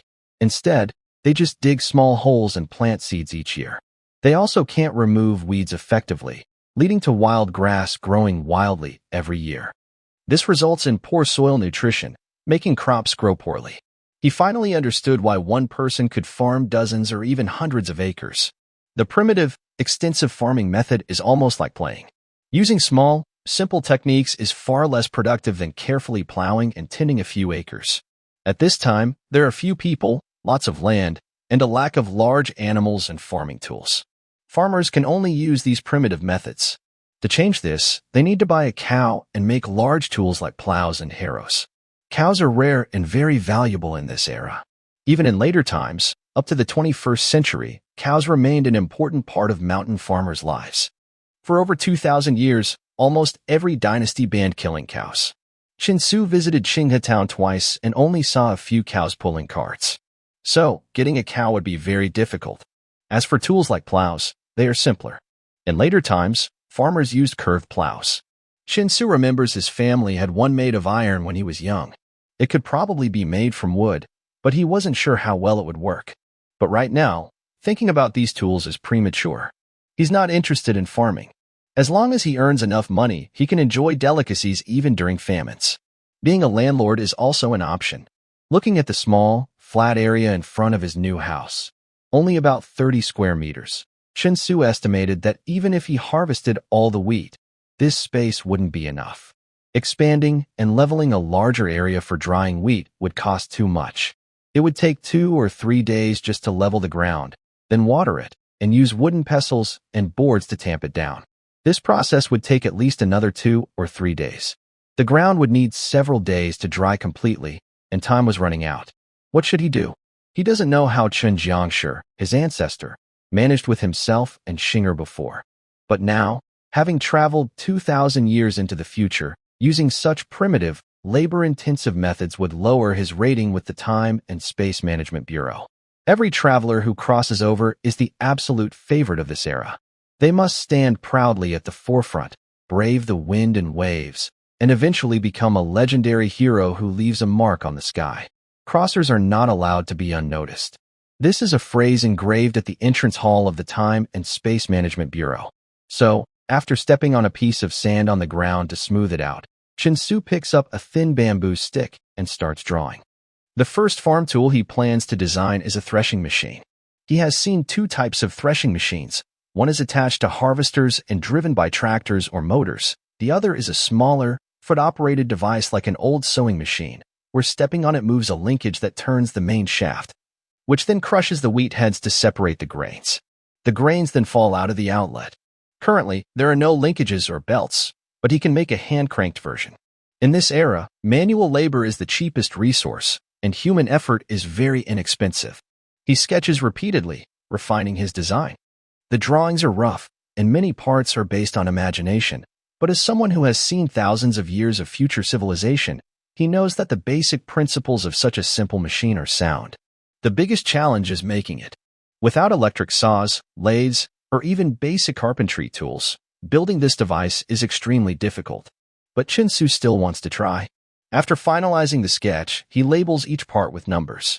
"Brother Su, what are you drawing again?" Nyodashi saw Chin-Su squatting on the ground, drawing and writing, and quietly stood behind him, looking confused. Since Chin-Su woke up, Nyodashi has found it harder and harder to understand his brother-in-law. Not only has his temper and personality changed, but his actions are more confusing. He often squats down to draw and mutters to himself as if possessed. This is a threshing machine. It's used to separate grains from wheat. Once made, it can be used in the field to harvest and thresh at the same time. Then the wheat can be collected and dried, Chin-Su explained. "You mean this thing can directly remove the grains from the wheat heads?" Nyodashi asked excitedly. "Yes, the principle should work, but we will only know once we build it. First, let's go cut down a tree." Chin-Su dropped the bamboo stick, stood up, and took a saw and an axe to set out. Nyodashi quickly followed happily behind. Half an hour later, the two of them carried back a piece of wood over 2 meters long and more than 40 centimeters in diameter. According to Chin-Su's design, the simplest hand-crank threshing machine's biggest problem is stability during rotation. It must spin steadily so that it doesn't get stuck by straw. To do this, the main shaft needs a lot of energy to turn, meaning it must be heavy. Once spinning, the shaft's own rotational energy drives it to turn quickly, breaking the husks off the grain. The faster the rotor spins, the easier and cleaner the threshing process becomes. Chin-Su asked Nyodashi to pick the straightest part of the wood and saw off a piece about 80 centimeters long. Then he scraped off the bark with a machete and used a chisel to carve small holes about 2 inches deep, spaced roughly 3 inches apart, with all the holes staggered. After that, he cut some old bamboo into 5-inch-long nails, slightly thicker than the holes, and hammered them into each hole one by one. Chin-Su had never really done woodworking before. He only saw carpenters make doors, windows, tables, and chairs as a child. But after crossing over, he surprisingly found himself the best woodworker in the village. When building houses, his rough but clever joints impressed everyone. They believed these joints not only sped up the construction of the house frame but also made the house safer. For example, the simplest double concave joint, common in later times, was a new discovery for the villagers. They were amazed and decided to use joints like that for their future houses. Later, Chin-Su learned that villagers now had to go up the mountain to find trees with suitable branches before building, or the beams wouldn't hold. As more houses were built, Chin-Su's woodworking skills improved. He used his knife, chisel, axe, and saw skillfully. Although by later standards he would be considered a very rough carpenter, right now, he was the best woodworker among the crossing army. While Nyodashi was working on the threshing machine's central shaft, Chin-Su also built a simple wooden frame about 1 meter high and roughly 1 meter wide, using a few small logs. On both sides, he carved out U-shaped supports with his axe to hold the main shaft that Nyodashi was making. Then, the main hopper had to be sealed tightly with wooden planks. Chin-Su calculated that he needed about 10 or more planks, so he had to pick up his saw and start cutting the wood again. A day quickly passed by. As the sun was about to set, Chin-Jiashi brought Shinger back from the riverbank. Chin-Jiashi carried a bamboo basket filled with vines, while Shingo carried a basket of pig feed. In the evening sunlight, a strange wooden box was placed in front of the house. Chin-Su and Nyodashi were busy sweating and working around the wooden box, which contained a large piece of wood covered with bamboo nails. "Big brother, what is this thing?" Shingo asked curiously as she circled the strange box. "This is our threshing machine," Neo Dashishi replied excitedly. "What is a threshing machine used for?" Shingo's eyes widened in wonder. "It's used for harvesting wheat. With it, we don't have to bring the wheat stalks back to dry. We can thresh the wheat right in the field," Neo Dashishi explained enthusiastically. "Oh, that's great. Mother, come see. Big brother made a threshing machine. We won't have to carry wheat stalks back to dry anymore," Shinger loudly boasted, although she didn't fully understand. Chin Jiashir was cooking and said, "Don't disturb Big Brother and Brother Dashishi working. Go feed the pigs quickly, then boil water for Big Brother to make tea." Okay, Shingo agreed and hurried off to feed the pigs. Chin Jiangshir's thoughts were simple and straightforward. Now, whatever her son did, she thought it was natural. Her son had become the most popular person in the village. Wherever she went, she would hear people praising Shinsu happily, which made her feel very proud and happy. She also heard what Neo Dashishi had just said, so her heart was filled with anticipation. How exactly does this strange-looking wooden box thresh the wheat? Come on, lift down the main shaft. That's about right. Once we install the spindle, we can test it, Shinsu said as he kept observing and measuring. After knocking a few spots with his axe, he felt it was ready. The two of them then lifted down the heavy main shaft, which weighed about 50 or 60 jin. Next, they needed to drill 2 large square holes, each 15 centimeters long, in the middle of both sides of the main shaft to install the spindle. To ensure the holes were perfectly centered, Shinsu measured repeatedly with a homemade bamboo ruler and finally drew a square outline with a thin piece of charcoal. Nyodashi has always been passive in helping. Shinsu didn't understand the main shaft, pivot, hopper, crank, or crankshaft, but that didn't stop him from being very interested in this amazing device. It's so incredible that he doesn't know where his brother-in-law learned these extraordinary skills. The square holes must be drilled perfectly vertical to keep the center of gravity stable and prevent jumping when the main shaft turns. Shinsu didn't trust Nyodashi to do this, so he had to do it himself. To make the threshing machine strong enough, the square holes on both sides were drilled nearly 20 centimeters deep. They only finished the holes after Chin Jiashir prepared the dinner. After dinner, they rested for a while with tea, and Shinsu started making the main shaft. He used 2 small pieces of rosewood, one end cut into a square shape, and the other end carved into a nearly round cylinder. Carefully, he hammered the square end into the square holes at both ends of the main shaft. Phew, good. The main shaft didn't. After both ends were hammered in, Shinsu couldn't help but breathe a long sigh of relief. With the main shaft and hopper finished, the threshing machine was about 90% complete. The last step was to install the crank. First, he sawed a protruding tenon on the rounded end of the main shaft. Then, he fitted a specially cut L-shaped piece of wood with a square hole onto it and nailed it in place with bamboo nails. Finally, he wrapped 3 or 4 layers of rope tightly around the joint, tying the crank and the tenon connection like a dumpling, to prevent the most delicate and stressed part from breaking under force. In fact, the connection between the main shaft and hopper, as well as the tenon joint of the crank, should be made of metal for better durability. Unfortunately, there was no time or resources to do that now, and going to the town to get it made was too late. Come on, let's lift it up and try. Shinsu threw down the rope. Brother Su, is it ready now? Nyodashi was very excited, staring intently at the device he had been watching. He was full of admiration for his brother-in-law's complex craftsmanship using tenons. Yes, put it on and see how it turns, Shinsu nodded. The two lifted the assembled main shaft with the crank and placed it on the hopper's support frame.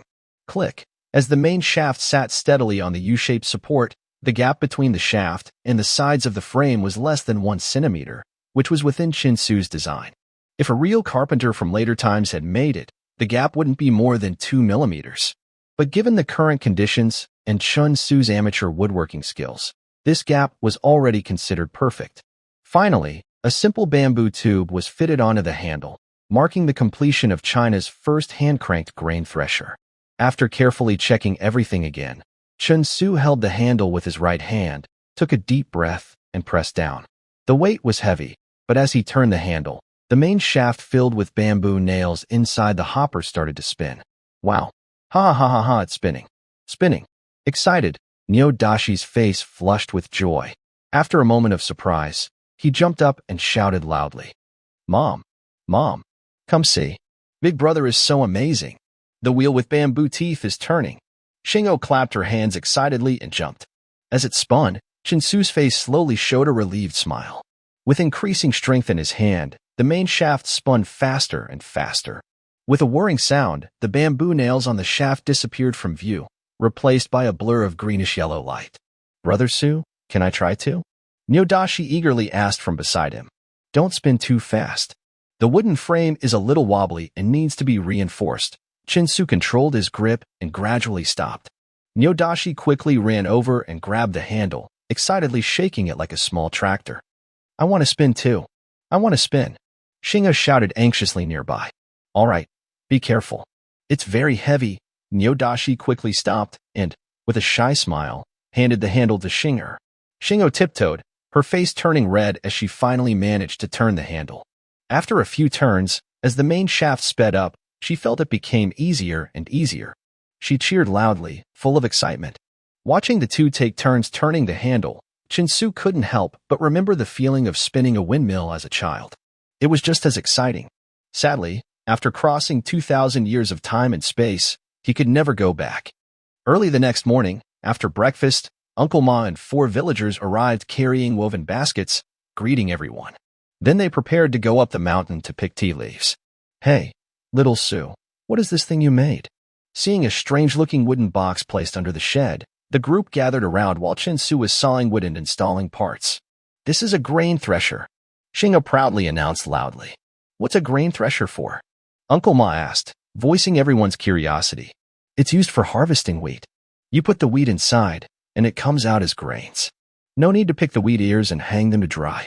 Last night, Shingo had already heard Chinsu explain everything clearly, so she remembered it well. "What? Really?" Uncle Ma and several villagers were suddenly very surprised, all looking at this strange-looking device with curiosity. "Uncle, this is something I suddenly thought of yesterday. I haven't tested it yet. We'll see how it works after the wheat matures in a few days, and we try it in the field," Chinsu explained with a smile. "Why wait? The weather has been sunny all year. I checked the field yesterday, and there's no problem with harvesting the wheat. We can try it now and see how it works," said an eager villager excitedly. "Just get it over with. Dejin and Simao, go quickly to the field and cut 2 bundles of wheat." "That will do."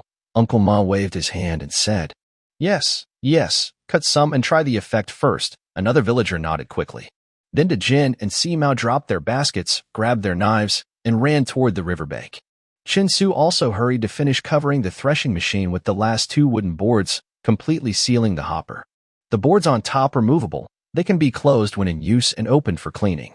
If the rotating shaft wears out or breaks, it's easy to repair. Here they come.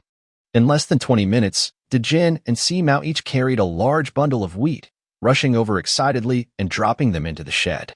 They wiped sweat from their foreheads and urged, "Hurry up and thresh so we can see it." "Sure, shake the handle." Chinsu, feeling both excited and nervous, carefully placed a wooden board flat at the entrance of the threshing machine as a feed platform, then put a basket underneath the side outlet to catch the grain. "Okay," Nyodashi responded, gripping the handle tightly and starting to turn it. As he watched the main shaft inside the hopper spin faster and faster, Chinsu slowly inserted a bundle of wheat into the opening. A clear rustling sound came from inside, and Shingo, standing next to the outlet, happily exclaimed, "Wow, the wheat is coming out. The wheat is coming out. It really threshed." Uncle Ma and others crowded around the outlet, and sure enough, some scattered grains were bouncing out and falling into the basket.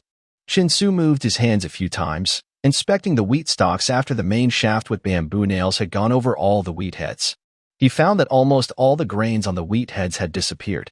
"Uncle Ma, look at the effect." Chinsu handed a handful of wheat stalks to Uncle Ma.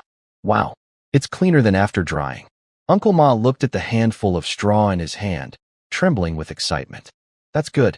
I'll finish stripping these 2 bundles first, and then see the result." Chinsu also breathed a sigh of relief. As long as the threshing was clean, that was enough.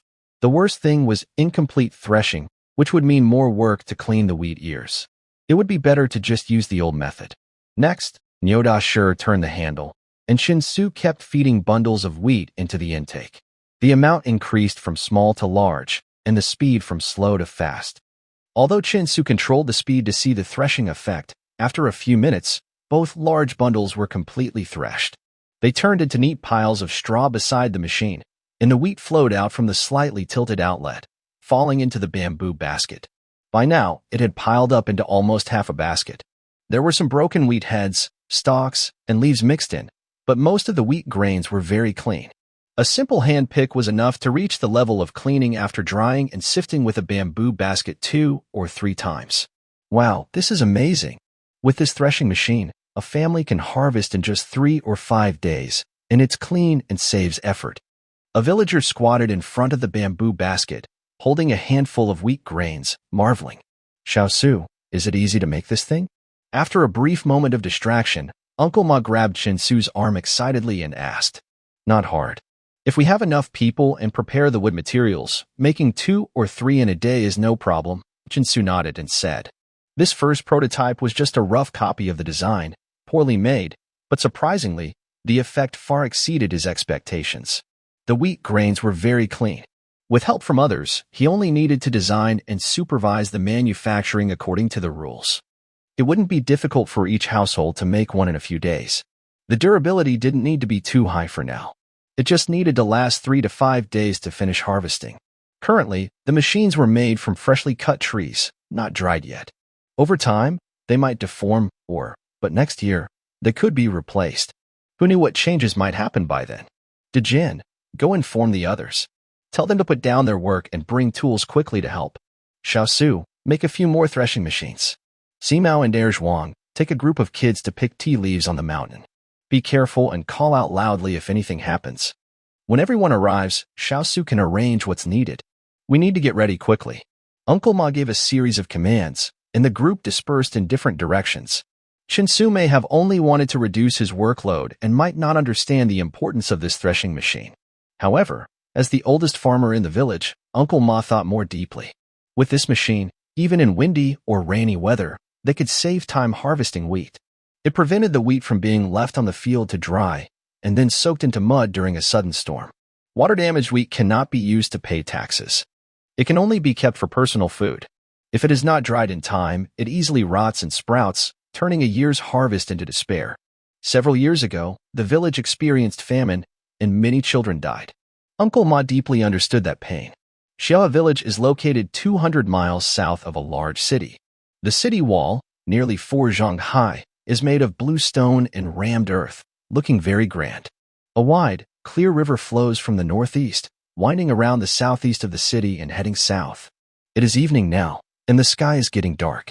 As a deep horn sounds from the city tower, the 4 city gates are gradually closed. Torches and lanterns are lit on the city walls in turn. Wansheng is the capital of Nanyang Prefecture. According to the laws of the Qin dynasty, during the summer at the hour of Yu and in winter at the hour of Shun, the city must be on alert. Drawbridges are raised, gates are closed, and soldiers patrol the city. It officially enters a curfew.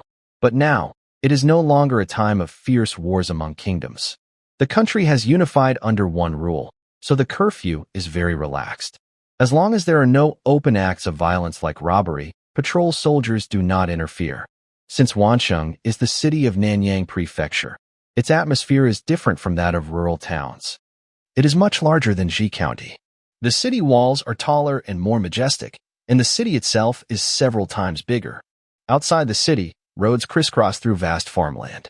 Wheat fields sway in the wind, and the wheat is turning yellow, ready to harvest.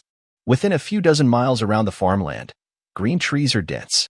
Villages are scattered nearby, with thousands of households living there. The sounds of chickens and dogs can be heard everywhere. Along the riverbanks surrounding the city, hundreds of workshops for copper and iron crafts are densely packed. Many simple, low-grass huts are built around them, inhabited by large groups of homeless refugees and slaves without household registration. Wanqing is located in the heart of the Central Plains, the very center of China. It borders Luoyang to the north, connects to Jingxiang in the south, looks toward Xianying in the west, and faces Shankyu in the east. Because of this, it is a key transportation hub, an important passage for north-south travel. To strengthen management and control, Emperor Qin Shi Huang relocated disobedient people from the 6 states to Nanyang. This attracted wealthy families, skilled merchants, and artisans, making the area very prosperous. Not only was agriculture thriving, but commerce was also booming, especially in bronze casting and iron smelting, which became the heavy industry center of the Qin Empire. Inside Wanqing, the population was even denser, with over 100,000 people. Besides the main central streets, there were many smaller alleys lined with houses made of earth, wood, and stone, built close together. The city was divided into different groups based on work, with distinct building styles. In the west, most artisans and craftsmen worked with bamboo, wood, and pottery, so their houses were mainly made of bamboo and wood.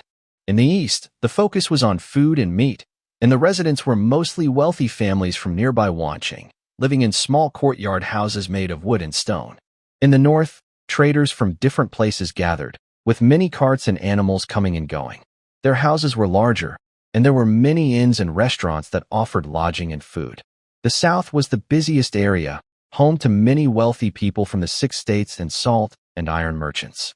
It also had many scholars and philosophers who depended on these rich families. They were often seen together, relying on each other. At this time, only wealthy people could afford to read and learn. The salt and iron merchants and the wealthy families needed their children to get good education and learn advanced knowledge.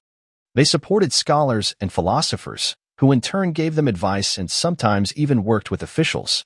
These scholars used their knowledge to serve the rich, hoping for a better life. These scholars were similar to modern influencers, using their cultural skills to support and promote the interests of the wealthy merchants.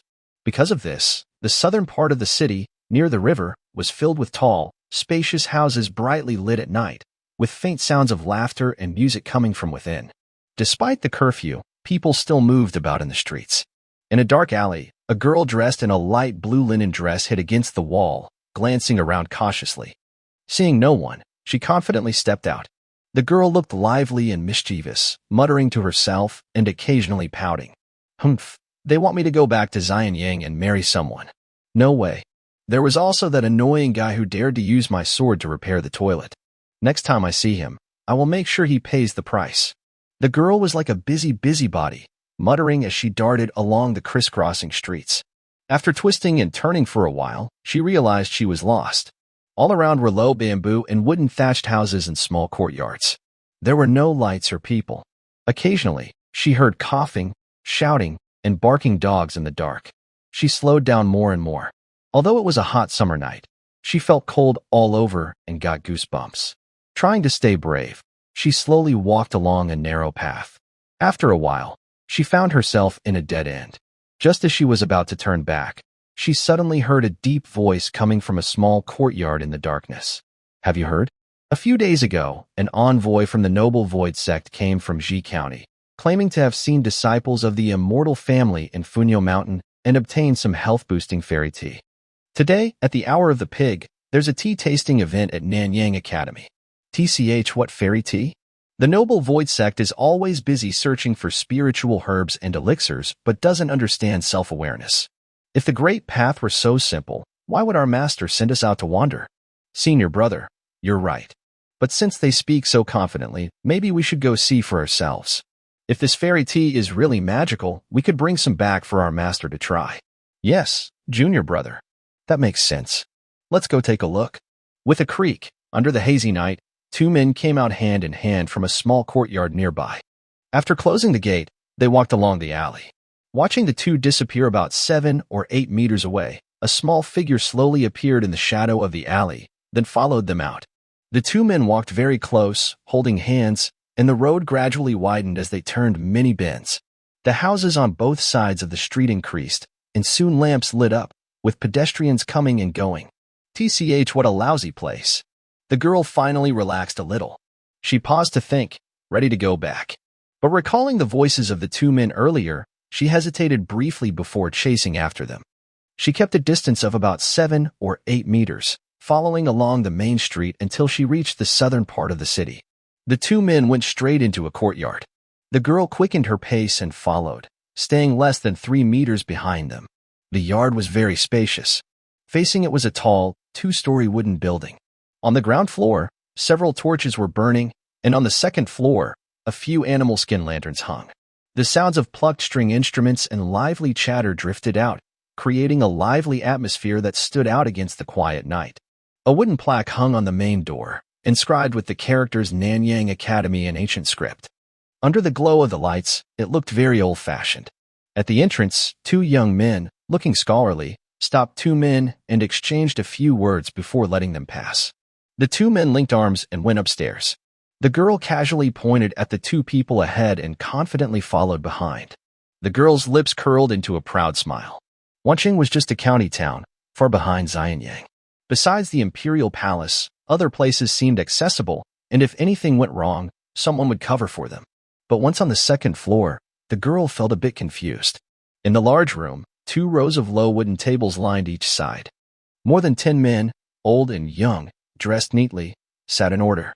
Their builds ranged from fat to thin, and their appearances varied from plain to strange, but they all talked and laughed happily. In the innermost area, on a wooden platform, 2 women dressed lightly played the zither and the se.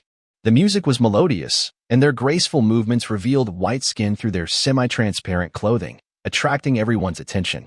Some people's eyes occasionally glowed with a green light while watching them. In the center of the room, there was a mud and stone stove with glowing charcoal inside. A clay pot sat on top, boiling water. Fortunately, the windows around the building were wide open, letting in the cool night breeze, so it didn't feel too hot. It's Wei Yuan and Lian Shan. Please, come in and take a seat. Seeing the 2 men enter, a few men near the door stood up and bowed politely. It seemed they were quite well known in Wanqing. The 2 men quickly smiled, greeted everyone inside, and then knelt at an empty table to sit down. Young lady, who are you? A kind-looking man nearby asked with curiosity while she was momentarily stunned. Oh, I am a girl from Xianyang, a disciple of Lord Yuliang. Today I heard about this tea-tasting gathering and came to see out of curiosity. The girl was experienced and worldly. She abandoned her usual eccentric and spoiled attitude, and after the surprise, she became very polite. Lord Yuliang from Xianyang? Could he be the disciple of Sun Kuang and Yuliang? An elderly man in the room asked in surprise. Old sir, you are right. Yuliang Gong is indeed my teacher. Rare indeed. I never thought that after 10 years apart, I would see his disciple today. Since you're here to enjoy tea, please take a seat. The old man confirmed the young girl's identity, and everyone else shifted their gaze from her to continue their conversations and laughter. Although most here are men, the girl came from Xianyang and is a disciple of a famous master. Today is just a tea-tasting gathering, not a grand competition. Moreover, each person here is well known in Nanyang, considered a prominent figure, and not someone to be underestimated. Scholars value their reputation highly and wouldn't easily embarrass themselves. One after another, 7 or 8 well-dressed men arrived. The room on the second floor was already full. On the central fire in the room, a clay pot was bubbling loudly, indicating the water had been boiling for some time. Just as the girl felt bored and considered leaving, 2 men came up another staircase. One wore a black robe, with hair tied back with a black cloth, a few black whiskers under his chin, and a strange-looking mustache. He was handsome and charming, walking steadily and silently. The other wore a gray robe, with messy hair draped over his shoulders, a thin face, long limbs, and was barefoot, clearly quite a unique appearance. After 2 women playing the qin stood up and bowed, they left the room. The man in black slowly walked to the center of the room, placed a wrapped package on a small table beside the fire, and looked around before bowing with clasped hands. I am Uya. Today, I borrow the grounds of Nanyang Academy to invite everyone to taste a special immortal tea. Brother Yu, we have also tasted your tea before. You say this tea was passed down by an immortal disciple. Do you have proof? A middle-aged man dressed in Taoist robes knelt at the table and asked loudly. No need for proof. The tea you've tasted before was just bitter water. How can it compare to this divine brew? The black-robed man replied calmly, then unwrapped his package, revealing 7 or 8 tightly sealed, exquisitely crafted bamboo tubes. Although it was night, the room was brightly lit. Everyone's eyes focused on these bamboo tubes, instantly captivated by the intricate carvings of fine bamboo patterns on them.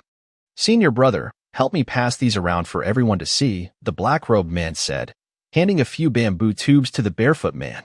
They distributed the tubes filled with tea leaves, allowing everyone to examine them. Wow, what technique is this? It can carve such beautiful and lively bamboo paintings on bamboo tubes.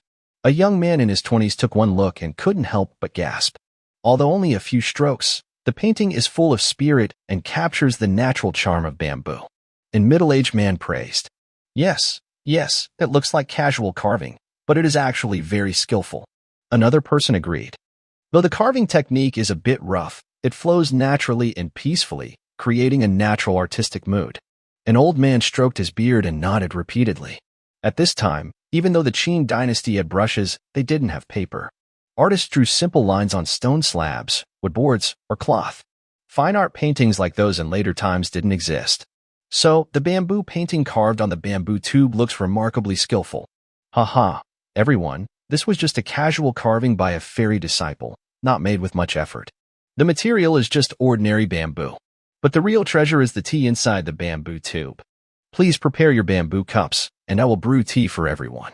Once you taste it, you'll know if it's the legendary fairy tea. Brother you, it seems there are some characters carved above, like words. Could they be fairy words? A middle-aged scholar in wide sleeves and robes looked at the purple cloud fairy tea and 2 lines of poetry on the bamboo tube with curiosity. Yes, the characters say purple cloud fairy tea, and the back has a few different poems.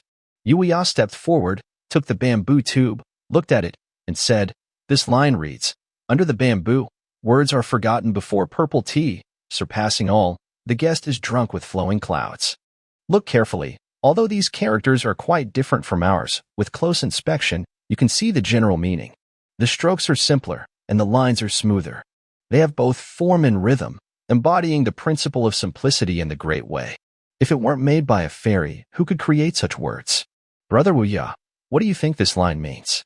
A middle-aged man across 2 tables raised his bamboo tube and called out. Wuya leaned over and looked, then loudly said, 3 cups connect to the great way. 1 pot blends with nature. But the fun is in the tea. Don't let fools pass it on. What about my line? Seeking the guest who sings beyond the clouds, brewing fairy dew with fragrant essence. Excellent lines, truly with a fairy aura. Amidst many praises, those who hadn't yet received bamboo tubes couldn't help but stand up to see. Purple cloud fairy tea. It must be the name of this tea. Brother you, hurry and brew the tea for us to taste. I can't wait any longer. The room was now in chaos. At first, everyone was sitting politely, chatting and laughing. Now, many people crowded together, commenting on the bamboo tubes. Humph, such boring people. The girl was left sitting alone, ignored by everyone. She didn't dare squeeze into the crowd of men to see the excitement. Yu Wuya returned to the fireplace, carefully scraping the fish glue sealed inside the bamboo tube with a small knife. Then he opened one tube, poured out about 2 taels into a ceramic pot, and added boiling water. As steam rose, a strange, fragrant aroma filled the room instantly. Wow, it smells so good. Almost everyone in the room was captivated by the scent. As they inhaled, their eyes shifted from the bamboo tubes to the teapot. Some people's faces changed. Yu Wuya calmly covered the pot again. The barefoot man had already gone over and collected all the bamboo tubes. After about 3 or 4 minutes, Yu Wuya lifted the lid. A richer, more intense aroma burst out, drifting with the night breeze. The entire second floor could smell the tempting fragrance. Everyone couldn't help but look eagerly at the teacups on the table. The tea is ready. I will serve everyone, Yu Wuya said, holding a teapot in one hand and a bamboo tube with a handle in the other. He carefully poured half a cup of tea into each person's cup. The aroma was incredibly rich, almost like it could calm the mind and soothe the soul. It was truly extraordinary. An elderly man sniffed the tea gently and couldn't help but praise it. Some others had already taken a sip of the hot tea. It was summer, and the heat made beads of sweat roll down their foreheads as they drank. It's so fragrant, so pure, this is natural flavor, truly a treasure from the immortals. A slightly chubby middle-aged man, sweating profusely, nodded his head loudly. It tastes bitter at first, but then like sweet dew. So divine, it makes the spirit tremble. Is this really an immortal's creation? If no immortals exist, where does this tea come from? And if there are immortals, why haven't we seen them? Fate will bring us to meet them someday. Otherwise, how could Wuya brother get such miraculous tea? Daoheng brother is right. Wuya brother must have some divine connection. As the tea went down, everyone was filled with praise, envy, and admiration. Only one girl covered her mouth, showing a look of disgust. Humph, what a lousy tea. Not only is it hot and bitter, but also sour. If it were made by a fairy disciple, this person must have had their head caught in a door. Seeing many people had already finished their tea, Yuya brewed a second round and handed out another cup. Then he clasped his hands and said, "Everyone has tasted the tea. As for the flavor, each person has their own understanding. A fairy disciple once said that there are 3 flavors in tea, which correspond to 3 states of mind of ordinary people." Yuya paused here. Others were drinking tea and listening. After a while, no one spoke, so someone couldn't help but urge, "Brother Wuya, stop teasing us. Just tell us what the 3 states of mind are for ordinary people." The taste is bitter at first, then turns to a sweet aftertaste, leaving a fragrant feeling in the mouth. After tasting, "Do you feel these 3 flavors?" Yuya said calmly. Everyone either pondered, savored, or took small sips, then closed their eyes to reflect. Soon, they nodded slightly. Yes, this tea indeed has these 3 flavors. The first sip is intensely bitter, then flows like a sweet spring, and finally leaves a fragrant aroma in the mouth. After swallowing, the whole body feels clear and relaxed, spirits refreshed, unable to put down the cup. It has a calming and centering effect. The tea liquid is green and transparent, very different from ordinary tea. An old man with disheveled hair said, nodding his head, "Master Daoqian is right." Yuya nodded. A fairy disciple said, "These 3 flavors correspond to a person's divine energy, essence, and spirit. Spirit is the origin of life, the root of the soul. From birth, people seek tirelessly for food and clothing. This is called the flavor of fate, bitter fate. Qi is the foundation of fate. When qi flows smoothly, fate lasts longer. Those with long fate are naturally light and healthy. This is called the flavor of destiny, sweet fate. Jing, essence, is the body of fate. When Jing is abundant, fate is strong. Those with strong fate succeed in everything. After a fairy ascends and sheds the mortal body, only the essence remains. When they move, fragrant winds spread around. This is called the flavor of fate, fragrant fate." Yuya looked around again, his expression becoming very serious. A fairy disciple once said that ordinary people cannot become immortals because their essence, qi, and spirit are already chaotic. They cannot perceive the 3 flavors in their fate. That is why this tea-making method was passed down, hoping that we, ordinary people, can use this tea to understand ourselves and realize the 3 flavors. Everyone in the room was stunned, their hearts surging like waves. They stared wide-eyed at the several tea containers on the small table, eager to them back immediately. Since ancient times, the idea of immortals has been a main part of human civilization. All the schools of thought developed from ancient myths and legends, especially the Book of Changes, I Ching, which is considered the most important text for many schools and is often called the Bible of Chinese civilization. The I Ching originated from the 8 trigrams, which were created by Fuxi, the legendary first of the 3 sovereigns, a true great deity. Therefore, all schools aim to understand what Fuxi left behind, trying to unlock its secrets and find a way to become an immortal or saint. Legend says that hidden within the 8 trigrams are the ultimate truths of heaven and earth that can lead to enlightenment. Over time, however, different thinkers and schools have made the interpretations of the 8 trigrams more complicated and confusing. More and more branches and schools appeared. By the time of the Qin Empire, many seekers had lost hope and patience. Now, a new kind of tea called Purple Cloud Immortal Tea has appeared, given by the immortals. Whether Yuya's words are true or not, this is a chance and hope. The opportunity is right in front of everyone. People want to take the tea home, brew a cup, and carefully understand the 3 flavors of life. Maybe, by doing so, they can solve ancient mysteries and open a path to enlightenment, with divine energy descending, allowing one step to reach the heavens. If Chinsu knew what Yuya just said, he might get so angry he would crush him in a threshing machine. I did mention the 3 flavors of tea, but I never said drinking tea was so profound. Bitter, sweet, and fragrant. Those are just the flavors, not some deep theory. I am just a person with a hard life. I was hit by a car, traveled here, and was dirt poor. Others either became emperors or rich kids. Why am I just a poor guy with nothing? Everyone, thank you for accepting my invitation today. The tea tasting ends here. Once I make the immortal tea using the methods taught by the disciples of the immortals, I will invite you all to taste it again. After Yuya finished speaking, He packed the bamboo tubes back into his bag and prepared to leave. Suddenly, the room erupted. Everyone was stunned for a moment. Then they all jumped up from their seats. Brother, you can't leave. You have the immortal tea now. No matter what, today you must share 2 bamboo tubes with me, said the old man named Dao Qiangong, who was the first to speak. He suddenly became very friendly in his tone.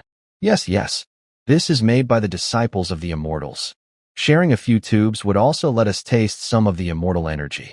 When Brother Yu makes more, we will definitely support him again. Brother Yu, if you leave today, we will be sworn enemies for life. Without leaving 5, 6, 7, or 8 bundles, you won't be able to come in or go out of Nanyang Academy today. Another well-dressed middle-aged scholar, anxious and flustered, hurriedly pushed his hat back.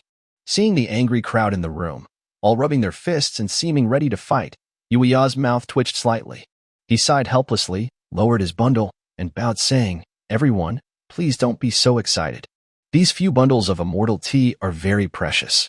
I really can't bear to part with them. In 10 days, at most, everyone will get a share." No way. Before Yuya finished speaking, he was interrupted. The middle-aged scholar, disheveled and passionate, rushed forward, grabbed the bundle, and said excitedly, "If not in 10 days, then I can't wait even a day. If Brother Yu doesn't leave these bundles of immortal tea today, we swear we won't leave peacefully. Do you all agree?" Agreed. Absolutely agreed. The impatient crowd of scholars even started swearing. As the saying goes, thugs are not scary, but educated thugs are terrifying. Right now, this room of over 20 people is almost the most cultured group in Nanyang County, but for the sake of keeping these few bundles of immortal tea, they disregarded their reputation and integrity, starting to act like hooligans. Amidst the noise and chaos, Yuya finally sighed and gave in, opening the bundle with a bitter smile, saying, "It seems today I won't be able to keep a few bundles. Very well, there are still 7 bundles here, each with half a gene of tea leaves. Let's see how to divide them. If we can't agree now, I will go to Funyo Mountain in a few days to see if I can find the immortal disciple. Brother Yu, that's more reasonable. Everyone, stop arguing and go back to your seats." The middle-aged scholar heaved a sigh of relief and called everyone to sit down. The room fell into a strange silence. Everyone stared intently at the few bundles of tea leaves, then started to look at each other. There are 23 people, but the young lady doesn't count. She hasn't even touched the tea in front of her, indicating she doesn't need to be considered. Now, how did 22 people divide these bundles? Everyone. After a long pause, the devout scholar slowly spoke. The immortal tea is scarce, and there are many people. Although the saying goes, it's not the few but the unfairness, today's situation makes it impossible for everyone to get a share. Therefore, I suggest dividing them according to age and seniority. Very true. A slightly older man nearby quickly agreed. No, even though we are much younger, the treasures of the immortal realm are for those with virtue. How can we divide them by age? A young Confucian scholar was immediately unhappy. There were only 7 jars of tea. If we divide them by rank, it's clear that a few old men get the most. Respecting elders is fine, but now is not the time for politeness. Respecting you now would be foolish, especially since you are not from the same faction. It's better not to let you have any. Yes, respecting age is important, but virtue is even more so. How dare you say I lack virtue? Dao Qiangong slammed his hand on the table in anger, glaring at the speaker. With such fine tea present, how can anyone claim virtue while speaking so presumptuously? The man was in his 30s, with a fair face and black beard. He looked quite charming and confident, but his words were sharp and aggressive. "I will stand against you." Dao Qiangong jumped up, rolling up his sleeves. "Are you afraid of me?" The middle-aged man also stood up angrily, glaring back. Since ancient times, scholars have looked down on each other. Literature has no first, martial arts no second. Usually, these cultural people are polite when they meet, but now they are willing to fight over these jars of tea. They secretly look down on each other all the time. An old man from the countryside dares to speak so boldly and arrogantly. Relying on age to sell oneself is unkind. Both of you, stop arguing. Someone nearby quickly tried to mediate. Seeing the situation getting out of control, Yuya hurriedly stepped forward and said, "Everyone, today's matter was my oversight. Please sit down for now." After the 2 men snorted and sat down, Yuya looked a bit troubled and continued, "There is still some of the celestial tea left, so there's no need to rush. We inherit the wisdom of our ancestors and follow the rites of Zhou. We should have the demeanor of gentlemen. Let's not ruin the harmony over this. Since it's hard to divide, I can suggest a simple way to allocate the tea. What method? Someone asked. Although the celestial tea is priceless, we ordinary people can only use a market method. What do you all think? Yes, this is the fairest way. But I wonder, brother you, how much is this jar of tea worth? After a moment of silence, someone asked. All of you are esteemed scholars from Nanyang Prefecture. You have selfish motives. If I set the price too high, it won't reflect the tea's true value. I suggest a temporary price of 1,000 coins. What do you all think? Yuya boldly raised the price, quadrupling the initial estimate given by Chen Su. Brother, you is truly kind and fair. That price is very reasonable. I'll buy it all. Before Dao Qiangong, who had just stood up to fight, could speak, he announced he would buy the entire jar outright. After a moment of silence in the room, everything suddenly erupted like a volcano. Many people pounded on the table and stood up straight. The middle-aged man who had just been about to fight the old man even threw his bamboo cup at him, shouting angrily, "Do you have virtue? How dare you cheat us without money? Old Dao Qian, you're going too far." More people rolled up their sleeves and angrily criticized. Seeing the chaos erupting again in the room, only a girl sitting alone looked happy and excited, secretly clenching her fist and cheering. Hit him. Beat him. Hit his. However, the fight didn't actually start. After some arguing, everyone agreed that each person could only buy one jar. The price of 1,000 coins was the starting bid, and bidding would be competitive. The highest bid wins. I bid 2,000 coins. Dao Qian, despite being thick-skinned, clearly had a lot of money, and he immediately doubled his bid. Everyone glared at him angrily, thinking to themselves that 2,000 coins could buy 50 bushels of grain. Even though they usually had wealthy merchants supplying money, this was still a big sum. After he made his bid, no one else raised the price for a long time. So, Yuya directly gave Dao Qian a jar of tea. As for the money, he would have someone deliver it later. Since they were all famous scholars and gentlemen, reputation was important. If it got out that they bought things without paying, they would be unable to stay in this circle. Not only ordinary people would despise them, but if they reported to officials, they could even face jail. Old Dao Qian excitedly stood up, holding a bamboo tube. After greeting everyone, he hurriedly left, probably eager to go back and enjoy the 3 flavors of life. Although the troublemaker left, the price of a bamboo tube of tea had risen to 2,000 coins. The remaining people started bidding, but their bids weren't very high. They were quite rational. After several rounds of bidding, a few more jars of tea found owners, leaving only the last one. I bid 3,000 coins. Suddenly, a clear voice rang out when a few people were being cautious with their bids. Everyone turned around, realizing there was still a woman from Xianyang in the room. "Young lady, do you have money?" Someone asked, somewhat dissatisfied. "I don't have coins, but I have a jade pendant, made by a famous Xianyang craftsman, worth 20 taels of gold, equivalent to 4,800 coins. I bid 3,000 coins to exchange for this last jar of tea. How about it?" The girl slowly took a smooth, white jade pendant from her waist and placed it on the table in front of her. Uya looked around and saw that everyone was shaking their heads and sighing. They knew they couldn't find anything more valuable than what they had. Many people simply stood up, said goodbye, and left, feeling very sad. The young girl happily exchanged her jade pendant for a roll of tea leaves, then hurriedly left Nanyang Academy. She didn't stay on the street and returned to the alley where she had started. After glancing around, she climbed over the stone wall and jumped inside. Uya, having sold the tea and received the money, also left Nanyang Academy with the barefoot man who had long limbs. After wandering through the city, they entered a small, private courtyard. Once the door was closed, they brewed a cup of Ziyun fairy tea and sat on a stone bench in the yard to talk. "Senior brother, I will go to Ji County early tomorrow to find my benefactor and give him the money," Uya said while blowing on his tea. The barefoot man responded quietly, expressionless, as he sipped his tea. "The people chasing me are from the Chu Mo Fuyu faction. I worry this might cause trouble for my benefactor. Can you go and check it out for me? The Mo family has always been at odds with our Gue Su sect. Our ancestor, Zigu, and the Mo family's leader, Mo Ji, had serious disagreements over governance, which caused their disciples to fight each other. But now, after 100 years, The Mo family has split into 3 factions hiding in the countryside. Our Gui Su sect no longer involves itself in politics. With Zhao Zheng becoming emperor, China has unified under one rule. The court only respects the law school now, and other factions have been pushed out.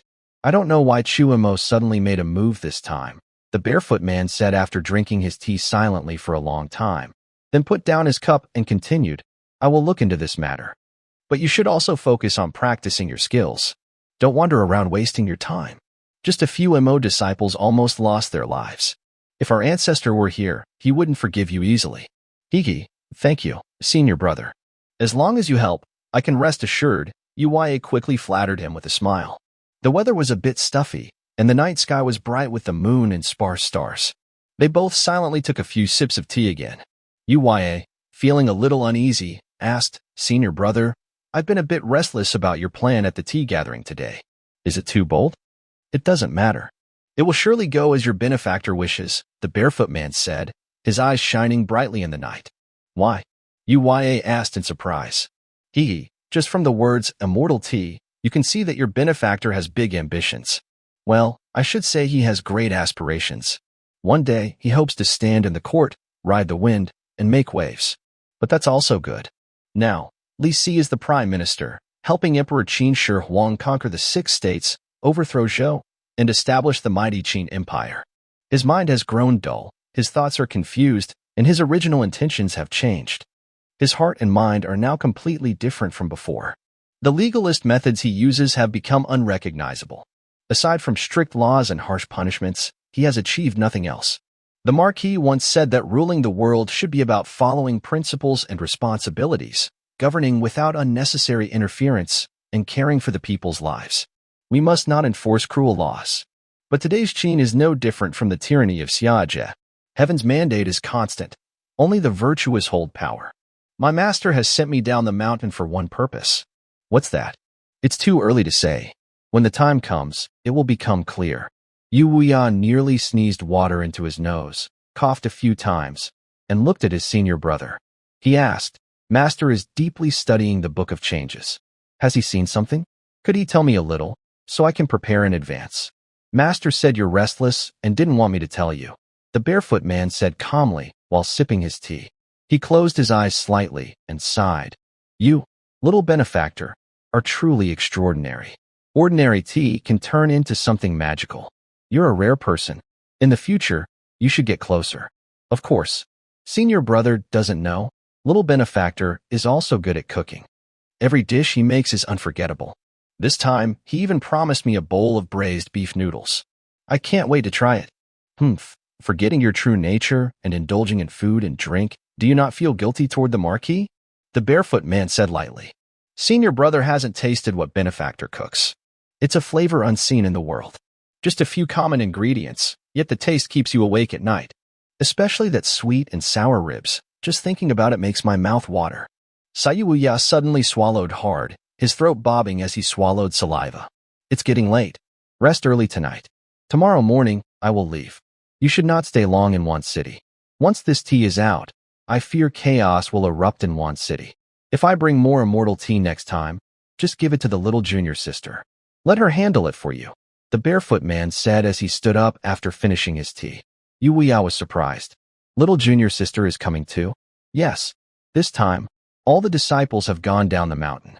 Before leaving, the master warned, when Qin unifies the world, it will also be the beginning of its downfall.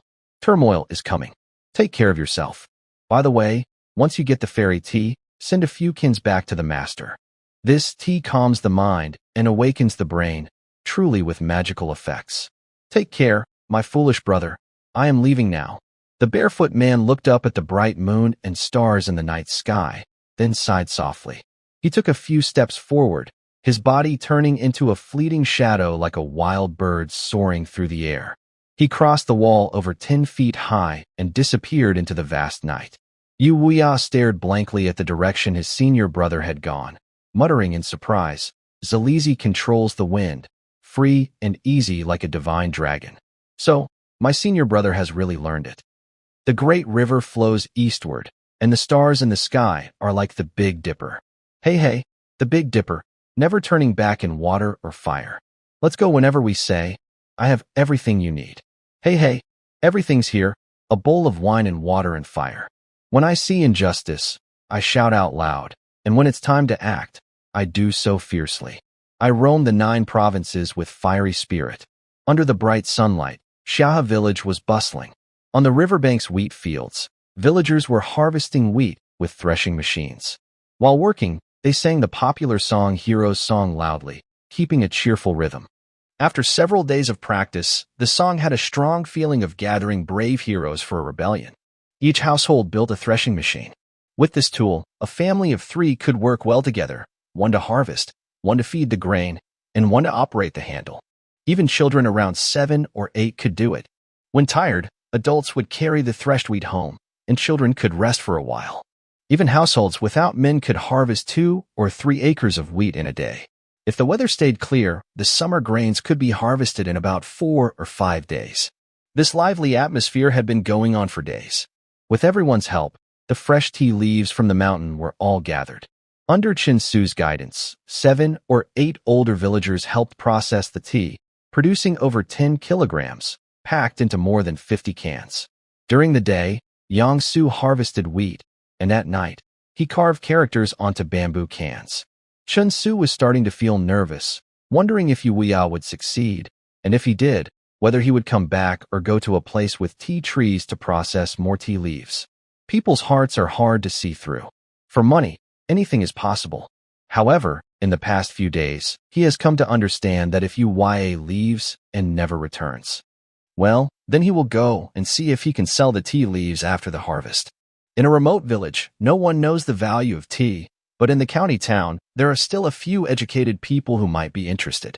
If he can meet the county magistrate, maybe he can sell the tea. After over 2,000 years, no official would refuse tea. If the county magistrate has good judgment and intelligence, he could bring extra benefits to the local farmers, boost his political career, and make some money. Why not do it? So for Yuya, who has been away for more than 10 days without any sign, Chinsu is gradually losing hope. His family's wheat has been mostly harvested, and in one more day, it will all be done. Big brother, shall we have sweet and sour fish for dinner tonight? Xing'er stands on a big stone, putting the wheat she's holding into the threshing machine. Her small hands skillfully turn the handle, and the wheat on the stalk spins around as the bamboo nails cleanly thresh it.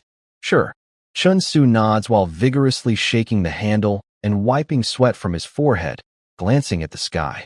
The sun is setting in the west, and it's almost dinner time. His stomach is already growling loudly. Suer, you and Xing'er finish threshing the rest. Mother will go home and cook the rice first. Xinjiang's wife sees her children are hungry. Though it's still early, she feels a little worried. Okay. Chinsu nods, speeding up the threshing. Xing'er also quickens her work, and Xinjiang's wife carries the 2 baskets of cleaned wheat home. Not long after she leaves, suddenly, the sound of urgent horse hooves comes from the village entrance. Along with shouts from the carriage, 3 fast horses burst out from the woods and rush straight toward Chinsu. Leading the group is a man dressed in black, handsome and charming. When he sees Chinsu, he smiles like a blooming flower and pulls on the reins. Luau, speak of the devil. The foodie is finally back. Chinsu excitedly puts down the handle. Yuya is also very excited, jumping down from his horse and rushing forward to grab Chinsu's hand tightly, shaking it vigorously as if they are comrades meeting at Jinggangshan. Hero, I'm back. Good to see you back. But where's the money? Chinsu's eyes skinned Yuya all over. Yuya looked a bit sad, but he quickly turned with enthusiasm and pointed to the bundle on the empty horse's back, saying, Good benefactor, don't worry. Yuya's journey went smoothly, and I brought back all 13,670 coins. What? How much did you say? Chinsu shivered. Yuya immediately turned around, untied a bag from the horse's back. Under the setting sun, a golden glow burst out, dazzling and making it hard to see. Wow, so much money. Chinsu eagerly rushed forward. Inside the bag, there were strings of shiny gold coins. He reached in and grabbed some, trembling with excitement. Stammering, he said, How can there be so much? Did you steal not only a horse but also other people's money? No. This is all thanks to the benefactor's Ziyun immortal tea. You don't know. Once the tea was out, One city almost fell into chaos.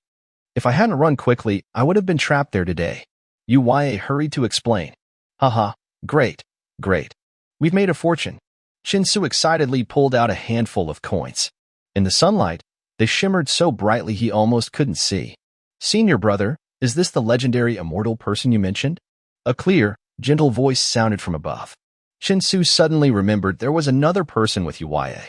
He looked up and saw a woman in black riding a blue horse, wearing a black outfit, a straw hat, and a face covering, revealing only a pair of clear, bright eyes. She looked down at him with a somewhat disdainful tone. Judging by her figure, she's a beautiful woman, with a notable chest and a good figure. Good benefactor, let me introduce you. This is my junior sister, Shui Chingru. Uya finally remembered he had brought his junior sister along, after the joy and excitement of meeting Chinsu. Shui Chingru, a nice name.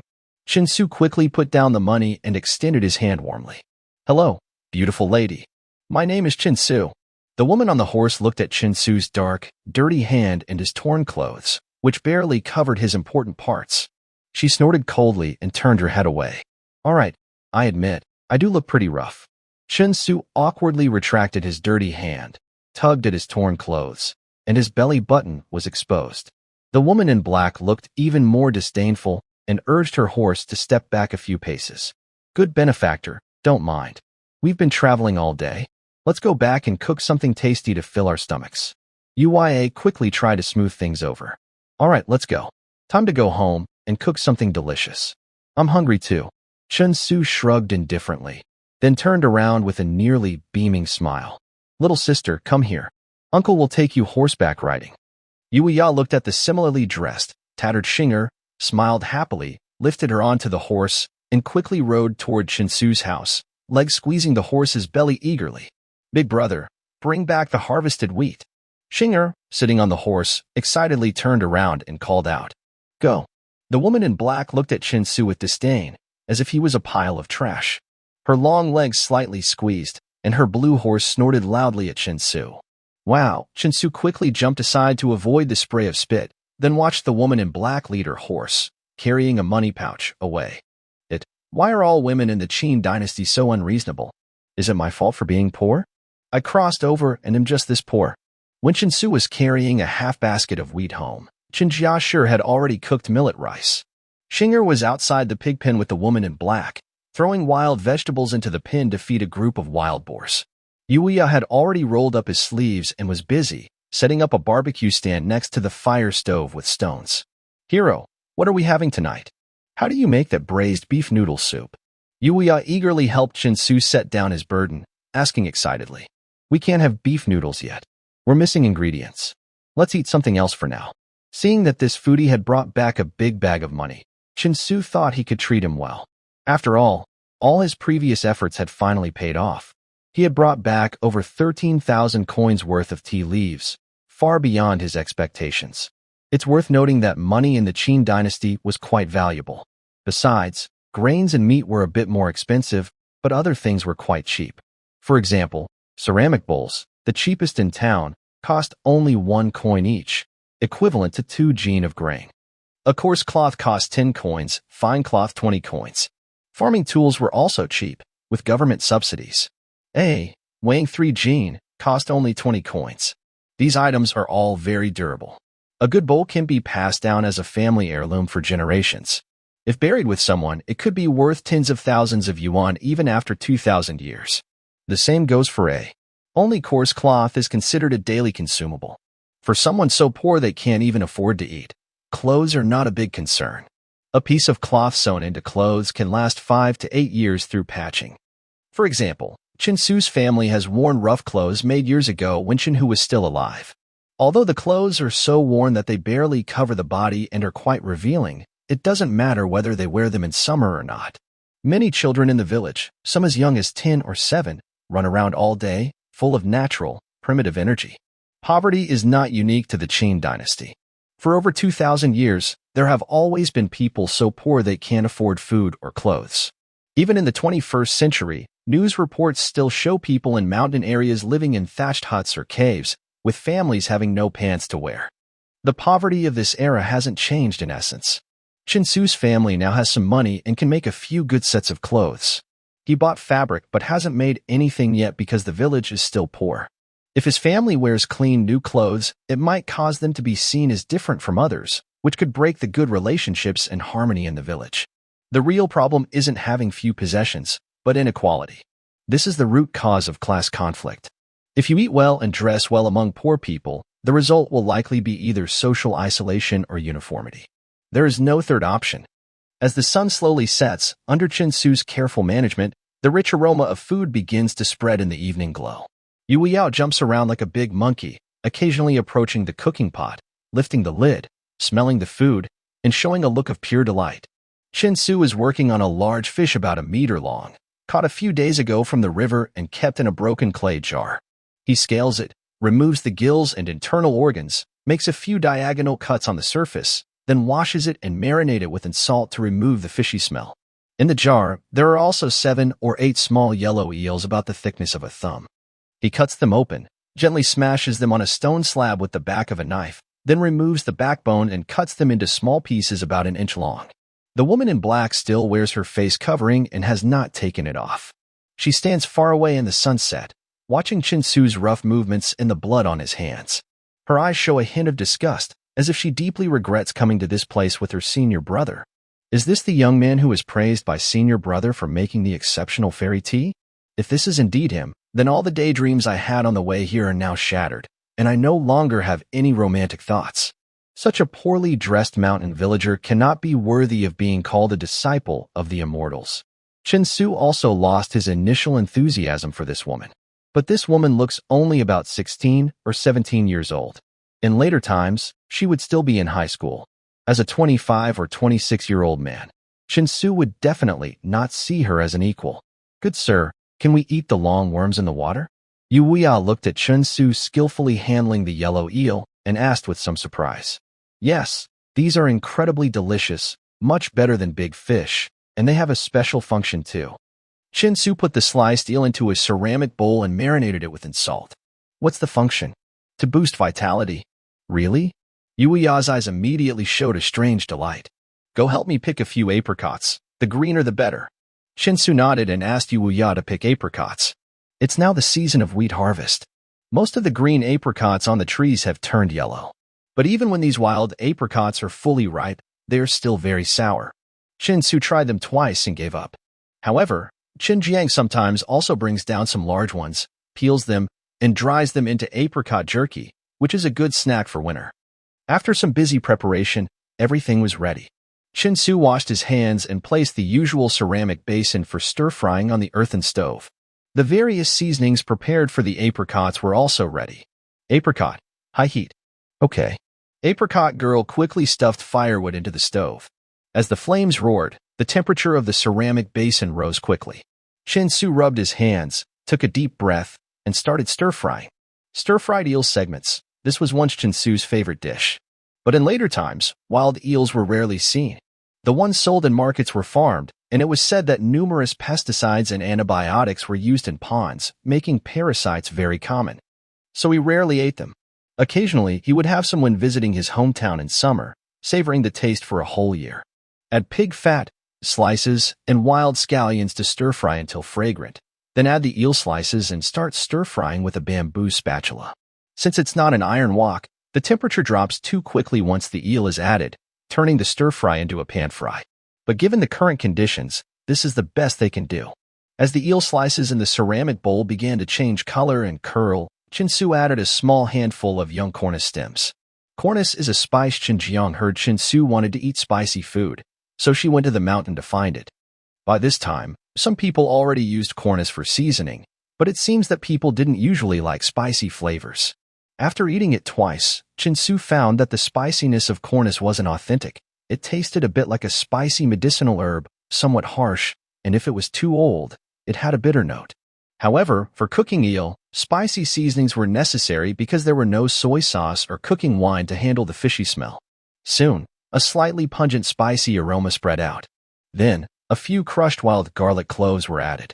After stir-frying a few more times, a little water was poured in, the lid was covered, and it was simmered for a while before being taken off the heat. Wow, it smells so good. As soon as the lid was lifted, a burst of hot steam rose into the air. Yuya was instantly captivated by the rich fragrance and excitedly reached out to grab the dish, saying, "I'll serve the food. I'll serve the food." The moment Yuya placed the bowl on the table, he quickly plucked a piece and popped it into his mouth. "Uncle Yu is stealing food again." Xinger immediately shouted, Hey, little sister, you want a piece too?" Yuya grabbed a piece and fed it to Xinger. Soon, the two food lovers, one big and one small, gathered around the table, nibbling and discussing this new dish. No one was watching the fire, so Chin-Su sighed and went and had firewood. He then casually wiped his hands on his dirty clothes and started making sweet and sour fish. Eating without being perfectly clean won't cause illness. This is the Qin dynasty, where the mountains and waters are pure and everything is naturally green and pollution-free. Even if you wanted to find toxic chemicals in the soil, you wouldn't find any. So Chin-Su didn't pay much attention to hygiene in daily life. Plus, cooking at high temperatures kills all bacteria. However, his movements caught the eye of the woman in black, whose expression grew colder. 10 minutes passed quickly. Chin-Su lifted the lid, and a rich, fragrant fish aroma filled the air, spreading dozens of meters around. Yuya, already smiling broadly, stood beside holding a large ceramic bowl, waiting patiently. "Time to eat." Chin-Su took out the fish and called out loudly. Xinjiang hurriedly came out of the room holding bowls and chopsticks. 5 people sat around a rough, worn wooden table, with 4 dishes laid out: sweet and sour fish, braised pork ribs, spicy eel slices, and cold sliced root. Even in the Qin dynasty, such dishes wouldn't be something a wealthy family could eat often. Meat was still a luxury at this time, especially fish. Although it seems that Chin-Su's family eats fish almost every day, for others, catching a fish is very difficult. Fish live in water and are hard to catch. Before Chin-Su traveled here, the villagers of Xiahe village rarely caught fish. Once, he fell from a tree, and Qin went a fish in the river. After a few hours, she caught nothing and was bitten by a snake. Mencius once said, "Fish is what I desire, and bear paws are also what I desire. I cannot have both. I choose to give up fish to get bear paws." This is why fish and bear paws cannot be enjoyed at the same time. In ancient times, people considered fish and bear paws to be of the same level of delicacy. Although there is a choice and trade-off, it is still very frustrating. In the end, choosing bear paws does not mean fish are less valuable. It simply means you have to choose one over the other. This inability to have both causes feelings of regret and helplessness. China also has an ancient character, Xian. From its structure, it's clear that ancient people believed the most delicious foods were only 2, fish and lamb. This shows how highly fish was valued in ancient cuisine. So tasty, so fragrant and spicy, incredibly fresh. Uya looked like a greedy wild boar, burying his head in the bowl and eating nonstop. Xinger, like a little pig, also buried her face in her bowl, eating eagerly. "Mother, eat your meal." Chin-Su picked up his bowl and started eating. After a whole day of harvesting wheat, he was already starving. "Water girl, you should eat too." Qin Jiangshi picked up her chopsticks and invited Shui Qingru. "Junior sister, hurry and eat. The dish made by Benefactor is truly delicious. You'll regret not eating it." Uya suddenly remembered he had brought a junior sister. He looked up, awkwardly smiled, and scooped a piece of spicy eel slices for Shui Qingru. Shui Qingru stared at the curled eel slices. Whether she was too hungry to resist or was attracted by the smell of the dish, she hesitated for a long time before finally uncovering her face covering. Chin-Su had always been very curious about what this woman, who looked at him as if he were a piece of dog dung, actually looked like. When she uncovered her face, he saw her face with his peripheral vision. His expression instantly froze, and the chopsticks in his hand dropped onto the table with a clatter. She appeared to be about 16 or 17 years old, just as he guessed. Her cheeks were as white and delicate as sheep fat, with willow eyebrows, apricot eyes, a jade nose, cherry lips, and exquisite features. Her skin was smooth and flawless, making her a true beauty. In all his life, crossing 2,000 years in 2 worlds, Chin-Su had never seen such a beautiful woman up close. Of course, those edited images from modern photo editing software don't count. Hee, Benefactor, does my water sister look decent? Uya chuckled awkwardly. Chin-Su snapped out of his thoughts, picked up his chopsticks, and continued eating, but his mood became somewhat distracted. Indeed, Her name and appearance match perfectly. No wonder she always covers her face with a veil. With such beauty, she could easily captivate countless men, and going out might cause a surge of male hormones, risking being kidnapped or harmed by bandits. Shui Qingru coldly glared at Yuya, then hesitated before picking up a slice of eel, gently biting into it. Her body trembled slightly, then she lowered her head and started eating small bites. Wow, Sister Shui is so beautiful, just like a fairy from the Seven Fairies. Xing'e was also stunned by Shui Qingru's stunning appearance after her veil was removed. Qin Jiashi looked at her son and then at Shui Qingru, and gently placed a large piece of sweet and sour fish and some braised ribs on her plate, smiling warmly. The atmosphere at the table was strange. They silently finished the meal amid mutual dish passing. All the dishes were finished. Even a large bowl of cold bamboo shoots was completely eaten. After eating, Shui Qingru's gaze at Qin Su became much calmer. It was clear her impression of him had improved greatly. He was no longer a pile of dog, but a stinky mud. Though smelly, she could still manage to look at him a few times. Drink tea, Sister Shui. Xing'e poured a glass of water for Shui Qingru from a brand new bamboo cup. Thank you. Shui Qingru slightly nodded in thanks, took a sip, and her beautiful eyes suddenly brightened. She quickly took another sip, and a look of surprise appeared on her exquisite face. Hiki, this is the latest cold tea my brother developed. It's sour and sweet, cool and refreshing, and can help beat the heat. It's the best. Xing'e beamed happily, showing off again. What kind of tea is so delicious? Sister Xing'e, pour a cup for Uncle too. Yuya said excitedly, his eyes shining. When he drank the cold tea handed to him by Xing'e, his surprised expression gradually turned into curiosity. He stared at Qin Su and asked, Benefactor, how's this tea made? It's cool, sour, sweet, and has a faint herbal flavor. One sip makes all my organs feel incredibly refreshed. It's truly a perfect summer drink to quench thirst and beat the heat. It's like divine nectar, suitable for all ages. If this tea were to spread, it would surely attract many scholars and celebrities. This tea is quite difficult to make and can only be made in small amounts for personal drinking. It is mainly for summer cooling and not easy to promote. Qin Su shook his head while drinking green tea. He invented this drink a few days ago when he was bored. In China's rural areas, different regions have their own recipes for herbal teas, and the flavors vary greatly. When he was a child in summer, his great-uncle would bring back various flowers and herbs from the fields to make cooling tea. Common herbs included honeysuckle, wild chrysanthemum, licorice, summer cypress, mint, mulberry leaves, and tender bamboo leaves. He can't remember exactly which ones were used together, but they were all common plants around the house. Recently, after harvesting wheat and feeling extremely hot, he decided to try making some himself. He added honeysuckle, licorice, bamboo leaves, and mint. To mask the licorice flavor, he also added a little honey and juice from sour plants. After letting it cool, it became the herbal tea he's drinking now. The taste is pretty good. Maybe because plants in this era are more natural, the herbal tea tastes better than those made in later times. But herbal tea is not the same as green tea. It's more complicated to make and must be prepared fresh, as it cannot be stored overnight. Simply brewing with boiling water isn't enough to get this flavor. Also, honey is hard to find. Before the invention of white vinegar or fruit vinegar, the sweet and sour taste that later generations enjoy was a luxury in this era. Water sister, my brother has made many fun things. I'll take you to see them. Xing'e, very familiar, pulled Shui gently into the house. By now, the sun had set, and the afterglow faded into dusk. Although it was getting darker, the air remained very hot. Sweat beads kept rolling down Qin Su's forehead. He reached behind his waist and pulled out a folding bamboo fan, flicked it open with a snap, and started fanning himself vigorously. Hey, benefactor, what is that? May I take a look? Yuya's eyes lit up as he looked at the folding fan in Qin Su's hand and asked curiously. Oh, this is called a folding fan. I made it a few days ago when I had some free time. Qin Su handed the bamboo fan over.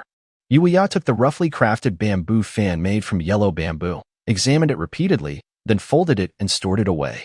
He opened and closed it several times, then exclaimed excitedly, Amazing! This is truly incredible. It's exquisitely crafted, small and delicate, much more convenient than a palm fan. If you like it, I'll give it to you.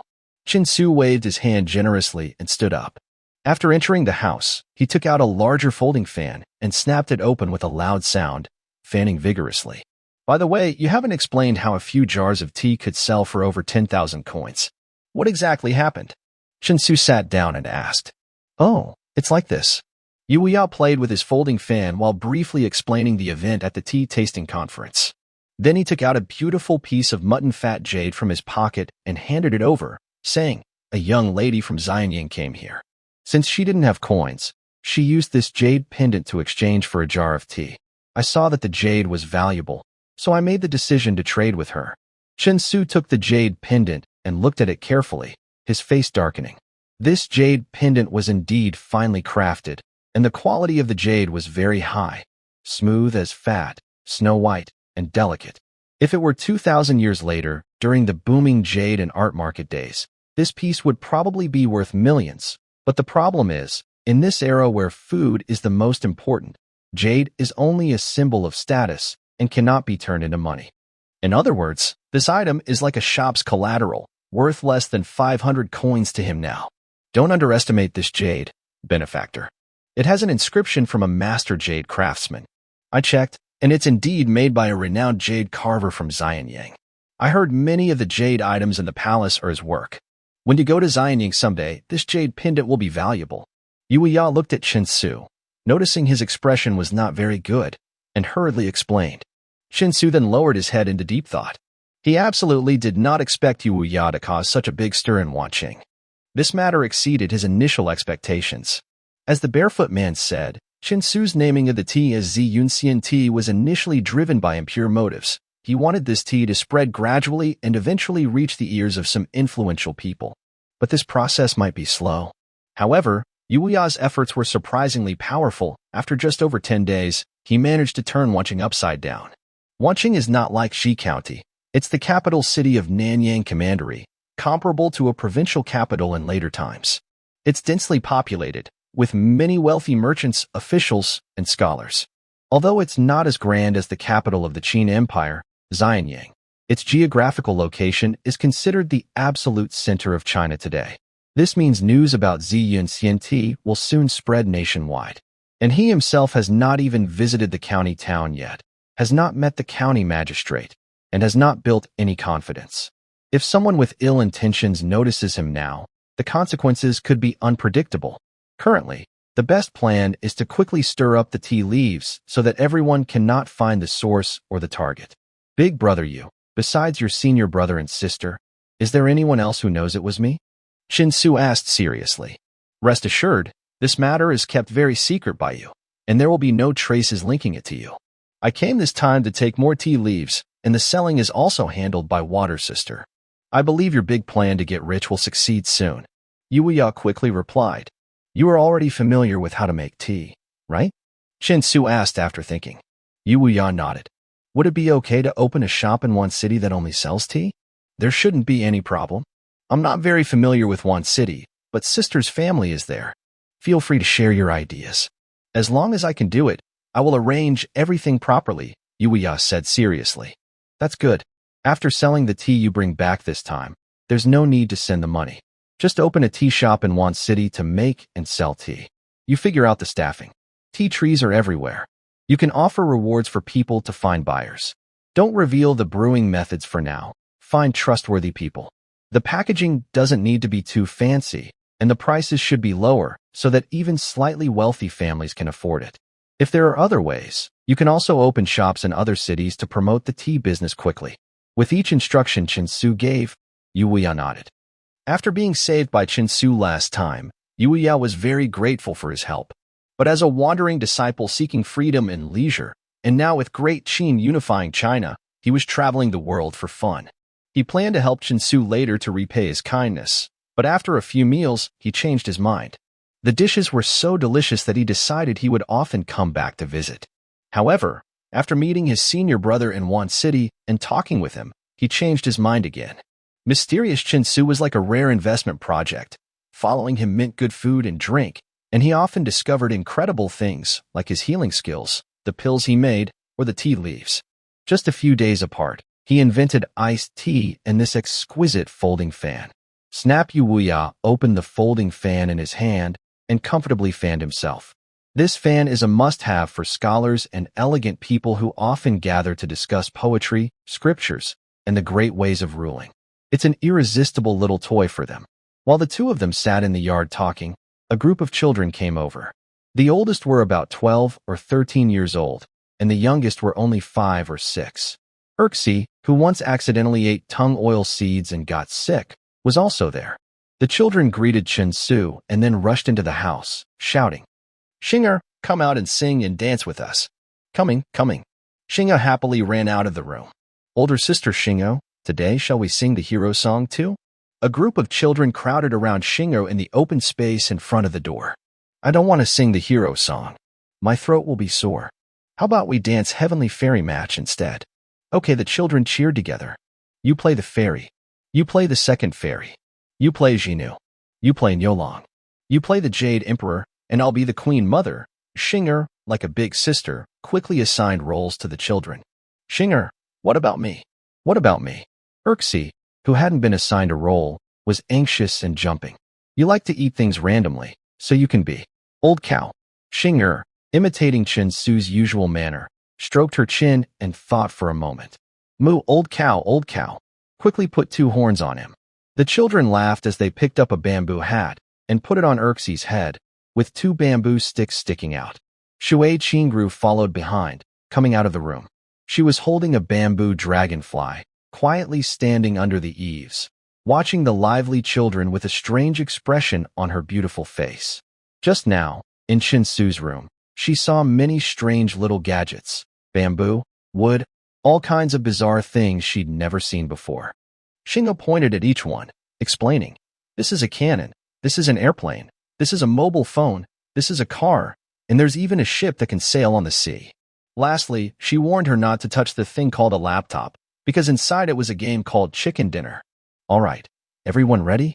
Let's begin." With Shingo's command, all the children immediately stood serious and prepared. The scene of a rural, mountain village performance of a fairy tale spanning 2,000 years officially began. The Jade Emperor, with a mighty and majestic voice, said, "You must weave the most beautiful cloth every day. I want to make a dress even more beautiful than a rainbow sunset." "Yes." The Jinu trembled with fear, then sat down to start weaving cloth. Jinu, let's go down to the mortal world and play." A few ragged little fairies gather around the weaver girl and talk together. "But I'm afraid the Emperor of Heaven will punish me," the fairy whispers. "Don't be afraid. We'll go quickly and come back soon." As a group of children perform, Uye slowly opens his mouth, and Shui Qingru's gentle expression becomes more and more surprised. Until the children finish singing the Heavenly Fairy Match and the performance of the Magpie Bridge meeting ends, everyone cheers and celebrates the successful show. She leans against the door, looking blank. Clatter. Uye's folding fan falls to the ground. After a long time, he stammers and looks at Chin-Su, asking what? "What is this?" "It's a rural children's version of the song and dance drama, the Heavenly Fairy Match," Chin-Su says with a smile, fanning himself with a palm leaf. "The Heavenly Fairy Match. What is that?" "It's a beautiful love story. Have you heard of the myth of the cowherd and the weaver girl?" Chin-Su bends down, picks up the folding fan, and hands it to Uye. Uye shakes his head blankly. On the sky, there is Han, and there is Guang. The weaver girl, who works all day, although she works hard, cannot send messages. The cowherd, who pulls the ox, does not wear a box. Shui Qingru, dressed in a narrow-sleeved, waist-tied black dress, walks over slowly, softly reciting while holding a bamboo dragonfly. "Junior sister, what are you talking about?" Uye turns to look at Shui Qingru. "Senior brother, this is an ancient poem from the Book of Songs, called Dedong. It describes 2 divine stars in the sky, one called the cowherd and the other the weaver girl. If I'm not mistaken, the girls are performing this story, right?" Shui Qingru's bright eyes look at Chin-Su. "I've read Dedong too, but it's not a tragic love story, and there's no mention of the Emperor of Heaven or the Queen Mother," Uye says blankly. Chin-Su, with a rough smile, fans himself and says, "It's just a game the kids are playing. They don't even know the characters. No need to take it seriously. Have some tea." Actually, Chin-Su was very surprised by the performance of the Heavenly Fairy Match that the girls were rehearsing. For children of this era, entertainment and free time are scarce. By age 4 or 5, they start helping adults with chores.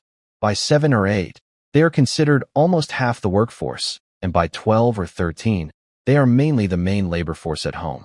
Most days, they are either helping with farming or wandering the mountains looking for things to eat or trade, leaving little time for play. The changes in the village have only recently appeared. Since Chin-Su started building houses, then making threshing machines and roasting tea leaves, everyone in the village has been able to gather together often. After dinner, they stay at Chin-Su's house, working and chatting happily. Gradually, it became a habit. Recently, Chin-Su's house has almost become a gathering place. After dinner, people come in small groups to sit, drink tea, and chat. This is also the happiest time for children, who gather to play games. The story of the fairy match was the earliest to spread in the village. The song about couples returning home together was well known, and everyone, young and old, could hum a few lines. Led by Xinger, the children greatly adapted and improved the play that Chin-Su taught them. Different people played different roles. At first, it was just the cowherd and weaver girl singing together. As more children wanted to join, characters like the Jade Emperor, Queen Mother, other fairies, and heavenly soldiers appeared. Today, even an old ox was added. Everyone knew their parts, and it looked just like a real stage play from later times.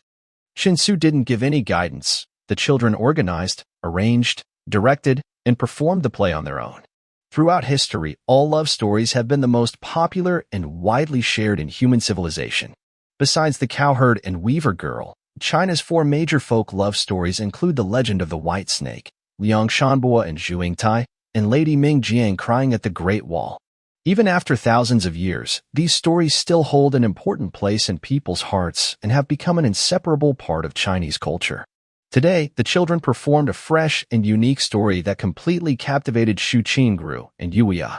Brother Sue, I'm here. Outside the yard, Niu Dashishi ran quickly with Xiao Chun on his back. He greeted Yuya warmly, then poured a glass of cold tea and took a big sip. Luckily, I ran fast. If I was a little later, there wouldn't be a seat left. While speaking, Niu Dashishi turned his head and saw Shu Qingru. His hand trembled, and the cup fell to the ground. His eyes fixed intently on Shu Qingru's face, and his expression instantly became blank. Tea dripped from the corner of his mouth. Shu Qingru's beauty was unmatched. Her face was nearly perfect, so much so that even Chin-Su, who had seen countless beauty-enhancing photos in later generations, was stunned by her appearance. For Niu Dashishi, a rustic mountain man, her beauty was an overwhelming visual shock. Humph. Water looked at Niu Dashishi with disdain, then casually draped a towel over her shoulders and slowly walked toward a group of children. As Niu Dashishi arrived, it was like a scene from a future outdoor movie gathering. Villagers walking by in small groups, some holding bamboo cups, others carrying small stools, and some with 2- or 3-year-old children, gathering again at Chin-Su's house for a get-together. Little sister Xinger, who taught you the game you just played? Water crouched in front of Xinger and asked. I know. It was Brother Xiao Su who taught us. One child loudly said.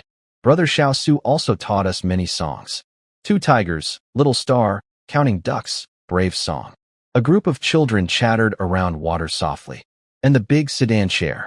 Ere she jumped up excitedly and shouted, Sister, can I sing it for you? Sure. Water smiled happily and nodded. She's not talking, she's just watching me and smiling. I know she's waiting for me to hug her. Ere she, who only had one line as the old cow character, suddenly became the main star.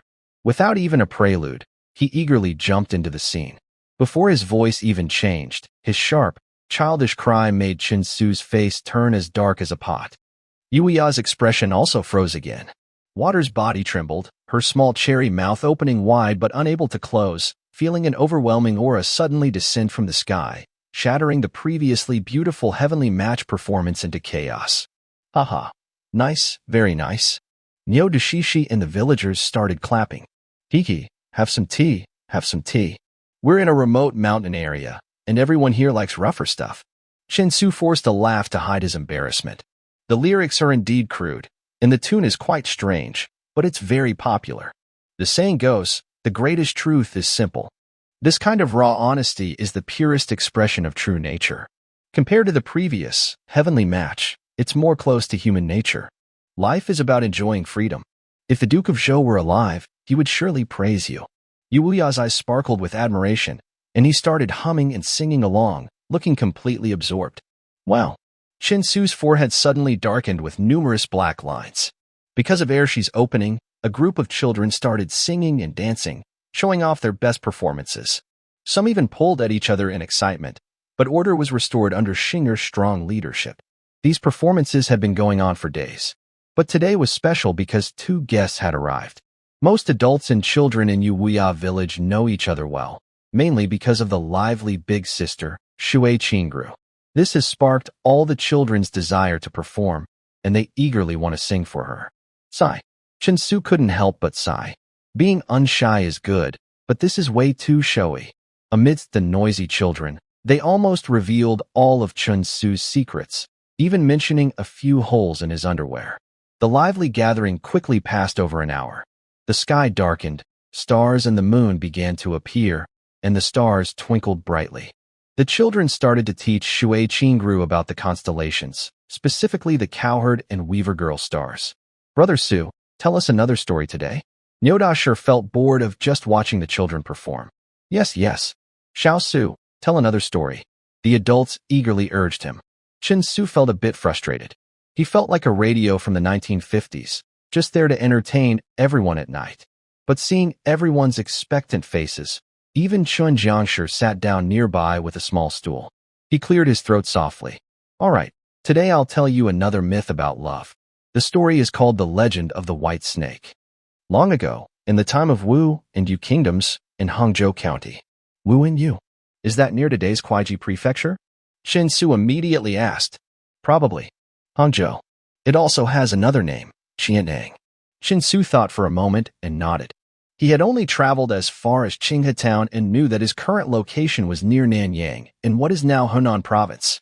He knew little about other parts of China. As for the story of the White Snake, it is said to take place near Westlake in Hangzhou, but he didn't know if the place names Hangzhou and Westlake existed yet. That's right, the official said it correctly. Kuaiji Prefecture indeed has a Qian'an county, but Qian'an is far away. 5 years ago, my master and I traveled there, over 2,000 miles. It's in the Jiangnan region, with beautiful scenery. The women there are different from those in Nanyang, graceful and charming. Yes, Jiangnan women are made of water, smart, elegant, and gentle, with soft, melodious speech. Chinsu thought of the women in modern movies and TV shows, dressed in kipayos, walking under rain with oil paper umbrellas along Westlake's willow-lined banks. He suddenly felt like he had found a kindred spirit, completely different from the village women made of cement, like Shui Qingru. It sparked endless imagination. Women made of water, this metaphor is very fitting. Those young women are indeed as gentle as water. Yuya suddenly became excited, as if he had found a kindred spirit, and began discussing with Chinsu. Yuya, are you listening to the story, or not? A villager interrupted their conversation quite rudely. Oh, my apologies. Please, continue, benefactor. Yuya quickly shut up with a sheepish smile. Chinsu also regained his focus, organized his thoughts, and continued telling the story. In Hangzhou, there is a very large lake called Qian'an Lake, known locally as Westlake. Not far from Westlake is a big mountain called Kuaiji Mountain. A small white snake was practicing cultivation in Kuaiji Mountain. One day, an eagle discovered the snake and swooped down to catch it. Just as the eagle was about to eat the snake, a farmer who was herding cattle saw it and threw stones to scare the eagle away, saving the snake. After healing its wounds, the farmer released the snake back into the deep mountains. Wow, Brother Xiaosu is telling a story again. Hurry and find a spot. A group of children, sitting softly by the water, suddenly dispersed with a loud cheer, moving stones and would to sit quietly in front of Chinsu to listen. Only Waterlight remained stunned for a long time, then turned to look at Chinsu. Gradually, she was drawn into his story and slowly sat down beside him. The little white snake, after practicing for 1,000 years, finally achieved great cultivation. To repay the farmer's life-saving kindness, she transformed into a beautiful woman named by Sujin and went to Qian'an County. She found the farmer who had saved her. 1,000 years later, the farmer had been reincarnated into a handsome, gentle young man named Su Xian. By Sujin, with her maid Xiaoqing, toured Westlake and then took shelter from the rain on a boat.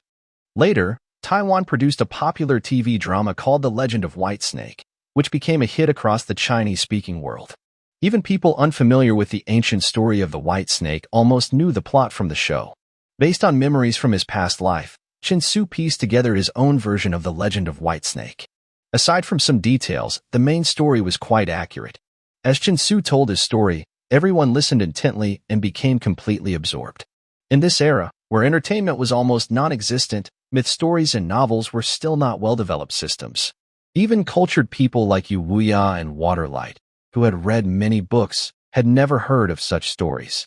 And certainly not a group of uneducated mountain folk. The surroundings were very quiet, so quiet that no one dared to breathe heavily or cough. Dozens of eyes watched Chin-Soo without blinking, afraid they might miss even a single word due to carelessness. This lecture lasted nearly an hour. The night was dark and calm, the sky low, stars flowing across the sky, and mosquitoes were very numerous. After Bai Sujin drank the yellow sulfur wine, she lost all her magic and could no longer control her true form. She turned out to be a giant white snake over 100 feet long, and her maid Xiaoqing also revealed her true form, transforming into a large blue snake dozens of feet long. When Su Xian saw this through the window, he was so frightened he fainted immediately. Chin-Soo slapped his cheek with a loud sound, then closed his fan and said, "All right, it's late. That's all for today's story. Everyone go back to sleep." "What? That's the end?" Nyodashi stammered as he grabbed Chin-Soo's arm. Everyone was so absorbed in listening that they refused to leave. When they realized it was over, they all started to shout and ask for more. Even Yu Wuya kept urging him to tell more quickly. "It's not the end yet, but it's too late now. Tomorrow, I will continue with Bai Sujin stealing the fairy grass to save Su Xian. Everyone, go to sleep now." Chin-Soo naturally wouldn't give in easily. He was joking. He had told the story alone until his throat was dry, and there was no one to pass him water. The treatment was too poor. "Are you saying Su Xian didn't die?" Yu Wuya quickly asked. "Of course not."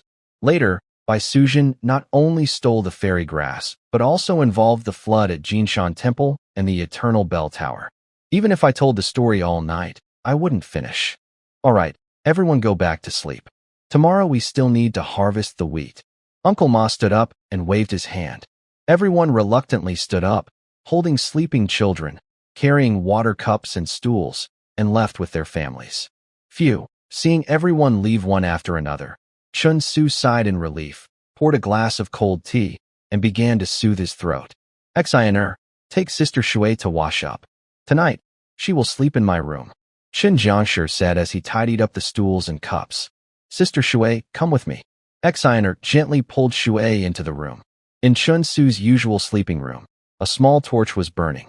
In front of the window was a rough wooden table, covered with all sorts of strange and interesting objects: bamboo cannons, toy cars, wooden mobile phones, ships, and even a makeshift laptop made from bamboo, with the words chicken printed on the screen.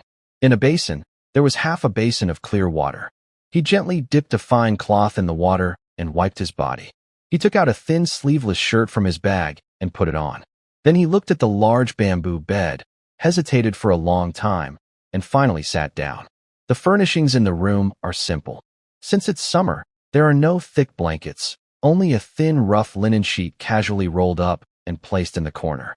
The pillow is made from rush grass and still smells faintly of green grass.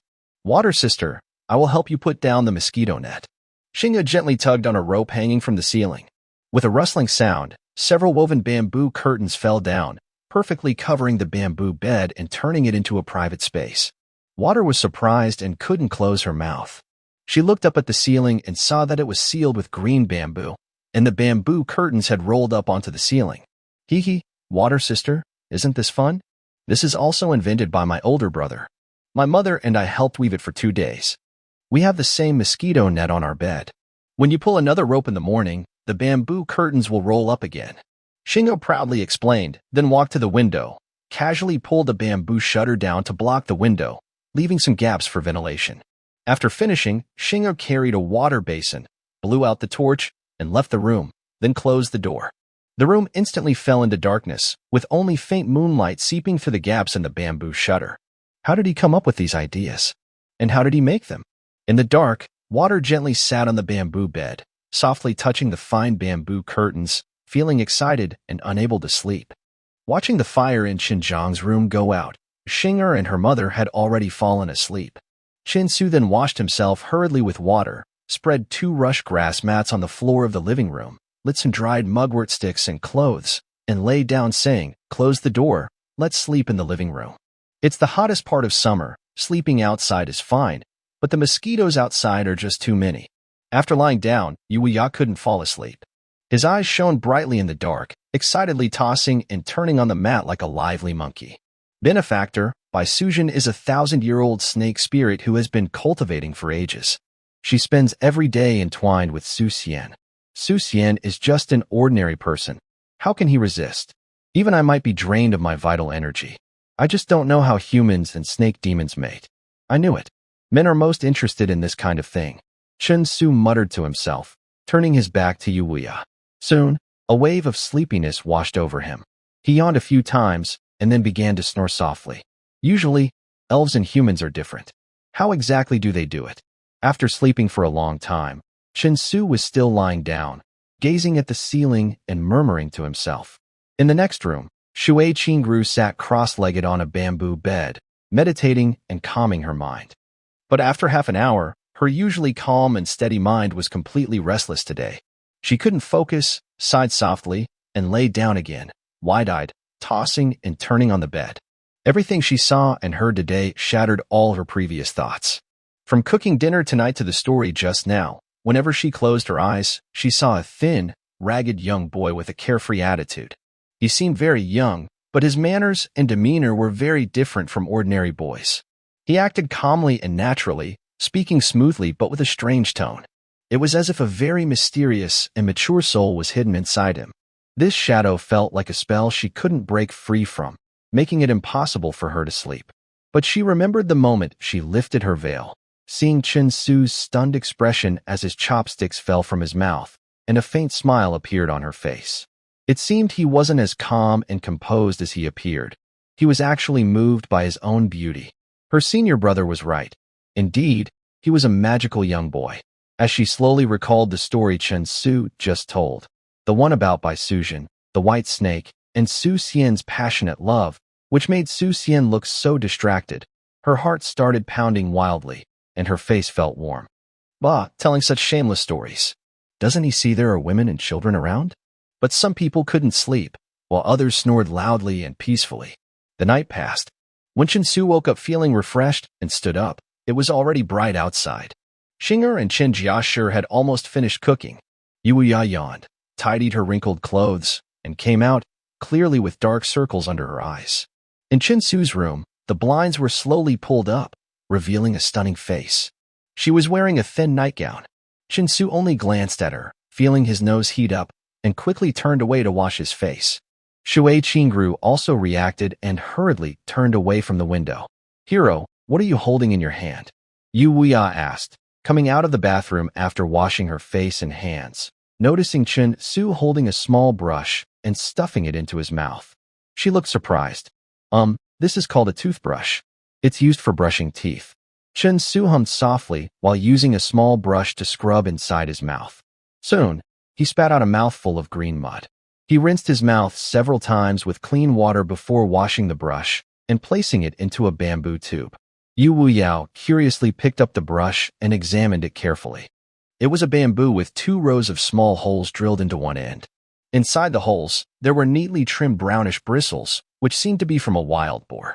Chen-su dried his mouth with a cloth, then turned around, and his face immediately darkened with displeasure. Yu Wuyao had already put the toothbrush into his mouth, mimicking Chen-su's earlier actions by moving it back and forth. "Wonderful! Truly amazing!" Yu Wuyao's face was full of surprise. "This toothbrush is a gift for you. Use this to brush more cleanly," Chen-su said, pointing to a bamboo box hanging under the eaves. "What's this?" Yu Wuyao quickly opened the box, revealing half a box of yellow-green mud. "Toothpaste. Just scoop a little with this small bamboo spoon and put it on the toothbrush," Chen-su explained. Yu Wuyao listened carefully, using the tiny bamboo spoon to pick some and put it on the brush. He then put the brush in his mouth and immediately felt a cool, slightly salty sensation spreading in his mouth. Overjoyed, he scrubbed for several minutes until his mouth was almost raw, then reluctantly spat out a mouthful of green saliva and rinsed his mouth with water. His mouth felt refreshed and invigorated. Yuio tightly held the toothpaste box and excitedly said, "Good sir, can I keep this toothpaste too?" Shinsu nodded helplessly. At this moment, Shuei Chingru had finished dressing and came out. Yuio immediately excitedly ran over, holding the toothpaste and toothbrush like a treasure, explaining enthusiastically. Shuei Chingru occasionally cast a glance at Shinsu with her big eyes. "Honor, give your toothbrush to Sister Shuei to use. I'll make you a new one tomorrow," Shinsu said, worried that Yuio might give his toothbrush to Shuei Chingru again. He had to let Honor part with his own. "Okay," Honor replied, agreeing. She took her toothbrush to Shuei Chingru and guided her on how to use it. The toothbrush was made a few days ago because Shinsu couldn't stand his bad breath. It was made from a bamboo stick and wild boar bristles. Although simple and rough, it took a lot of time to make. Without a hand drill in this era, drilling 2 rows of small holes in bamboo was very difficult. After several nights of effort, he managed to make 3 brushes. Although they weren't perfect, they were better than nothing. Regarding the toothpaste, Shinsu tried several materials but couldn't find a suitable one. The main issue was obtaining calcium carbonate powder to replace the abrasive. Since healthy people wouldn't let cause harm, Shinsu decided to use dried and ground calamus root instead. He mixed it with ground salt and crushed mint juice to make the toothpaste. Calamus helps stop bleeding, salt kills germs, and mint makes the mouth feel cool. The toothpaste received high praise from Shinger, and every morning, she would brush her teeth first thing after waking up. After everyone finished washing up and had breakfast, the sun was already high in the sky. The sunlight was still strong, just like the past few days, and everywhere you could hear cicadas singing loudly. Xinjiang Xingyo carried a bamboo basket, ready to go work in the fields. Shinsu also took out the prepared tea leaves, 56 bamboo tubes stored in 2 new woven bamboo baskets, which had been prepared a few days earlier. "Junior sister, pack your things and get ready to leave. It's getting late," Shinsu said. Yuiya, after hearing Shinsu's instructions, picked up 2 baskets of tea to place under the thatched shelter and load onto the horse. Dressed neatly in black, Shuei Chingru slowly came out of Shinsu's room. She wasn't wearing a face covering and stood at the door with a slightly hesitant expression. After hesitating for a long time, she softly said, "Senior brother, can we leave tomorrow instead?" Yuiya paused and couldn't help asking, "Why?" "Many people in Wanqing are waiting for the fairy tea. Since the weather is clear, we should go back sooner." "It's nothing special. I just want to stay one more day." Shuei Chingru blushed and lowered her head, afraid to look at Yuiya. She gently twisted her clothes, showing a shy, girl-like expression, different from her cold attitude yesterday. "Miss Shuei, if you want to stay one more day, that's fine. The weather hasn't rained in the past few days," Xinjiang said with a smile, lowering his shoulder pole. "Master, look." Yuiya looked at Shinsu. "All right. It's also good to wait until Wanqing's enthusiasm for the tea cools down a bit." Shinsu nodded after thinking. "Haha, perfect. I also want to stay a couple more days. I haven't had enough of the delicious food." Yuiya grinned and quickly carried the 2 baskets of tea back to the living room. Shinsu helplessly said, "Then go help me harvest the wheat." Yuiya's face immediately twisted like a bitter gourd. He hesitated and said, "Master, didn't you say we still need ingredients for braised beef noodles? Tell me what to get, and I'll prepare it for tonight's meal." Shinsu's face twitched a few times and asked, "Can you get the beef?" "That. Killing cattle is illegal, and it's not easy to get them in Wanqing." Yuiya's mood immediately sank. "That's right, and I don't even have flour. I'll think of a way to grind the wheat into flour. Actually, with flour, I can make braised pork ribs noodles too." Shinsu stroked his chin and said. Yuiya's eyes brightened. "How can I grind wheat into flour? Here's an idea. Since you're free anyway, why not go to Qinghe Town and find a stonemason to help me make a special stone mill?" "All right, tell me what kind of stone mill you want." Yuiya nodded eagerly. "Come with me." Shinsu entered the room, pulled out a crumpled rough cloth, and drew the design of a composite stone mill on it with a piece of charcoal.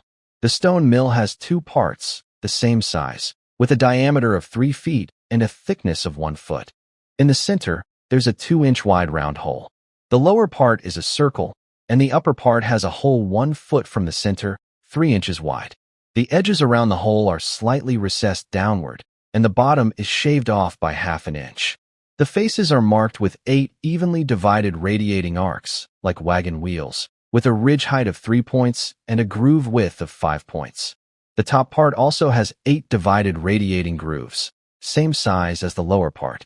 Also, the top part needs 2 deep half-foot square holes on the central side for installing the grinding arm. And I'll have a blacksmith make a rotor and a live sleeve. As he spoke, Chin-Su marked various numbers on the drawing repeatedly. After explaining several times, he saw Uya nodding to show he understood. Only then did he roll up the cloth and hand it over. This is my improved design for a stone mill. If it's built successfully and grinds fine flour, we can eat noodles, buns, steamed bread, dumplings, pancakes, and tofu. Every time Chin-Su mentioned the word eat, Uya's expression brightened with joy. He hurriedly took the cloth with the drawing and said, "Rest assured, I'll go and come back quickly. Yes, bring enough money. Making this stone mill is quite complicated. If there's not enough time, find a few more stonemasons to help. Finish before dark." Chin-Su quickly reminded him. No problem. Uya was already eager. Although he didn't know what buns, steamed bread, pancakes, or tofu were, seeing Chin-Su's eager expression, he was sure they must be very delicious. Uya loaded a bag of coins, mounted his horse quickly, and hurriedly left with a horse in tow. Chin-Su felt much more at ease.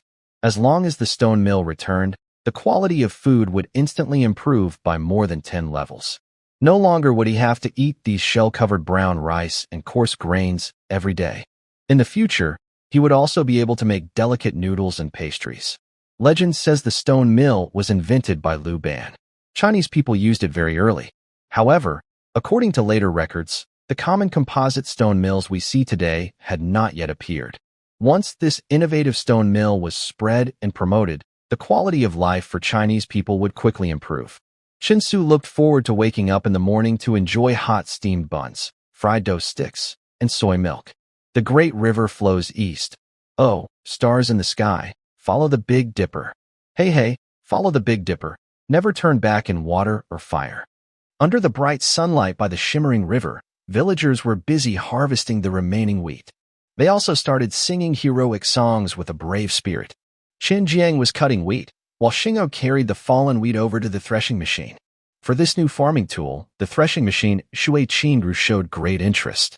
Wearing a straw hat, she stood in front of the machine, feeding in wheat ears continuously, her face serious and focused. Occasionally, she would sneak a glance at Chin-Su, who was vigorously shaking the handle. Xing'o said that Chin-Su also invented this threshing machine. This complex wooden machine completely overturned her understanding of farming tools. Her prejudice against Chin-Su when she first arrived yesterday had vanished without a trace. This young man, 2 or 3 years younger than her, how many secrets was he hiding? Could he really be a disciple of an immortal master? In her imagination, an immortal disciple should be charming and handsome, like a jade tree in the wind. Why did he look so shabby? Or should an immortal disciple be aloof, looking down on mortals like ants? Why did he seem so calm, peaceful, and approachable? The food he cooked, the herbal tea he prepared, the strange and wonderful things he made, mosquito nets, toothbrushes, even this threshing machine, and the songs and stories he told, all were unheard of and unseen. Does he dislike me because of my attitude yesterday? Girls are always romantic and sentimental. Lost in her thoughts, Shui Qingru became dazed. As she held the wheat, her hands unknowingly were pulled into the feed opening by the spinning main wheel. Be careful, a sudden loud shout exploded beside her ear. Water gently suddenly felt her body tighten as someone embraced her around the waist. In panic, she realized that all the wheat stalks in her hands had been pulled into the threshing machine. Her hands were less than half a foot from the spinning main wheel. Let go. A loud shout came again near her ear. Water gently screamed, quickly releasing her grip. With a rustling sound, large bundles of crushed wheat stalks sprayed out of the outlet. Her delicate hands were cut by rough stalks and leaves, causing a few small wounds. Bright red blood beads immediately appeared, dripping down her fingers. Suddenly, the unexpected event made Qin Jiashi and Xing'o panic. They hurriedly dropped what they were holding and rushed over. Seeing the blood dripping from Water Gently's hands, their faces turned pale with fear. Sewer, quickly take Miss Shui home and bandage her. Qin Jiashi exclaimed anxiously. Such a beautiful woman, like a legendary fairy, was usually treated as a treasure at home. If she had an accident while helping with the harvest, would her family come to find trouble? At this moment, Chin-Su also felt his heart pounding. He quickly released Water Gently, took her fragile hand, and examined her carefully several times before finally relaxing and saying, "It's okay. No serious injury. Let's go home and apply some medicine powder," really making things worse. After taking Water gently home, cleaning, applying medicine, and bandaging her wound, Chin-Su hesitated before returning to the riverbank. To him, Water gently was like the spoiled only daughter in later generations, beautiful, capricious, proud, self-righteous, and curious. She seemed to think everyone in the world should revolve around her. She looked at any man as if he were worthless, and she knew nothing at all. Helping with the wheat harvest was so simple that even 7-year-old Shinga thought it was effortless. Yet, what she did so easily almost got her caught in the machine. Chin-Su also felt a bit scared. If it had been a modern steel threshing machine powered by a tractor engine or an electric motor, Water gently might have been pulled in during that moment, her arms and elbows crushed. Thankfully, it didn't happen. Chin-Su's back grew cold the more he thought about it. He decided to send Shinga back home to keep Water gently company. There was less than an acre of wheat left. With Chin-Jiashir helping, they could finish quickly. Soon, the busy day ended, and the sun set in the west. Looking at the fully harvested wheat field, Chin-Su took a deep breath and began packing his things. Recently, the weather has been quite good. Except for a heavy rain during the day about 10 days ago, it has mostly been sunny and breezy. According to the villagers, this year is a rare good year with plenty of rain and good wind. Every household has smoothly harvested their summer grains. With the new threshing machine, they can harvest and dry at the same time, saving many time-consuming steps. Most of the wheat has already been dried and stored, and the grain taxes are packed in bamboo baskets, waiting for the village chief and his team to check and take away. On the riverbank, several other farms have finished harvesting, with only a few acres left. It is estimated that tomorrow, the summer grain harvest in Shaha village will be complete. The riverbank is lively and cheerful now, with villagers working far apart, talking and laughing loudly. Many are discussing Chun-Su's new story from yesterday, especially the children, who are eager and praying for night to fall quickly so they can sing, dance, play games, and listen to new myth stories after dinner.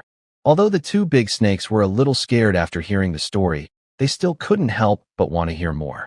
The story was so scary, how the big snake could turn into a human, marry a person, and absorb their vital energy. Last night, not only did many children have nightmares, but adults of all ages also lay in bed filled with strange thoughts. Some couples even mimicked scenes from romantic movies, sharing intimate energy exchanges, just like couples watching movies from distant lands. If Chin-Su knew his beautiful love story had turned into a romantic film, he would probably feel upset. But such things are not meant to be shared with outsiders. Only happy couples know the truth. They jumped into the river for a bath, feeling refreshed and clean. After packing up, they headed home. Shui Qingru carefully wrapped her hands with clean linen cloth, like Zongzi, and was feeding the little wild boar with Shinger. Shen Jianshi had already packed the dried grains into the room and was picking wild vegetables for dinner. "Are your hands okay? Do they hurt?" Chin-Su asked kindly while drinking cold tea, approaching the pig pen. "It's fine. It doesn't hurt anymore?" Shui Qingru blushed and quickly looked down, avoiding Chin-Su's gaze. She had just seen Chin-Su carrying tools and humming a song with a wild grass in his mouth, which made her heart race. She was so nervous she didn't dare to look directly at him and pretended to focus on feeding the pigs. On the riverbank, she was tightly embraced by the young man, almost pressed together without any space between them. The wildness, roughness, and the loud, stern shout echoed in her ears. In that moment, as she saw the spinning wheel covered with bamboo nails, her heart was so panicked that she felt helpless. She had grown up living with her master and a few senior brothers in a nearly isolated mountain for 7 or 8 years. From a naive girl, she had become a graceful young woman. She had never been so close to a stranger before. In that instant, her mind went blank. Even now, thinking back, she still feels her whole body heat up. Soon, the sun set in the west, and the sky gradually darkened. The busy day finally ended, and the quiet mountain village was filled with rising smoke from cooking fires outside each house. A smell of food drifted from the yards. Chun Jianshi had already prepared the meals, but everyone kept looking anxiously at the village entrance. Uya had been gone all day and had not returned yet. Chin-Su started to worry.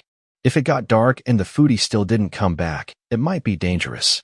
After waiting for another half hour, the sun had completely set, the afterglow disappeared, and the evening clouds at the horizon began to fade. Roars of wild animals sounded from all around the mountains, making everyone nervous. Chin-Su felt a bit nostalgic for mobile phones and China Mobile. Da-da-da-da. A hurried sound of his came faintly, accompanied by shouts. After a few minutes, a familiar figure rode quickly through the dusk, followed by a strong horse. He's finally back. Not only did Chin-Su breathe a sigh of relief, but Shui Qingru and Chun Jiangshi's faces also relaxed almost at the same time. In this vast and sparsely populated era, everywhere was dense primitive forest. During the day, it was somewhat safer, but at night, tigers, leopards, and wolves appeared in packs to hunt. Even the bravest hunters wouldn't dare go out at night. Uya might have martial arts skills, but to Chin-Su, those skills seemed like a joke. The saying, even double fists can't match four hands, was true. Facing large carnivores like tigers was hopeless. One careless move could cost him his life. Haha, benefactor, I'm back. Before he even arrived, Uya's laughter rang out. He's back and acting so proud. Chin-Su strode forward quickly. Shui Qingru and Xing'er also put down what they were holding and followed. Two horses stopped in front of the house, both soaked in sweat and panting heavily. Uya stepped down from his horse, excitedly patting the two woven baskets on the back of another horse. He said, "Good sir, I didn't fail my task. The stone mill is ready and we can bring it back. Let's grind the flour and make spicy pork rib noodles quickly." But when he turned around and saw the delicate, water-softened hands wrapped like zongzi, sticky rice dumplings, he was shocked and asked, "Junior sister, what happened to your hands? Why are they hurt like this? Did you get into trouble after eating something and get scolded?" Chin-Su. Water softly blushed and quickly hid her hands behind her back. "Big brother, don't say silly things. It's just that I accidentally cut my skin with some straw, but it's nothing serious." That's good. Uya sighed in relief. The two stone mills, made from blue stone, were quickly taken down from the horse's back. They were quite heavy, each weighing about 30 kilograms. Chin-Su examined them carefully. The size and shape were perfect, and the holes matched the design well. The teeth of the mill weren't perfectly neat, and the grooves were rough, but for this era, it was considered very good. "Let's eat first. Tomorrow, we'll test grinding some flour." Chin-Su nodded happily. "Good sir, can't we eat today?" Uya asked anxiously. "Not today, it's too late. But don't worry, the stone mill is well made. Tomorrow, we will definitely have noodles to eat." "Big brother, what are noodles?" Xing'er, following behind Chin-Su and circling the two stone mills, asked curiously. "Noodles are a food made from flour. When you want to eat them, just boil them in water, and they become very soft. After cooking, you can pour on some pork ribs, fatty intestines, beef, or shredded green peppers, and add some green onions and garlic. The taste is amazing." Chin-Su couldn't help but take a big whiff of his own saliva. "Good sir, stop talking, or I won't be able to sleep tonight." Uya wiped his mouth and went to wash his hands and face. Water softly led the two horses to feed them grass. Listening to Chin-Su, her big eyes shone faintly under the shaded shelter. After dinner, before it got completely dark, Chin-Su took out an axe, a knife, and a saw to start making the grinding frame and handle. Honestly, having grown up eating modern food, he was even more eager for noodles than Uya. A bowl of hot noodles topped with a generous spoonful of flavorful fatty intestines and bright red chili oil. Chin-Su started to drool again. While Chin-Su and Uya were working late, a group of children who had finished dinner came back together. They gathered around Xing'er, shouting, singing, and playing games, but Xing'er refused them all. She gently pulled water and quietly stood nearby, watching Chin-Su make a grinding frame. "Hey, little Su, what are you making now?" Some villagers carrying water cups and benches came over to see. "Big brother is making a stone mill to grind flour, and he's also going to make very tasty noodles, like braised beef noodles, braised pork rib noodles, and intestine noodles." The little girl had a good memory. She counted on her fingers and started showing off, quickly listing all the different kinds of noodles Chin-Su had just mentioned. "Wow, that sounds delicious. Tomorrow, when little Su makes it, I must try some." Little Su is so clever. His threshing machine is easy to use, saves effort, and works well. He could definitely become a great craftsman in the county. One villager started flattering him. Yes, little Su is so talented. Maybe he's a divine star sent from heaven to help us. Another villager's praise was even more exaggerated.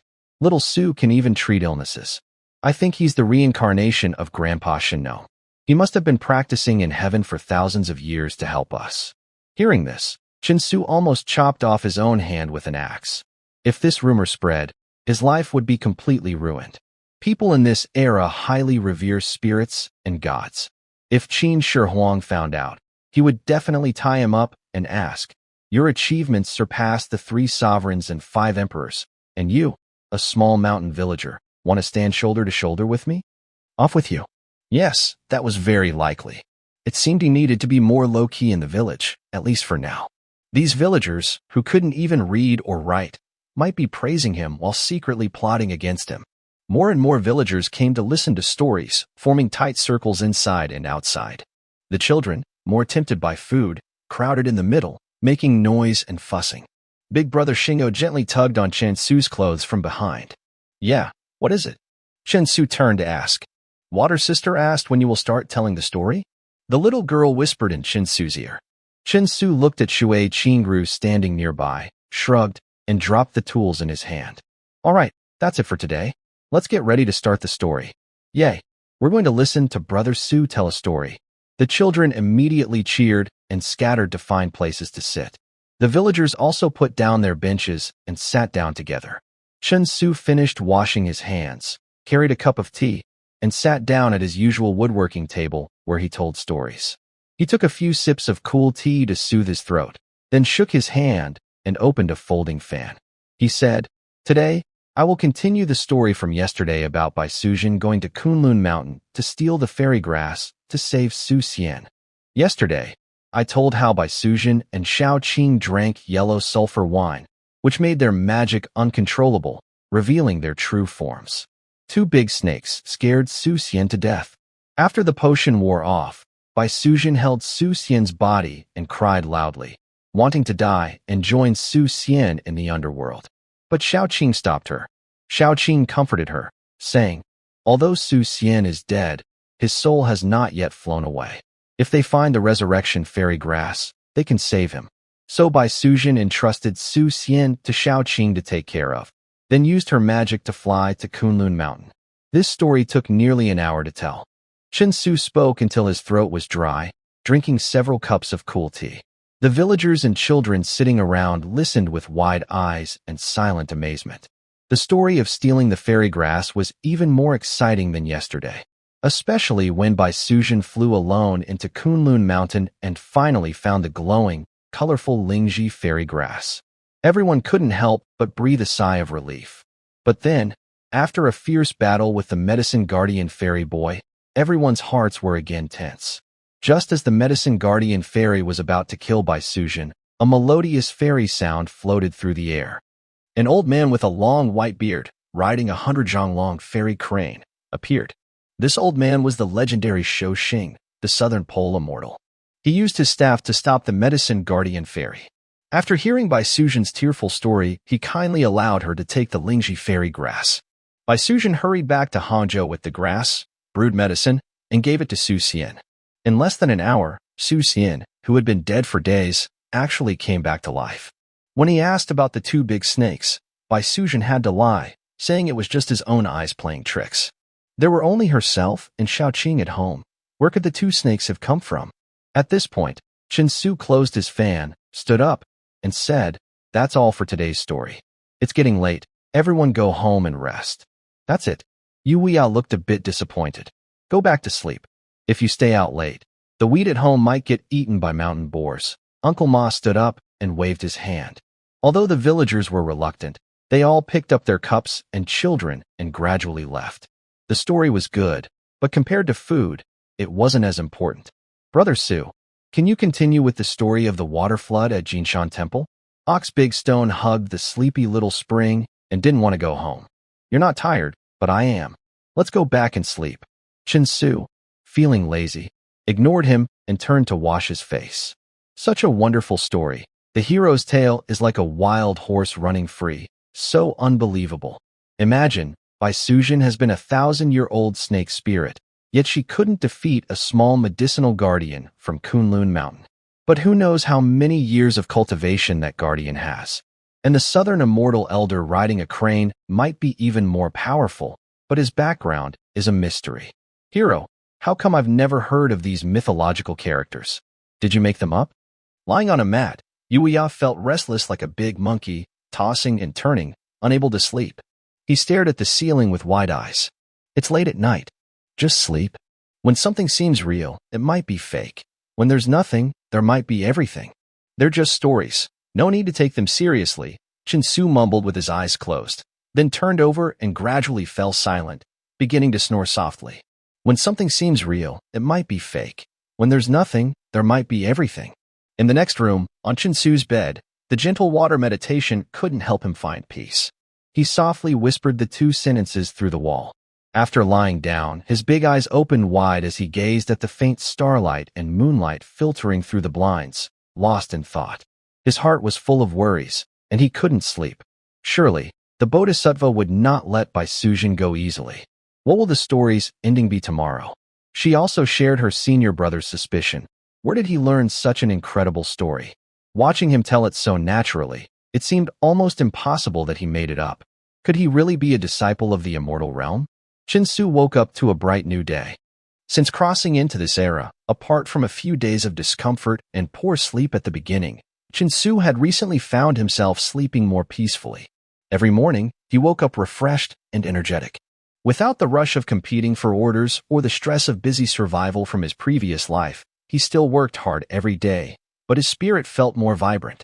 Over the past month, he felt like his soul had been reborn, lighter and freer. The air was fresh, the water clear, and the environment beautiful. Every day felt like a new beginning. This way of life was fundamentally different from the frantic work for material things like cars and houses in his old world. Being poor and happy, perhaps that was the best way to describe his current life. Yuya still wore dark circles under his eyes and kept yawning. After finishing her gentle grooming and dressing, she left the room. She watched Chinsu, who was stretching and kicking to exercise. Her bright eyes showed a kind of glow she had never seen before. Her face became a little more charming, and her gaze also grew softer. 2 days had passed, and this mysterious young boy had completely changed her initial opinion of him. Since the wheat had already been harvested, she didn't need to work in the fields these days. She only needed to dry the wheat grains in baskets. After breakfast, she carried the baskets of wheat out and spread them out to dry. At Yuya's urging, Chinsu started making a grinding frame. He worked until nearly noon, and finally finished the frame. The 2 stone mills were successfully placed on the frame and perfectly assembled. They tied a thin rope to the crossbeam of the shed, adjusted the height, and hung the T-shaped handle for turning the mill. He connected the handle to the millstone's arm, completing a modern-style composite stone mill. Spit Chinsu spat into his palm twice, rubbed his hands, grabbed the T-handle, and pushed hard. With a squeaking friction sound, the heavy millstone, weighing dozens of kilograms, was slowly moved. After a few turns, it stopped. The newly made gear teeth on the stone mill were very rough, creating a lot of resistance when grinding. Chinsu's body was not as tall as an adult's, and his thin arms and legs couldn't hold out for long. After about 7 or 8 turns, he was at his limit. "Phew, brother, you come now." Chinsu, panting and shaking his sore arms, said helplessly, "How do I do it?" Yuya eagerly ran over and grabbed the handle. Chinsu pushed the mill arm back to its original position, forming a 90-degree angle with the handle. Then he instructed Yuya to stand with his legs apart, saying, "There's a saying that a village woman pushes the mill with her back arched. To turn the stone mill, you must move your body forward and backward with the handle. Your 2 feet are the pivot points, and your body should move like flowing water with the mill's rotation, using the force of the movement to guide the mill smoothly. The first push must be strong to give the mill an initial speed." Although Yuya had never heard of the term initial acceleration, he roughly understood what it meant. As a martial artist, after a few quick instructions from Chinsu, he quickly got the hang of it. Surprisingly, he found it very easy to push.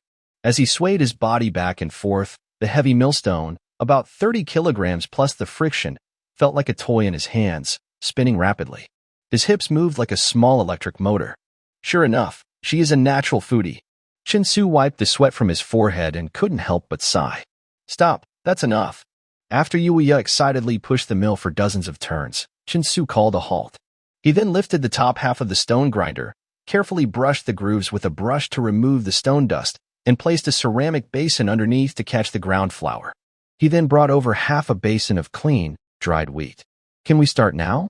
Yu Wuya was very excited, spitting twice into his palm and getting ready. "Go ahead, don't worry about me. Just push hard." Chin-su stood beside the stone mill, using a long-handled bamboo scoop to prepare a handful of wheat grains. Xinger, Shui Qingru, and Chen Jiangshi also watched nearby. Although they didn't know what kind of flour the mill would produce, based on Chun-su's usual strange traits, there shouldn't be any problem. All three looked nervous and anxious. Xinger tightly held Shui Qingru's arm, her face serious and tense, more nervous than everyone else. This strange stone mill was operated in a very unusual way, making it look incredibly magical. Start Yu Wuya's eyes widened, and he exerted force with his arms. The stone mill immediately began to turn. Chin-su quickly and skillfully scooped a spoonful of wheat into the mill. Clatter, clatter, clatter, the wheat grains entered the grooves between the millstones as it turned. The mill became noticeably lighter. Every 2 turns, Chin-su carefully added another spoonful of wheat into the mill. After about 7 or 8 turns, the ground flour floated down through the gap between the stones and fell into the ceramic basin below. "Look, look, the flour is coming out," Xinger excitedly shouted. Chen Jiashi watched her son's serious and focused actions, secretly studying and trying to imitate him carefully. Water gently opened her big, beautiful eyes and her small mouth was slightly open, showing a look of disbelief. "Ha ha, kind benefactor, this is amazing. It's much faster than using a stone mill," Yu Wuya exclaimed excitedly, as if he had discovered a new world. He pressed harder on the handle, causing the stone grinder to spin rapidly. His hips twitched like a powerful electric motor, making Chin-su almost drop the spoon while feeding the wheat. Slow down. You don't need to go so fast," Chin-su warned nervously. Fine flour mixed with brown bran kept falling into the clay basin like a waterfall, quickly piling up into a ring-shaped mountain. Yu Wuya seemed like an unstoppable motor, pushing for a full 20 minutes before he started to feel tired. His speed gradually slowed. Enough. This is enough for several meals." Chin-su looked at the flour in the basin, estimating it was about 2 or 3 jin, and then stopped. "Haha, so fun. Yu Wuya stopped, but still looked eager to continue. Chin-su squatted down and took a handful of flour, kneading it in his hand. He found the flour was very fine. Once the bran was sifted out, it was almost the same as modern flour. He smiled with satisfaction. When he designed the stone mill, he thought about craftsmanship. The millstone's diameter was nearly 20 centimeters larger than modern household mills, and it was much heavier. Chin-su remembered that his family's stone mill was only about 40 centimeters in diameter and 10 centimeters thick. This one was 60 centimeters in diameter and 20 centimeters thick. Although the gear teeth were rougher, the larger and thicker millstone worked perfectly, achieving the results he wanted. Compared to modern flour mills, the flour here was a bit coarser, but it was perfect for making noodles and steamed buns. "Mom, go get that fine flour sieve we made a few days ago." I'll go. Xinger turned and ran into the house. Soon she brought out a round bamboo sieve about 30 centimeters in diameter. This sieve was made a few days ago when Chin-su was making a mosquito net, based on memories from modern times. It was woven with very fine green bamboo threads with tiny holes. Due to craftsmanship limitations, the sieve was quite rough, and in modern times, master craftsmen would find it unimpressive. But to Yu Wuya and Shui Qingru, it was an exquisite and amazing object. Chin-su brought out the clay basin for flour, filled it with flour mixed with a lot of bran, and gently shook it through a sieve. The pure white flour fell like snowflakes, softly drifting down. Yu Wuya, Shui Qingru, Xinger, and Mrs. Chen watched Chin-su's actions without blinking, seeing the brown bran mixed flour turn into clean, white powder. "Wow, this is amazing. The stone mill and sifting tool work perfectly together. It's like magic," Yu Wuya said, truly impressed by Chin-su's clever idea. He sat nearby, praising repeatedly. And this time, flour was rare. People usually ground wheat slowly with a stone mortar, but it couldn't produce such fine flour, nor did they have fine sieves. The flour they made was coarse and mixed with bran, used for making simple flatbreads, which were rough and hard to chew. Only wealthy families could afford such refined flour. Poor families rarely had enough food, and many had never seen what flour looked like. "Master, can we start making noodles now?" Uya asked excitedly as he watched Chin Su finish sifting the flour. Yes, I'll make some noodles to see if they turn out chewy enough. Chin Su nodded and then asked Mrs. Chin to prepare a chopping board and a clay basin for kneading dough. Once everything was ready, he began his first noodle-making attempt since becoming a chef in this life. He scooped a bowl of flour into his small clay basin, added water, and kneaded it into dough. He covered it with a damp, half-dry cloth to let it ferment naturally. Without yeast, he had to wait for the dough to rise on its own. Summer was hot, probably over 30 degrees Celsius, perfect for yeast to grow quickly. After sitting under a cool shelter and drinking cold tea for half an hour, Chin Su uncovered the cloth, pressed it with his hand, and felt some elasticity. He then tore off a piece, placed it on the chopping board, and used a clean bamboo tube to roll it out. Everyone watched closely, eyes wide. Chin Su clumsily rolled the dough into a somewhat uneven sheet, dusted it with flour, rolled it up, and sliced it into thin strips. He shook out the noodles, and they were ready. The next steps were so simple that Chin Su almost laughed. In later times, making noodles became a common household skill. With the help of Shinger, they lit a fire and boiled water. Once the water boiled, they cooked the noodles until they were 3 times boiling, then took the pot off the stove. At the bottom of the bowl, they added a bit of salt and pork fat, then poured over a spoonful of fragrant braised pork ribs that had been simmering since morning. They sprinkled some chopped wild garlic sprouts and chopped green onions on top. Come, try the taste. Chin Su, like a chef from a modern noodle shop, placed several bowls on the table. He looked a little nervous as he watched Yuya and Shinger, who were already sitting eagerly with chopsticks in hand. Even Water Chingru and Chin Jiashir looked excited. Let's eat. Yuya couldn't wait any longer. Before Chin Su finished speaking, he reached for his chopsticks, stirred the noodles, and clumsily picked up a few strands to put in his mouth. Actually, the moment Chin Su poured the braised pork ribs over the noodles, he felt as if countless craving bugs inside him were about to crawl out. Wow, delicious, soft and smooth, rich in aroma, as white as snow, truly the best food in the world. Yuya's eyes widened as he ate, praising incoherently between bites. Shinger already knew her brother's tricks and didn't find it too surprising. She buried her head and ate like a little pig, not speaking much because her brother was always amazing every day. Water Chingru also couldn't hold back her ladylike manners. From the first bite, she kept eating without stopping her chopsticks. Her small cherry mouth opened to reveal neat teeth. She seemed to chew slowly, but in fact, she was quite quick, not missing any noodles or ribs. Chin Jiangshi was the first to taste, and immediately smiled happily, praising, Sumer's braised pork rib noodles taste really good. They're soft and sticky. You've been busy all morning. Sit down and eat now. They ate the noodles loudly and happily. Even the broth in the clay pot was finished, not a drop left. To satisfy Yuya, the big foodie, Chin Su made noodles 3 times before he was satisfied. Yuya leaned back on the grinding frame, kept burping, and patted his stomach, humming. The noodles made by my benefactor are probably even better than what Emperor Qin ever tasted. If I leave my benefactor, I'll never enjoy such delicious food again. That would be a great regret in life. Well, Chin Su was very pleased with this flattery, extremely pleased. Because he had traveled here, he invented stone mills and noodles just to satisfy his small craving. This also helped advance Chinese noodle cuisine by hundreds of years in the glorious history of Chinese food culture. Chin Su also felt very comfortable and let out a big burp, smiling as he said, "That's simple. Just dry some noodles and carry them with you. You can cook them anytime you want. If you have vegetable oil, you can make instant noodles. Add a little pig fat and salt from the seasoning packet, and even in freezing weather, you can pour boiling water over them and eat them instantly. That's a must-have for home and travel. Are you saying that these dried noodles can be cooked and eaten anytime?" Yuya exclaimed in surprise. Of course. Noodles are easy to process, store well, and are quicker to eat than coarse grains like beans. You saw just now how convenient it is to cook them. Great. That's perfect.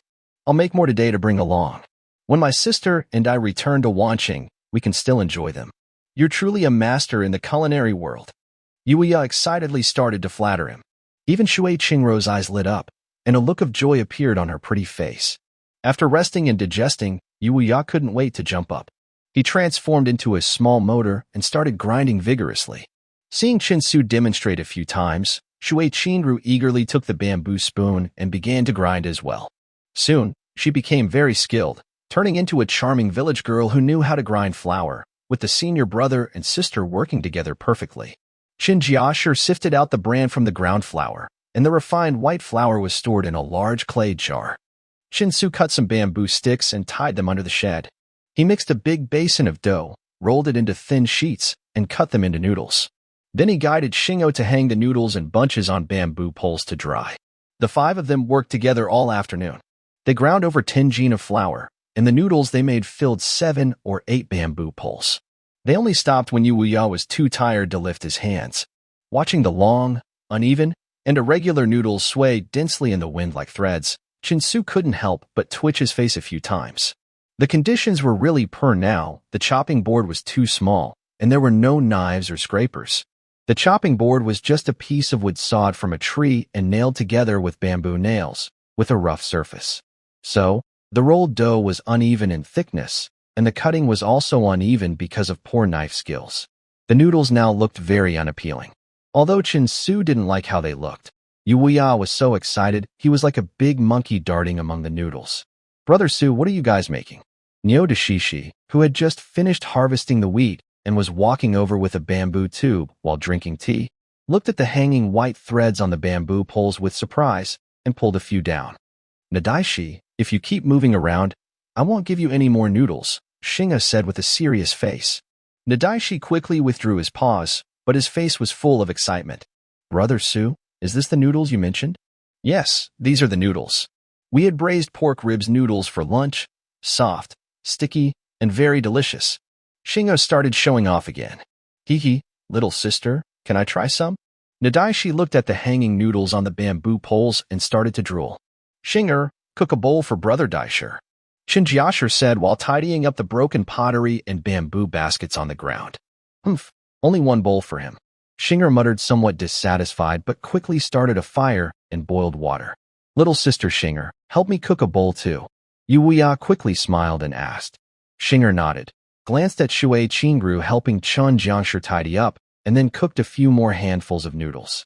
While Nadaishi anxiously waited, the noodles were quickly cooked, then topped with pork lard, scallions, and a spoonful of the leftover braised pork rib soup from noon, served on the table. "Eat up." Shinger impatiently placed the noodles in front of Nadaishi. Nadaishi was not at all unhappy. Instead, he excitedly opened his mouth wide, eagerly picked up his chopsticks, stirred a few times, and without caring if it was hot or not, slurped down a big mouthful of noodles. Delicious, so tasty, incredibly delicious. The noodles were soft and smooth, with the rich aroma of braised pork ribs and pork lard, making Nadaishi unable to stop eating and shouting loudly. But it was clear he hadn't read many books, and being uneducated was different from being educated.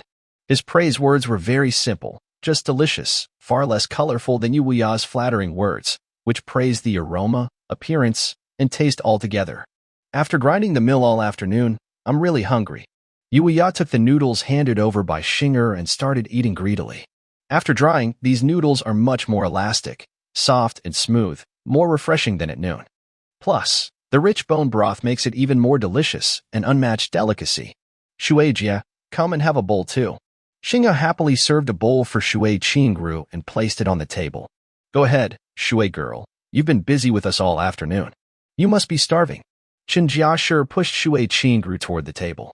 "Junior sister, hurry and eat. These noodles are even tastier now," Yuya urged.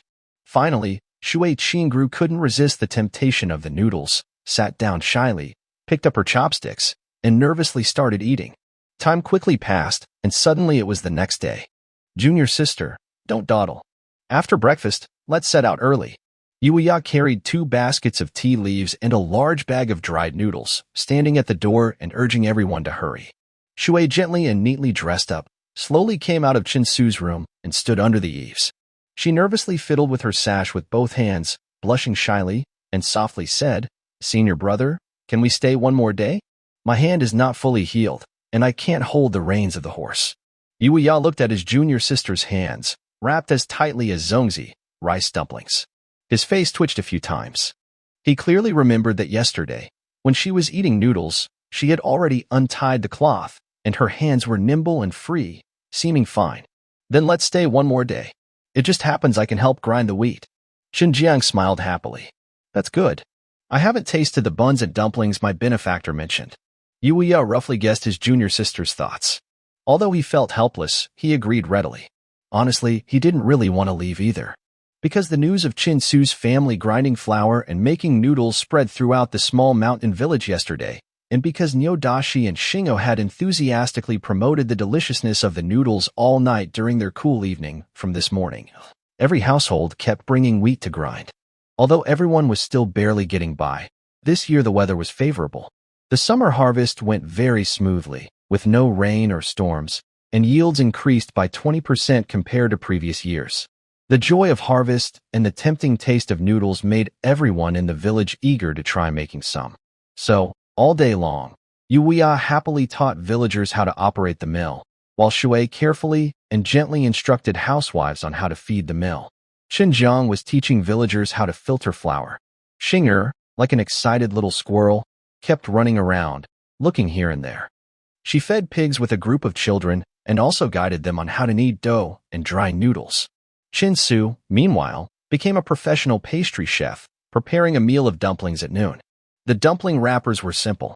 At this season, wild vegetables were everywhere, making the filling easy to prepare. He made two kinds, one with water celery and pork, and another with shepherd's purse. He cooked a large pot of dumplings. Since there was no steamer, he couldn't make buns or steamed bread, so in the evening, Chin-Su made pancakes instead. These two new delicious foods immediately ignited the village's enthusiasm. The dumplings, in particular, were fragrant, tasty, and suitable for all ages. Everyone who tasted them praised them highly, and the pancakes in the evening became even more popular. Big Stone ate 5 in one go, and Yuya didn't waste his reputation as a foodie, eating 8. Even Shui, Qingru ate 3 and hid in her room afterward, not daring to come out and face anyone. As the sun set, the chaotic and busy day finally quieted down. Fu Chun-Su sat heavily under the shade, exhausted and sweating, gazing at the distant green mountains and the last rays of sunset for a long time. Then he turned to look at his room and softly muttered, "Tomorrow, it's time to leave." Although Yuya was a big eater, he worked hard too. He went out and brought back over 13,000 coins. This amount was enough to match the income of more than 10 households in the village for over 10 years. Even in a wealthy family in one city, this would be a large sum. A middle-class wealthy family only earns about 1,000 coins a year. But Chin-Su was completely unprepared for Shui Qingrou's arrival. She was only 16 or 17, stunning and capable of causing trouble, and should have been married long ago. Yet, for some reason, she was still single. And not just single at her age, in the modern world, she would be in middle school, in her youth. But she kept staying for various reasons, and this was the third day. Chin-Su couldn't quite understand why she kept doing this. Her hand's wound was just a few small cuts that had just broken the skin. In Chin-Su's opinion, it didn't need bandaging. A little hemostatic powder would make it stop bleeding in minutes. The excuse of not riding horses was weak. Could it be because of the food? That reason might be very important. For women, there are two things that hold great temptation. One is delicious food, and the other is clothing. In later times, you could often see a beautiful woman walking down the street, nibbling on duck necks. Such scenes seemed out of place, but women didn't care and enjoyed it. But this reason wasn't enough to explain why Shui Qingru kept staying multiple times. Chin-Su thought for a long time, recalling her behavior over the past few days, and finally concluded that she liked listening to his stories. Once he understood, Chin-Su showed a strange and bitter smile. Maybe entertainment in this era was really too scarce. As the sun set behind the mountains, the sky darkened again. Villagers gradually arrived one after another to listen to stories. Listening to stories had become a habit, just like watching TV at night in later times. Missing a night of stories felt incomplete, and people found it hard to sleep without them. Today, Chin-Su also told the story of the White Snake, reaching the part about Yongjin Leifeng Pagoda.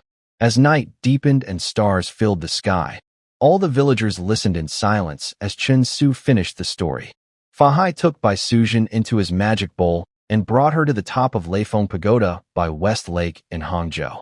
He ordered his disciples to build a 7-story tower, trapping the magic bowl and Bai Sujin underneath, so she would suffer eternal fire and lightning, never to be free. When he finished, Chin-Su closed his fan and stood up. That's the end of the White Snake story for today. Go back and get some sleep. Everyone looked at Shinsu angrily, but no one moved. After a long moment, Nyodashi suddenly jumped up and shouted, "Brother Su, Baisujin is kind and helps people. Why does Fahai have to trap her under Leifeng Pagoda forever?" "Yes, Xiao Su, this ending is sad. Can it be changed?" A villager also spoke. "White Lady flooded Jinshan and drowned many people in Hangzhou. That's against the heavens. Changing the ending would also break the rules, so it can't be changed," Chin Su said while drinking cold tea. "White Lady is so pitiful, beautiful, and kind. How could she get this ending?" "Xiao Su, please don't tell stories like this anymore." An aunt slowly stood up, wiping tears and carrying her stool as she walked away. "Sniff, older brother, can White Lady really never come out?" Xing'e was crying uncontrollably, sobbing on Qin Zhang's lap and wiping her tears. Some children also started crying loudly, and even some grown women rubbed their eyes. A few men looked up at the sky, silent. In this time with little entertainment, even a small feeling could make these villagers feel overwhelmed with emotion. They had listened to the White Lady story for 4 nights, but the ending was completely unacceptable to them. "I won't listen to Brother Su tell stories anymore," a little girl cried and stood up. Yes, if Brother Su doesn't save White Lady, we won't play with him anymore," more children shouted and stood up. "Stop making noise and go back to sleep." Uncle Ma stood up and waved his hand. "Breaking the rules of heaven is like breaking the laws of the Qin dynasty, killing and paying with your life. That's been the rule since ancient times. Good people shouldn't kill easily, right? And it's just a story. Stop fussing and go to bed early. Tomorrow, the village chief will come to collect taxes. Everyone should get up early and prepare." Under Uncle Ma's urging, a group of people finally sighed and left in small groups. Clearly, everyone, regardless of age or gender, was very unhappy with Chin Su's ending, but they felt helpless. Many probably wouldn't sleep well tonight. Finally, the place was quiet. "I hope no one comes to listen to stories tomorrow." Chin Su sighed quietly in his heart. Since one boring evening when he told a few small stories to some children, Chin Su had been overwhelmed by the crowd. Every evening after dinner, he would come to tell stories. He hoped that the tragic ending of the White Snake would leave a deep, unforgettable memory in everyone's heart, so they wouldn't come to listen to stories anymore. Or maybe, tell even more tragic stories with heartbreaking endings. If he did that a few times, the whole village would be filled with a sad, gloomy atmosphere all day long, and no one would dare to listen to stories anymore. "All right, that's decided. Next time, I will tell a ghost story. Good sir, I once visited Hangzhou County. There is indeed a small hill called Leifeng by the Qian'an Lake, but I haven't seen the pagoda or heard locals talk about it." Yuya sat quietly on a wooden stake, seemingly murmuring to himself as he looked at Chin Su. "Really? There is a Leifeng mountain?" Not only Qin Jiang and Xing'e were shocked, but even Shui Qingrou's beautiful eyes widened suddenly, and she couldn't help gasping. "I already said, when something seems real but is actually false, it's just a myth. Why take it seriously? Besides, I haven't been to Hangzhou, so how would I know? The sky is getting late. Go to bed early. Tomorrow, you all leave early, or the village chief might get into trouble if he sees you," Chin Su said while fanning himself. "Chin Su, I think this isn't the final ending of the story," Shui Qingru, who had been silent for a long time and never spoken during the story, suddenly said. "Why?" Chin Su shook his head and looked up at the starry sky, saying, "People have joys and sorrows, the moon has its phases, and things are never perfect. No story necessarily has a perfect ending. Don't force it. If you try to make everything perfect, you'll only be fooling yourself. So don't be sad. I'll sing a song for everyone." Chin Su also realized the atmosphere was too gloomy, which could affect sleep quality. At the same time, he secretly despised the people of this era for their weak mental strength. White Snake was only suppressed a little. She wasn't dead. "Brother, stop singing." Xing'e doesn't want to listen. Xing'e was still lying in Xinjiang's arms, tears falling gently. However, Yuye and Nyodashin were excited and kept urging to sing quickly. Ahem. This song tells the story of Baisujin and Su Xian's first meeting at West Lake. It's called Crossing Love, also known as Beautiful West Lake. It's very beautiful. But before singing, there's a short bamboo flute intro. Chin Su cleared his throat, then took out a bamboo flute from behind his waist, gently tested the sound with his lips, and then began to play slowly. As the light, pleasant sound of the bamboo flute filled the air, a melody familiar to many people in later generations floated into the starry sky under the night, spreading through the quiet mountain village. Many villagers, already at their doorsteps, couldn't help but stop and listen. Chin-Su had made the bamboo flute out of boredom a few days ago but had never played it seriously. The holes weren't perfectly aligned, so the tune wasn't entirely accurate. Chin-Su had only practiced a few days during college and could only play simple songs. He remembered that back then, in his dorm, there was a friend who liked playing the arrow. The two planned to perform High Mountains and Flowing Water, seeking a kindred spirit to play Laughing in the Jianghu. But that friend was unlucky. After a few days of practice, he almost got beaten by the entire dorm and neighbors, so that story didn't come to fruition. Chin-Su's interest in playing the flute shifted to playing video games. But for people of this era, such light, melodious flute sounds combined with beautiful melodies instantly captivated everyone. Even Xinger, who was so sad she didn't want to listen to music, sat up and listened with rapt attention. The flute's intro ended, and Chin-Su took a deep breath before singing a song that once echoed through streets and alleys, beloved by many. As the song began, all was silent. It felt as if one could see a distant, timeless Jiang'an in March, with spring rain like wine and willows like smoke. In the gentle breeze and rain of Westlake, a small black boat rocked gently. On the boat's prow stood two beautiful women and a scholar holding an umbrella, standing against the wind and rain, singing a story of love waiting 1,000 years. Junior sister, I'm leaving.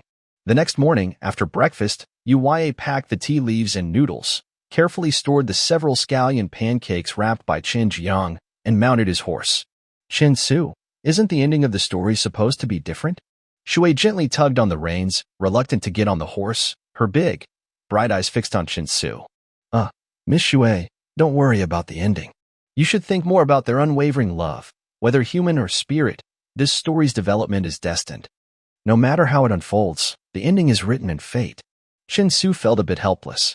After a night, the girl still hadn't escaped the story in her mind, and today she looked very unwell, with very noticeable dark circles under her eyes. Junior sister, the benefactor is right. Don't dwell on it too much. It's just a myth, after all. Let's go, or we won't make it back to watching tonight. Yuya also seemed helpless, riding his horse in circles. Qingro came here too suddenly this time. Take care. I'll take my leave. Shui Qingru sighed softly, stepped into her saddle, and gracefully sat on her horse, looking down at Chin-Su with a cold expression that was different from the first time they met. I don't know when I will have the chance to come again, so Qingro wants to ask for something. Is it this? Chin-Su pulled out a bright green bamboo flute from behind him. Last night, until he went to sleep, Chin-Su kept noticing that this girl's eyes kept flicking toward the flute. Qingro's pretty face turned red as she nodded slightly. Chin-Su happily handed her the flute. Remember, when you play, the second hole must be close to the flute membrane. The membrane is inside the young bamboo. Just split it open to see. Thank you. Take care. Everyone.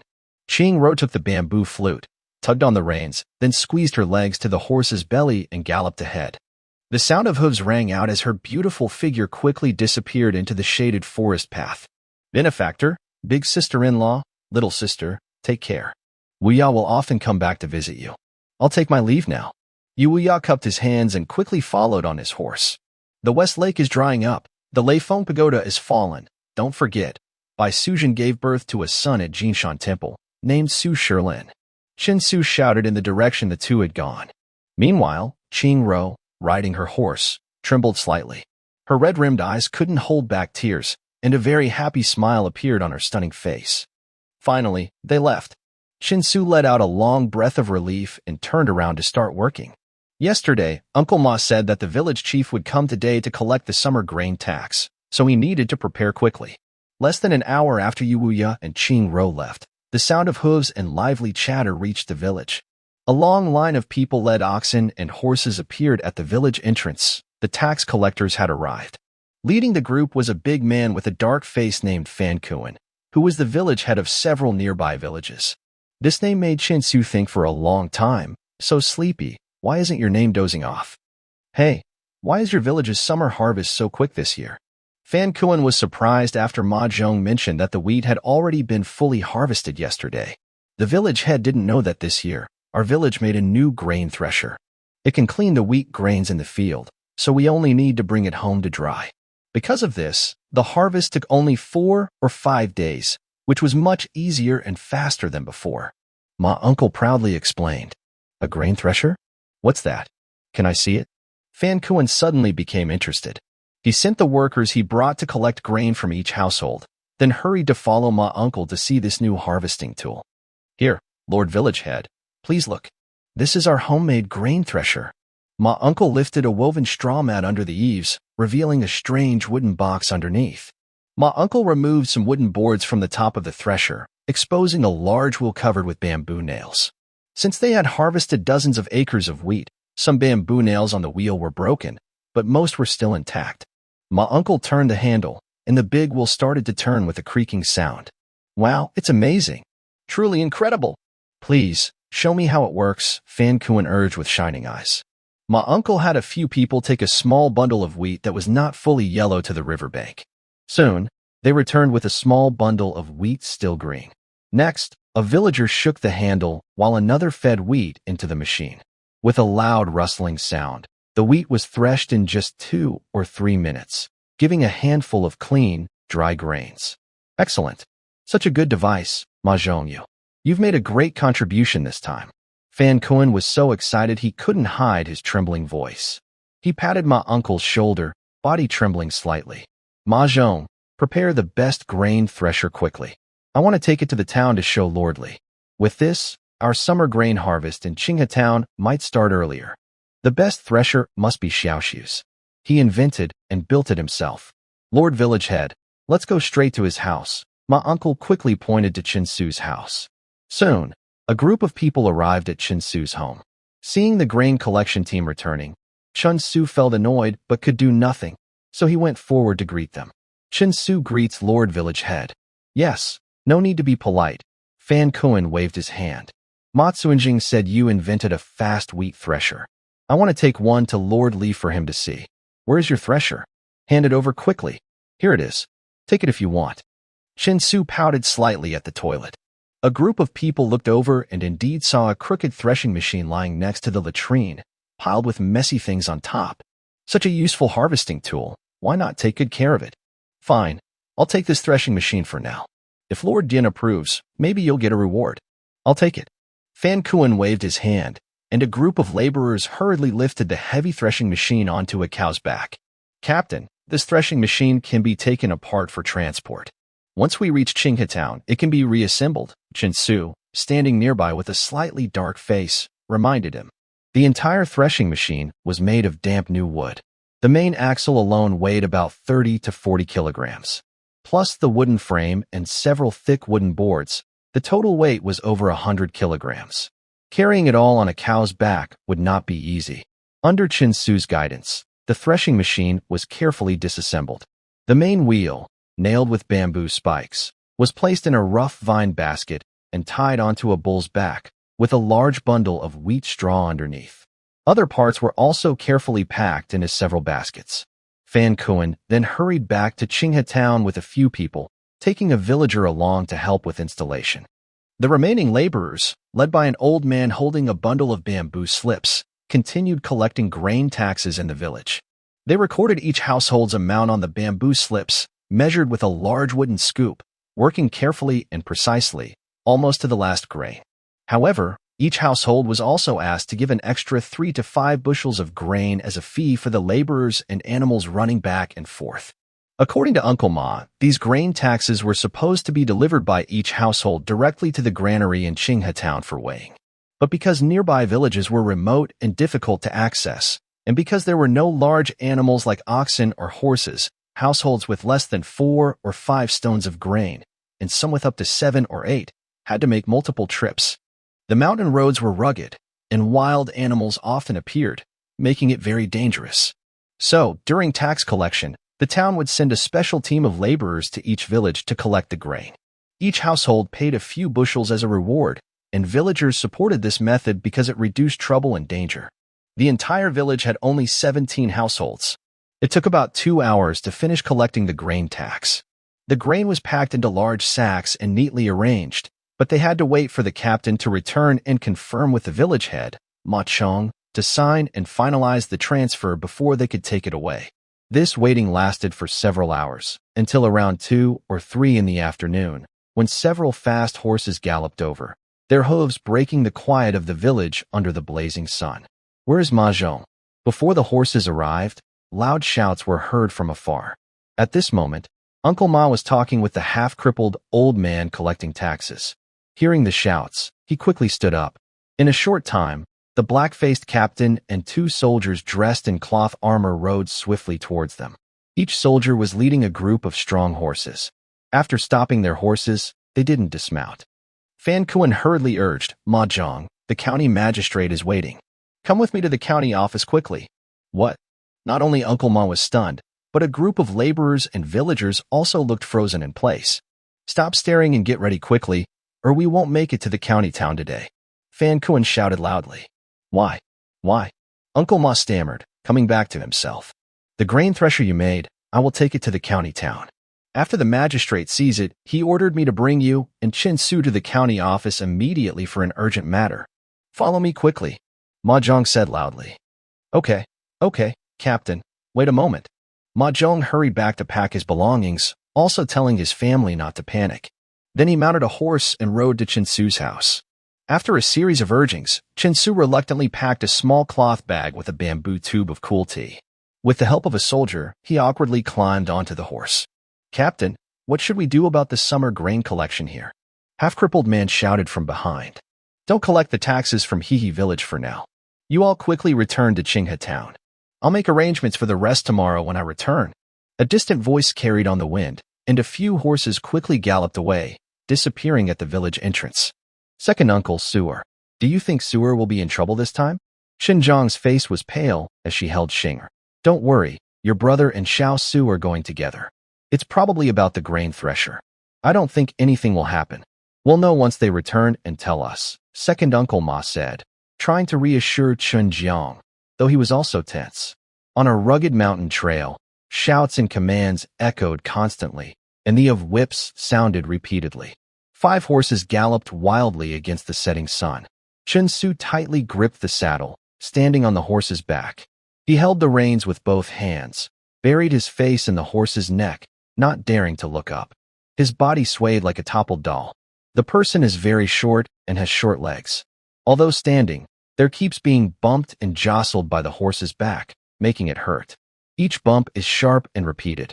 They haven't even gone 5 miles yet, but they already feel like there is almost split into 8 pieces. The bowl of noodles they ate at noon almost came out of their nose from the jostling. They feel dizzy, see spots, and their stomach is upset. Having lived twice, Chin Su never expected that as a proud 25-year-old man, he would develop motion sickness, and after traveling 2,000 years into the past, he would still have a bad habit of getting dizzy on horseback. Finally, after holding it in for a long time, Chin Su vomited. "Little Su, relax your body. Don't be so stiff." Uncle Ma behind him kept reminding him. Chin Su almost cried. "I also want to relax, but if I do, I'm afraid I'll fall off. Watching TV or movies, it looks so cool when people ride horses and shake, and they can even hug a beauty and have a horse shake. But why can't I do that? It would be nice if a door just closed on me. Young lord, when riding, you should treat the horse like your own leg, move with the wind, go with the flow. Keep your waist steady, relax your shoulders, and stay in sync with the horse's movements. Resisting the horse's strength like this is useless." The soldier leading the horse behind him turned and smiled. "All right, I'll try." Chin Su thought the soldier was right. He continued to tense his body and fight against the horse, but he knew he wouldn't make it to Qinghe town if he kept doing that. He might even his dinner. So he slowly learned to relax, adjusted his breathing, and after running another 2 or 3 miles, he finally felt like he was starting to get the hang of riding. When the group rushed out of the valley and saw Qinghe town, the ground suddenly became flat. He finally let out a breath, sat up straight, held the reins tightly, and gradually adapted to the horse's gallop and bumps. His body moved with the horse's rhythm, gently swaying, and he looked a little more confident. The 5 horses didn't stop in Qinghe town but continued rushing down the street. After nearly 3 hours of continuous riding, just before sunset, they saw a shimmering river and large fields of crops. Then they saw an ancient city with tall city walls. The group slowed down their horses. "Young lord, is riding still comfortable?" One soldier asked with a mischievous smile. "I'll beat you up." Chin Su felt like the skin on the inside of his thighs was almost worn off from the rubbing, and it hurt so much he grimaced. His head gone numb from the pain. Meanwhile, the leader, Captain Fan Kuan, was excited, nervous, and thrilled. When he saw the city gate, his face turned red with excitement. Initially, after seeing the threshing machine in action this morning, he naturally thought it was a good invention. He decided to take it to the town to show Li Dian, hoping Li Dian would praise him if he approved. However, he remembered the recent incident at the blacksmith shop where Gu Shan improved the copper saw. Thinking about Li Dian's old and dull nature, he felt that showing the machine to him might not earn praise. Instead, Li Dian might scold him harshly. So, without hesitation, he changed to a carriage, brought along a villager and the threshing machine, and headed straight to the county town. In the county town, after meeting the county magistrate and demonstrating the machine, it was clear that the new county magistrate from Xianying was very different. He was a well-educated man who saw the incredible power of the threshing machine at once. He quickly ordered 2 soldiers with fine horses to bring the inventor and the village head of Xiaha to the county seat. Soon, a few horses arrived under the city wall. Qinsu also saw for the first time what an ancient county town looked like after traveling back to the Qin dynasty.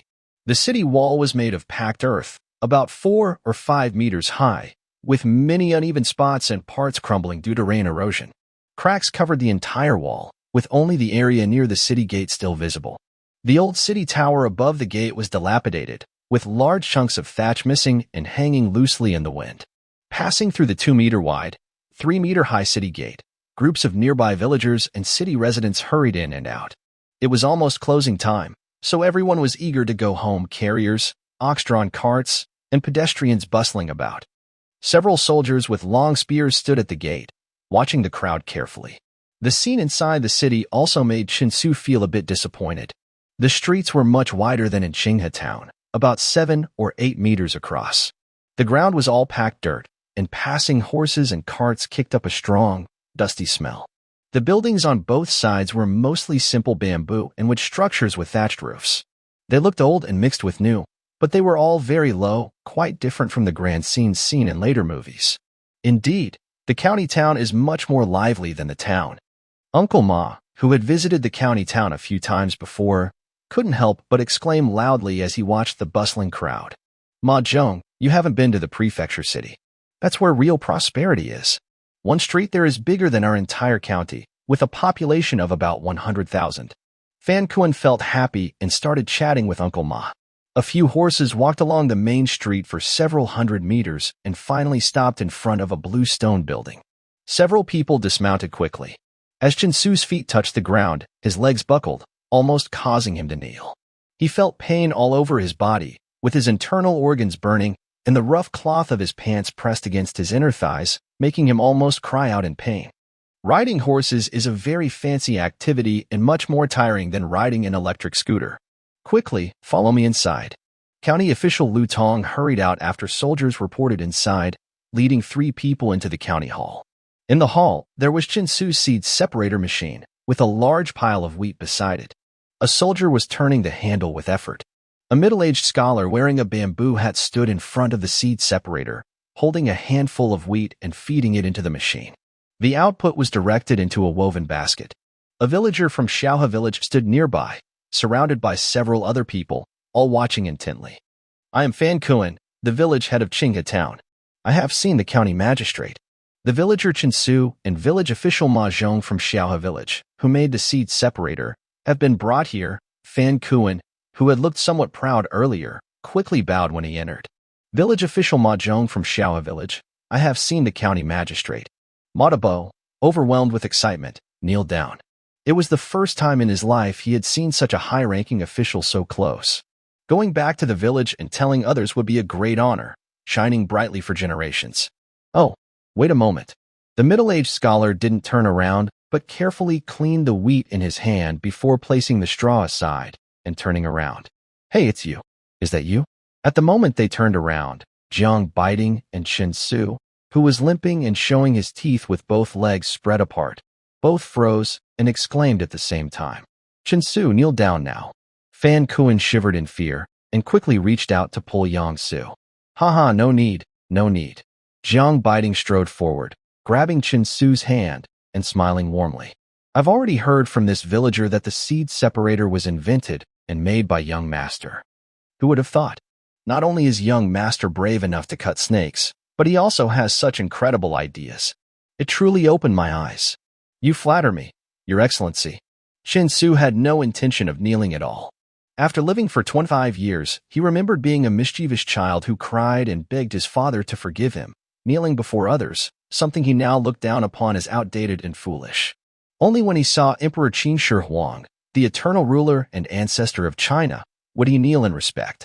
Besides Qinjiang's family, anyone who could make him kneel would someday be forced to do so again. Chin-Su, who remained calm and respectful, surprised Jiangbei Pavilion even more.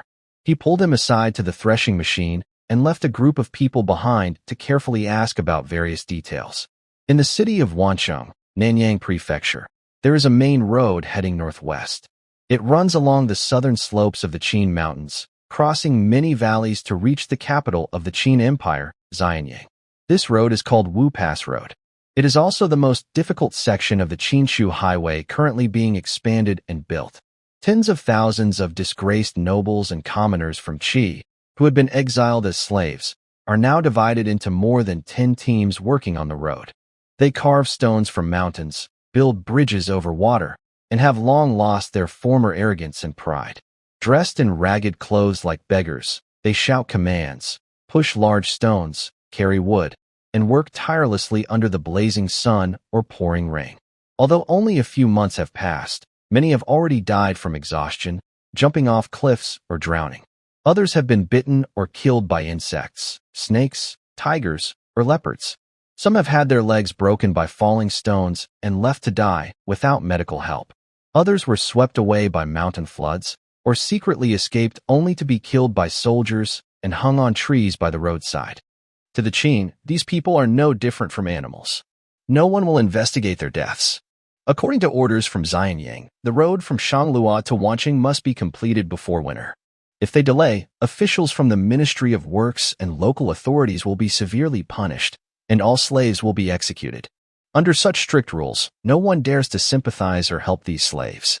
They are constantly whipped, urged, and pushed to work harder, day and night. Between dying and surviving, no one makes a second choice, especially since they're just slaves from Qi.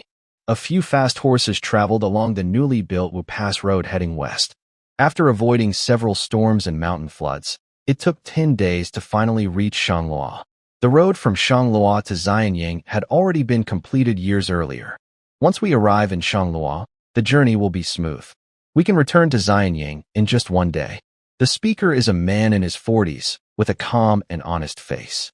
Next to him is a large red horse, on which a young girl dressed in a blue cloth dress sits. She wears a short sword at her waist and is very handsome, but her face looks unhappy. Seeing that the girl is not in a good mood, the man sighs and says, "Xiaoyu, don't blame Uncle Lu for speaking out. You are grown up now and will get married someday. Your father is busy with work. This time, I am sending you back to Xianyang. You've played and seen enough on the way. When we arrive here, don't be stubborn anymore. Otherwise, next time, Uncle Lu won't be able to help you." "I understand." The girl pouts and answers. "That's good. Rest in the city today. We must reach Lantian County by tonight and return to Xianyang tomorrow morning." The middle-aged man pats his horse and heads toward the city gate, followed quickly by 3 burly soldiers and the girl. Once they arrive here, almost everyone except the girl breathes a sigh of relief. The journey was full of difficulties, nearly causing accidents several times. Once, they were stranded for 2 days at a collapsed road caused by a heavy rain, and a sturdy camel loaded with goods slipped and fell into the rushing river. In the heart of Qin's 800-mile territory, there is a large city. The Wei River flows south, and the Zhong Mountain runs north. The land and water are sunny and bright, so it is called Xianyang. This is the capital of the Qin Empire, and naturally, it has a different look. The city walls are over 10 zhang high, built entirely from huge green stones, forming a solid, black tiger lying by the Wei River. There are 4 city gates, each 10 zhang wide. On top of each gate stands a tall city tower. The walls are dotted with battlements, and flags flutter in the early morning sun. Although it's only around 9 or 10 o'clock, crowds flow in and out of the gates like a stream. Inside, many wide streets crisscross, smooth and bustling with carts and horses. The streets are lined with wooden and stone houses and shops, with high eaves and thick walls, standing tall and intertwined. Compared to other counties and cities, every brick and tile here looks grand and heavy. Besides the busy crowd, carts with oxen are occasionally passing by, and tall horses gallop swiftly. Among the pedestrians, many merchants with different accents carry goods back and forth. There are also scholars or sorcerers dressed in wide robes and high hats, accompanied by disciples showing off their wealth. Wherever they go, the crowd is lively and noisy. Look, which famous scholar is being summoned by the emperor today? There is no explicit content in this text. Here is the corrected and simplified version. Why guess? I saw him the day before yesterday. This is Guanzhong Zhongluo, a famous scholar from the Qi dynasty's Jixia Academy. He is good at debating yin and yang and promoting the theory of 5 virtues. The emperor likes him very much. I heard that today he will have a debate with Confucian scholars like Kong Fani in the court. I hate it. The theory of the cycle of 5 virtues is very popular now. Only the Taoist and Confucian schools can compete with it. We, who are just small scholars, are not known to the emperor. When will we have a chance to step into the court and debate with others? What does it matter if we step into the court?